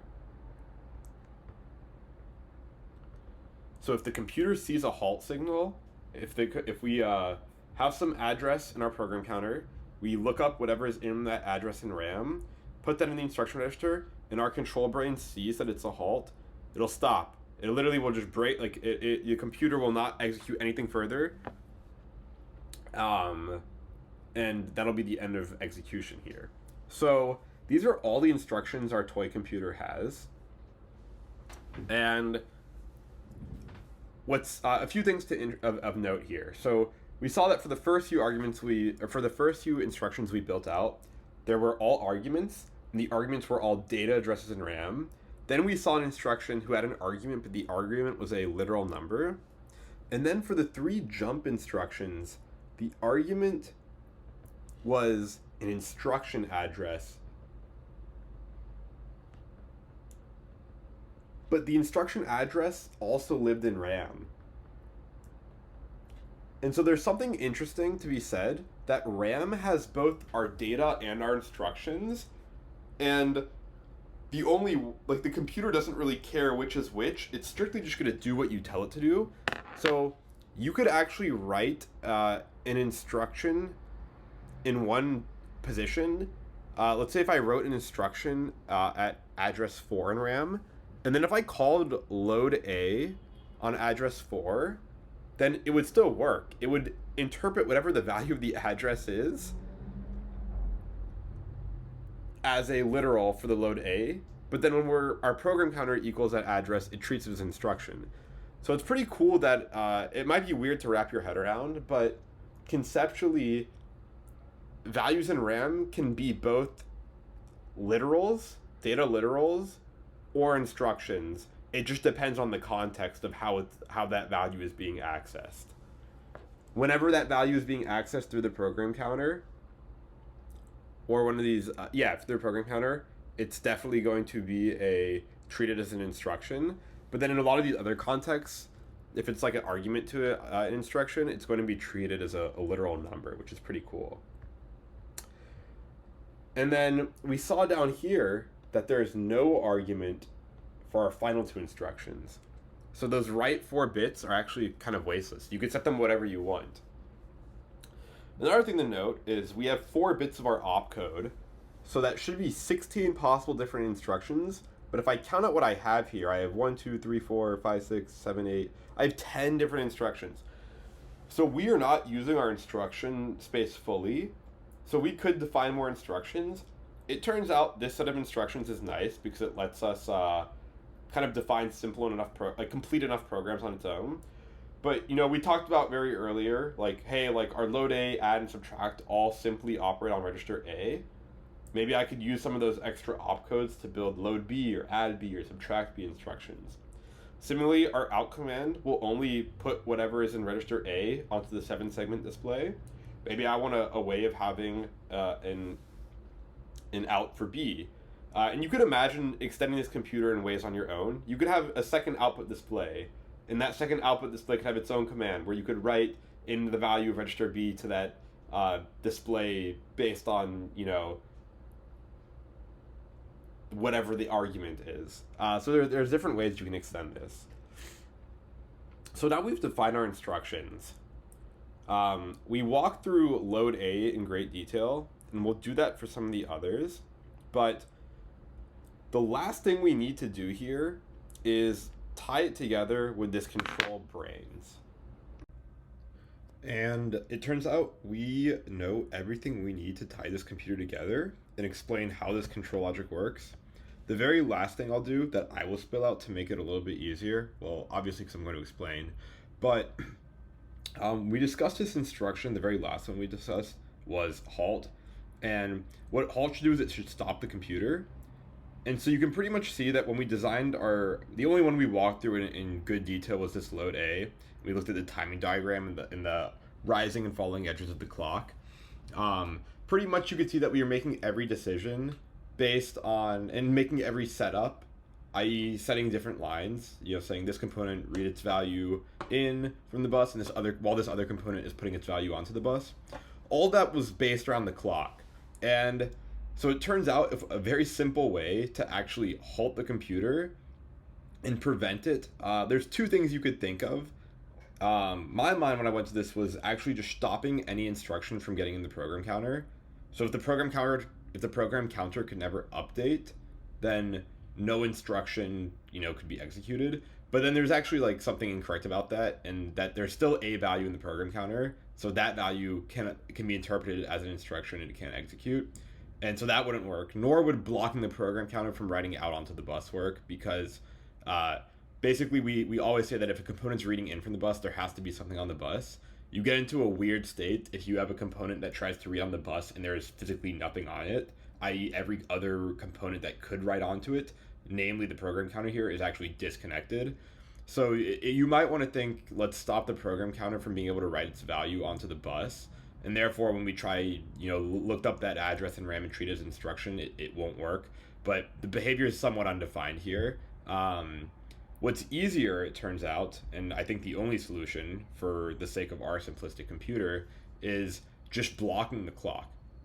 But we discussed earlier that the clock is always just going up and down, like it's a physical circuit, and that's not something we can necessarily control. So the way we circumvent this is by actually, all of these components that depend on the clock, they don't quite depend on just the clock. We'll actually AND it with some signal. And basically, whenever we set that signal, if it is set, it'll prevent the clock from actually making any progress. So it'll force it to either always stay low or always stay high. It doesn't really matter which we let it at. But what we can do here and how we can build that circuit is, so our instruction is called halt, so I'll just call it halt, but it'll just be quite literally the input to a logic gate. We have this halt sign and this clock sign. And we also probably want, let's AND them together. What I was going to say is we probably want it such that if our halt line is 0, everything is allowed to run as normal. But then when we set our halt line to 1 is when we block the clock. So what I'll actually do is, instead of hooking in the halt line directly, I'll invert it and then feed it in here. And then this output is the clock that goes to the rest of the computer. And so it turns out that this then is another circuit for us to use. And I'll kind of move this diagram up here. And we can shift it all down a little bit. Cool. So what this has the effect of doing is, what normally in normal execution, this halt line is 0, which means the inverted value is 1. And so the output of this AND gate is just whatever the value of the clock is, which is this circuit that's always just pulsing between 0 and 1, so it's frequently changing, it's volatile. Now if we were to flip the halt sign to 1, the inverse would be 0, and hopefully you know by now that anything ANDed with 0 is just going to give 0 itself, which blocks the clock from making any progress. And so that, when we actually get to it and figure out how to implement the halt instruction, all that instruction has to do is flip this halt line to true, and it'll stop, it'll actually just break anything from making further progress. The computer gets into a quite literally unrecoverable state, and nothing can make progress. So now we can tie this all together and figure out how our control works. And I can guarantee that you could reason about this yourself based on everything we've learned in the video so far. There's nothing I'm going to introduce here that isn't already known to you, and that's pretty powerful. That being said, I remember when I was learning this was insanely bizarre to wrap my head around, and I had to have it spelled out to me. The entire time I was building the computer, I could understand how each component works, and it was like, oh, that's how the ALU works, oh, that's how a register works, that's how a counter works, that's how RAM works, all makes sense. And then when it gets to tying it together, you're kind of like, okay, well, I understand how each of these components work individually, but I understand how you can punch lines to kind of have them communicate with each other via this bus, but how can the computer do it all itself? And, you know, how do we remove the human element of this from the loop, assuming that we have some program specified in RAM? So let's tie it together right now, and I'd say this is probably the crux of the past 8 hours of this video. It's crazy for it to be the crux because we're not going to build anything you already have not seen, but it is very powerful to see how something you have already seen can be reused again in a totally different manner to bring so much more complexity to the system. So let's think about, so far we've been serving as the control. Let's been thinking about what we've been taking in as input to the control. So us, input, and basically there's a few things. So number one is the opcode from the instruction register. This, you know, this line right here, this arrow, whatever the opcode is in that instruction register, we use that to denote what instruction we're executing in. So our inputs are, you know, this opcode, and that's 4 bits. And then we also said that we were designing this computer such that, oops, some weird coloring happened here. Such that each instruction that we defined on our table took 5 clock cycles to add. And when we walked through the load A instruction, you know, we went through the literal timing diagram and showed, hey, we'd set this here and, you know, clear it here, and then set these next thing here and clear it here. And so we were internally keeping track of our clock cycles. Turns out we're going to want to have a counter. And so we want to count, you know, just from 0 to 1. Or sorry, 0 through 5, I guess 0 through 4 here. So what we do is we have to represent 5 values. So we'll build a simple counter on the side here. And the counter we build is going to be very similar to the program counter up here, except the difference is it's always just going to be counting 1 to 5, 0 to 4 to be correct here. It's going to count in cycles of 5 and then reset on its own based on the clock at any given time. So instead of it needing to be explicitly set by anything, we already know that each instruction is going to use 5 clock cycles. When we get to clock cycle number 5 and do our work, we should reset to 0 because now we're counting for the start of the next instruction. So we kind of have this counter circuit, counter, and it has this same +1, except its input signal is just always going to be the clock. So I'll highlight that too for sake of consistency. So the output for our counter is actually going to be 3 bits. The reason is we need to count, each instruction takes 5 steps. We need to count 1, 2, 3, 4, 5. If we do that in binary, you know, it starts with 0, 0, 0, 0, 1, 0, 1, 0, 0, 1, 1, and then 1, 0, 0. These are the 5 different values we use to denote whatever step we're currently executing of the current instruction we're on. So not different instructions. Instruction is an entire one of these commands right here, but to implement each of these instructions, we use 5 steps, and 5 steps would be 5 clock cycles here because we're counting up 1 every clock cycle. And so this is 3 bits. So that was a little bit of a side tangent, but that is to say that this counter goes into our, it's part of our control brains. We'll just call it like step number, represents the step number. What step are we on of the current instruction? So each time we're setting lines, it matters how far along we are in our current instruction. So that's also something we've been interpreting as an input to our control. And we haven't explicitly designed this as a counter, but when we've been doing it, we've been looking at the timing sequences, looking at, hey, the clock's low and it's about to go high, or vice versa, and then setting control lines appropriately. As we shift the discretion away from us manually punching lines into the computer needs a way of knowing what step number is on. Is it on 1, 2, 3, 4, 5?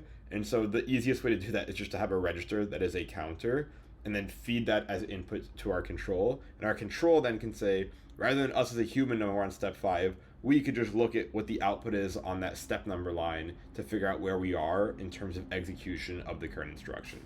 So that's the second second input, step number. And that's 3 bits.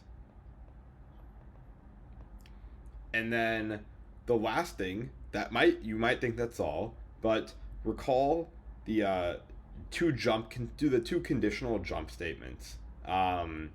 Those perform a jump operation based on the last output of the ALU, which is stored in this flags register. So that flags register, we also need to know what's in it for us to make our decisions. So that's also something we've been considering as input when we've been implementing the control ourselves. And so, we have the 0 flag, which is 1 bit, and then the carry flag, which is 1 bit. And so these are all the inputs we've needed to then look at a timing diagram and figure out what inputs or what control things need to be set at any given time. So what are the outputs now? So any step we've been looking at, hey, this is the instruction in the instruction register. Here's what step number we're on. And for 2 of our instructions, our conditional jump instructions, we're also looking at this flags register. For the most part, we aren't really looking at it, but we are for 2 instructions. So it turns out, for the bulk of them, we ignore them. But we can't just turn things on and off for what our control looks at when it's the brains. So we'll have to just have the input be fixed all the time. You couldn't pick up a wire and throw it away. That'd defeat the purpose, because then you'd have a human be intervening. The control itself will just know, like, if you're doing a load A instruction or a subtract instruction or something of the sort, it doesn't matter what's in those in that flags register. It has no effect on the output of how you implement that instruction. So then that's what we've been looking at. I'm calling that as our input to make each of the decisions as to what outputs we set. And so outputs are pretty much, if I've drawn this correctly and completely, should just be everything that's yellow here. So, we've been serving as the human, but ideally the control would look at the state of the machine based on these inputs and then just know what outputs to set. So let's actually go ahead and enumerate over all of our outputs. And then we can, tie it together in a more concrete place. So we just discussed the halt line. That'll stop the clock from executing. So the moment the computer puts that out, it's actually doomed. The moment it puts that out, and means the clock cannot make any further progress, which means the state of the machine just freezes pretty much. Then, looking below it, we have the memory address register in. I'll just call that, mar in. I don't want to write the full thing out. After that, we had RAM in, which reads the value on the bus into whatever address is stored in the memory address register. Then we have RAM out, and to recall what RAM out does is whatever address is stored in the memory address register, it'll always be looked up in RAM, and that value will always be on this side of the line. When we toggle RAM out, it'll just let that value flow to the bus. So in short, RAM out puts whatever value is in RAM at the address denoted by the memory address register onto the bus. Then we have this instruction register out, because sometimes we want to jump. to a specific address, so we need to get that argument of the address, or anytime we just need to put the argument for an instruction that has an argument onto the bus, we write instruction register out. And then we also have instruction register in, because we obviously need to get whatever instruction we're executing from RAM into that register. So IR in.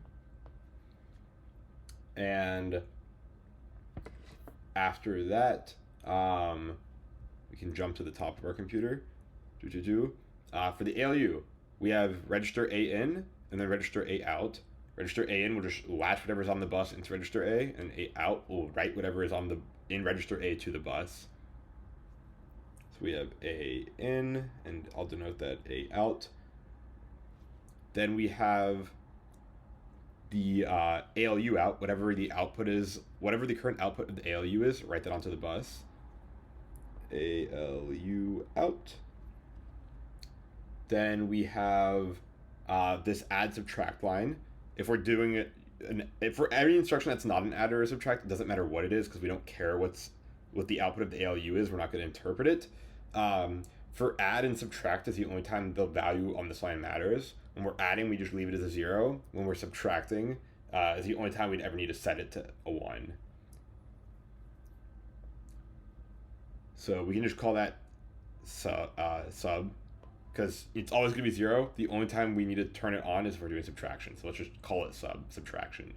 Then we have B register in and B register out. It turns out for the instructions we've defined here, and you'll see this as I'll go through and we'll implement each of these instructions, B does not ever actually need to write its value onto the bus. If we were to expand the computer, then it would. So I'll actually, for the sake of keeping this diagram as minimal as possible, erase that. But you can imagine we could add more instructions here. We talked about this not too long ago. The out instruction, for example, writes whatever's in the register A to the 7-segment display. We could have a similar command for out B, which just takes whatever's in the register B and writes that to the 7-segment display. So it's not like it's useless, but for the instruction set we've defined here, it's actually not necessary, so I'll just keep it out for simplicity.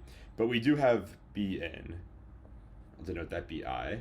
And then we were just talking about the output register, so we should talk about that. The output register in, it's called display in here. I'll just call it OI, output register in. Then I should have started up here. We have the program counter. So we want program counter in if we're going to read a value, or increment the program counter, sorry. And then program counter out for writing that program counter value onto the bus. So we have counter increment and then counter out. And as I'm writing this, I realize we have a little mistake here where we know for our jump instructions, what the jump instruction does is it tells the computer, hey, if the program counter says the next instruction that executes at address 5, ignore it and jump to actually this other address. So right now we actually can't support that because our PC Inc will actually only increment the program counter. But we also want a way to read a value from the bus into the program counter. So you can imagine we could just update our little circuit here because it's just a little ALU. And one line is doing the increment. Another line could actually just read a value into the underlying register that's the operand of the ALU. And so we can call that J. We'll call that jump because that's the only time we ever need to write a direct value into the program counter. So sorry for the confusion there. We actually weren't fully complete. Jump. And then the very last output we might ever set is back here. Whenever we do an add or subtract, if we do an ALU operation, we need to update the flags register, because if there's an add or a subtract and then there's either a jump carry or a jump 0 afterwards, that means we would need to have known what the output of the last ALU operation was. And so basically whenever we do an ALU operation, we will terminate it or just along the process look at the output and conditionally set these jump and carry flags, which we talked about how to build those circuits. They're relatively simple. And so these are all of our inputs and all of our outputs. And I've kind of listed them out, and we've talked about these, so I'll stop explaining them because I think most of these should be clear by now. But the crux of all of this is I claimed several times now that you already know how to build this control. And the reason is because the input, i.e. the combination of whatever instruction you're executing, what step of that instruction you're on, and then maybe the ALU flags, will tell you exactly everything you need to know to determine which output lines to set. So basically, we know that output is clearly some function of the input. And we also know that each input combination has a well-defined output combination because we've defined every instruction, and we know that the program counter, we also know that each instruction, our counter over here is only going to go up to 5, up to 100, binary. And then we know that the 0 flag and carry flag can either be 0s or 1s. And so basically every time there's an input, the output will be the same. So output is always the same for the same input. So f of input equals output will always be true, which means we basically have a deterministic input-output sequencing here. The output can entirely be computed strictly looking at these input flags, and for a given combination of input flags, the output will never change, it'll always be the same. And so, how we can encode this is the same way we built out the 7-segment display. The read-only memory that we built earlier took in a value on a register denoted by 8 bits and figured out which of the output lines for these we built a 1-segment display, or 1 unit of a 7-segment display, figured out which of the 7 lines need to be set. And so we had like a 8 input followed by, I think that's 4, 5, 6, 7 dimension output. And we said, hey, depending on what the input is for each of the input values, we know, this is also not, this was whatever we could fit in 2 digits. I think it was 4 bits, sorry. But points taken here that, I'll say 4 or 8, I don't remember off the top of my head. But the point is taken that for this read-only memory, its core service was if you effectively would like to build a lookup table. So for every combination of input has a clear output, and then for any input combination, the output should always be the same. Those 2 properties are what we discussed that made a read-only memory appropriate here. And so it turns out our control is none other than a read-only memory. It is a ROM, and it takes in 4 plus 3 plus 2, that's 9 inputs, and then it has however many outputs we have right here.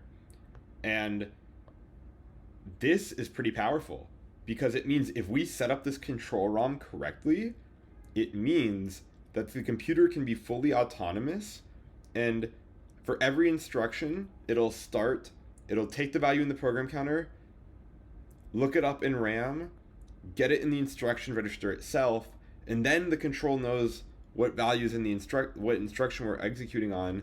It also has this counter that's telling it what step of the instruction we're on, and then it can keep setting the correct outputs to execute the current command. And then since we have a line that increments the program counter, when the current instruction is finally done, we can just repeat the same process because now our program counter points to the next address in memory.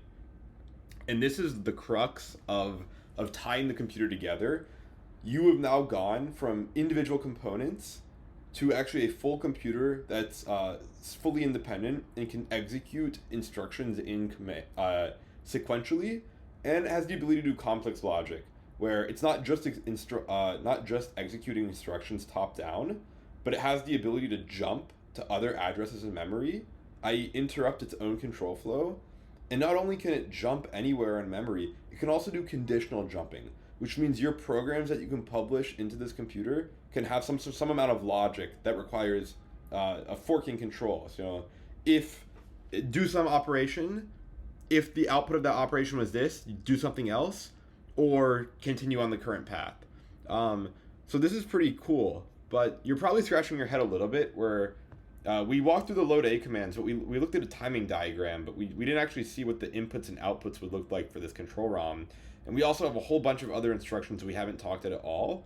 So to tie this together, what I'm actually going to do is we're going to go build out this ROM and look at what the output should be for every possible input combination. And you've probably seen enough of me drawing to know that my handwriting's bad. So I'm going to switch to my computer and we're just going to do it on a Google Sheets and keep it simple and neat there.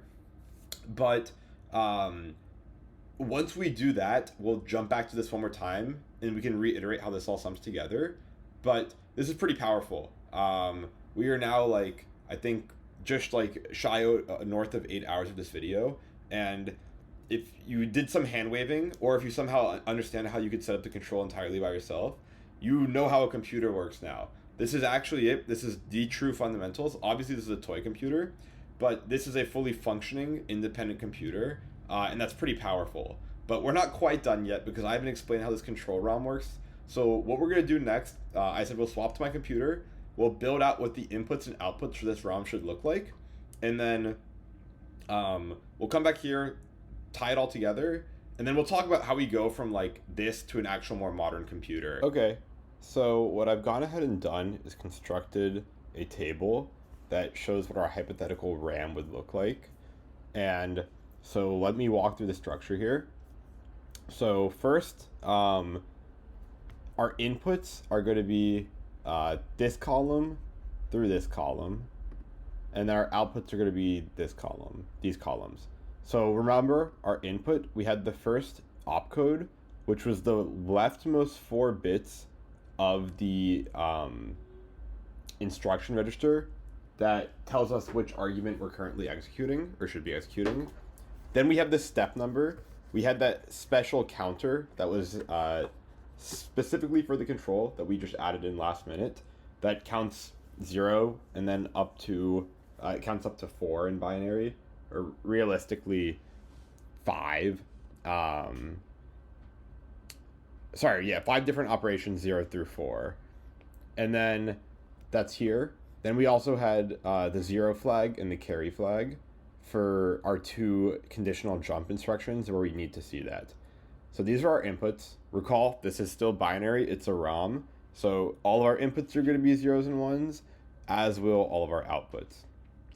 Then our outputs were all of the control lines that we had highlighted yellow in our original diagram. And we'll walk through this again real quick so I can make this a little bigger for now. I've added like acronyms here just because it'll be easier to say rather than having to specify, memory address register in, MI is probably easier to say once we work through these, because these will get a bit repetitive. But HLT is halt. Remember, this stops the clock. MI stands for latch value from the bus into the memory address register. That's a 4-bit register, recall, because all of our instructions and arguments all of our RAM addresses and arguments, all of our addresses are just 4 bits. RI stands for RAM in, reads whatever value is on the bus into RAM at whatever value address is denoted in the memory address register. RAM out, it'll say whatever the memory address register is, that's an address. Look up that value in RAM and write it out into the bus. Instruction register out, IO, take the value that is in the instruction register and put it onto the bus. II is instruction register in, so take whatever value is on the bus and read it into the instruction register. 8-bit register, by the way. Our arguments, our opcodes are 4 bits and our arguments are 4 bits, but the register itself is 8 bits because an instruction has an opcode and maybe an argument. So 4 plus 4 means we need at least 8 bits to represent a maximally utilized instruction. AI stands for read a 8-bit value from the bus into the A register. AO says A out. It's say put whatever 8-bit value is in the A register out onto the bus. EO stands for ALU out. I actually am not sure why it is EO. I think, we already have AO used, so I think they could have found a better acronym. This was the way I was taught, so I'll stick with it just because my mind is so wired to say EO that if I tried to change that letter, I'd probably accidentally still say EO, and that would confuse you. SU is subtract. This is the line on the ALU that dictates if the output is either going to be register A plus register B, or if it's register A minus register B. BI stands for B in. Read whatever 8-bit value is on the bus into the B register. OI stands for output register in. So whatever value is in the output register, whatever value is on the bus, read it into the output register. Then CE, this stands for counter enable, which is synonymous to incrementing the program counter. So it'll add 1 to whatever value is in the program counter. And because of overflow, we talked about this earlier, the program counter is a 4-bit register. So the highest value we get to is 1111. And because of what we discussed earlier, when you call program counter enable at that maximal value, it doesn't crash the computer or anything. Because of overflow, it'll actually reset it to 0000, which means if somehow you have a program that spans your entire memory, when you get to the end of it, then it'll actually effectively restart it by going back to address 0 and starting again from the top. Which, if you don't have a halt instruction, that is what will happen. You should probably end, for correctness, your programs with a halt instruction. But, I'm not here to tell you what to do, and we haven't made any programs yet. We'll talk about that a little bit too. CO stands for program counter out. So this takes whatever 4-bit value is in the program counter and writes it onto the bus. J stands for jump. That takes whatever 4-bit value, the rightmost 4-bit value, 4-bit values, plural, reads those in, and that's useful for jump instructions. As I'm actually looking at the diagram I drew, I realize my diagram makes it appear as though it's reading 8 bits from the bus. That's a incorrect statement on my part. I apologize. That should be 4 bits. And last but not least is FI, which is the flags register that we discussed that continually looks at the value of the output of the ALU and determines if the output is either carried at overflowed or if that value is equal to 0. And then whenever we do an ALU operation, we'll need to pulse that to latch the value in. Ooh, that was a mouthful, and that's very similar to what we discussed. And so basically now what we're going to do is implement all of our instructions, and we're going to start with load A. So from the table we originally had, we said load A's opcode was 0001. And so if I look at the inputs, 0001, and you might be wondering, well, hey, what's up with, all the outputs up until there? So basically what's interesting here is we just know that those are never going to be hit because assuming the user puts in the correct program, there's no instruction we define that has the opcode 0000. So conceptually, that should never end up in the instruction register itself. But we discussed the property of the ROM and that it's for every input combination, there must be a deterministic output. And it turns out we can still guarantee that. It just doesn't matter what it is. Because we know that the input will never be this because that's a malformed opcode, the output never really matters because it conceptually should not be reachable. It'd be user error if the user put in an instruction into RAM and had the opcode 0000, that'd be a bad instruction. But if that happens, it doesn't really matter what happens because we don't support that use case. So pretty much the output for all of these lines does not matter. And what we'll default to is that if a line is not set in this diagram, there's going to be a lot more zeros than ones. At times, most things will not be set. So I'm just going to say if I leave something blank, it means 0. For these first entries, actually, you could actually totally get by and press in ones if you wanted to as well. The only thing you just want to be a little careful of is if you don't want to trigger this halt line, because we saw earlier that if you did pulse that, then the program would stop. it wouldn't matter because, again, we don't support the user putting in this opcode. But, if we wanted to be a little bit defensive, this is not the worst thing to do here. So I'm not going to, like, read this out. We just kind of know that, like, hey, these addresses, like, this is not reachable. So I could denote that here, but a lot of things you'll see are unreachable. We don't define all of our opcodes as we discussed earlier.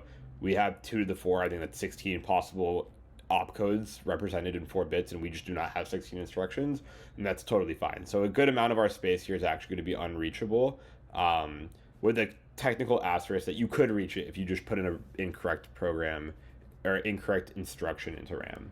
But we start with this part is reachable. Sorry, that's not true.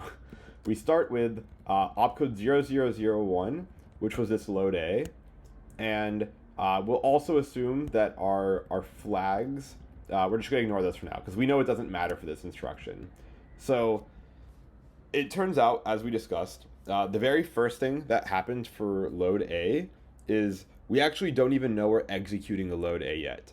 So what we actually need to do is get, because it's the first step of the instruction, that's how we start. Our step counter starts at 0, and that's how we know we're executing a new instruction. And so we don't even know what we're executing yet. So basically, we need to take the instruction, we need to figure out what the instruction is and get it into the instruction register. And the way we do that is we start with the program counter, because the program counter has the address of the instruction that we're about to execute. So what we actually do to start our instruction is put the program counter's value onto the bus, and then at the same time read that into the memory address register. And so then this is what happens on our first clock cycle. The clock will go from low to high. We set these values, this is our output. So our step counter, our little incrementer circuit that connects just to the control, will start at 0. And so we know that's the start of an instruction. So our control should just output these 2 lines, because this is what we need to do to get the value from the program counter into the memory address register so we can look it up in RAM. And then the clock is low this entire time. The clock will then go from 0 to 1, which will latch in the value to the memory address register. And then because our little incrementer is connected to the clock, it'll have the side effect of automatically incrementing it, which means we end up at the row below here. Because our opcode's not changing, and we're ignoring these flags for now, they're not changing. And so that's pretty neat. And so then we're looking, okay, when we know the first step was getting the address from the program counter into the memory address register. Now that we've done that, we want to take the output from RAM, because that's the actual instruction we want to execute, and then put it into the instruction register. So what I do is RAM out and instruction register in. And we're going to do one other thing here. We're just going to choose, we talked about this earlier, at some step in each instruction, we need to increment our program counter so that we get to the next instruction. We're going to do that right here.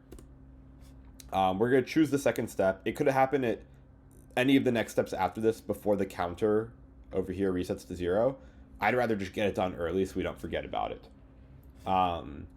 And then, so what effectively happens is the clock will pulse. It'll go from low to high, and that'll take the value that's on the bus, which is the instruction we actually want to execute, and it's going to latch it into the instruction register. And then also as a byproduct of what we defined, we've incremented the program counter. But that's a different thing than this. This is a step counter used as a counter just for our control. The program counter is actually keeping track of what instruction the computer should execute next. But that has no side effect because we actually don't look at the program counter until we get to the next instruction. It's useless for us. For now, for this instruction 2 specifically. That's not true for some of the jump instructions that actually need to modify the program counter, but we will get there. So now that we've loaded the value into load A, we've loaded load A into the instruction register, sorry. Now the control unit would get this as its input. This would be the opcode, and so it finally know after these first 2 clock cycles, hey, this is the opcode line is actually saying what instruction we're going to be executing.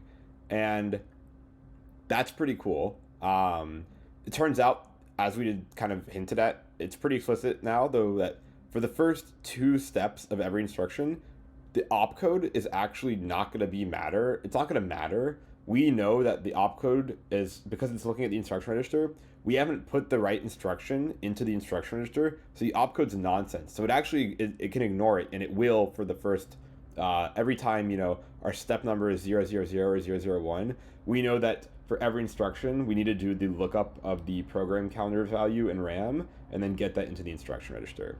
But once that happens, we get to step 010, that's binary 2.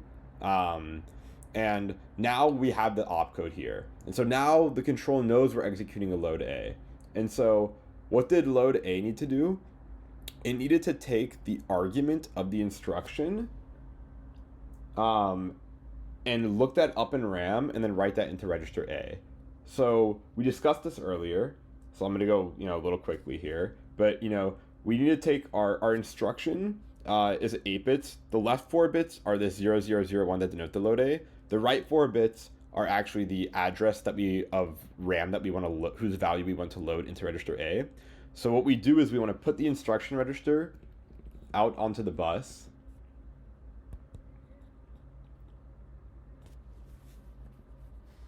And then we also want to read that value into the memory address register. And so then the clock will pulse from low to high. The clock's low here, goes to high. And it'll latch that value from the rightmost 4 bits of the instruction register into the memory address register, which is great. Because we've, you know, kind of looked up that value now. Oops, sorry, I have a typo here. This should be instruction register out. We take whatever values in the instruction register, the right 4 bits, put them out, and read that into the memory address register. And then the very last thing we need to do is take whatever value we get from RAM, so put RAM's value back onto the bus, and then read it into the A register. And once we've done this, the clock pulses. We then looked at that value from RAM and stored it in the A register. And we've actually completed the load A. So this is the original timing diagram we drew by hand. And we were originally just punching those values by hand, saying, hey, you know, you need to put like A in to high, at the same time you put RAM out to high, and then wait for a rising clock edge so the value gets latched in. Because of the way we've defined this in the ROM, read-only memory, we don't have to do that anymore. The computer will do it for us because we have now programmed, you know, hey, when you know you're executing a load A and you're on the 3rd step, then this is what you need to do. And then when you're on the 4th step, this is what you need to do. And it turns out for load A, we got it done in 4 steps. And we said all of our instructions take 5 steps. So for the very last step, 100 on the program counter, on the step counter, we don't do anything. We actually just zero it out. And then we also know that concludes our load A. We've executed our first instruction here, and we've specified the microcode. You can see 2 things I want to talk about here. The first is we say first of 4 copies. You might be wondering, well, why is that true? You know, we discussed, you know, for this step, for these 2, it doesn't matter. For these first instructions, the opcode doesn't matter. But we know, hey, for the first 2 steps, the instructions will always be the same. And then afterwards, we actually resolve the instruction, which is a load A. And so we've done the two clock cycles worth of work to go look up some value in RAM and get that into the A register. So why do we need to do this 4 times? And it turns out I told you to ignore the 0 and carry flags. And part of me wanted to ignore them for the entire video, but I didn't think it'd be fair because it wouldn't explain how conditional logic worked. But this logic, this load A instruction, should be the same. We would want to take these same steps no matter what the value is in our flags register. But we actually don't know what the value in the flags register is. Maybe some operation happened, some add or subtract happened before this load A, and the carry flag is 0 and the load flag is 1. Well, those technically are input to the control logic, and so that actually means when the, let's say the 0 flag is set to 1, we aren't over here, and we aren't here in our lookup address. We're somewhere way further down, but it still would resolve to a load A. And similarly, if the carry flag was 1, it wouldn't change what we do here because we don't care about it. But because ROM doesn't really know that, ROM's just like a naive lookup table, it doesn't, we have to program that 4 times effectively because, hey, there's two 1-bit flags. So your combinations of the two 0 flag and carry flag is either 0 0, 0 1, 1 0, or 1 1. So for each of these 4 combinations of the flags inputs to the ROM, we'd want the same output because the flags just don't matter for load A. So it turns out we have four copies of load A. And so if I jumped to, let me first off replace these back with 0. If anyone ever watches this, I'm happy to include this sheet. I'm fairly confident no one will ever watch this, but especially not this far in, but who knows? Hopefully I'll be wrong. If I actually were to jump to the row in this table, you can see that it exists. Way further down here would be if the 0 flag is 0 and the carry flag is 1, then this would be our same instruction. Obviously the opcode doesn't matter for the first 2 clock cycles, but then these 3 would represent the execution of load A if that flag was set. So it turns out we actually need to specify this microcode 4 times here. So what I've defined here will need to get defined here, and you can literally just paste it. And then here's the third time where 0 flag is 1 and carry flag is 0. And then here's the very last one where both the 0 flag and the carry flag are 1.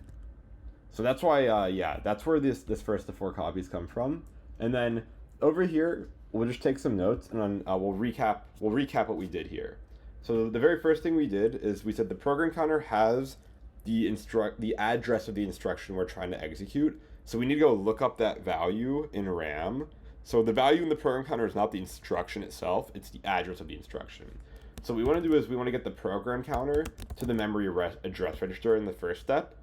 Then what we do is we have that value, it's looked up in RAM. We take the RAM and put it into the instruction register. Then we also incremented the program counter. So program counter equals program counter plus 1. Then the third thing we did was, now that we know that we're executing a load A, we put the address component of the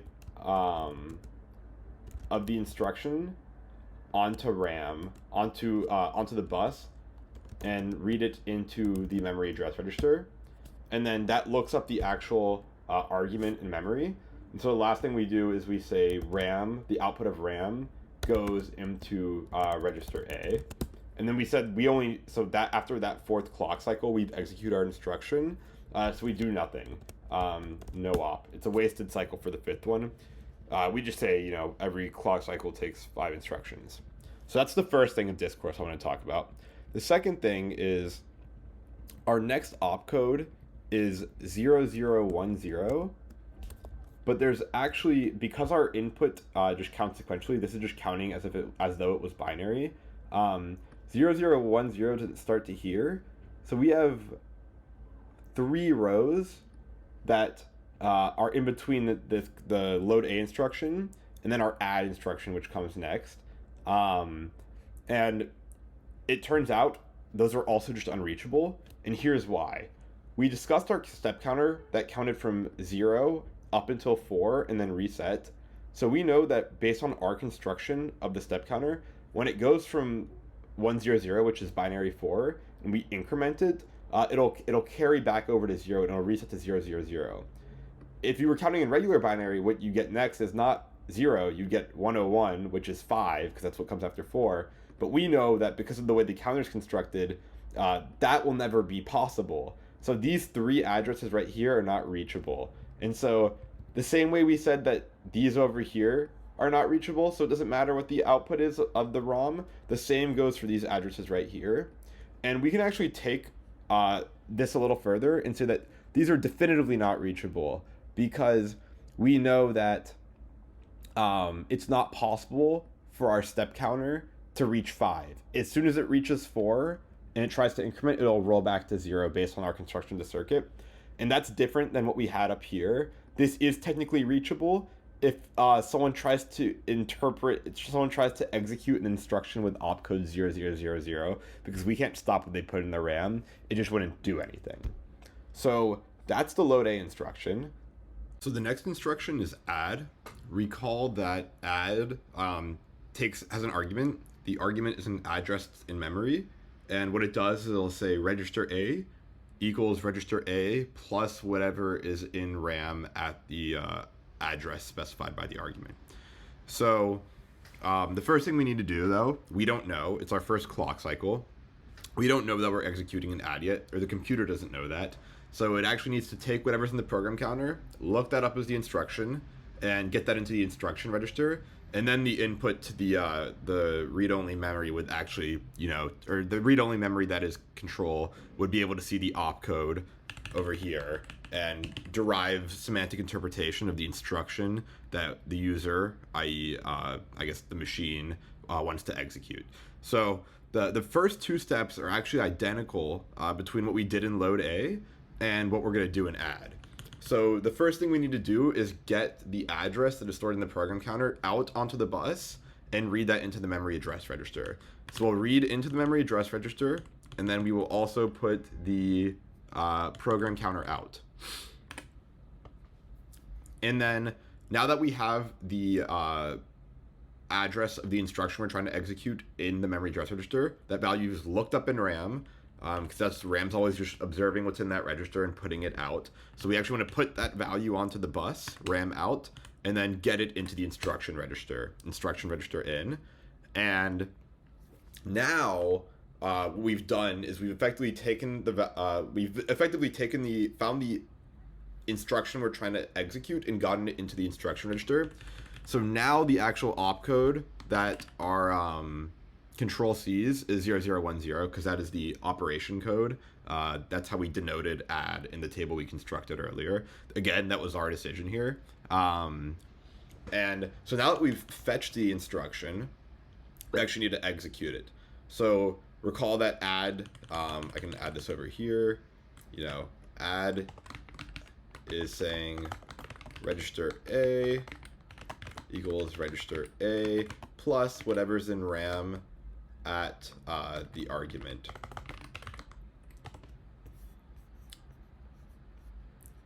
So what we need to do is take the argument that's in the instruction register and look it up in RAM, and then we can put that into the ALU.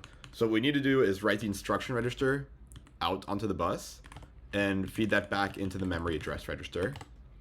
Recall that when we put the instruction register out onto the bus, it only puts out the rightmost 4 bits, the argument, and then RAM, the memory address register, is 4 bits. So there's a perfect match there. Now have the RAM that's looked up the value, so let's put that out onto the bus for our next clock cycle.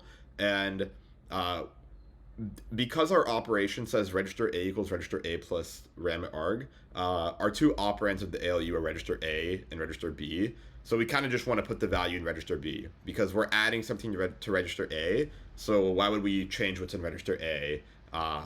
That's our first operand is already correctly wired into the ALU. So we will write that value that we're putting out from RAM into the B register. And then now that we've actually moved the argument into the B register, we have our correct arguments to the ALU in register A and B. So the output of the ALU after this clock cycle is equal to this register A plus RAM of arg, this right-hand side of this expression. So what we need to do is take the output of the ALU and write it back into register A. And so we can do that with ALU out, this EO signal. Take the output of the ALU and then we want to read it into the A register. So we'll read A in. And there's something else that we need to do here. Not to execute this instruction. This technically would correctly execute this instruction, but we also need to update our flags register, because we need to know our guarantee for our jump 0 and jump carry instructions is it's making a decision based on the last ALU operation we performed. So now we're performing an operation. We don't know when a conditional jump expression, if it ever exists, will happen next in the instruction. We don't know, which of the following instructions will actually look at this flag, but we play it safe just by always updating the flags. And we discussed the circuits for checking those flags, and so those are always looking at the output of the ALU and always feeding in as the input to this flags register. So all we actually need to do is pulse flags in to get that there.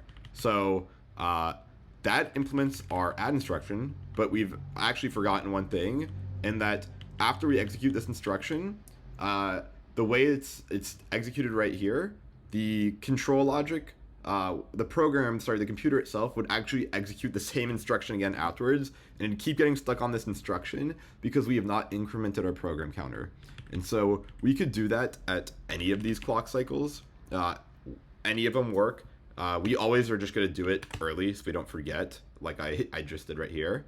So we can walk through and type out what we did. So the very first thing we did was we took the value in the program counter and got it to memory address register. Then we took whatever was in RAM at that address and put it in the instruction register. And then we also incremented the program counter.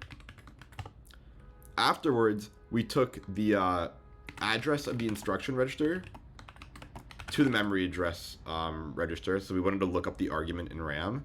And then we put RAM to register B. And then we actually performed, ALU to register A, and then also update flags. And so that completes our add instruction. There's a few things I want to talk about before we move on. So first is this add instruction actually used all 5 clock cycles meaningfully. Our load A, recall the last one, we were able to do in 4 clock cycles, so that 5th clock cycle went wasted. Here, we were actually able to get it done in 5 clock cycles, and it turns out every instruction we created in our instruction set earlier can be executed in 5 or fewer instructions. This is the lengthiest of them. So we just forced, like, hey, because all these instructions are, the longest instruction uses 5 clock cycles, we just designed this such that every instruction will take 5 clock cycles. And you could imagine that's not super efficient. We don't want to waste clock cycles, especially as we're trying to speed up our computer. So we talked about making the computer run faster by making our clock just move faster, but then there's some limitation there because we have to wait for logic gates to settle whenever we change inputs to them. So the other natural thing to do is, maybe like make instructions use fewer clock cycles. There's 2 things to make the computer faster. You make the clock run faster, or you make the instructions more efficient in themselves. So we could have designed this computer to, as soon as that load A instruction was done, to move on to the next instruction. We just, for sake of simplicity, aren't going to do that. It's actually not that trivial. All you need to have the instruction do is just move on to the next instruction address, like reset that the controls internal step counter, and that kind of have the effect, but we're not going to worry about that for now. The second thing I want to talk about before we move on to the next instruction is the fact that these 2 instructions that we've done, load A and add, look pretty similar. In particular, we can actually see that the first 2 steps are identical. And that's because we have to figure out what instruction we're executing before we can actually make the personalized or conditional logic of executing that instruction. It turns out this will be true for every instruction. The first 2 clock cycles will always be the same to figure out what the instruction actually is before we can go about executing it. And this is called a fetch, decode, execute cycle. So we kind of see that like the first 2 clock cycles are used to fetch the instruction, and then the decoding would be actually deriving the we have the instruction, what is it actually trying to do, and then executing it would actually just be executing it. We don't really have a decode process here because the way we've set up our control logic, it's just kind of deterministically responding to the input. So decoding it is effectively just looking it up in the ROM, but you don't really see that on a timing sequence because it happens so quickly.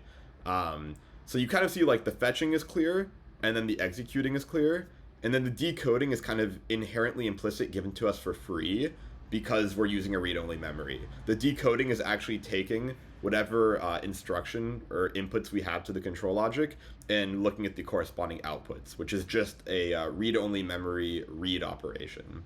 Yeah, so our fetching involves actually moving data between registers. Our decoding is just a lookup in ROM, and then our execution is actually the interesting part where we perform the operations. And the third interesting thing before we move on to the next instruction is I've also said for our add instruction, this is the first of 4 copies, and that is because our 0 and carry flags don't change what we do for our add operation, but we do need to handle that those values might be different. So especially after this, like let's suppose we do this add operation, and then there's a load A afterwards. Because we set the flags register in this add operation, it doesn't affect a load A operation. The load A operation doesn't care what's in those flags, but it does mean that the input to the ROM can change. And so that's why we talked about copying this load A 4 times. We actually have to do the same thing for add, and we'll see that that also is true for most other instructions. So yeah, that's our add instruction.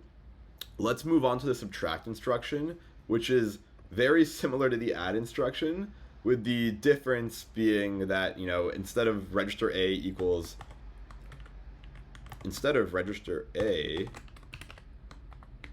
equaling register A plus RAM of arg, RAM at the address specified by the argument, it's the exact opposite. We just subtract.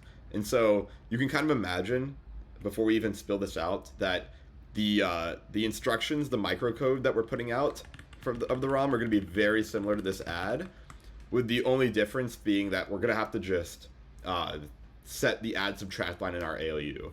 So I'm actually just going to copy over everything we've done.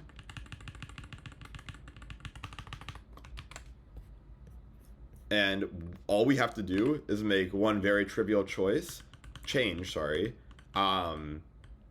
which is we want to set the subtract line right here. So basically everything stays the same, and we are just telling the ALU, because the ALU is always looking at it's always just taking whatever the inputs are, which are these values in the register, and it's always just doing an add or subtract on them, and that's always available on the output line.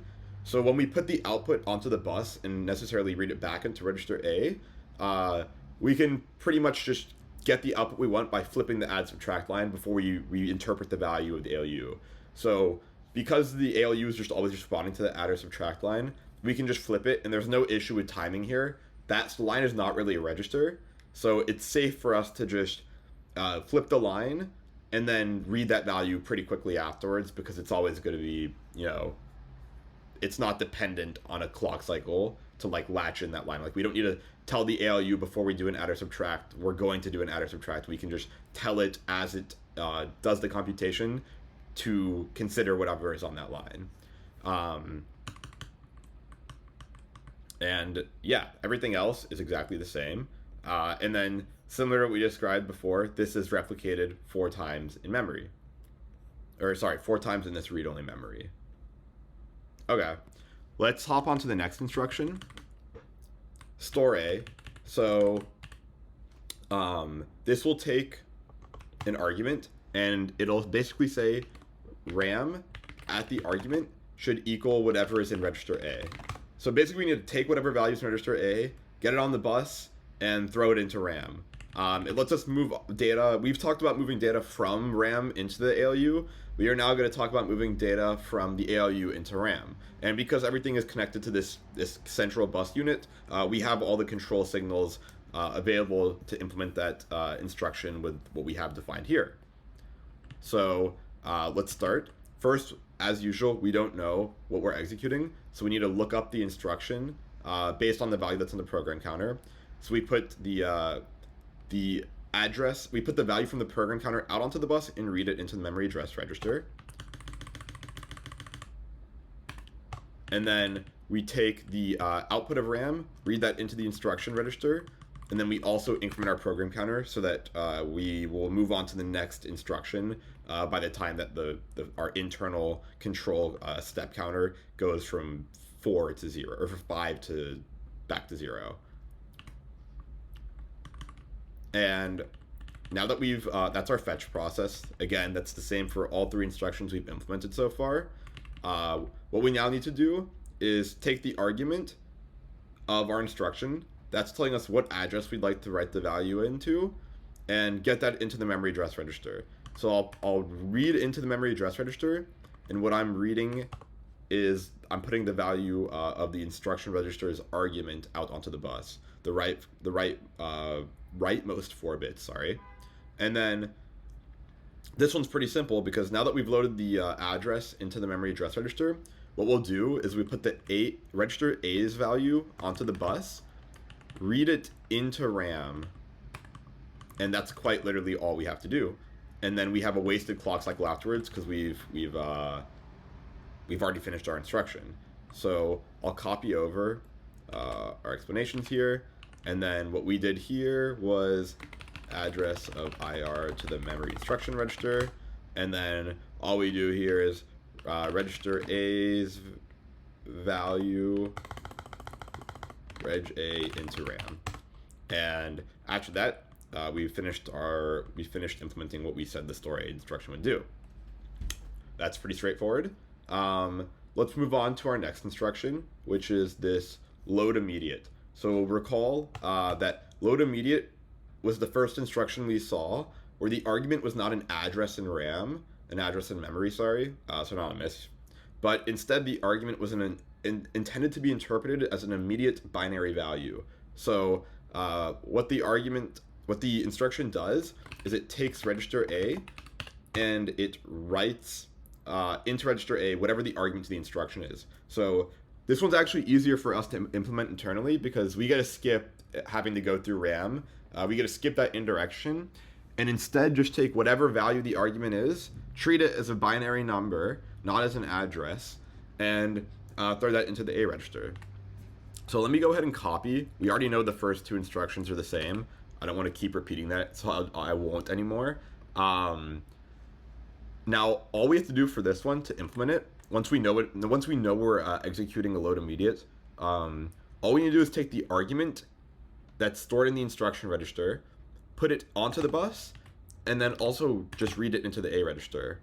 And then we're done. So then IR to register A is what we're doing here. And then our last 2 clock cycles are wasted. They're no ops, and I can denote that for the ones above as well. And this one's interesting because it's so simple to execute. We actually have 2 wasted clock cycles. So only 3 of the allocated 5 clock cycles here are being used meaningfully, and the others are useless. So you can imagine it's pretty inefficient. You know, we have like a 60% utilization as measured by clock cycles for actually doing work that we need to. And yeah, that's a bad one. And the reason we have 2 instead of 1, like the previous instructions that had a wasted one, is because we get to skip a RAM lookup, sorry. Because rather than the argument being a address that we then needed to go decode in RAM, which would take an extra clock cycle to do, we gotta circumvent that for free just by being able to use the argument literally without having any indirection through memory.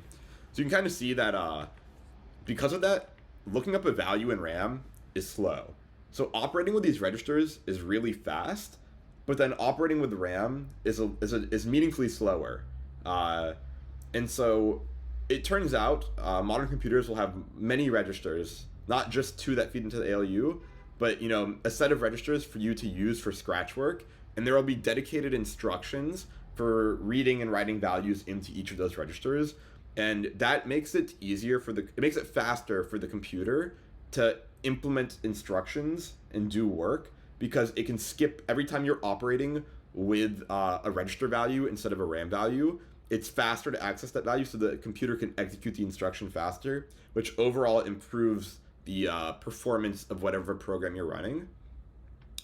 If you've written code before, then certain programming languages, maybe you've seen it have a keyword, I'm thinking about C specifically here, called register. And so you can kind of tell the computer, like, hey, this value is going to be worked with a lot, so put it in a register. And there's something called a compiler, which will take that English code you've written and translate it into these machine code instructions that we're implementing right now. And maybe that's a hint to that program saying, hey, don't put this value in RAM, put this value in a register. But I get ahead of myself here. Let's talk about jump next. So jump's a little interesting because the argument to jump, and I guess recall whatever all jump does is, rather than the program counter executing sequentially, it just keeps counting from address 1, treat that as an instruction, execute it. Then it'll say look at address 2, treat that as an instruction and execute it. Then look at address 3, treat it as an instruction and execute it. Instead, jump lets us tell the program counter to like not break. It lets us break that sequential ordering and say, hey, if maybe I'm on instruction 5 right now, don't go to instruction 6. Jump to maybe instruction 10 or 0 or any of them. So all it's doing to implement that is just setting the PC equal to the argument. The argument is an address, but it's not an address we need to go look up. It's an address we just need to change control execution to after this current instruction. So our first 2 clock cycles for the decode part are the exact same. And then this one's also pretty straightforward, where all we need to do is take the instruction register's argument, the instruction's argument, which is in the instruction register, put it out onto the bus, and then read it into the program counter, which we have this J line for. And that's all. And then our last 2 clock cycles are wasted. So all this does is say program counter equal, instruction register to program counter. And there's something interesting here in that this instruction touches the program counter twice, because first we actually increment it, because that's what we've been doing for every other instruction, and then we update the value that's in here. So it turns out, because it's a jump instruction, and we know that incrementing the program counter is useless because we're changing control flow to go somewhere else immediately afterwards. It's possibly a little redundant to be incrementing the program counter here, but conceptually we could avoid incrementing the program counter here. But the thing is, we don't know until after this clock cycle, because this is the fetch, that we're executing a jump. So we can't know that we're executing a jump, so we can't decide to skip incrementing the program counter here. So if we had designed our implementations for all these instructions to increment the program counter at the very end of your instructions implementation, then we could safely omit it here, like we did on the 5th clock cycle. Then we could omit it here. Because we're choosing to do it at the start, we can't make that omission, but it also doesn't break anything because it's safe to increment the program counter, because that happens before we update the value that we're jumping to. So what would be bad is if the user had jumped to address 5 and we wrote address 5 into the program counter and then afterwards we incremented it, that'd be bad because it'd actually end up jumping them to 6, because that's what the value in the program counter would be when the CPU goes to execute the next instruction. We don't have to worry about that because you can do whatever you want to the value in the program counter if you're going to eventually write in the intended value afterwards. So just wanted to have a little bit of discussion there. This instruction, as is the case for load immediate and store A, also has to be repeated 4 times, and it's identical for each of the combinations of the 0 flag and the carry flag. Next up would be jump carry. So recall that jump carry is the same thing as jump, but we only perform the updating of the program counter. We only do anything if the carry flag is 1. So this in interpretation means if the last ALU output had a carry out on the most significant bit of the ALU, then we will perform this jump. Otherwise, we will do nothing. So our fetch and decode are the exact same. And also copy over this for just completeness. Now, if we know we're going to jump, it's pretty straightforward. All we know we have to do is put the instruction register out and read it into the program counter. And that way you know that when you get to the next instruction, i.e. when our internal counter for the step number, internal counter meaning internal to the control logic, resets back to 0, it'll go and fetch the PC value, which is now the address that we intended to jump to. So it just sets us up for executing the next instruction correctly. And for jump carry, though, we want to know if the carry flag was set from our ALU's flags register. And that is why we need this context to know what control lines to set, which is why we have this carry flag here included as one of the inputs to the control logic ROM. And that's because as we were doing this as humans, we know that we're making a conditional decision. Hey, based on the value in the carry register, we will make a decision about whether or not to actually jump. When we're automating this and letting the computer make the decisions itself, we need to feed this as input to the read-only memory. So for this specific instruction, it actually does matter what what the carry flag is.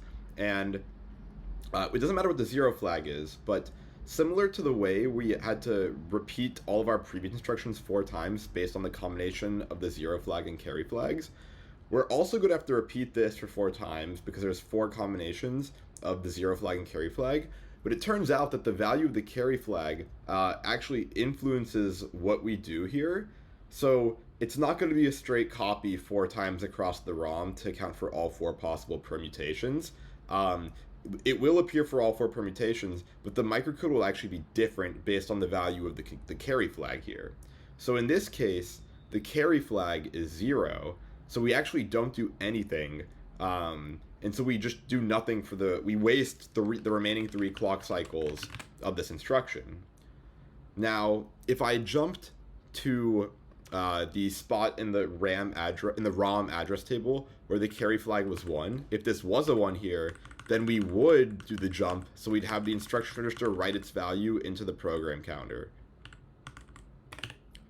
But in this case, it's not actually, so we'll undo that. I would say let's go hunt for the correct address that would match up to this for the other permutations, but the sheet I'm making with is non-exhaustive and it doesn't have that.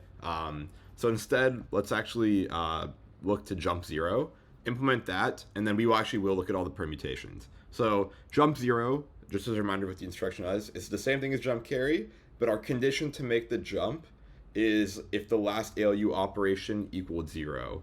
And recall we implemented this by looking at the output of the ALU and ORing together the inverse of all of the output bits. So if all of the output bits are all zeros, we AND them all together. So if all the output bits are 0, then the inverse of all of them would be 1s across the board. And then if we AND those together, the only way for that output to be 1 is if all of those inputs are 1, which pre-inverter means all of the inputs are 0. So the fetch and decode process is the exact same. But now we have to look at the 0 flag. And the 0 flag, the interpretation is could be a little misleading here.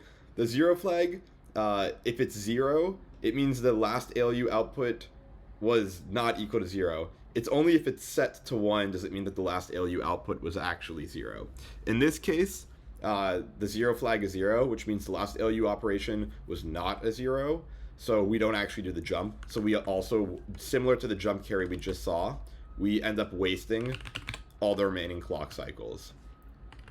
But let's go see a more interesting case. So this is how jump 0 behaves if the 0 flag is 0. We're kind of interested in what the output looks like if the 0 flag is 1. And so I will copy this.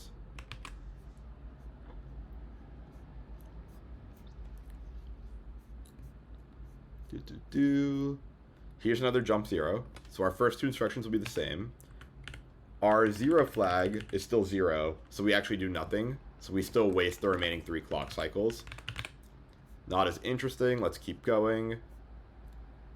Here's another jump 0. And we know it's jump 0 because the opcode is 1000. That's how we defined it in the table. So I'll copy over the first 2 clock cycles of the fetch process. Oh, those are gone.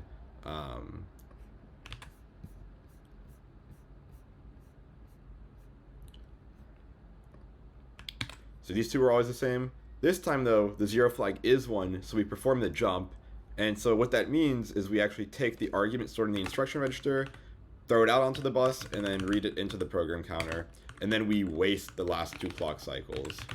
So this says PC instruction register to PC. Put the argument of the instruction register out into the program counter. And there's something interesting because it may be very apparent, but it is also probably worth calling out. This right here is the same microcode for the regular jump instruction that unconditionally makes the jump. So every time we are making a jump carry or jump 0 and the correct flag is 1, the microcode, i.e. how we implement the instruction, is called microcode, setting each of these lines, output lines. The microcode, the control output, is always the same. And so it's based on the inputs that actually determine which of these control lines will be set for the output. So it means we do replicate this instruction 4 times, like every other instruction is replicated to handle for every permutation of the 0 and carry flags. But unlike every other instruction we've seen so far that ignores it, this one actually has to look at those flags to make a well-informed decision, to know what it should or should not do. So that's pretty interesting because this is kind of how we make decisions in our control. You know, everything else in terms of instructions we discussed so far, it's easy to tell the control what to do, strictly based on, for, hey, this opcode represents this instruction, the steps are always the same. But then for the jump carry and jump 0 instructions, they aren't necessarily the same, and we'd actually need to look at it. So as a human, we said, I'm going to look at what's in the flags register to determine if I make this jump. And how we bridge that gap of us making a decision conditionally was feeding it as input to the read-only memory and generating different outputs based on the different input combinations. And so because the read-only memory has to be we have to fully map out every input and output combination, we can pretty much say, hey, for each of these input combinations, this is what you should do. So we give the read-only memory a very verbose yet complete and necessary set of input-output combinations to handle for this.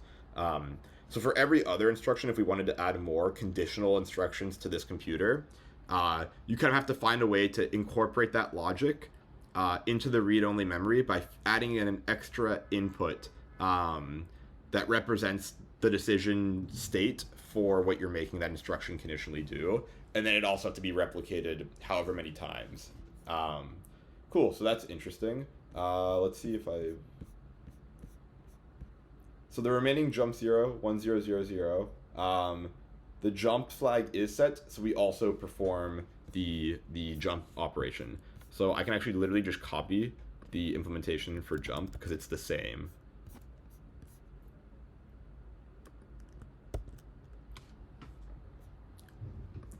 Cool. Okay, so that's how we implement our conditional logic onto our final 2 instructions.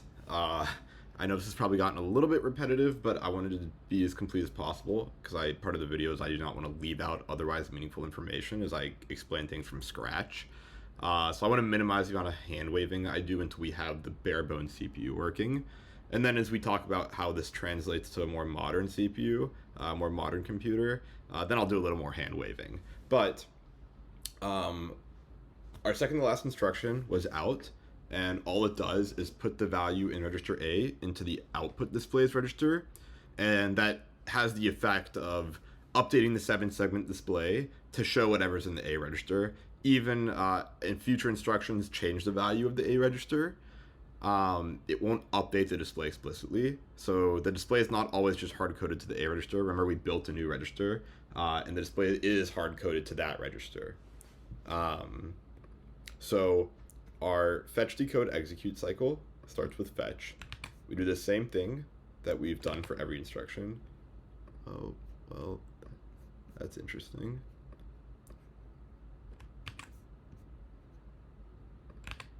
Okay. And for this one, it's also pretty trivial. All we need to do is get the value in the A register into the displays register. So I'm going to put the A register out onto the bus, and then I'm going to read it into the display register.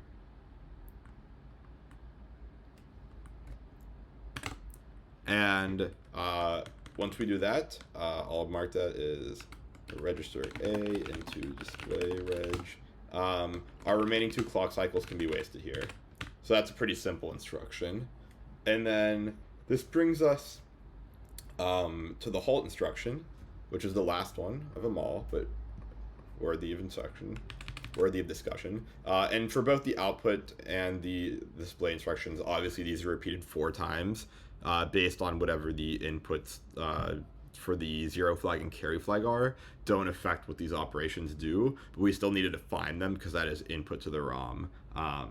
I.e. display should do the same thing if the 0 flag is 1 and the carry flag is 0, as it should as if both of those flags are 0, but we actually need to go specify that in the ROM for completeness.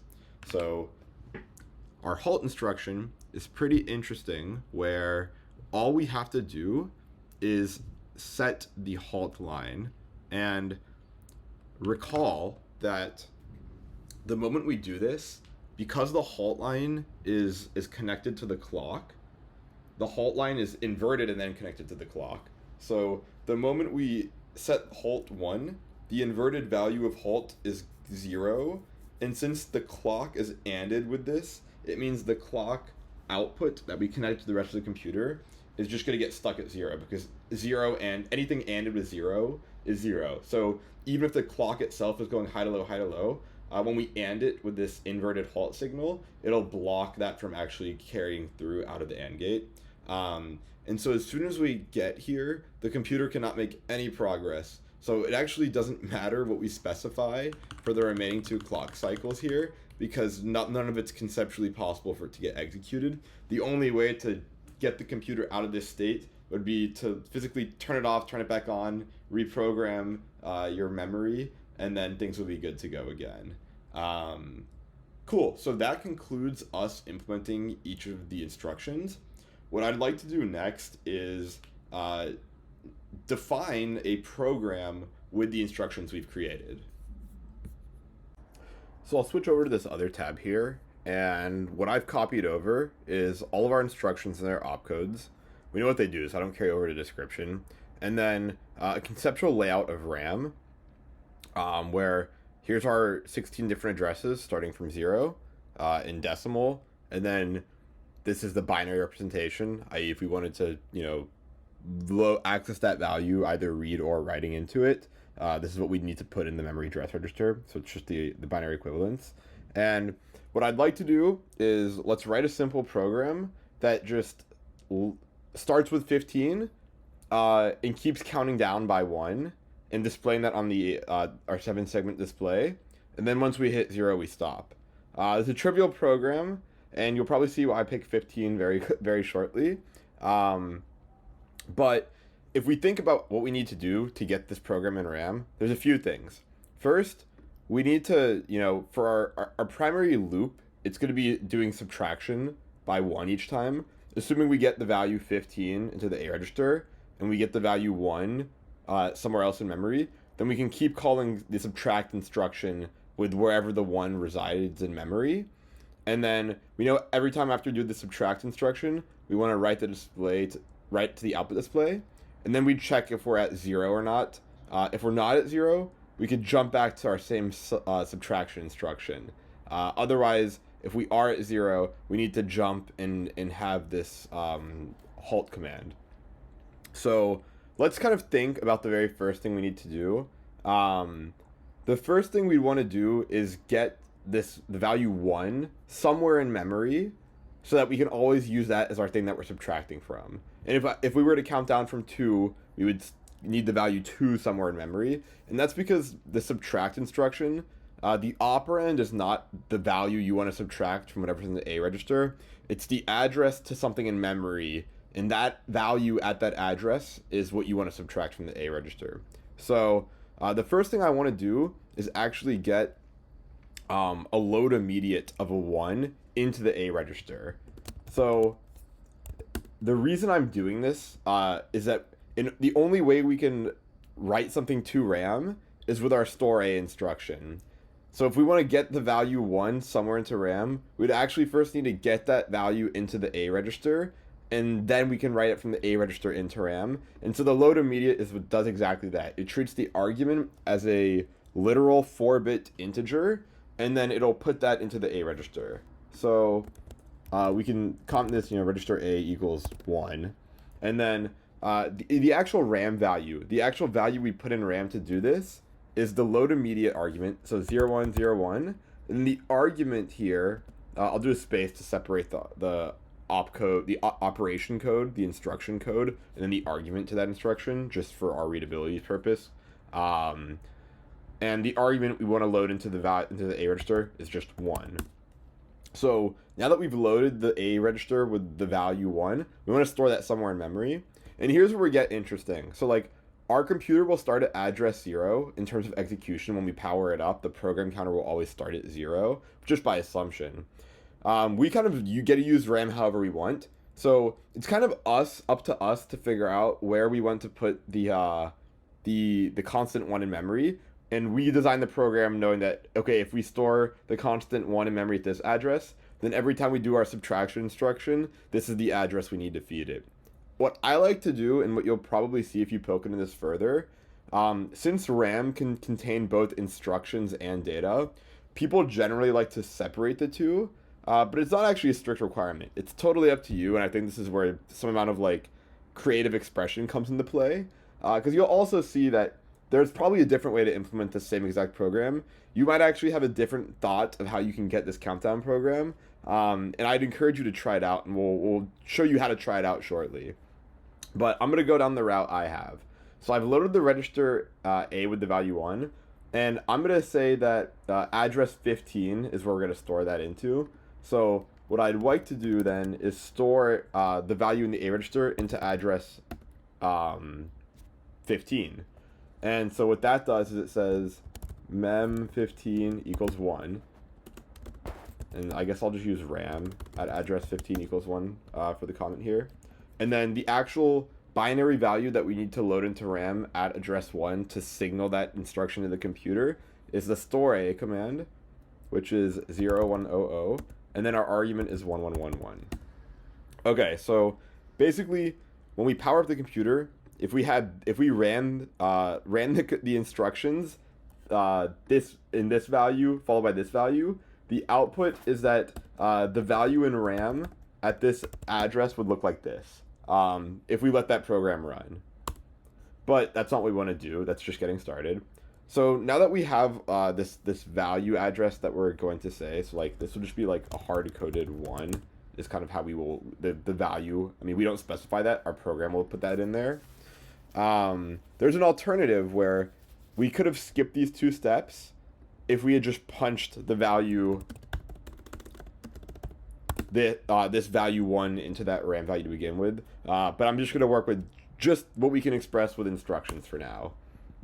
So now that we've gotten our 1, which might still be a little bit ambiguous as to why we've done these 2 instructions, but you'll see very shortly.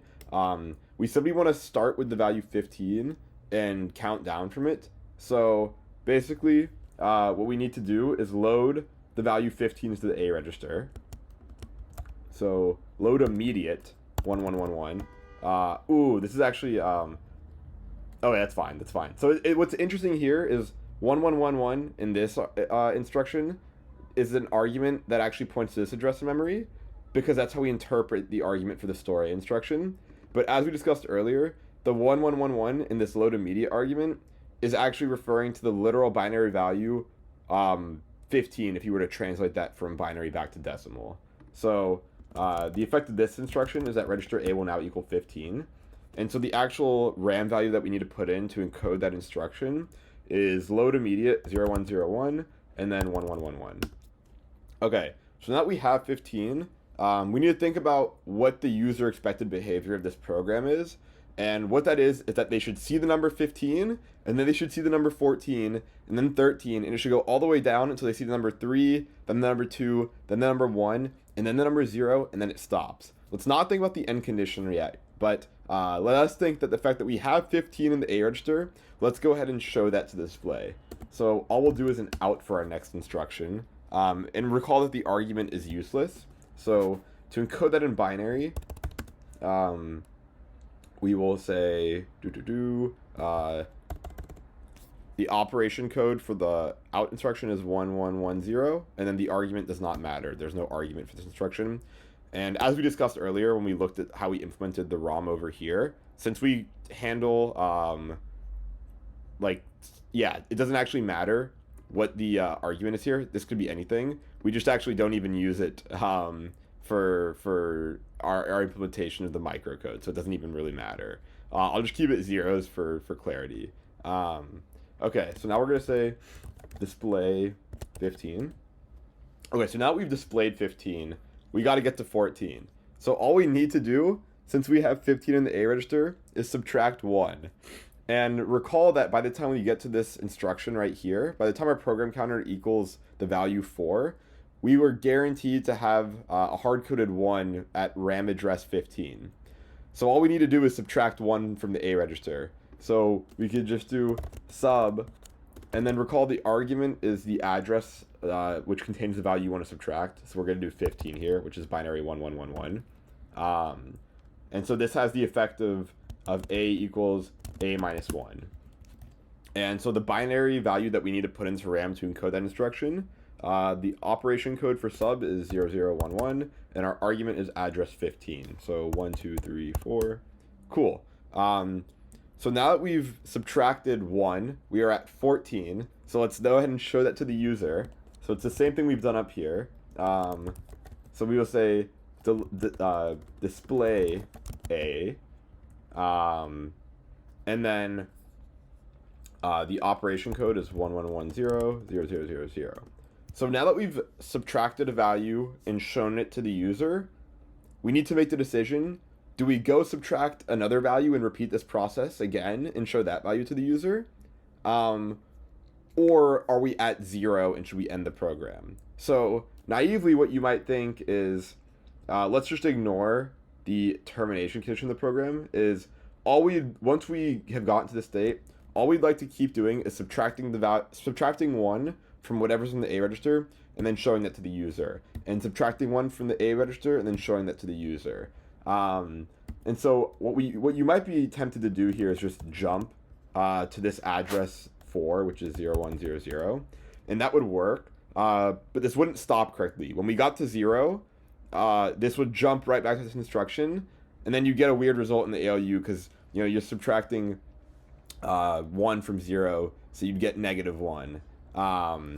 But we said we wanted to stop the program at 0. So what we'd actually need to do is check if we have a 0 from our last result, which is the exact purpose of this jump carry instruction. And if we jump carry to 0, we can jump to an address that will end the program by just having the halt instruction at that address. So what I mean by that is, let's put a halt instruction just somewhere random in memory. And there's no argument to the instruction. And so this is just halt. And then basically what we can then do here is, like, if we jump, if the result of the last ALU operation, i.e. the subtract at address 4, was a 0, to this address 10, which is binary 1010. And so if we think about where we start here, we display 15, subtract 1, so and then we have 14, and then we display 14. This jump carry, 14 is not equal to 0, so it just continues execution. And so then we know that if we make it to this address 7, that it means we actually are not done with our program, so we should jump back up to here to do the subtraction again. So I can just jump to address 0100. So basically, check if done, and then otherwise loop. We're pretty much doing a loop here. You know, we loop back to the top where our loop is a pretty straightforward, just subtract by 1. So the last thing I need to do is go ahead and specify what the RAM values for both of these instructions are.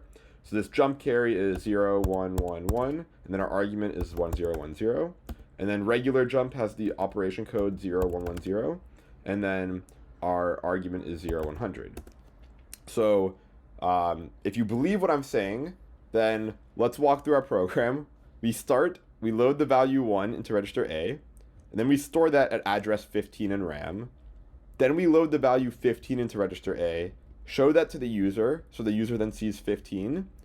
We subtract 1 from the register, and then display that to user, so the user sees 14. We check if the result was 0. 14 is not 0, so we move on to this instruction. This jump just says, go back to right here. And so then we have 14, and then we subtract 1 from it, so we get 13. We show 13 to the user. 13 is not equal to 0, so we continue. And then we jump back up here. And now we have 13. We subtract 1 to get 12 in the A register. Show 12 to the user. 12 does not equal 0. And so we jump back up here. And the process will continue until we eventually get to having 1 in the A register. Then we subtract 1 from it to get 0. We show the 0 to the user. Then we check if the last result was 0. It was this time, so we jump to this address in memory. And this address in memory just has to halt the program, so nothing continues afterwards. So I've invented this hypothetical program, but like, how can we actually verify that it's correct? It turns out I've built a simulator for the computer we've designed, so we can go ahead and punch this program, this value into RAM, and let it run and see if the behavior is exactly what we expect. So let me go ahead and tab out and let's do that. A few years ago, when I first built this computer, I guess 6 years ago now, I also built a simulator afterwards. This is publicly available if you want to play around with it. There's instructions on how to set it up and how to use it here. I won't focus too much on that. We'll just show how to actually play around with it to show the program we just made. So what I've gone through and done is, let's look at the simulator itself. So at any point, you can see the contents of RAM. This is the addressing, and you can just click on any value to change it, and it'll show you every time. There's like kind of a log here of every time something about the computer changes, it is shown here. So if I just set this value to 0, you can see memory address 15 changed to 0. Or if I punch it to 1, memory address 15 changed to 1. And so this is RAM, and then you can see the value that's on the bus at any time. You can see this value that's in the A register or the B register, and you can see the output of the ALU at any time. And then you can also see what's in the instruction register, what's in the program counter, what's in the output displays register, what's in the memory address register. And then recall that each instruction on our computer takes 5 clock cycles to execute, so you can see what each of the steps are. And then it'll also show you for each of the steps what control lines, like what the output of the control lines are, and then also what the value of our carry flag and 0 flag are. There's a few other things. We don't need to touch on all of it. And you can also see here's the value of the 7th segment display. The fictitious one we constructed with just one of these units, but I explained you can probably reason through how the same logic can be expanded for chaining several 7-segment displays together to show multi-digit numbers, rather than the 0 through 9 that we were fairly constrained to.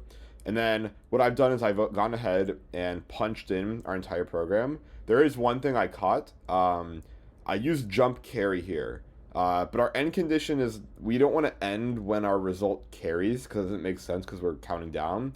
We want to end the program when we hit a 0 as the last output of our ALU operation. So this should not be a jump carry. This should be a jump 0. Apologies for the confusion. And then the jump 0 operation code is 1000. So I fixed that, and then you can see I've kind of incorporated that in the program here. There's one other cool thing that this computer simulator has, and that is there's this button I built called Analyze Program, and you can kind of see that the contents of RAM are nonsensical. But if I click this Analyze Program, it'll actually go through and show you what each of the instructions are, or what the decimal value of that address in RAM is. It has to do both because the computer is naive. It can't know if you're using a certain address to denote an instruction or to hold a value. And it turns out any particular address can actually be both. But that's why I do that. So you can see that our instructions here, we have load a store a 15, a load immediate 15, an out, subtract 15, an out, a jump 0 to address 10, a jump to address 4, 2 empty instructions, a halt, and then at the very end we have nothing down here, and our address 15 is 0 because we have not run the program yet. The first 2 instructions would get the value 1 into RAM. So this is identical to what we created over here. So that looks good. Let's go ahead and toggle the clock, and we can walk through the very first instruction super closely. So the very first thing we have is this load immediate 1. Let me jump back to our other sheet, and we can see what our instructions, our microcode should be for this load immediate. So the first thing that every instruction should do is look up the value of the program counter in RAM and get that value. So we want to put the value of the program counter onto the bus and then read that into the memory address register. If I tab over here, I can see since we're on the first step here, those exact things are set. The program counter is going out onto the bus, and the memory address register is reading that in. Our clock is low right now, so if I pulse the clock from low to high, we should see that happen. It's kind of uninteresting because all the values are 0. The program counter is 0, so we're kind of putting 0 on the bus here, and the memory address register is already 0, so when we read it in, nothing really changes. So let me go ahead and pulse the clock from low to high. Nothing really happens, but then when I let the clock go back down, we should end up on step 2, and we should see that the next set of operations is getting that output of RAM onto the bus and reading it into the instruction register, looking up the instruction effectively, and then also incrementing our program counter. So let me go ahead and put the clock down, and you can see exactly those 3 lines are set. We increment our program counter, and then we are taking whatever value we got from RAM, which should be this 0101 0001, and putting it into the instruction register. And so there's this other thing about this simulator where this button right here will let us highlight whatever the address in the memory address register is on the RAM. So memory address register has 0, so we can see 0 is highlighted. As we trace through the program, it's interesting. You'll see that move a lot. And so that now we've done the second step here. So what I need to do is get the clock to be low again. So I'll post back down. And the next thing, the very last thing we need to do for load immediate is take the argument, because now we've decoded the instruction at this point. We know it's load immediate. So we know the argument just needs to go out onto the bus, which is what the instruction out does, and read it into the A register. So let's go ahead and do that. And you can see that on that rising clock edge, the value gets latched in. So the program counter is now 1. And then our instruction register has the value and address 0, which is the instruction we're trying to execute. And that looks great. And so if I toggle the clock, we fall back low, and we can see that our next set of operations that we're going to do is exactly that. Move the argument from the instruction register, which is this 0001, into the A register. So when I pulse the clock from low to high, this 0001 should go into register A. And we can see that's on the bus already too.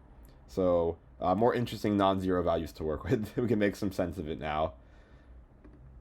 And cool, so the clock went from low to high, and you can see that the bus still has the same value, but register A has that immediate 1 in.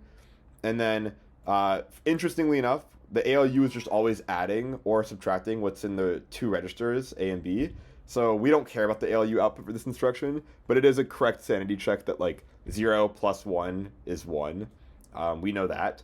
And then we know from here that after 3 clock cycles, we've done all we need to do for the load immediate instruction. So the last 2 clock cycles are kind of wasted. And there's also some detail here. This log will pretty much show you everything that we just said. So like we just had the rising clock edge where we read the A register's value in from the bus. So that happens as well, and that's just a nice English interpretation of what the computer is doing with each clock edge. So if I toggle the clock to low, you can see it's a falling clock edge. Step counter updated to 4. Since it's a load immediate, we've done our implementation, so nothing happens. And oops, I accidentally reset our SAP. I clicked the reset button, so we've gone back to reset the state of our computer. If I just toggle it to get back to where we were, there's nothing crazy to it. So we're at step count 5. We hit the rising clock edge, and when I fall, we're done with our instruction. So now we go, our internal counter used for the control resets its step count to 1, and now we know we're on the next instruction. And that next instruction, if I analyze our program, was the storing that value into address 15. So I'm not going to walk through each of the 5 clock cycles here. What I will do is I'll pulse the clock 5 times until we get back to step counter 1. And what you'd expect to see, if everything's correct, is that afterwards the value in RAM at this address 1111 should equal the value in the A register, which is just 1. So let's go ahead, I'll pulse the clock 5 times. And you can see that that's exactly what's happened. The value in the address 15 of our RAM is now that 1. So that looks good. Then, so I'm going to say this looks good. This looks good. Now we need to load the value 15 into register A. Let me pulse the clock 5 more times to do that. And so now we can see register A has this value 1111, and then that looks good. Then we display it to the user. So let's pulse the clock 5 times, and we'd expect the value 15 to be visible here.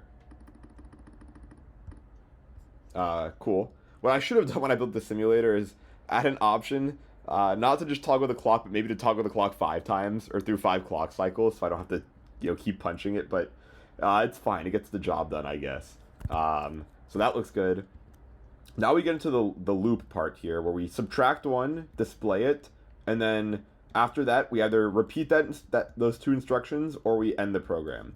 So basically what we're going to do is we're going to do the sub. So this should end with A being 1 less than 15.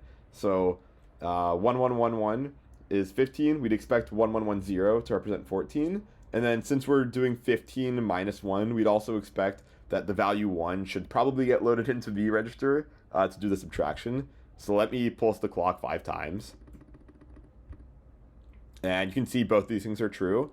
So we have 1110 in the A register, which is 14. We accomplished that by loading 1 into the B register and subtracting it. And that looks good. And then now we check this display A. So we should expect 14 to just end up on the display register because we've done our subtraction. So we should show that to the user. So let's pulse the clock through this next instruction. And you can see that's the exact case. We have 14. And now let's do a little bit of checking. Now we should expect this jump 0 to be a no-op. We should not end up jumping to this address right here. So if I pulse the clock 5 times, what should happen afterwards is the program counter should equal 111. And that 111 is going to tell us to just jump back up and repeat the loop. So let me pulse the clock 5 times. And we can see our program counter is 111 as we expect. So we did nothing with this jump 0 instruction. And then this 01110, or sorry, this 01111, 0111, yes, sorry. I was like, did I say 1 too many ones? It's just a jump back up to our subtract loop. So I'd expect the program counter to go to address 4 afterwards of this. Let's pulse it and see ourselves. And we can see exactly that. Our program counter is address 4. And so then we repeat this this loop cycle. So I also built an autoplay because I don't want to trace through this entire program. I built an autoplay that'll just keep pulsing the clock like really fast, low, and high. And you can control the speed here. And basically, I'm just going to crank the speed all the way up, and we should see that we just count down all the way to 0.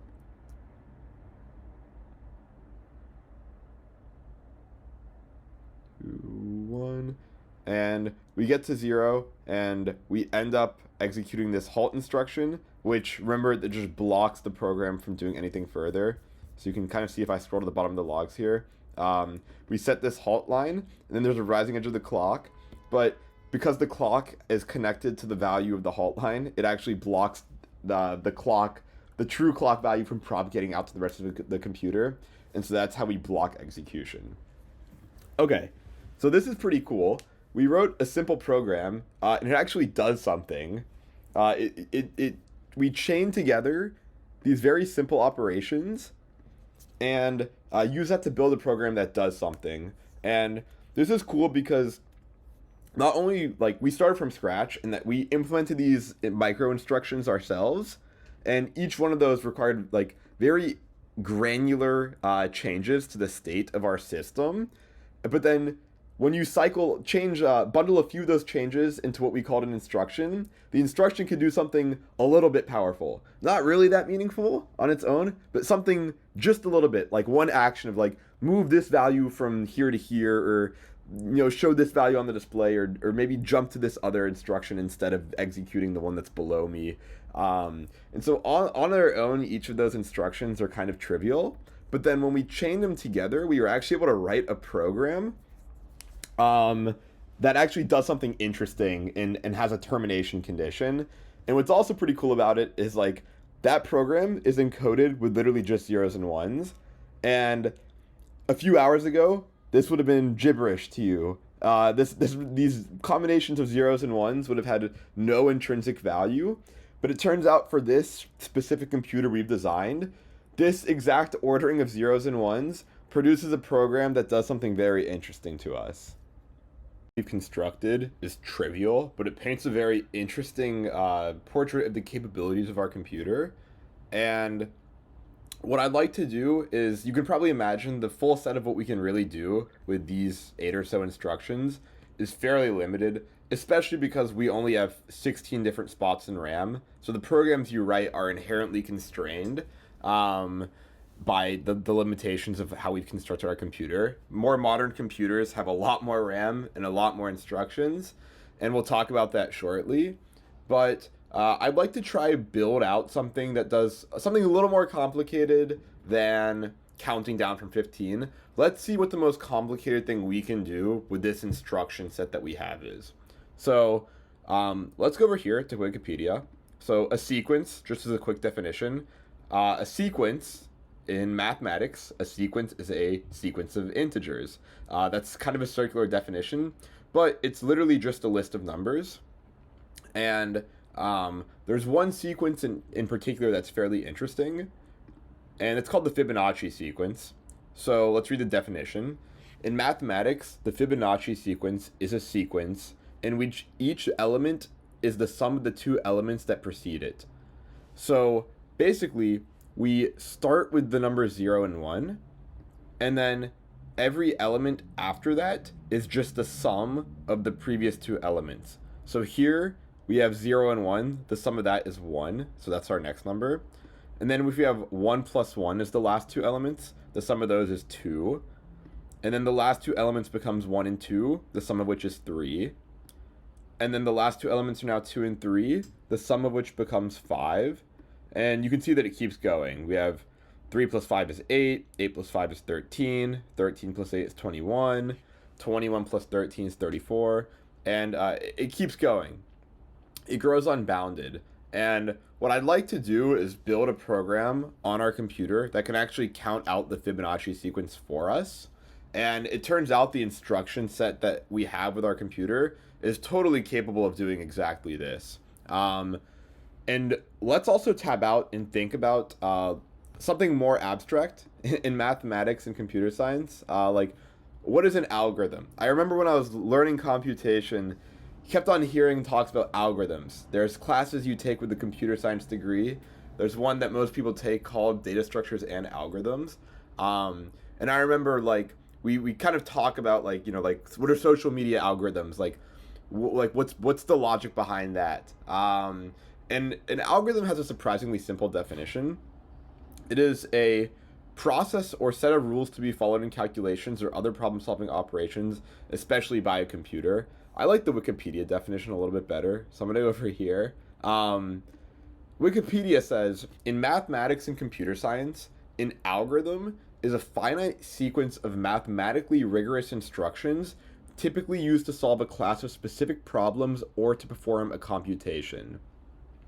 Algorithms are used as specifications for performing calculations and data processing. More advanced algorithms can use conditionals to divert the code execution through various routes and deduce valid inferences. So this is an interesting definition. I think it's a more interesting one for a few reasons. First off, we saw that we just performed a computation of what we decided earlier. The counting down was just a series of computations. And then that was a form of data processing, but like that's not really what the definition's poking at here. But what's also interesting is it says advanced algorithms can divert execution through various routes. And this is kind of the branching we discovered with our jump 0 and our jump carry instructions that allow us to introduce some like decision making into our code. So what I want to do is write an algorithm for implementing this Fibonacci sequence and then go ahead and actually implement it. I think a good starting point is coming back to this very simple program that we had earlier and writing an algorithm for it. So if we wrote an algorithm for this program, what would it look like? About exactly what we did to implement our instructions here. We had to be very concrete and formal with what we said and specify everything very clearly. We have to tell the computer, because the computer, especially the one we built, is kind of quote unquote dumb, and it'll only do exactly what you tell it to do. So what we kind of did is we said, we had some variable called the counter. We'll just say like let counter equals 15. And in the algorithm is kind of independent of the hardware of the computer itself. When we went to implement this algorithm in machine code, our counter was kind of the A register. That was kind of the register that held the primary state of the program at any given time. And we pretty much said while the counter was greater than or equal to, while the counter is greater than 0, what we did is we subtracted 1 from the counter. So we said counter equals counter minus 1, and then display counter. And basically this syntax I'm using here is an indentation. So like every time this condition's true, everything that's executed after it, or everything that's indented after it will be executed, and then it'll check the condition again. It'll come back up here. That's similar to the jumping we have in our code. And then once you get out of this while loop, so the only way we can get out of this while loop is if the counter is not greater than 0. And since we're counting down by 1, that means it necessarily is equal to 0. And so that means once we get past here, we just end and we're done. So this is a very formal specification of our counter program. Let's try do one for the Fibonacci sequence. So let me clear it out here. So in general, we said the Fibonacci sequence, like for any number, it is the sum of the previous two numbers. So like if we let's define like f of I to be the ith number in the Fibonacci sequence. So we can pretty much say that, let's say it's 0. We've been learning everything starting with 0. So f of 0 is 0. The first number in the sequence is 0. And the second number in the sequence is 1. And then for every other number, we pretty much say that f of n is equal to the sum, the nth Fibonacci number is equal to the sum of the number behind it and the number that's 2 behind it. And so this is kind of what we call a recursive definition, where the value of the Fibonacci sequence, the value of f of n, depends on recursive calls to f of n. So that makes sense for like us to reason about in English. You know, this is just saying start with the numbers 0 and 1, and then after that, for any other arbitrary position in the Fibonacci sequence, go figure out what the two Fibonacci numbers before are, and then add those together, and that tells you what the current Fibonacci number is, assuming n is the nth number in the sequence that you're interested about. Our computer we built here obviously can't deduce that. We kind of have to spell that out in a slightly different way. So what we're gonna do is let's go figure out how we can actually build this. So we know that we have these instructions to work with, and then we also have spots in data memory. So I'm gonna go ahead and clear out our old program here. And basically, I'm gonna reserve 2 spots in memory. Let's just do the last 2 spots in RAM to represent like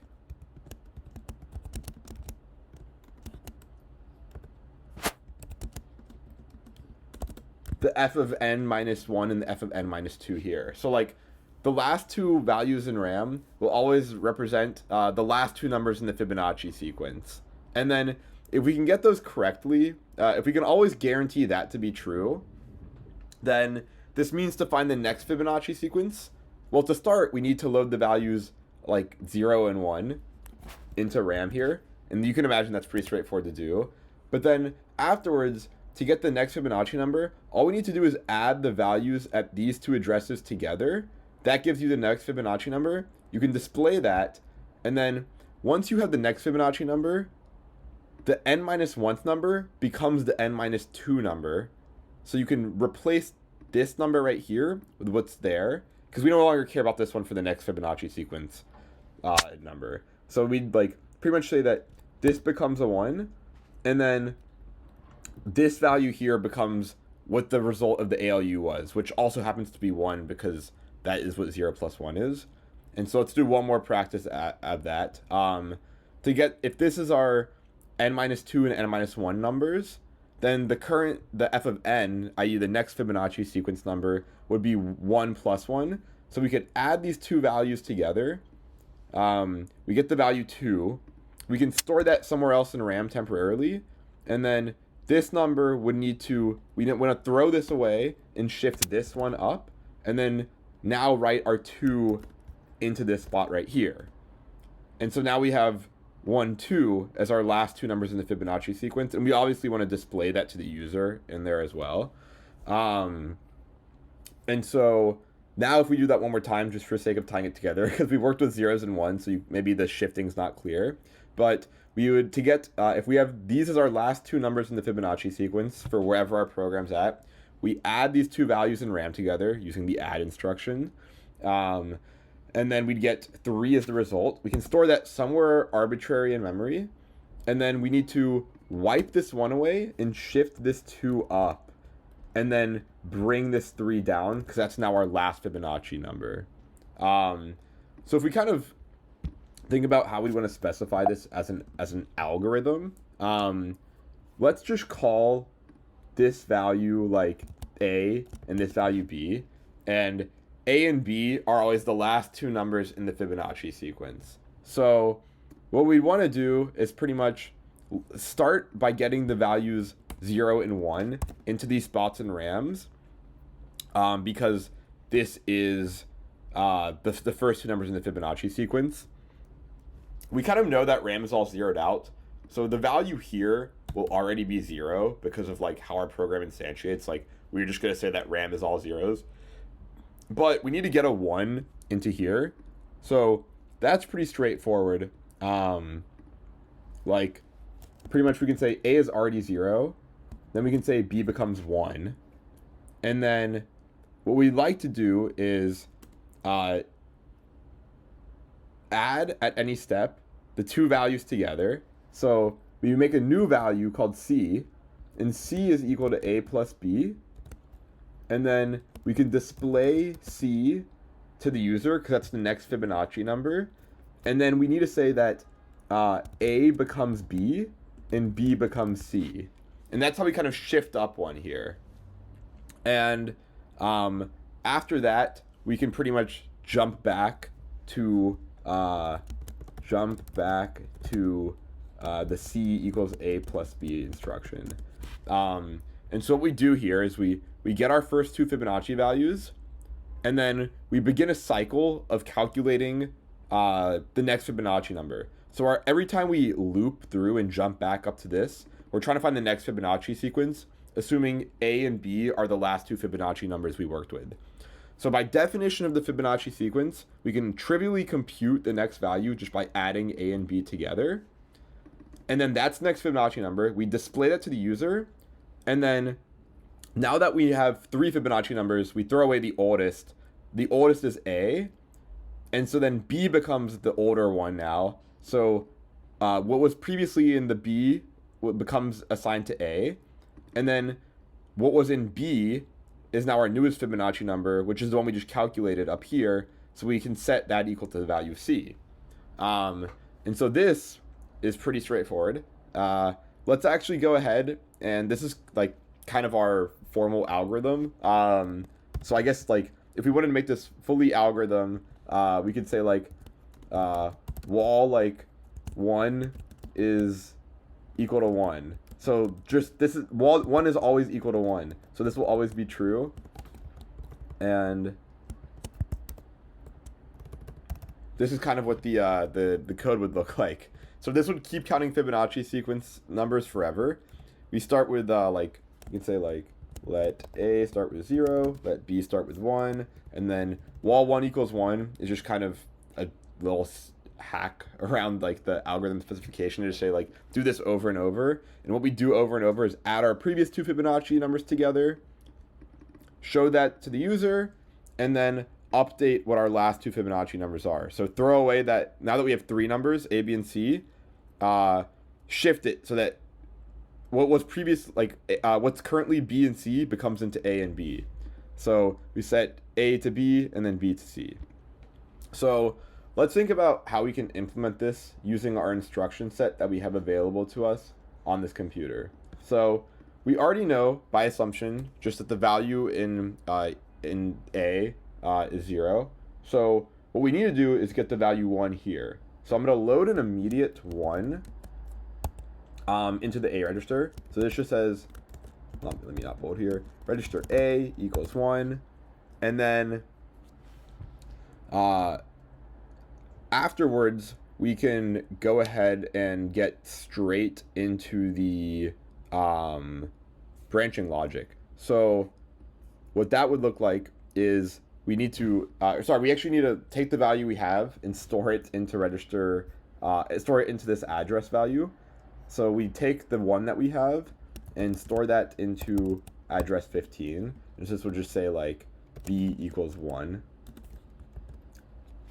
And then now what we can do is go ahead and start the sequence of adding these 2 numbers together. So to add 2 values in RAM, we need to load one of the values into the A register and then load one of the other, and then do an add operation with the second value.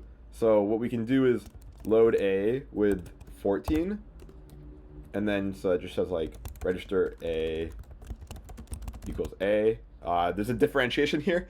Register A, you already know what register A is. The A down here is just a variable that we are calling. Variable meaning we will say whatever is in this, we're going to call A, and that value can change. It can vary, so it's called a variable. Apologies, I've probably used that several times without necessarily clarifying what a variable is. But forgive me for that. And then now we can add whatever is in 15. So then it pretty much says that register A is equal to A plus B. So that's exactly what we want.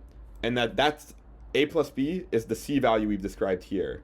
So let's let C equal this spot equal address 13 in RAM. So let's go ahead and just, we want to take that value, the output here, and store it in C. But before we do that, we want to show this to the user. So we can do an out here, and then we can store the value C into the correct memory address that we want, which is 1101. And the ordering between these 2 operations actually does not matter. It's kind of up to us how we want it. So you could have stored it and then written the out. And the reason we can do that is because store A and out, neither of those change what's in the A register. They just do some action based on what's in the A register. So this add instruction over here actually mutates the value in the A register. the following two have no effect to the A register. They're independent operations we'd like to do based on whatever was the outcome of this add result here. So the ordering is trivial. It's not perceivable to the human and does not affect the runtime correctness of our program, assuming everything else is right here. So now we have our like last three Fibonacci numbers. Like A is the oldest, B is the second, like in the middle, and then C is the newest. And so what we need to do then is kind of throw away this A, move the value in B into A, and then move the value from C into B. So let's start by taking the value here and then getting it into here. So all we can need to do to get the value from B into A is do a load A of 15. So get the value that's in B into the A register, and then a store A, where we store it into this address. So that's how we move the value. That's how we effectively move the value, which overwrites the A with B. So what we do to do that is a load A 15. So we say like register A equals B, and then we can store A into 14, and that just says A equals what was, like A is now what B is. And then the last thing we need to do is get the value from C into the B address spot. So I can load into register A this address 13. So it says register A equals C, and then I can use the same trick that we did to overwrite A to overwrite B. So I can store that into 15.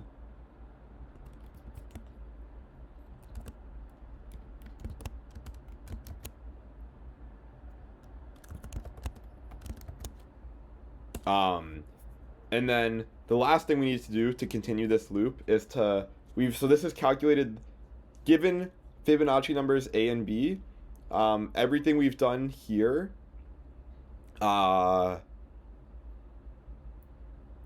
calculates the next Fibonacci number. So now that we've calculated one Fibonacci number, let's just jump back up here and jump to instruction 2 and execute the next the same set of operations to figure out the next Fibonacci number. So I can just jump to 2.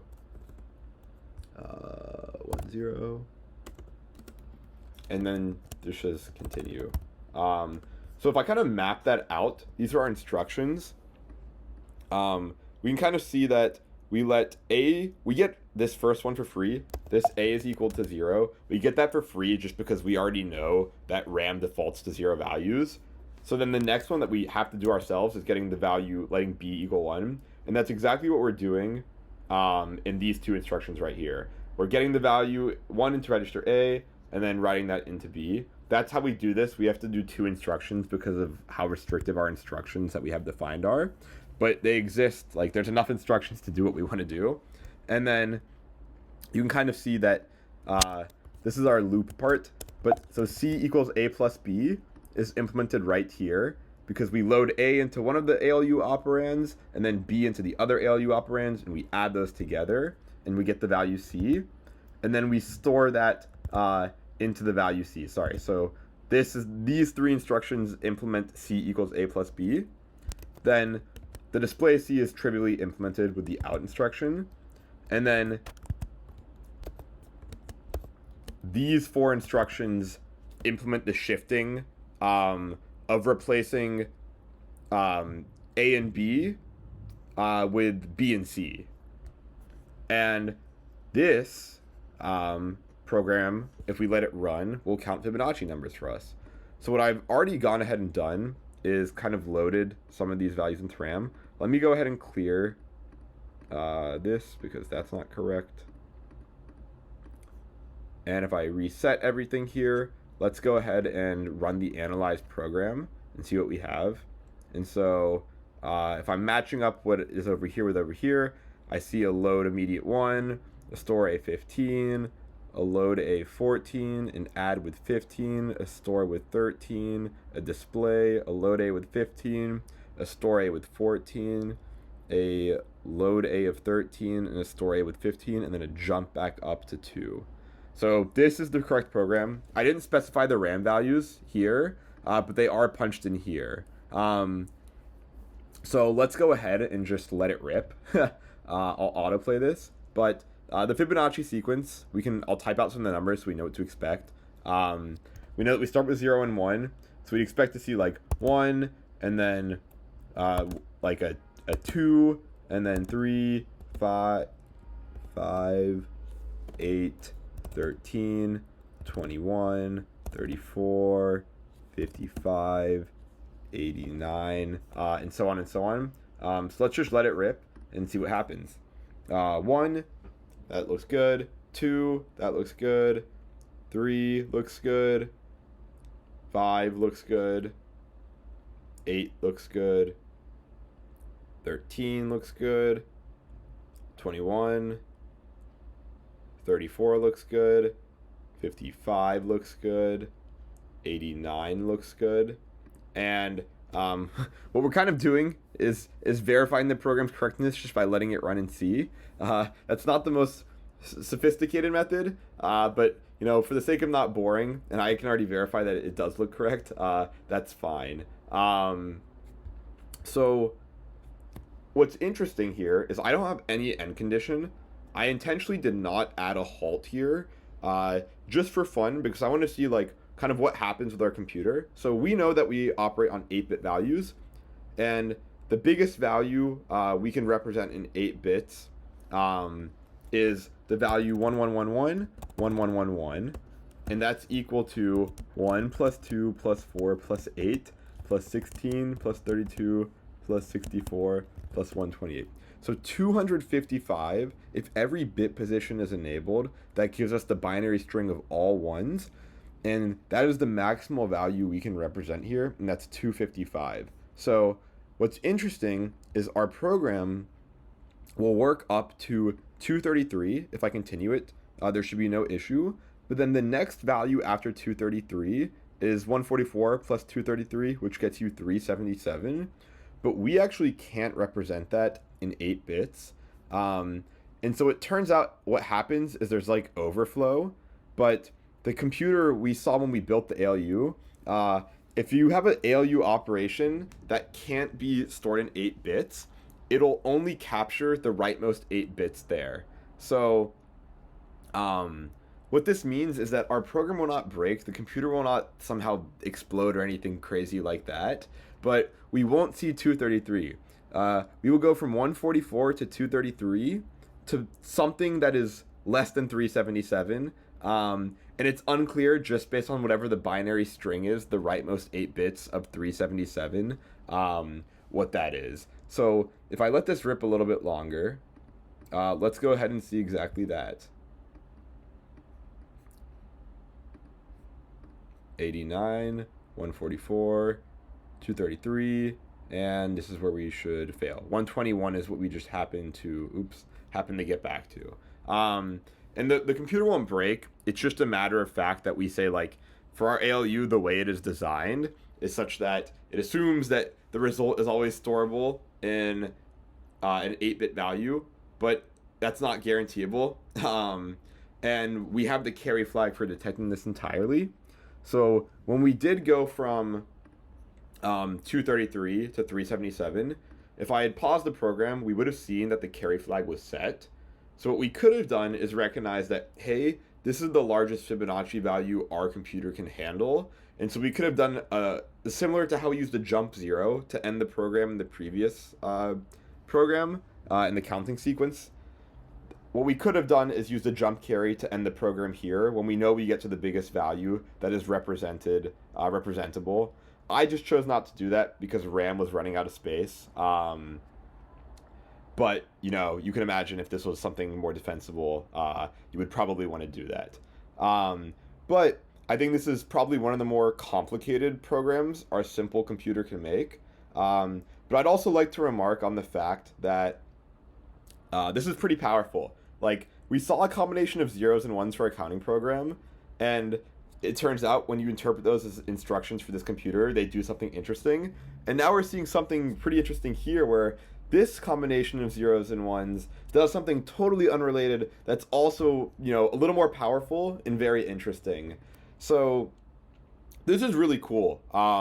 like something that was just a few hours ago nonsense to you is now something that you can, you can look at each of these positions in RAM and figure out what the interpretation is, and if RAM was loaded to that value on some hypothetical computer, that's what the computer would execute. So that technically concludes the explanation of how we built this computer, and everything should be clear from like ground up, like, and we'll recap everything we've done eventually, but it wouldn't be right for me just to end here. Like, I think there's a lot of questioning around, like, we've invented this computer, but like, why did we design the instructions the way they are, and like, why did we architect it the way we architected it, and like, how did I know to build this computer? These are all interesting questions, and I actually built this computer physically. So the simulator I have here is cool and all, but I was very interested when I learned this in school, and I found a series online of someone who has a full instructional set, which I'll link because it's an awesome series that I highly recommend watching. And in this series, Ben Eater, his name is, builds this computer, this conceptual computer, from scratch. So I actually built one, and I can show it here. This is what mine looks like in person. It's a bit messy and there's a lot going on. So let me give a few minutes of context to explain what's happening here. So if you look just on the display, you can see this program is just doing counting down.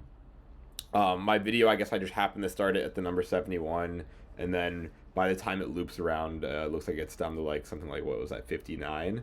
But there's a lot of components here, so let's break it down. The first is this clock up here, and I guess as I walk through this, you'll see that the way this is physically built, i.e. the layout of all the components, is virtually identical to what I drew on my iPad throughout the video, and we'll see that like that also came from somewhere. I guess the ordering of the components physically doesn't matter, but I kept the continuity there to help make the understanding easier. So this is the clock module. You can kind of see this is the value of the clock, and it's just constantly pulsing. This thing up here is a little dial, and if I were to twist it, I could increase or decrease the speed of the clock.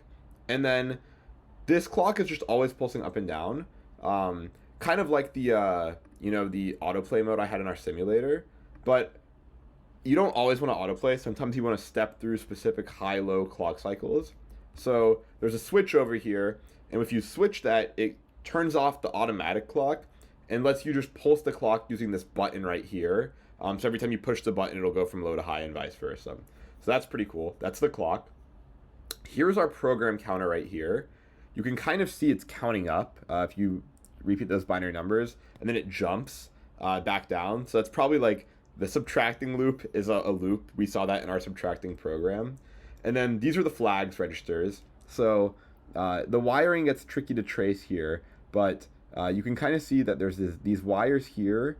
This is a register chip, and it seems to be the output of the register chip, and the input on top comes from this wire right here, and this is the ALU. So let's talk about that next. This is the massive ALU. We have the A register right here, and these lights show the value of the A register, and then we have the B register should be right here, and then this light right here, I can't quite recall if it's showing whatever's on the B register or the output of the ALU.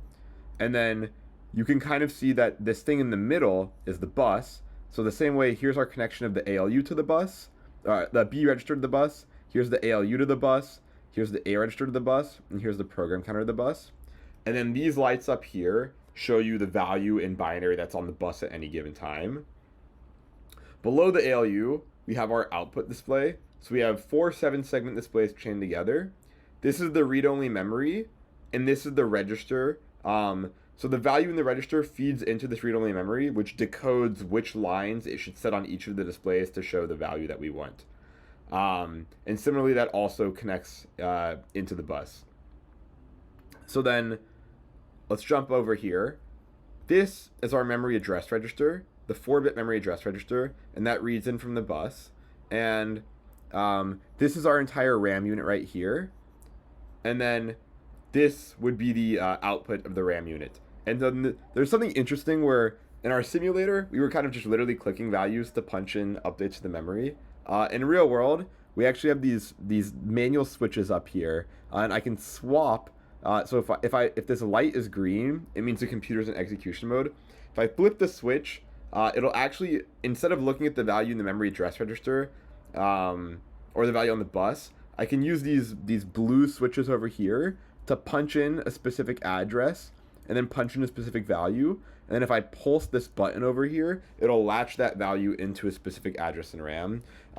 These are really small and honestly a very big pain to use. But that is how I loaded the program into memory. I kind of have to flip the switch so it's on human program mode, and then cycle through every address that was used for my program, load the value and then punch it in, and then swap the address and rinse and repeat. And then once that's done, I could flip the switch back, and then also flip the clock to automatic mode and just let it rip. This will show you the output. So for whatever address is on the memory address register, the ALU is always looking it up. So this is just always showing the output. You can kind of see like every time the value changes on the input side, the value on the output side changes as well, unsurprisingly. Here is our instruction register. So the instruction register is 8 bits, but the left 4 bits are the argument and the right 4 bits. Sorry, the left 4 bits are the operation code, i.e. which instruction we're executing at any moment in time. And the right 4 bits are the argument to that instruction. So I used separate color lights to denote the two. But you can see it's just backed by a register, and that also connects to the bus. And then here is the meat of our computer, the brains that tie it all together, and that's the control logic. So this is the control logic. These are read-only memory chips that I literally have to take apart out of the computer and program and then punch them back in here. If we look at what the inputs are here, you can see that we have the left 4 bits of the instruction register, so the operation code, and then we also have this 5-step counter that represents which step of the current instruction we're on. The way it's implemented in person is a little bit different than the way I explained it, but the concept is roughly the same, or it's fundamentally the same, so it doesn't matter. I didn't want to introduce this. Technically uses a different type of counter, and the way it's visualized is whatever step you're on, that light will be off. The clock's going so fast that you can't really tell. It just kind of looks like they're flicker. But if I were to tune down the clock speed, you'd watch a left to right pattern, and then it'd reset in terms of which one is the quote-unquote off. And then the value from the flags register is also hooked in here. And then we can see that these yellow wires are just going everywhere, because that's the control output. Like when we say like RAM out or memory address in or program counter increment, like that has to go to each of the components. So you can see like some of these yellow wires going to the program counter, some going to the memory address register control, some to the ALU operands, some to the output display. And then for debugging purposes, I also duplicated it so I could actually see at any step what lines were being set by the control logic. So that's right here. Can't really tell, but there's a label. So like this leftmost light is on if maybe like the program counter increment line is on. In the simulator we built, that roughly controls to being able to visualize this right here. So this is the computer. I built it over the pandemic, and the reason I even came across this is I learned about it in school for a class I took for my computer science degree. And the class, we didn't build this computer as part of the class, but we did learn how this computer architecture worked as a significant portion of the class. But the professor of that class is also not the one who invented this computer. This computer has a name. I've probably let it slip a few times, and maybe you could have seen it already over here in the naming. This computer is called SAP1, SAP1. Let's go ahead and Google it. Go straight to Wikipedia because we've been using that. And this says, the simplest possible computer is a simplified computer architecture designed for educational purposes and described in the book Digital Computer Electronics by Albert Paul Malvino. The SAP architecture serves as an example for building and analyzing complex logical systems with digital electronics. So this is an old book. And then, interestingly enough, this Wikipedia also talks about Ben Eater, the individual whose video I watched to learn how to build my computer here. But let's actually go ahead. Turns out if you Google the book name, it's old enough that it's just online on the archive. And I mean, you can see this is kind of an old book here. It seems as though this came from 1993, or at least this version of the book. So this is old here. But what's really cool is this book kind of does a lot of what we did in the video from scratch, which is taking no understanding of how computation works and building a fully functioning computer that demystifies a lot of the black box of like what is happening on your phone or on your computer under the screen or like in the internals. So if I skim through the chapters here, before he even gets to talking about the computer architecture, you see it starts with number systems, and that's where this video started. We started with, binary. How do we convert from binary to decimal? And you can kind of see that a lot of that is here, like decimal to binary and vice versa. And then after that, we talked about logic gates. We know about the inverter gate, the OR gate, AND gate. Some of these other logic gates we also covered. Like we know about NAND or the exclusive OR gate because we needed them to all build this computer. Then we talked about some of these without naming them, but like multiplexers we came across for our computer, and same for here. Like some of our implementation, our intuition for implementing the ROM was using actually some of products. I just didn't formally say it because I didn't want to bog down with terms. And once we had an understanding of logic gates, we went ahead and built the ALU, and that was able to support binary addition, subtraction, and we started with half adders, and then chained those together, or we got half adders, and we chained those with full adders to build our ALU. And then once we had the ALU working, we moved into sequential logic. Everything we had been looking up until that point was deterministic. Sequential logic was flip-flops and latches and how we actually hold data.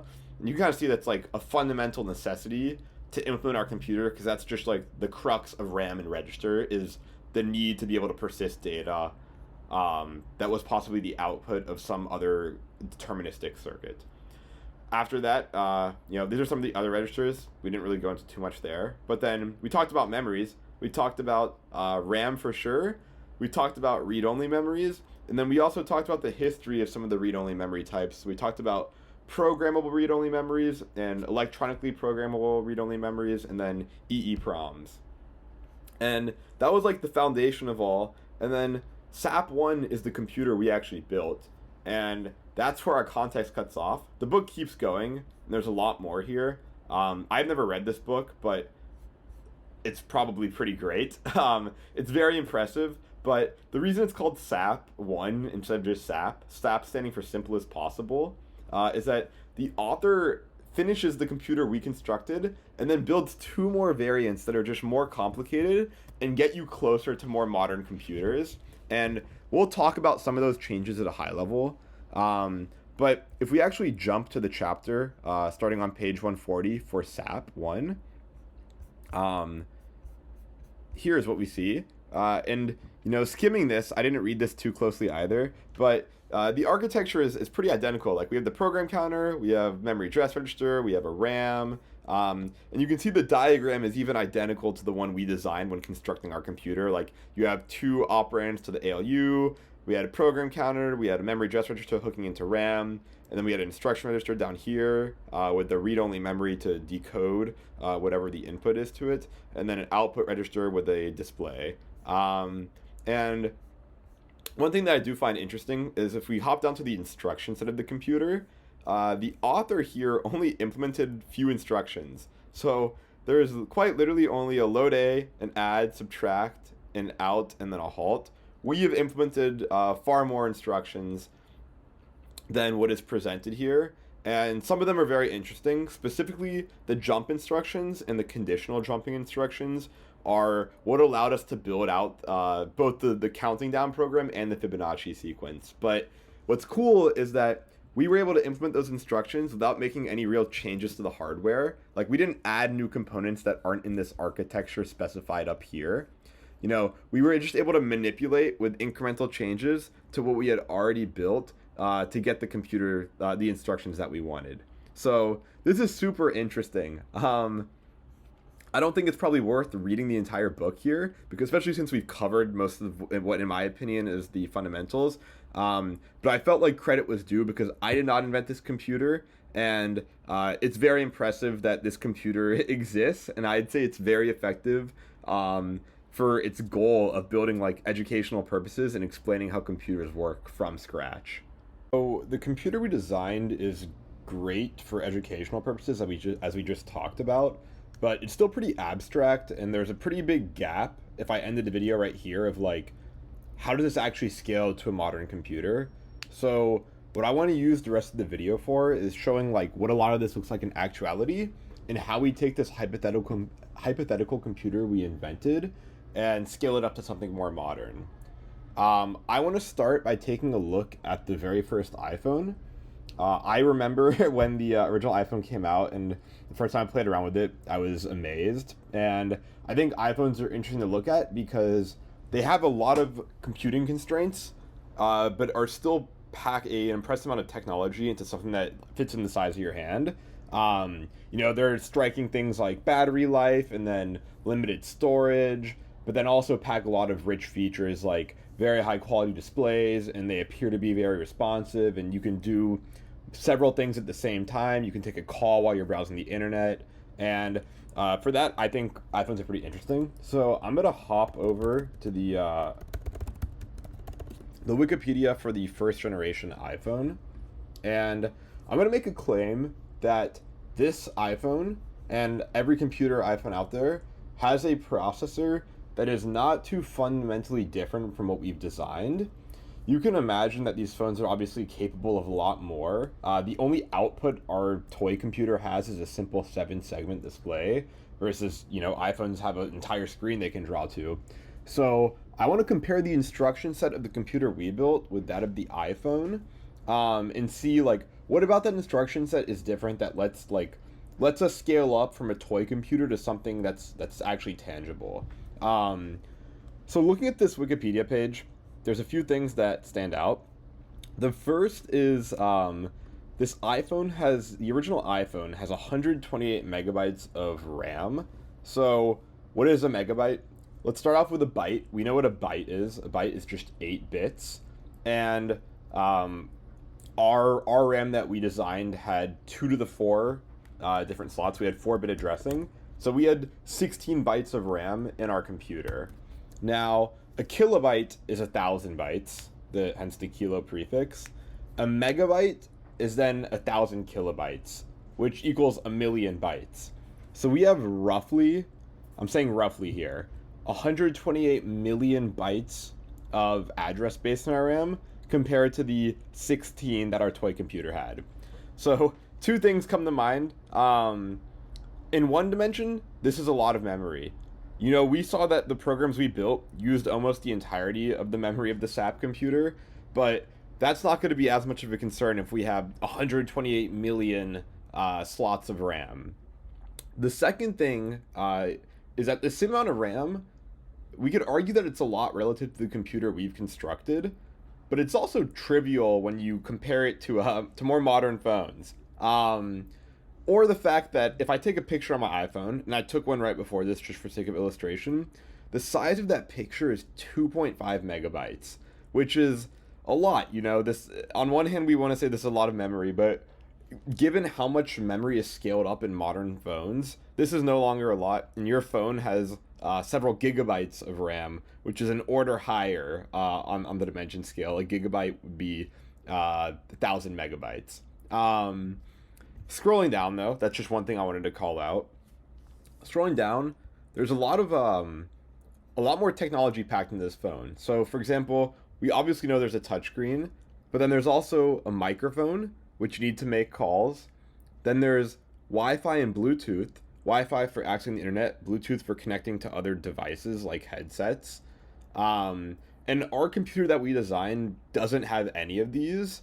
So if I'm making the claim that the processor of the iPhone is not too fundamentally different than the processor we described, one of the questions I would eventually like to answer is, how do we bridge the gap and get these things? Like, how do we get internet connectivity? How can we even draw to a screen? How do we know when a user touches on the screen? And these are questions that I want to get to in the remainder of this video. But let's keep poking a little bit further, and let's actually look at the processor that's on this phone. So the second sentence here says it features a Samsung S5L 8900 SoC. And SoC just stands for System on Chip, and it generally means that you have a lot of functionality baked into one chip rather than having several isolated components. So one chip could have the CPU, i.e. everything we've built thus far in the video, and maybe the networking chip, the chip needed to like make internet requests, versus more traditional computers would have these things be totally separate and they just be connected via wires. So let's read into the system on chip that this early iPhone used, and we can, a few things stand out here. Obviously these Wikipedias are very information rich. The first thing I wanted to call out is that, let's read from here. The default clock rate of the CPU is normally 666 megahertz, but has been lowered by Apple to about 412 megahertz. So what is a megahertz? Let's start with what a hertz is.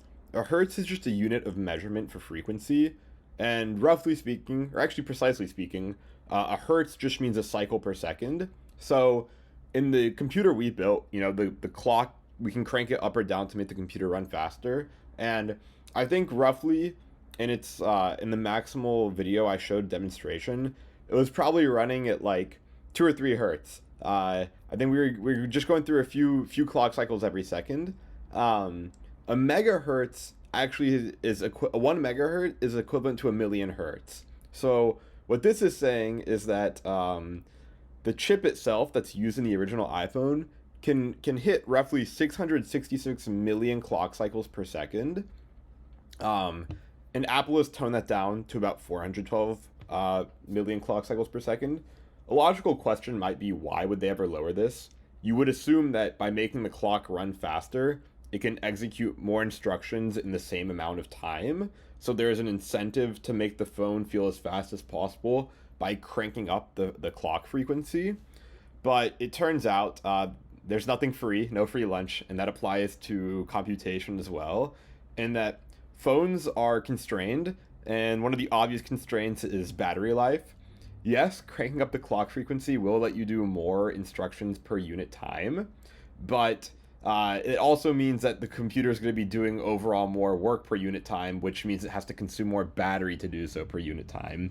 These logic gates at the end of the day that we're chaining together all require electricity, so generally you can crank the clock frequency up, but it's going to eat at battery.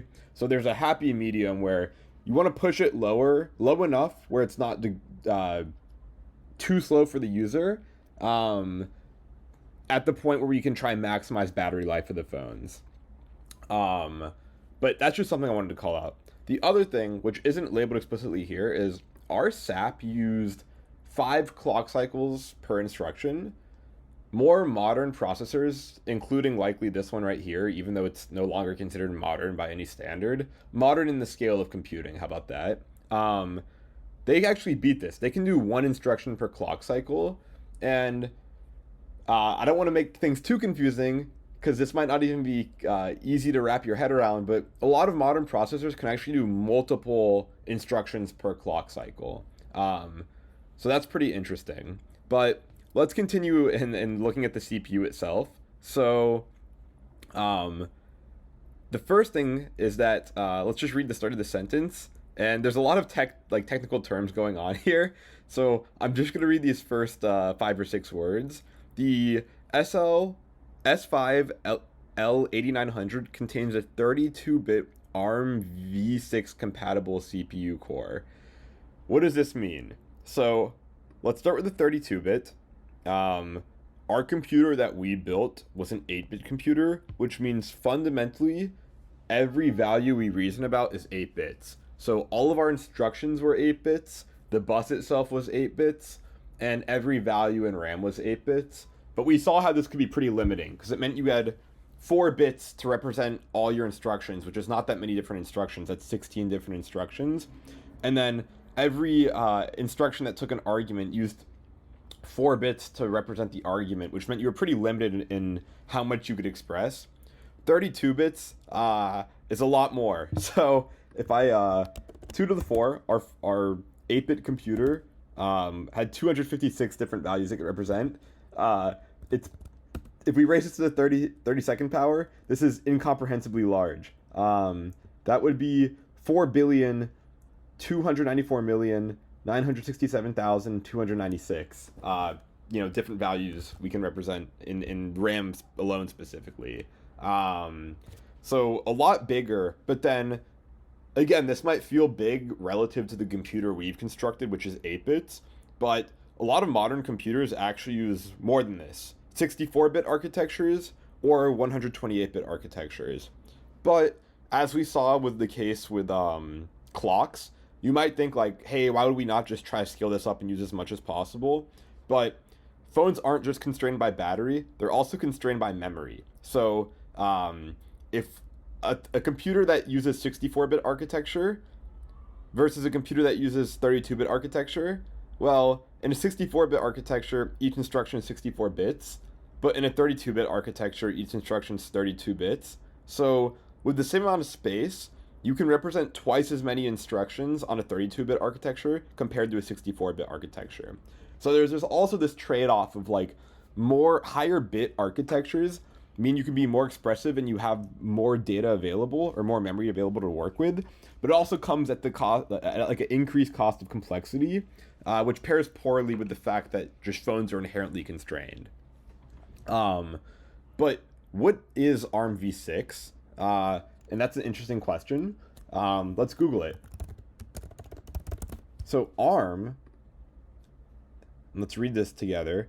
ARM is a family of RISC instruction set architectures for computer processors.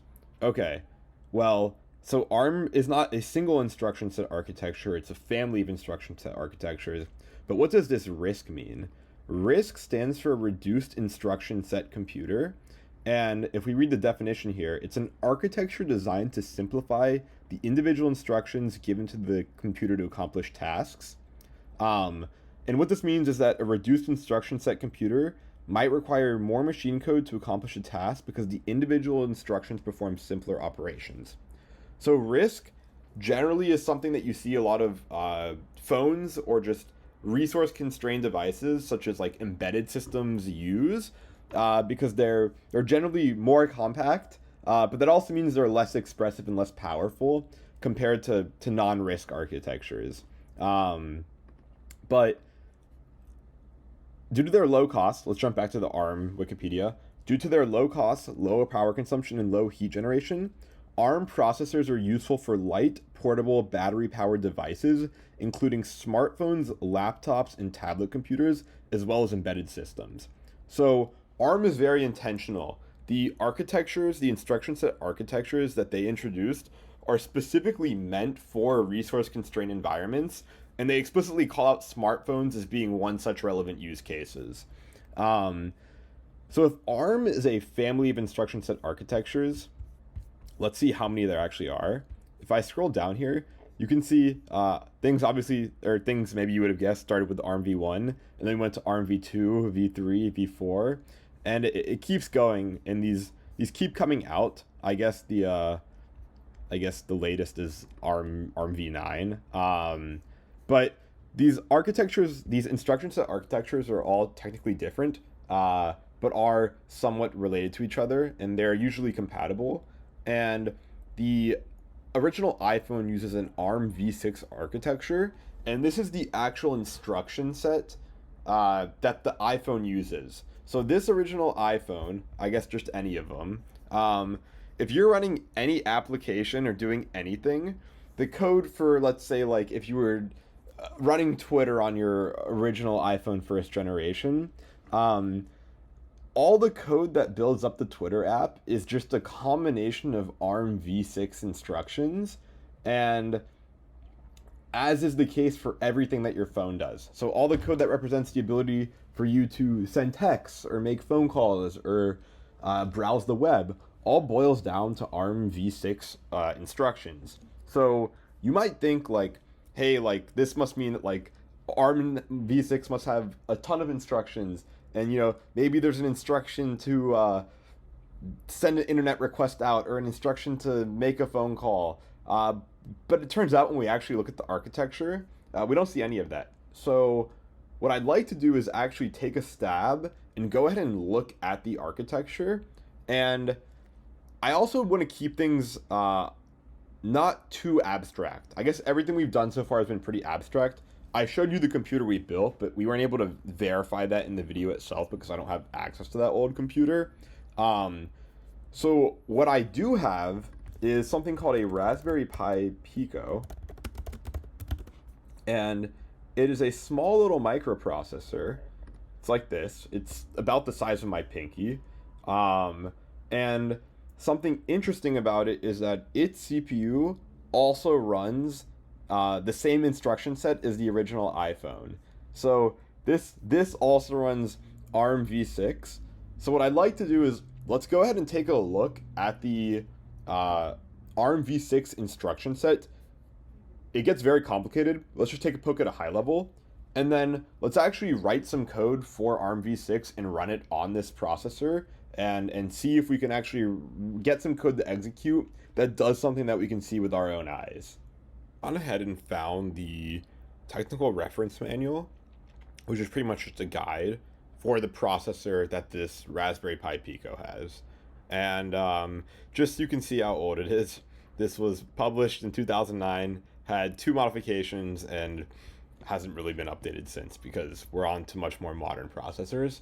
But this is still a great example. So we're not going to go too deep into this, but I do want to poke at the instruction set. Let's start with the introduction. About the processor. The Cortex M0 processor is a very low gate count, highly energy efficient processor that is intended for microcontroller and deeply embedded applications that require an area optimized processor. So very low gate count. Gate count is literally referring to the logic gates that we use to build our computers. Generally speaking, the more logic gates a computer has, the more complexity and more battery consumption you can expect it to have. So having a low gate count is especially enticing for these like constrained environments, and that goes hand in hand with being highly energy efficient. It is designed to use as little electricity as possible, which makes perfect sense for a phone, where, you know, especially back in 2008 when this first generation iPhone was released, 2007, sorry, discontinued in 2008.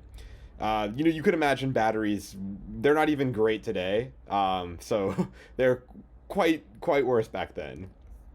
But let's jump back to the docs.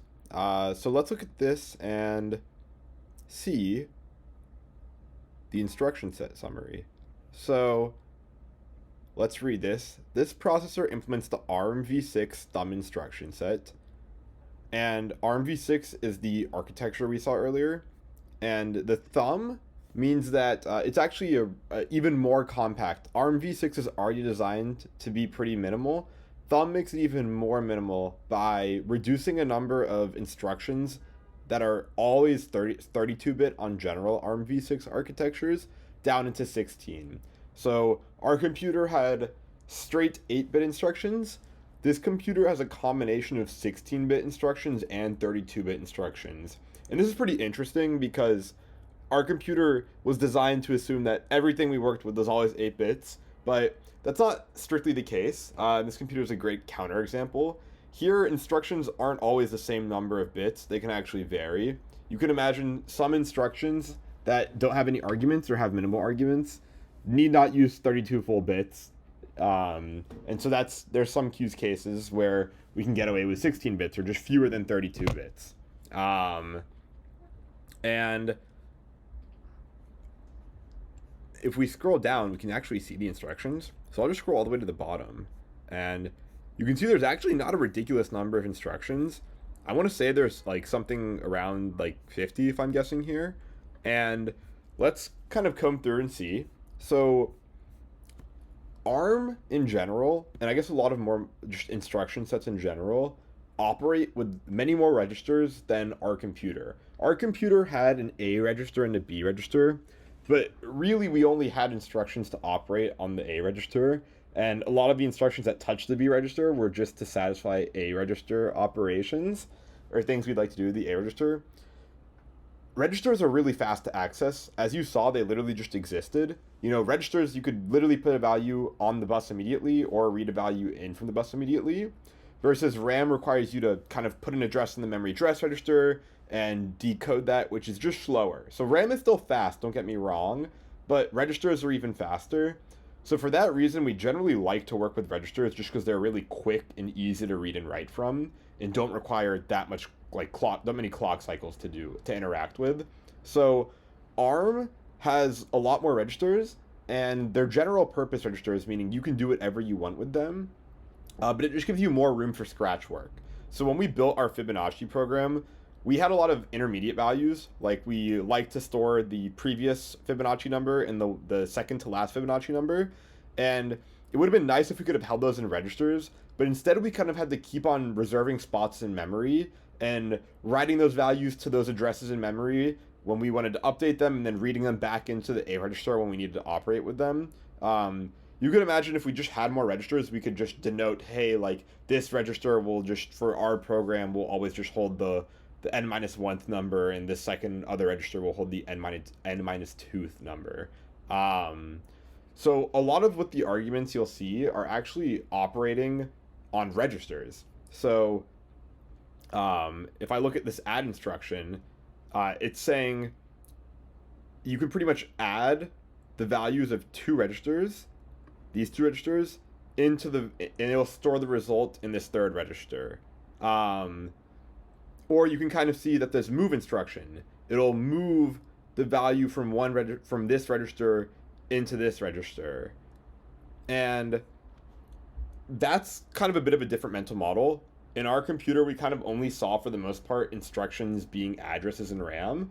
But here we're seeing that an argument can actually be just another register itself, the name of another register. And then you can also see we still have some things that are similar. So like, we had a load immediate that would load a immediate value into our A register, where the value was encoded in the instruction itself.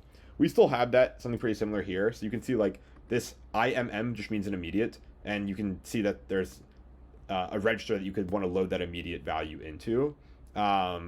Same with some of our adds. So you could say, you know, add the value that's in a register, take that value, add some immediate value, constant value to it, and then store it in a destination register. So, you know, we can kind of see, like, there's move operations to move values from registers to other registers. You can see there's this one's interesting, move any to PC. So the PC is for program counter, as we saw earlier. That still exists here. We still have this mental model of the program counter tells us an address in memory, and the computer will interpret that address and the value at that address in memory as an instruction and try to execute it. So we have operations for moving data between registers. We have operations for doing addition. Similarly, we have operations for doing subtraction. So you can kind of see, like, you can subtract, take the value in one register, subtract it from another register, and store the result back into a destination register. Or you could have a immediate variant where you take the value in a register, subtract some constant value from it, and write the result back into a different register, or maybe the same register. You can see there's you can negate values. There's also a multiplication. We never built multiplication in our computer, but the way we built the ALU for handling addition and subtraction, you can imagine there's another component on more modern computers that can also do multiplication. What's interesting is this architecture does not actually have any support for division. So if you wanted to divide numbers, you'd actually need to write a algorithm using a combination of these instructions to have division. You have to implement division yourself. You also have instructions to compare the values in two registers, or compare the value in a register to an immediate. And this CPU has the same concept of flags. So The same way we had this jump 0 and jump carry instruction on our computer that looked at the flags register that was determined based on the last ALU operation, we have something similar where, you know, there's flags and certain instructions can update the flags. We also have something called logical instructions, which are like the logic gates that we designed earlier, but they're actually instructions. And we didn't have this in our computer, so let's take a look at this ANDS instruction. What this does is it'll take two registers as arguments, and those are 32-bit values in each register because this is a 32-bit computer. And you'll get a final value that it'll write into a different register. And what the final value is also a 32-bit number where each bit position is the bitwise AND of the two bits in the same positions of the operand registers. So the rightmost bit position in the output will be the rightmost bit position of this register, bitwise ANDed with the rightmost bit position of this register. And that's like the AND gate. And we have analogous versions for the exclusive OR, the bitwise OR even negation. Then we also have a family of instructions for shifting. We haven't really talked about shifting, so I'll kind of leave it alone for now, but we'll actually see a program where it's kind of useful.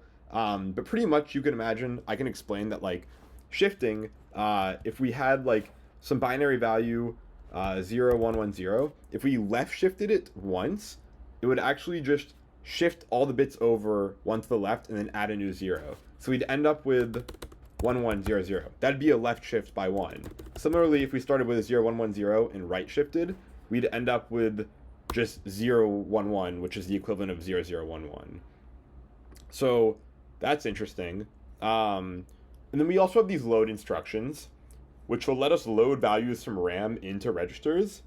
And what's interesting, we'll see this again shortly, the arguments could be literal addresses in memory, or you could actually have that a value stored in a different register is meant to be an argument. And so you should take that argument, take that register who is the argument, go look up its value and treat that as an address in RAM, look that up, and then write that back into some other register. So these are kind of our loads, and you'll also see there's some syntax differences here. So we have 3 arguments for this one, and pretty much what this is saying is it's treat the value that's in register Rn as an address, and then add some immediate value to it. So maybe you want to look 2 addresses after that, so you could add 2, and then it'll go look up that value at Rn plus 2 in RAM, read that and write that into this register. And then we also have very similar variants for storing values in registers to RAM. We have a push and a pop, which we'll ignore for now. And then we also have branching. So unconditional just means you will always branch. So that's the equivalent of our just jump. You will, no matter what the state of the computer is, you will jump to this other address. Then we also have conditional ones where, you can imagine there's branch if 2 values are equal, or branch if value is 0. And that's kind of how we implemented those are the equivalents of our jump carry and jump 0 instructions. And then we have a few more down here. And these are kind of a little bit weird. What is a supervisor call? What is an interrupt? What is an event? What is the concept of sending an event and waiting for an event? What is the concept of yielding? We have no op, which we already saw previously, which just does nothing. And yeah, we're actually going to ignore these for now. There's no way to not look at this processor and see a ton of new stuff that we haven't already seen. But that's this is more advanced, and we're not going to probably get into it for the scope of what we're doing right now, but it is possible that a separate video will actually cover this specifically. So this is kind of an overview of the instruction set.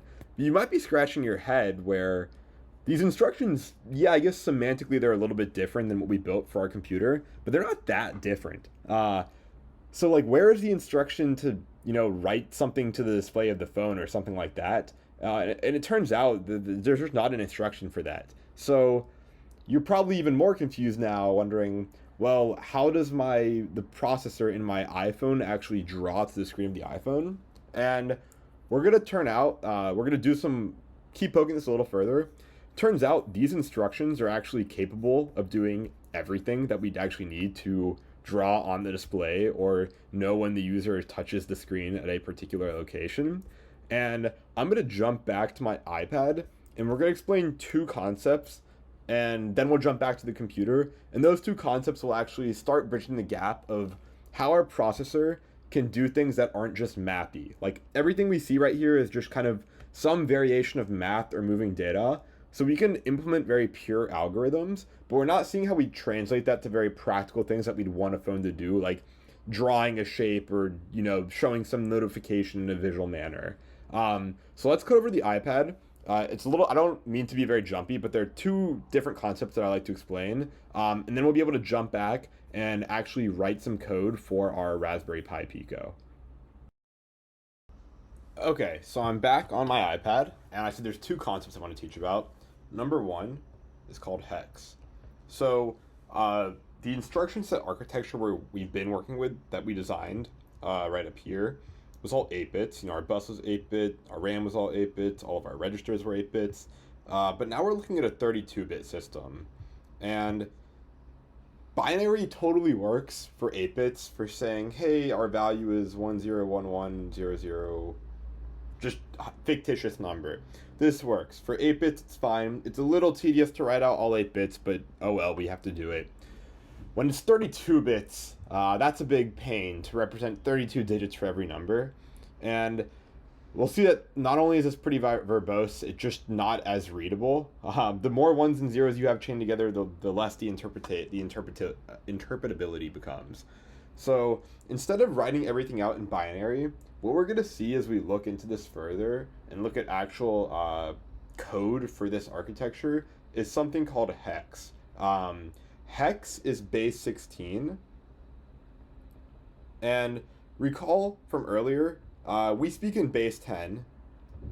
And what this means is that there's 10 different values that can go into every digit position. And those are 0, 1, 2, 3, 4, 5, 6, 7, 8, and 9. Then we learned about base 2, which is binary, and two different values can go into the slot, 0 and 1. So I feel like if I told you about base 3, base 4, or anything up to base 9, you'd be able to reason about how to count, and it wouldn't be that complicated. But when I'm saying base 16, this has some implication that there's 16 different values that could go in any digit position, but there's only 10 different digits that we know. Like every number we know is made up of the digits 0 through 9.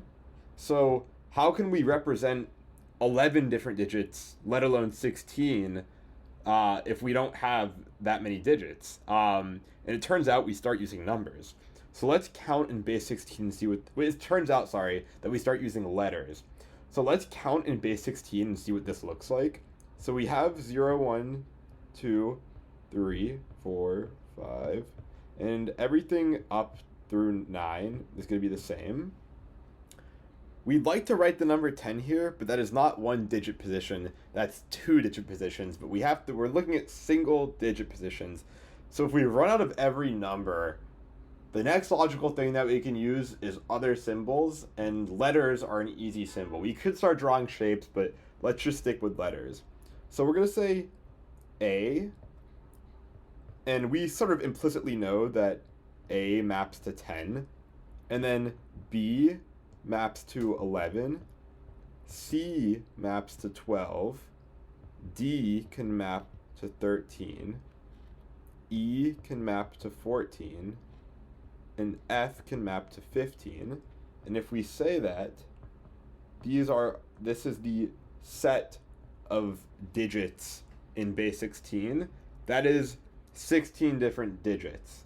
And it might be weird to reason about numbers and letters mixed interchangeably, but it pretty much means, let's just look at an example of a hex number. Let's say we have AE, this hex number. And I'll also say for binary, for base 10, we just write out our numbers, kind of. We say like 762, the example number. For binary, we kind of prefix it sometimes with this 0b, and then we say all of our binary digits. You'll see that. For hex, we prefix with 0x. So if you see 0x, it means you have a hex number. So let's say we have AE. Well, we just need to figure out what the contribution of each digit position is to our overall sum. So if we were looking in base 10, we had the number 56. Recall that this is 6 times 10 to the power of 0, and then 5 times 10 to the power of 1. So our analogous equivalent here is this is A times 16 to the power of 1 plus E times 16 to the power of 0. And we know A is 10, so that's 10 times 16. And then we know E is 14, and 16 to the 0 is just 1. So we have 160 and 14. When we add those together, it's just 174. So this is not fundamentally too new from anything we've already seen, but I thought it warranted an example to show. And yeah, pretty much that means that, for example, if I just say 0x 9, that's still 9. But if I say 0xd, that's equivalent to the value of 13 in base 10.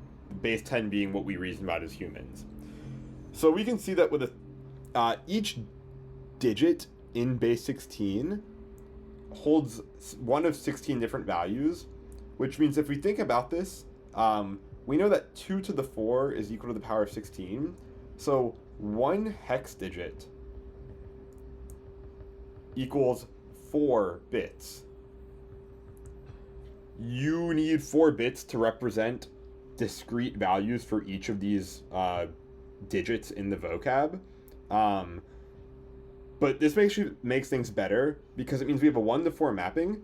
So when our computer works with 32 bits, it's actually just 8 hex digits. So every address in our computer is 8 hex digits, which plays really well because that's the same number of digits that we had to use to reason about our SAP computer. So that's concept number 1. Concept number 2 is called MMIO. And I would actually say this is the crux of how the computer interacts with components that are not itself. So let's say that our computer, and this Raspberry Pi Pico that I'm holding in my hand, which you can't see because I'm screen sharing, has an LED on it. So there's this CPU, and we know everything about the CPU, and then there's this LED. LED just stands for light emitting diode. It's literally just a light. And the question is, how could we possibly have our processor, with the instructions we know, turn that LED on and off? And so let's break down what MMIO stands for. The first M stands for memory, then mapped, input, output. So MMIO stands for memory mapped input output. What does this possibly mean? That doesn't put us any closer. Well, input output is kind of this arrow here. In our case, we're just concerned about output. You know, we'd like our CPU to be able to turn the LED on and off, but who knows? Maybe we'd also like to be able to read if the LED is on or not. So there could be input. And so I guess the crux of this is the memory map part. And with the instructions we saw in the computer we built and in the ARMv6 manual that we just combed through, there is no way to possibly turn on this LED or something that's just totally external to the processor itself. And it turns out we use something called a memory mapped IO, which is abstracts parts of memory to interact with third-party components. So we're just going to pick a random address. Let's just say 0x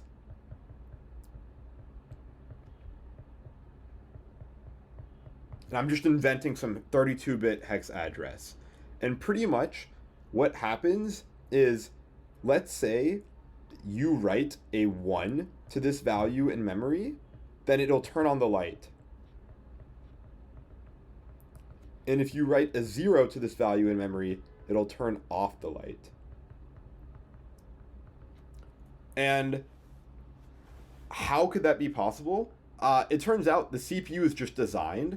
These addresses are just determined arbitrarily. There's usually some consistency across like processors in the world, but the CPU will interpret any attempt to write, so any storing of register any storing of a value to that address, instead of actually storing it to that address in RAM, it'll have a connection to this external component, and it'll use that as the signal to go and turn on that component, like give it power or not. So this is really powerful, and I think very interesting, because it does mean that the implementation of the CPU has to be updated, but you can kind of guess how this would be done. You saw how instructions were decoded, so you can pretty much imagine that any storing instruction has some extra complexity now, where it'll check, if you do some sort of store, then what happens is it goes one of two ways. You have to check the address, and it'll either write to RAM, or it'll, connect to some peripheral. And we'll say operate on a peripheral. And a peripheral here just refers to any component of the computer that is external, but still part of the computer as a whole. External to the CPU, but something that can be interacted with via the CPU.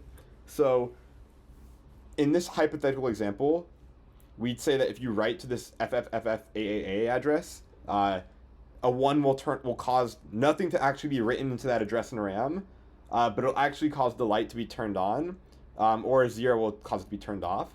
And then we can just pick a different address. Let's just say like FFFF 0000, and we'll say that if you try read, any read will give 1 if light on, 0 if light off. So if we wanted in the CPU in our program code to know if the light was on, we would really just we'd perform a load of this specific address in memory to a register, any register we're choosing. And when the computer sees that we are trying to access this specific address, it won't actually go look it up in RAM. It'll talk with the light component, figure out if it's on or not, and then put the corresponding value into that register. So this is super powerful because it gives the illusion that we are just working with memory, but we're actually now using memory to interact with things that are not just RAM. And we've kind of violated this assumption that we had previously, where anytime we read or write a value to or from RAM, it would actually do some operation on memory, but this is not the case. In actuality, only subsets of addresses will truly update RAM or read from RAM, and then plenty of others will be used to interface with external parts of the computer. So if we explain how this might look, so we know, this is just one example of one specific address.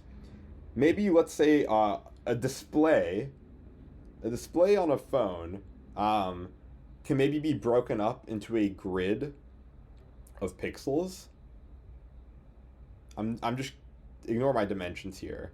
Let's also, just for simplicity, assume that each pixel, it's a black and white display. So each pixel is either on or off. Then what we might do is say, start with a specific address in memory. Let's say just hex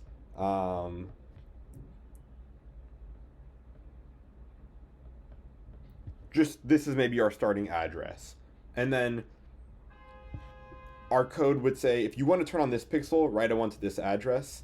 And then the next address in memory would correspond to the next pixel. So that'd be 0000 00A1. And then this would be A2 and A3 and A4.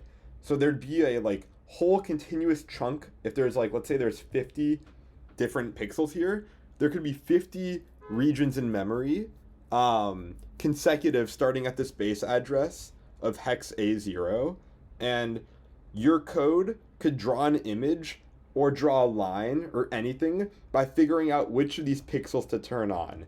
So if it were to write ones into the first 5 addresses, you'd see like a line appear at the top of your screen. And so that's how our program code can actually turn on the display. So this is kind of how your phone display would work. And then conversely, there's several different implementation ways to actually figure out when a user touches on the screen. But perhaps one simple way is just the computer can decide some address, let's say FFAF-A621, just making up random addresses. And whenever your program code reads this address, it'll have maybe encoded in there the coordinates of the last place the user touched the screen. So you could constantly be reading from this address and see whenever it changes to detect if the user just touched the screen somewhere. So this is what memory mapped I/O does.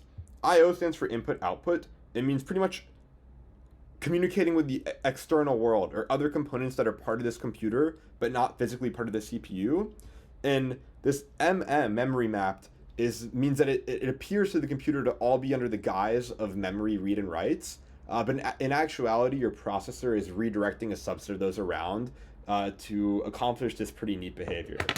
So this is super cool, and unlocks the door to do a lot of things. You can imagine like the CPU, can now interact with not only a screen, but it might also have some sort of separate processor that has internet access, and then the CPU can now make internet requests. It could write the address of a URL in some register, and then it would get routed to the internet chip, and then maybe the internet chip could return some data about like what's at that internet address.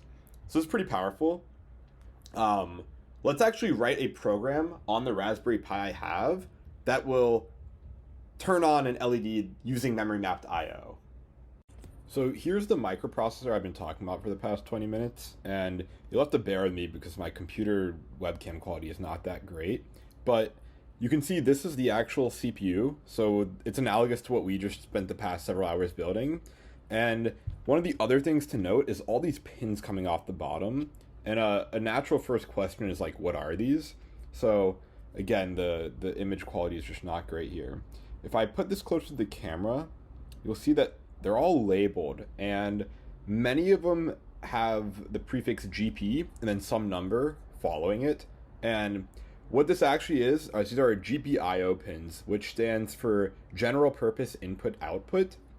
So each of these pins, programmatically via memory mapped I/O, can either be used to read in data from that pin, either a 0 or a 1, or put out a value onto that pin, a 0 or 1. And this is using real electricity. So what I could do is take a specific pin, figure out what address in memory corresponds to controlling that pin, and then write a 1 to it.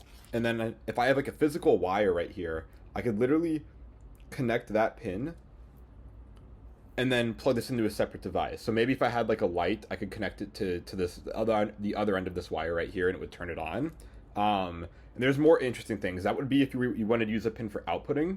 Maybe if we had a temperature sensor, or some sort of other device, like a button or something, that when pressed, we could read in that signal. It all works with memory mapped I/O. So in your code, even though you know that, hey, this pin's connected to a light or a button or a temperature sensor, it appears as though you're just reading an address in memory.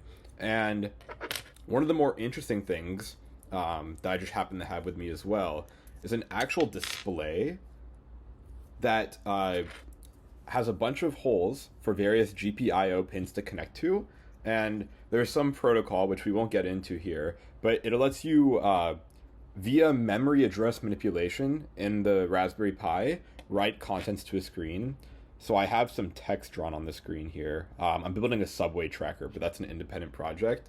And the code all exists on this Raspberry Pi, and it'll go to the internet, figure out when the subways are coming from my station, and then by writing certain contents to various addresses in memory, it can actually cause text to appear on the display of the screen. So that's pretty neat. So we have all these GPIO, general purpose input output pins.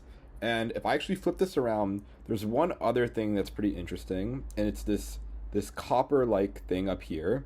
And above it, it says LED, which stands for light emitting diode.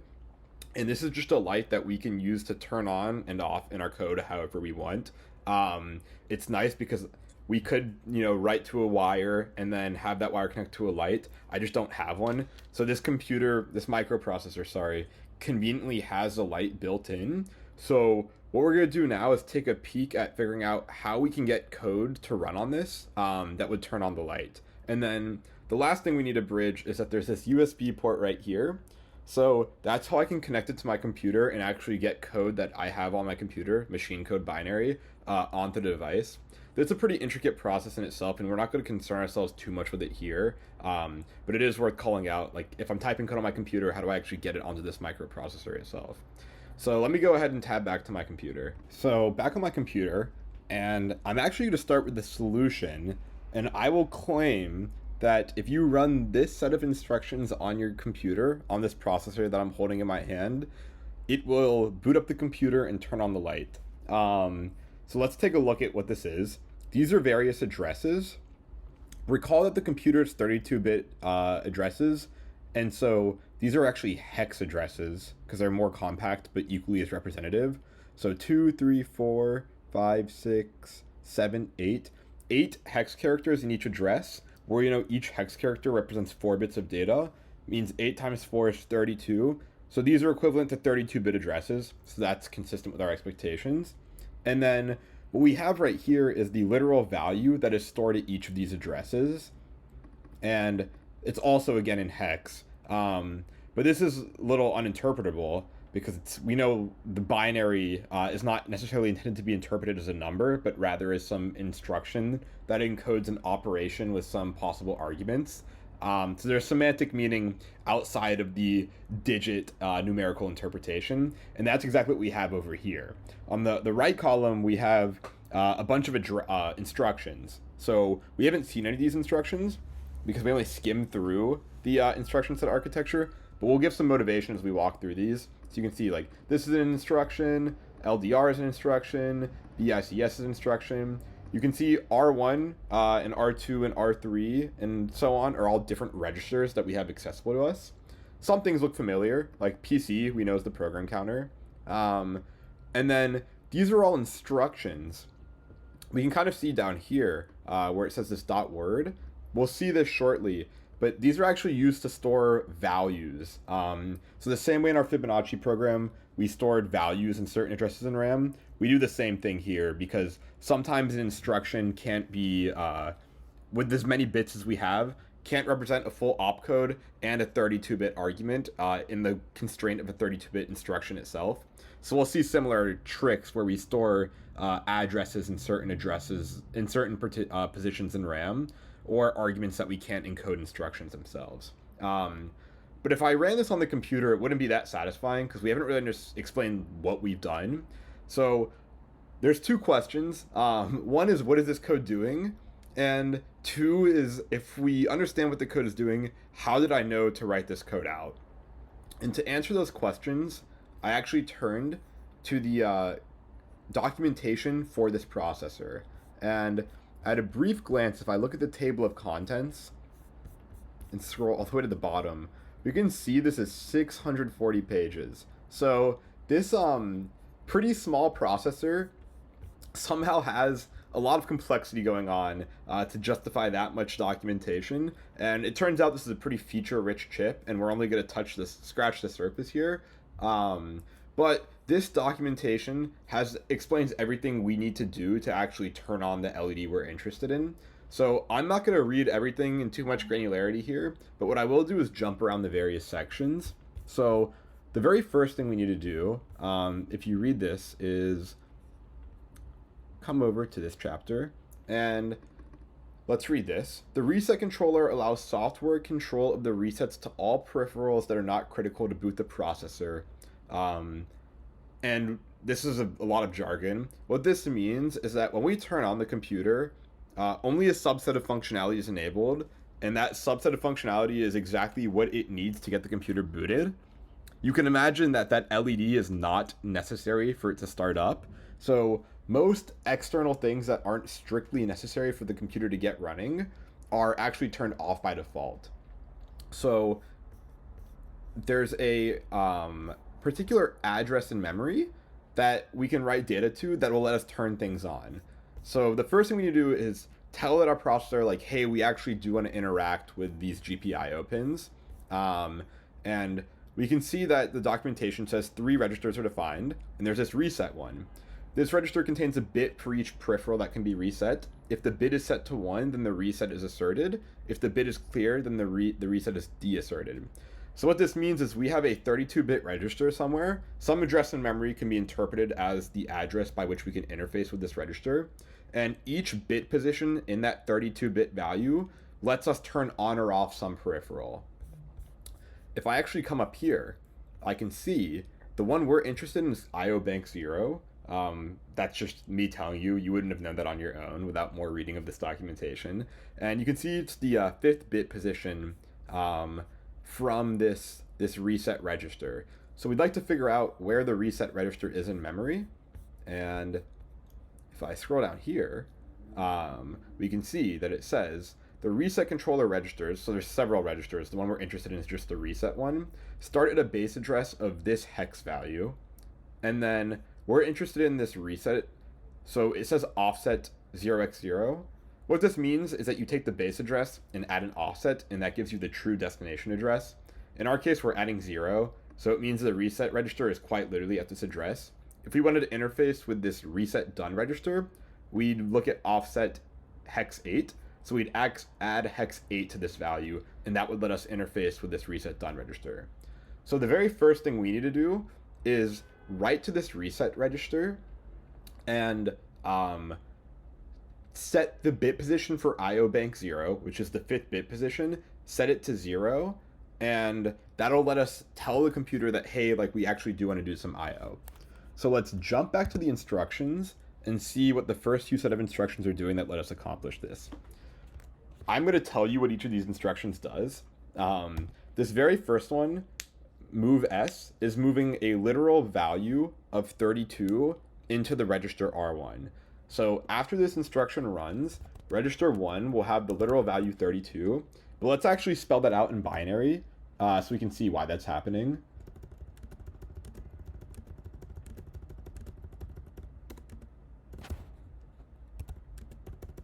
So this is 32 in hex. And the reason 32 is interesting is because where we see, what we see is all the bits are 0 except 1. And that 1 is actually the 5th bit position from the right, which is interesting because we know that we needed to eventually find some address in memory of this resets register and set that specific bit position to 0. So that's just a little hint at where we're going. So after this first instruction executes, this is the state of the machine. The next instruction is LDR, which stands for load a value into a register. And we're loading a value into the register 2. And what the value we're loading into is actually whatever the program counter plus 36 is. Look at that address in memory and get the value from there. If we do the math, the program counter, because we're executing this instruction, has to be at this address. So if we add 36 to it, we get this address right here. And if we come down here, we actually see that that corresponds to this address right here. And this should look very familiar because that is the base address of the reset register. So that's the value we actually want to write into. So if I copy that, then the state of our computer, after the first instruction, I've done something wrong here. I got into a weird state there. Fix this up. So R2 now holds the address of this reset register where it's memory mapped to. The next thing we actually need to do is read what the value in is. And so that's exactly what this next instruction does, where LDR says load into register 3 whatever the address in register 2 points to. So register 2 points to the address of this resets register. So we're actually going to load the contents of that register into R3. So R1 and R2 are the same after this command. R3 is going to look something like this. It's a 32-bit value. We don't really know what each of the bit positions are, except for the fact that we do know that since the this LED is turned off at boot, this 5th bit position right here is going to be a 1. And what we'd like to then do is actually rewrite that value, keeping every other bit position the same, but flipping this 1 to a 0. And so that's exactly what this BICS instruction will do. It'll say, this is the bitwise AND of register 3 and the inverse of register 1. So let's break that down. Let me go ahead, and we know that register 1 has this value. The inverse of register 1 would be if we flip every 0 to a 1 and every 1 to a 0. And so that looks exactly like that. And then we are doing a bitwise AND with register 3. So what effect would this have? Let's just think about this reasonably. We said that register 3, register 2 and register 3 are still the same. Register 3, I'm just going to move this out of the way so we can look at these next to each other. Register 3, we know that we don't really want to change the values in any of the bit positions.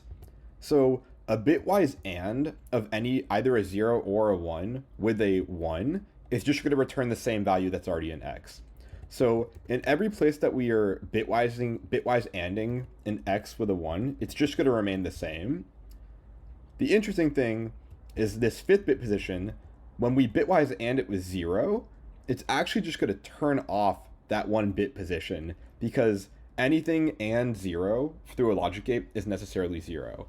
So R3 becomes this register where every bit position is unchanged except the 5th bit position becomes a 0. And that is the value that we'd like to write back into this address in memory to tell our CPU, hey, we actually do want to interact with these GPIO pins. And so we've constructed the value that we'd like to write back, and it's in register 3, but we actually need to write it back to this address in memory for it to be usable. And that's what the next instruction does. It says store the contents of register 3, i.e. what we'd like to write into the resets register, into the address held by register 2, and this is saying you can just add 0 to it, so it's just the same as not specifying anything. So what this will then do is actually write this value, this binary value, into the resets register. And so if we jump back to our docs here, we can see that, if the bit is set to 1, then the reset's asserted. If the bit is cleared, i.e. set to 0, then the reset is deasserted.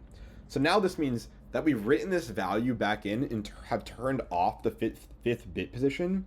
It tells the computer that we actually do want to use IO bank 0. So that's our first step done. And I'm actually going to clear out all the instructions we've seen until now, just to keep things cleaner. So we've made sense of those instructions, but when we tell the computer that we want to turn on IO bank 0, it actually takes some time to do so. And so we need to wait until the computer fully acknowledges our request before we try to write to the LED. If we simply wrote this value of saying, hey, I want to use IO bank 0, and then immediately turned on the light, it might not actually work because the computer needs to do some stuff to actually enable IO bank 0. And so if I come here, there's this reset done register, and it's the same structure where it says there's a bit for each peripheral, except the difference is that it gets set once the peripheral is out of reset. And there's an explicit comment that says this allows software, i.e. the bytecode that we are writing, to wait for this status bit in case the peripheral has some initialization to do before it can be used. So in our specific case, there is some stuff that needs to happen before we can just use the LED. So we need to wait for the bit position 5 in this reset done register to tell us we are safe to proceed. So the next question is, where is this resets done register? And if we scroll back up, oops, or maybe it's down. we see that it is right here. We get the address. So it starts at the same base address that the resets register is at, but this time it's hex 8 further away from the base address. So now we'd expect the address of this register to be 400C008. And if I tab back to our code, we can see that that is exactly somewhere in memory. That address is stored somewhere in memory, so we can probably expect our code's going to try access that address in memory. So let's go ahead and do that. Let's figure out what this next instruction does. This next instruction says we are going to load the same 5th bit position mask into R2. So that's the same little cheeky hack we did to get every bit 0 except this 5th position index. Because we're going to do the same thing where we actually try wait and keep reading for that 5th bit position in this new register to figure out when it becomes a 1. And then we're going to see that we're going to load, our next instruction says, load into register 1 whatever is 28 memory addresses below this current one. And that is actually right here, which is that exact address of this register that we're interested in interfacing. So this is the address of the reset done register. Then what we do is we actually, our register 1 has the address that we need to read from memory. So we actually need to go read that value from memory into another address, another register, sorry. So that's what our next instruction does. It says load into register 3 whatever the contents is at the address held in register 1, which is just the reset done register. And that will look something like, we don't really know. It may or may not be done by the time we read it. So we can say maybe it looks something like this. Except this one right here could be a 1 or a 0. So I'm going to write that as a question mark. We don't know if it's going to be done or not. And so the next thing we need to do is actually read that bit position and figure out if it's 1 or 0. Because if it's 1, that means that we are initialized and we can actually turn on the light. Otherwise, we need to wait and check again. So this TST instruction is what will do that, and it's called test bits. It'll do a bitwise AND between the two arguments. In this case, that's register 2 and register 3. And similarly, it won't spit out a value, but it'll set flags. The same way in our CPU, doing an addition it would spit out a value, but it also implicitly update the flags register. This CPU architecture has the same thing where it has its own concept of a flags register. So we already know that R2 bitwise ANDed with R3. It's either going to be 0 if the LED is not ready, or it'll be 1 if it is ready, because this question mark would be a 1, so 1 bitwise ANDed with 1 would imply that it is turned on. 1 if ready. So we make that comparison, and then this branch, this next instruction says beq.n, and this pretty much means if the bit was a 0, i.e. if the output of the last instruction was a 0, we aren't ready yet, so we need to branch back to this address right here. So pretty much we'll check what the output of the last instruction was, and if it is a 0, then we will jump to this address right here, which is actually the one we just came up from right here. So if it is 0, what it'll try to do is actually just read that same register again and do the same bitwise AND check. And if it is a 1, then we just fall through this instruction as expected, and we end up here. So pretty much what this effect has is it'll keep checking the value of the reset done register until it spits back a 1, which means at this point that we reach this this code right here, the LED is ready to use. Let me go ahead and I'll clear out this code since we know what it does. And we're getting near the end, but we still haven't done anything to turn on the light. And so now that we've told the computer that we actually want to use the GPIO pins, we need to go tell the computer how we actually want to use the LED specifically. So the LED if you read the documentation, corresponds to GPIO pin number 25.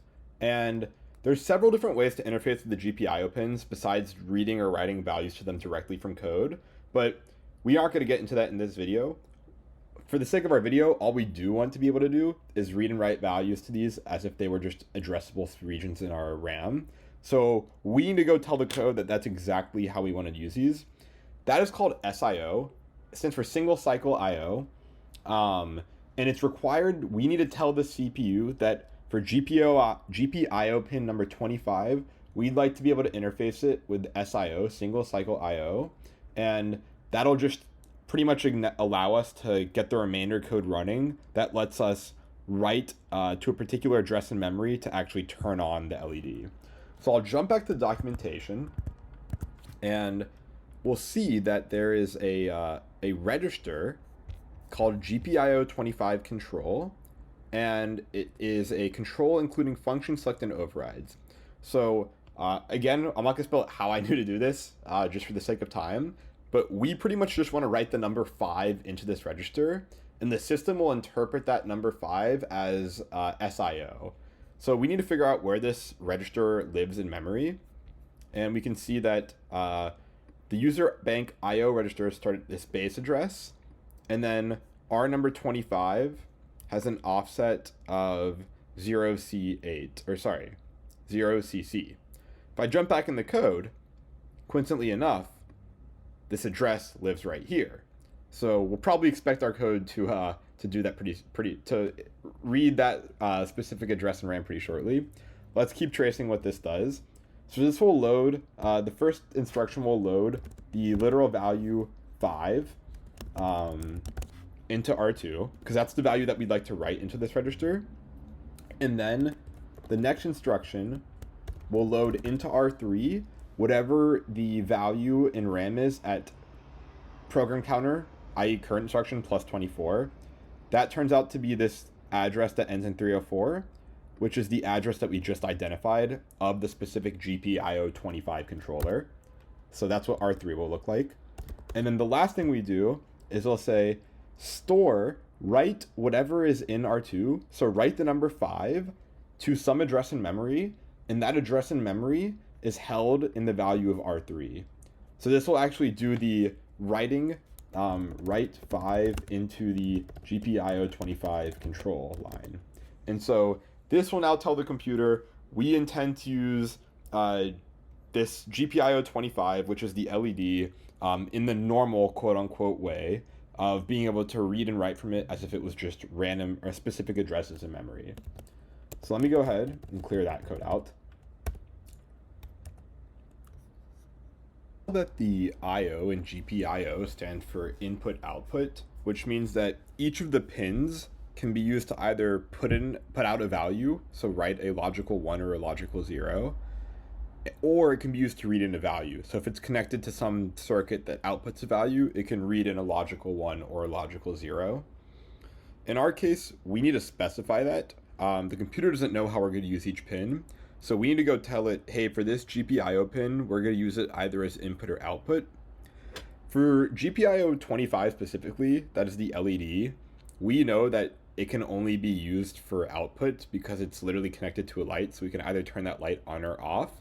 But for consistency with how every other GPIO pin works, we need to go tell the processor that we intend to use it as output. So if I jump back to the docs here, there is this register, GPIO output enable set, and if I jump into it, it kind of gives this implication that it's similar to the previous registers we worked with, where it's one register and each bit in it corresponds to one of the GPIO pins. So in our case, we need to go ahead and tell the 25th bit position, i.e. the bit position that corresponds with GPIO number 25, that we intend to use it as an output. And we do that just by writing a logical 1 to it. And so we need to figure out where this register is. We can see they started a base register of hex D followed by a bunch of O's. And then this specific one has the offset hex 024. So if we add those together, we get D 0, 0, 0, 0, several zeros, and then 2, 4. So if I jump back to code, I can see that that address lives right here. And what I'm actually going to do is come down here and clear out these 3 addresses because we're not going to read them anymore. The code that used them once has already been executed. By the time we get to this top instruction, we know that we're not going to read those values again since we've accomplished what we needed to. What we will do, though, is load 128 into R3. So if I do that, this is what the binary looks like. Notice that there's 1 bit position on, followed by 7 zeros. We're not done with this. It kind of is an arbitrary value for now, but we'll come back to that. Then what we'll do is we'll load into register 2 whatever address is hex 20 below what we're at right now, which corresponds to this address ending in 308, which is the address of that GPIO output set register. Then what we'll do is we know we need to turn on the 25th bit, but right now the bit mask we have in register R3 corresponds to the 7th bit. Notice how there's 7 zeros after here. So what we end up doing is we want to left shift this content. Left shift means chop off a 0 at the end and move it over to the right.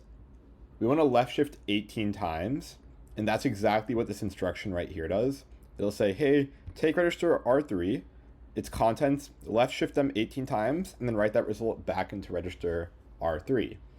And so if I copy what R3 looks like after, and R2 is unaffected by this instruction, we can see that this actually is masking the 25th bit position, the one that corresponds to our GPIO number 25. And so what we end up doing in this next instruction is storing the value in R3 into RAM at the address specified by R2. So this writes into this GPIO outset register. And so now we've told the computer, hey, we want to use this specific register for output, or this specific GPIO pin for output. The very last thing we can finally do now is actually write a 1 to that pin so it'll turn on the light. So what we need to do is jump back to the docs, and the register we actually want to write into is this GPIO outset, and the structure is pretty much the same, where each bit position corresponds to a GPIO pin. In our case, the 25th bit position corresponds to the 25th GPIO pin. And if we write a 1 to that specific bit position, it'll turn on the LED. So, the last thing we need to do is figure out where the address of this register is. We see it has the same base address of hex D followed by zeros. And then in this case, the offset is hex 014. So we'd expect the address to be D, some number of zeros ending in 14. If I tab back, that's exactly what this address in this value in this address has right here. So we see in our next instruction, we load into register 2 that specific address, hex 20 below where we are in the program counter. And then that's all that instruction does. Then this store does the same write of this bit mask. And I apologize, I deleted R3, but it actually never changed from the code above. So I'll add that back in. It'll store the same value that just has the 25th bit position set to the address held in the R2 register, which is specifically the GPIO outset register. And so what this will actually do is after everything we've done, it'll actually finally go ahead and turn on the light. But after we do this, the computer's trivial, or I guess naive is a better word, in the sense that it executes this instruction. We want to end the program here, but the program counter is just going to increment and keep executing what comes below it in memory. We want to halt our program effectively, just leave the LED on. So this last instruction we have, I'll delete these two since we don't need them, is just a branch, an unconditional branch, meaning it'll always just branch no matter what, to this address right here. But this address is the one we're executing.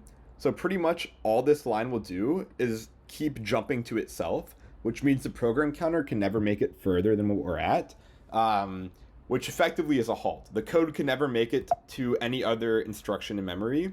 So what will happen if we put this this program on our little microprocessor is it'll set up all the initialization needed to turn on the LED. It'll turn it on, and then it'll get stuck on this instruction. So as long as it has power, it'll never do anything else. So what we can go ahead and do is actually put that program onto the computer. And let me switch back to my camera and let's see how it runs. So I've gone ahead and installed the program on this microcontroller. I'll skip the part of how I actually installed it because it's a pretty interesting side discussion, but unfortunately with the timing constraints, I'm not going to be able to get to it in this video. But what I should expect if the program we built is fully correct, that as soon as I plug this in via the USB port and give it electricity, the only thing that we should be able to perceive with our eyes, there's a lot more going on. We obviously can't see instructions getting executed in the same way we could with the old computer because it's just so much smaller and there's not like all these lights for our human interpretability. But what I would expect is the LED right here, that you can't see that well, that copper looking circle, should just turn on, and that's all that should happen. It shouldn't turn off, it should just turn on. And so I have power. Let's go ahead and do that. I'm going to go ahead and plug it in. And you can see it just turns on. And if I unplug it, it kills power to the program. It's done. Obviously, it can't turn on the light without electricity as a source. But if I plug it back in, it should rerun the exact same bytecode that we programmed onto it in the past half hour, which means that the LED should just once again turn on. And this is cool. The computer will hold the program forever until it's rewritten. So no matter what power source I connect this into, as long as it gets electricity, that light will just turn on. Obviously, this is a pretty trivial program, but we could make this more interesting. For example, let's say we wanted to blink the light. How would we update our program to do that? One natural way is just pretty much we know how to turn it on, and we know how to turn it off by writing a 0 to that same register effectively. It turns out there's actually a separate register, but that's a separate discussion. The concept is fundamentally the same. What we could do is just load a value, a really large value into a register, and keep subtracting it down by 1. And then once it gets to 0, turn off the light. And then start the same sequence where you load a really high number, count it down to 0, one at a time, and once it hits 0, turn the light back on. And the computer, I mean, it runs at a pretty fast clock speed, but if we're dealing with very large numbers, counting down by 1 will actually take hundreds of milliseconds, which means that it gives the illusion of this light blinking, and pretty much changing that number from lower to higher will mean that it'll slow down the blink cycle, and if I make that countdown number lower, it'll make it blink faster and faster. So unfortunately, we just got around to looking at this computer, and there's a ton of interesting stuff we can do. If I had more time, I would have loved to continue playing around with the GPIO pins and see how we can interface with external sensors, or even write, text to a screen as I've done here. But unfortunately, I'm bounded by YouTube's 12-hour upload limit. And so this feels like the best stopping place I could reach for this video. I wanted to take just a little bit to recap everything we've done. On one hand, we culminated a nearly 12-hour video with just turning on a light. But the more you know about it, the more you realize that that's a trivial way to look at things, and there's actually so much more happening under the hood. So just as a recall of everything we've done, we started off looking at binary. Humans reason in base 10. We have the digits 0 through 9. Computers only have the presence or absence of electricity, so we dumb it down to base 2, which leaves the only digits available to us to 0 and 1. But it turns out this is just as expressive as decimal. Any number that we can interpret as humans can be converted to binary, and vice versa. There's a 1-to-1 mapping of decimal numbers and binary numbers. Once we had binary understood, we started looking at logic gates and how we can make decisions by chaining logic gates together. And then we started looking at how we could store data. We built the concept of a flip-flop and a register. So rather than a circuit just taking some inputs and yielding an output, we could actually hold in a value. And then we started figuring out how we could chain both of these ideas together to build more interesting things. We started off by building registers and then RAM. We also built an ALU. We built the ability to add and subtract binary numbers using just logic gates. And then we chained it together by adding a bus, throwing in more registers, and then the ability to interpret instructions or values in memory as instructions, and then physically, with more logic gates in a read-only memory, execute those instructions sequentially. And then once we had that, we looked at a more modern processor, which is not too dissimilar from the original iPhone, and saw how we looked at its instruction set, and then also saw how we could write programs for that computer. And if we had more time, what I'd like to look into next is a few things. Number one, how can a computer actually write to a display? I think you have a high level understanding, but we didn't get to see it in practice, so I think it might be a little bit confusing. Number two is what actually happens when you power on a computer. We said that RAM's kind of initialized as all zeros or random memory, so how is a program physically stored on this chip, and how is it such that when we actually give the computer power, it just starts executing that program? Turns out there's several really interesting things that happen early, and this is called like the boot sequence. And the third and last thing that I'd like to look into if I had more time in this video is how computers run multiple programs at once. Your computer, you can multitask, you can have a video playing while texting someone while browsing the web, and the computer we've architected here can only run one program at a time, but computers have this clever little trick that actually allows them to give the illusion of running multiple programs at once by quickly swapping between separate programs in quick succession, so they each get a little bit of runtime. This video ended up being way longer than I expected. I'm not sure if anyone will ever watch it, but it was awesome for you to make this. I am sure there's some gaps in parts of the videos. It's my first time doing something like this, so if there's any questions, feel free to leave a comment. I promise I'll monitor the comments and respond to anything that's ambiguous. And if time permits, maybe one day I can get around to making a follow-up video if there's any number of people that actually watch this and have interest. I don't know if I could do a whole another 12-hour video if no one's gonna watch it, but yeah, thank you everyone, or anyone is probably a better word, who made it this far, and I hope you learned something. This was probably the most interesting part of my computer science degree, and I think a lot of software developers out there don't have a good enough understanding of what's happening at a low level. But to take something that's very like foreign and actually break it down and see what's happening down to the flow of electricity is very powerful. And now you know that this computer I hold and most computers that you interface with are nothing more than logic gates chained together in very interesting ways to manipulate electricity to do very interesting things. Yeah, thanks everyone.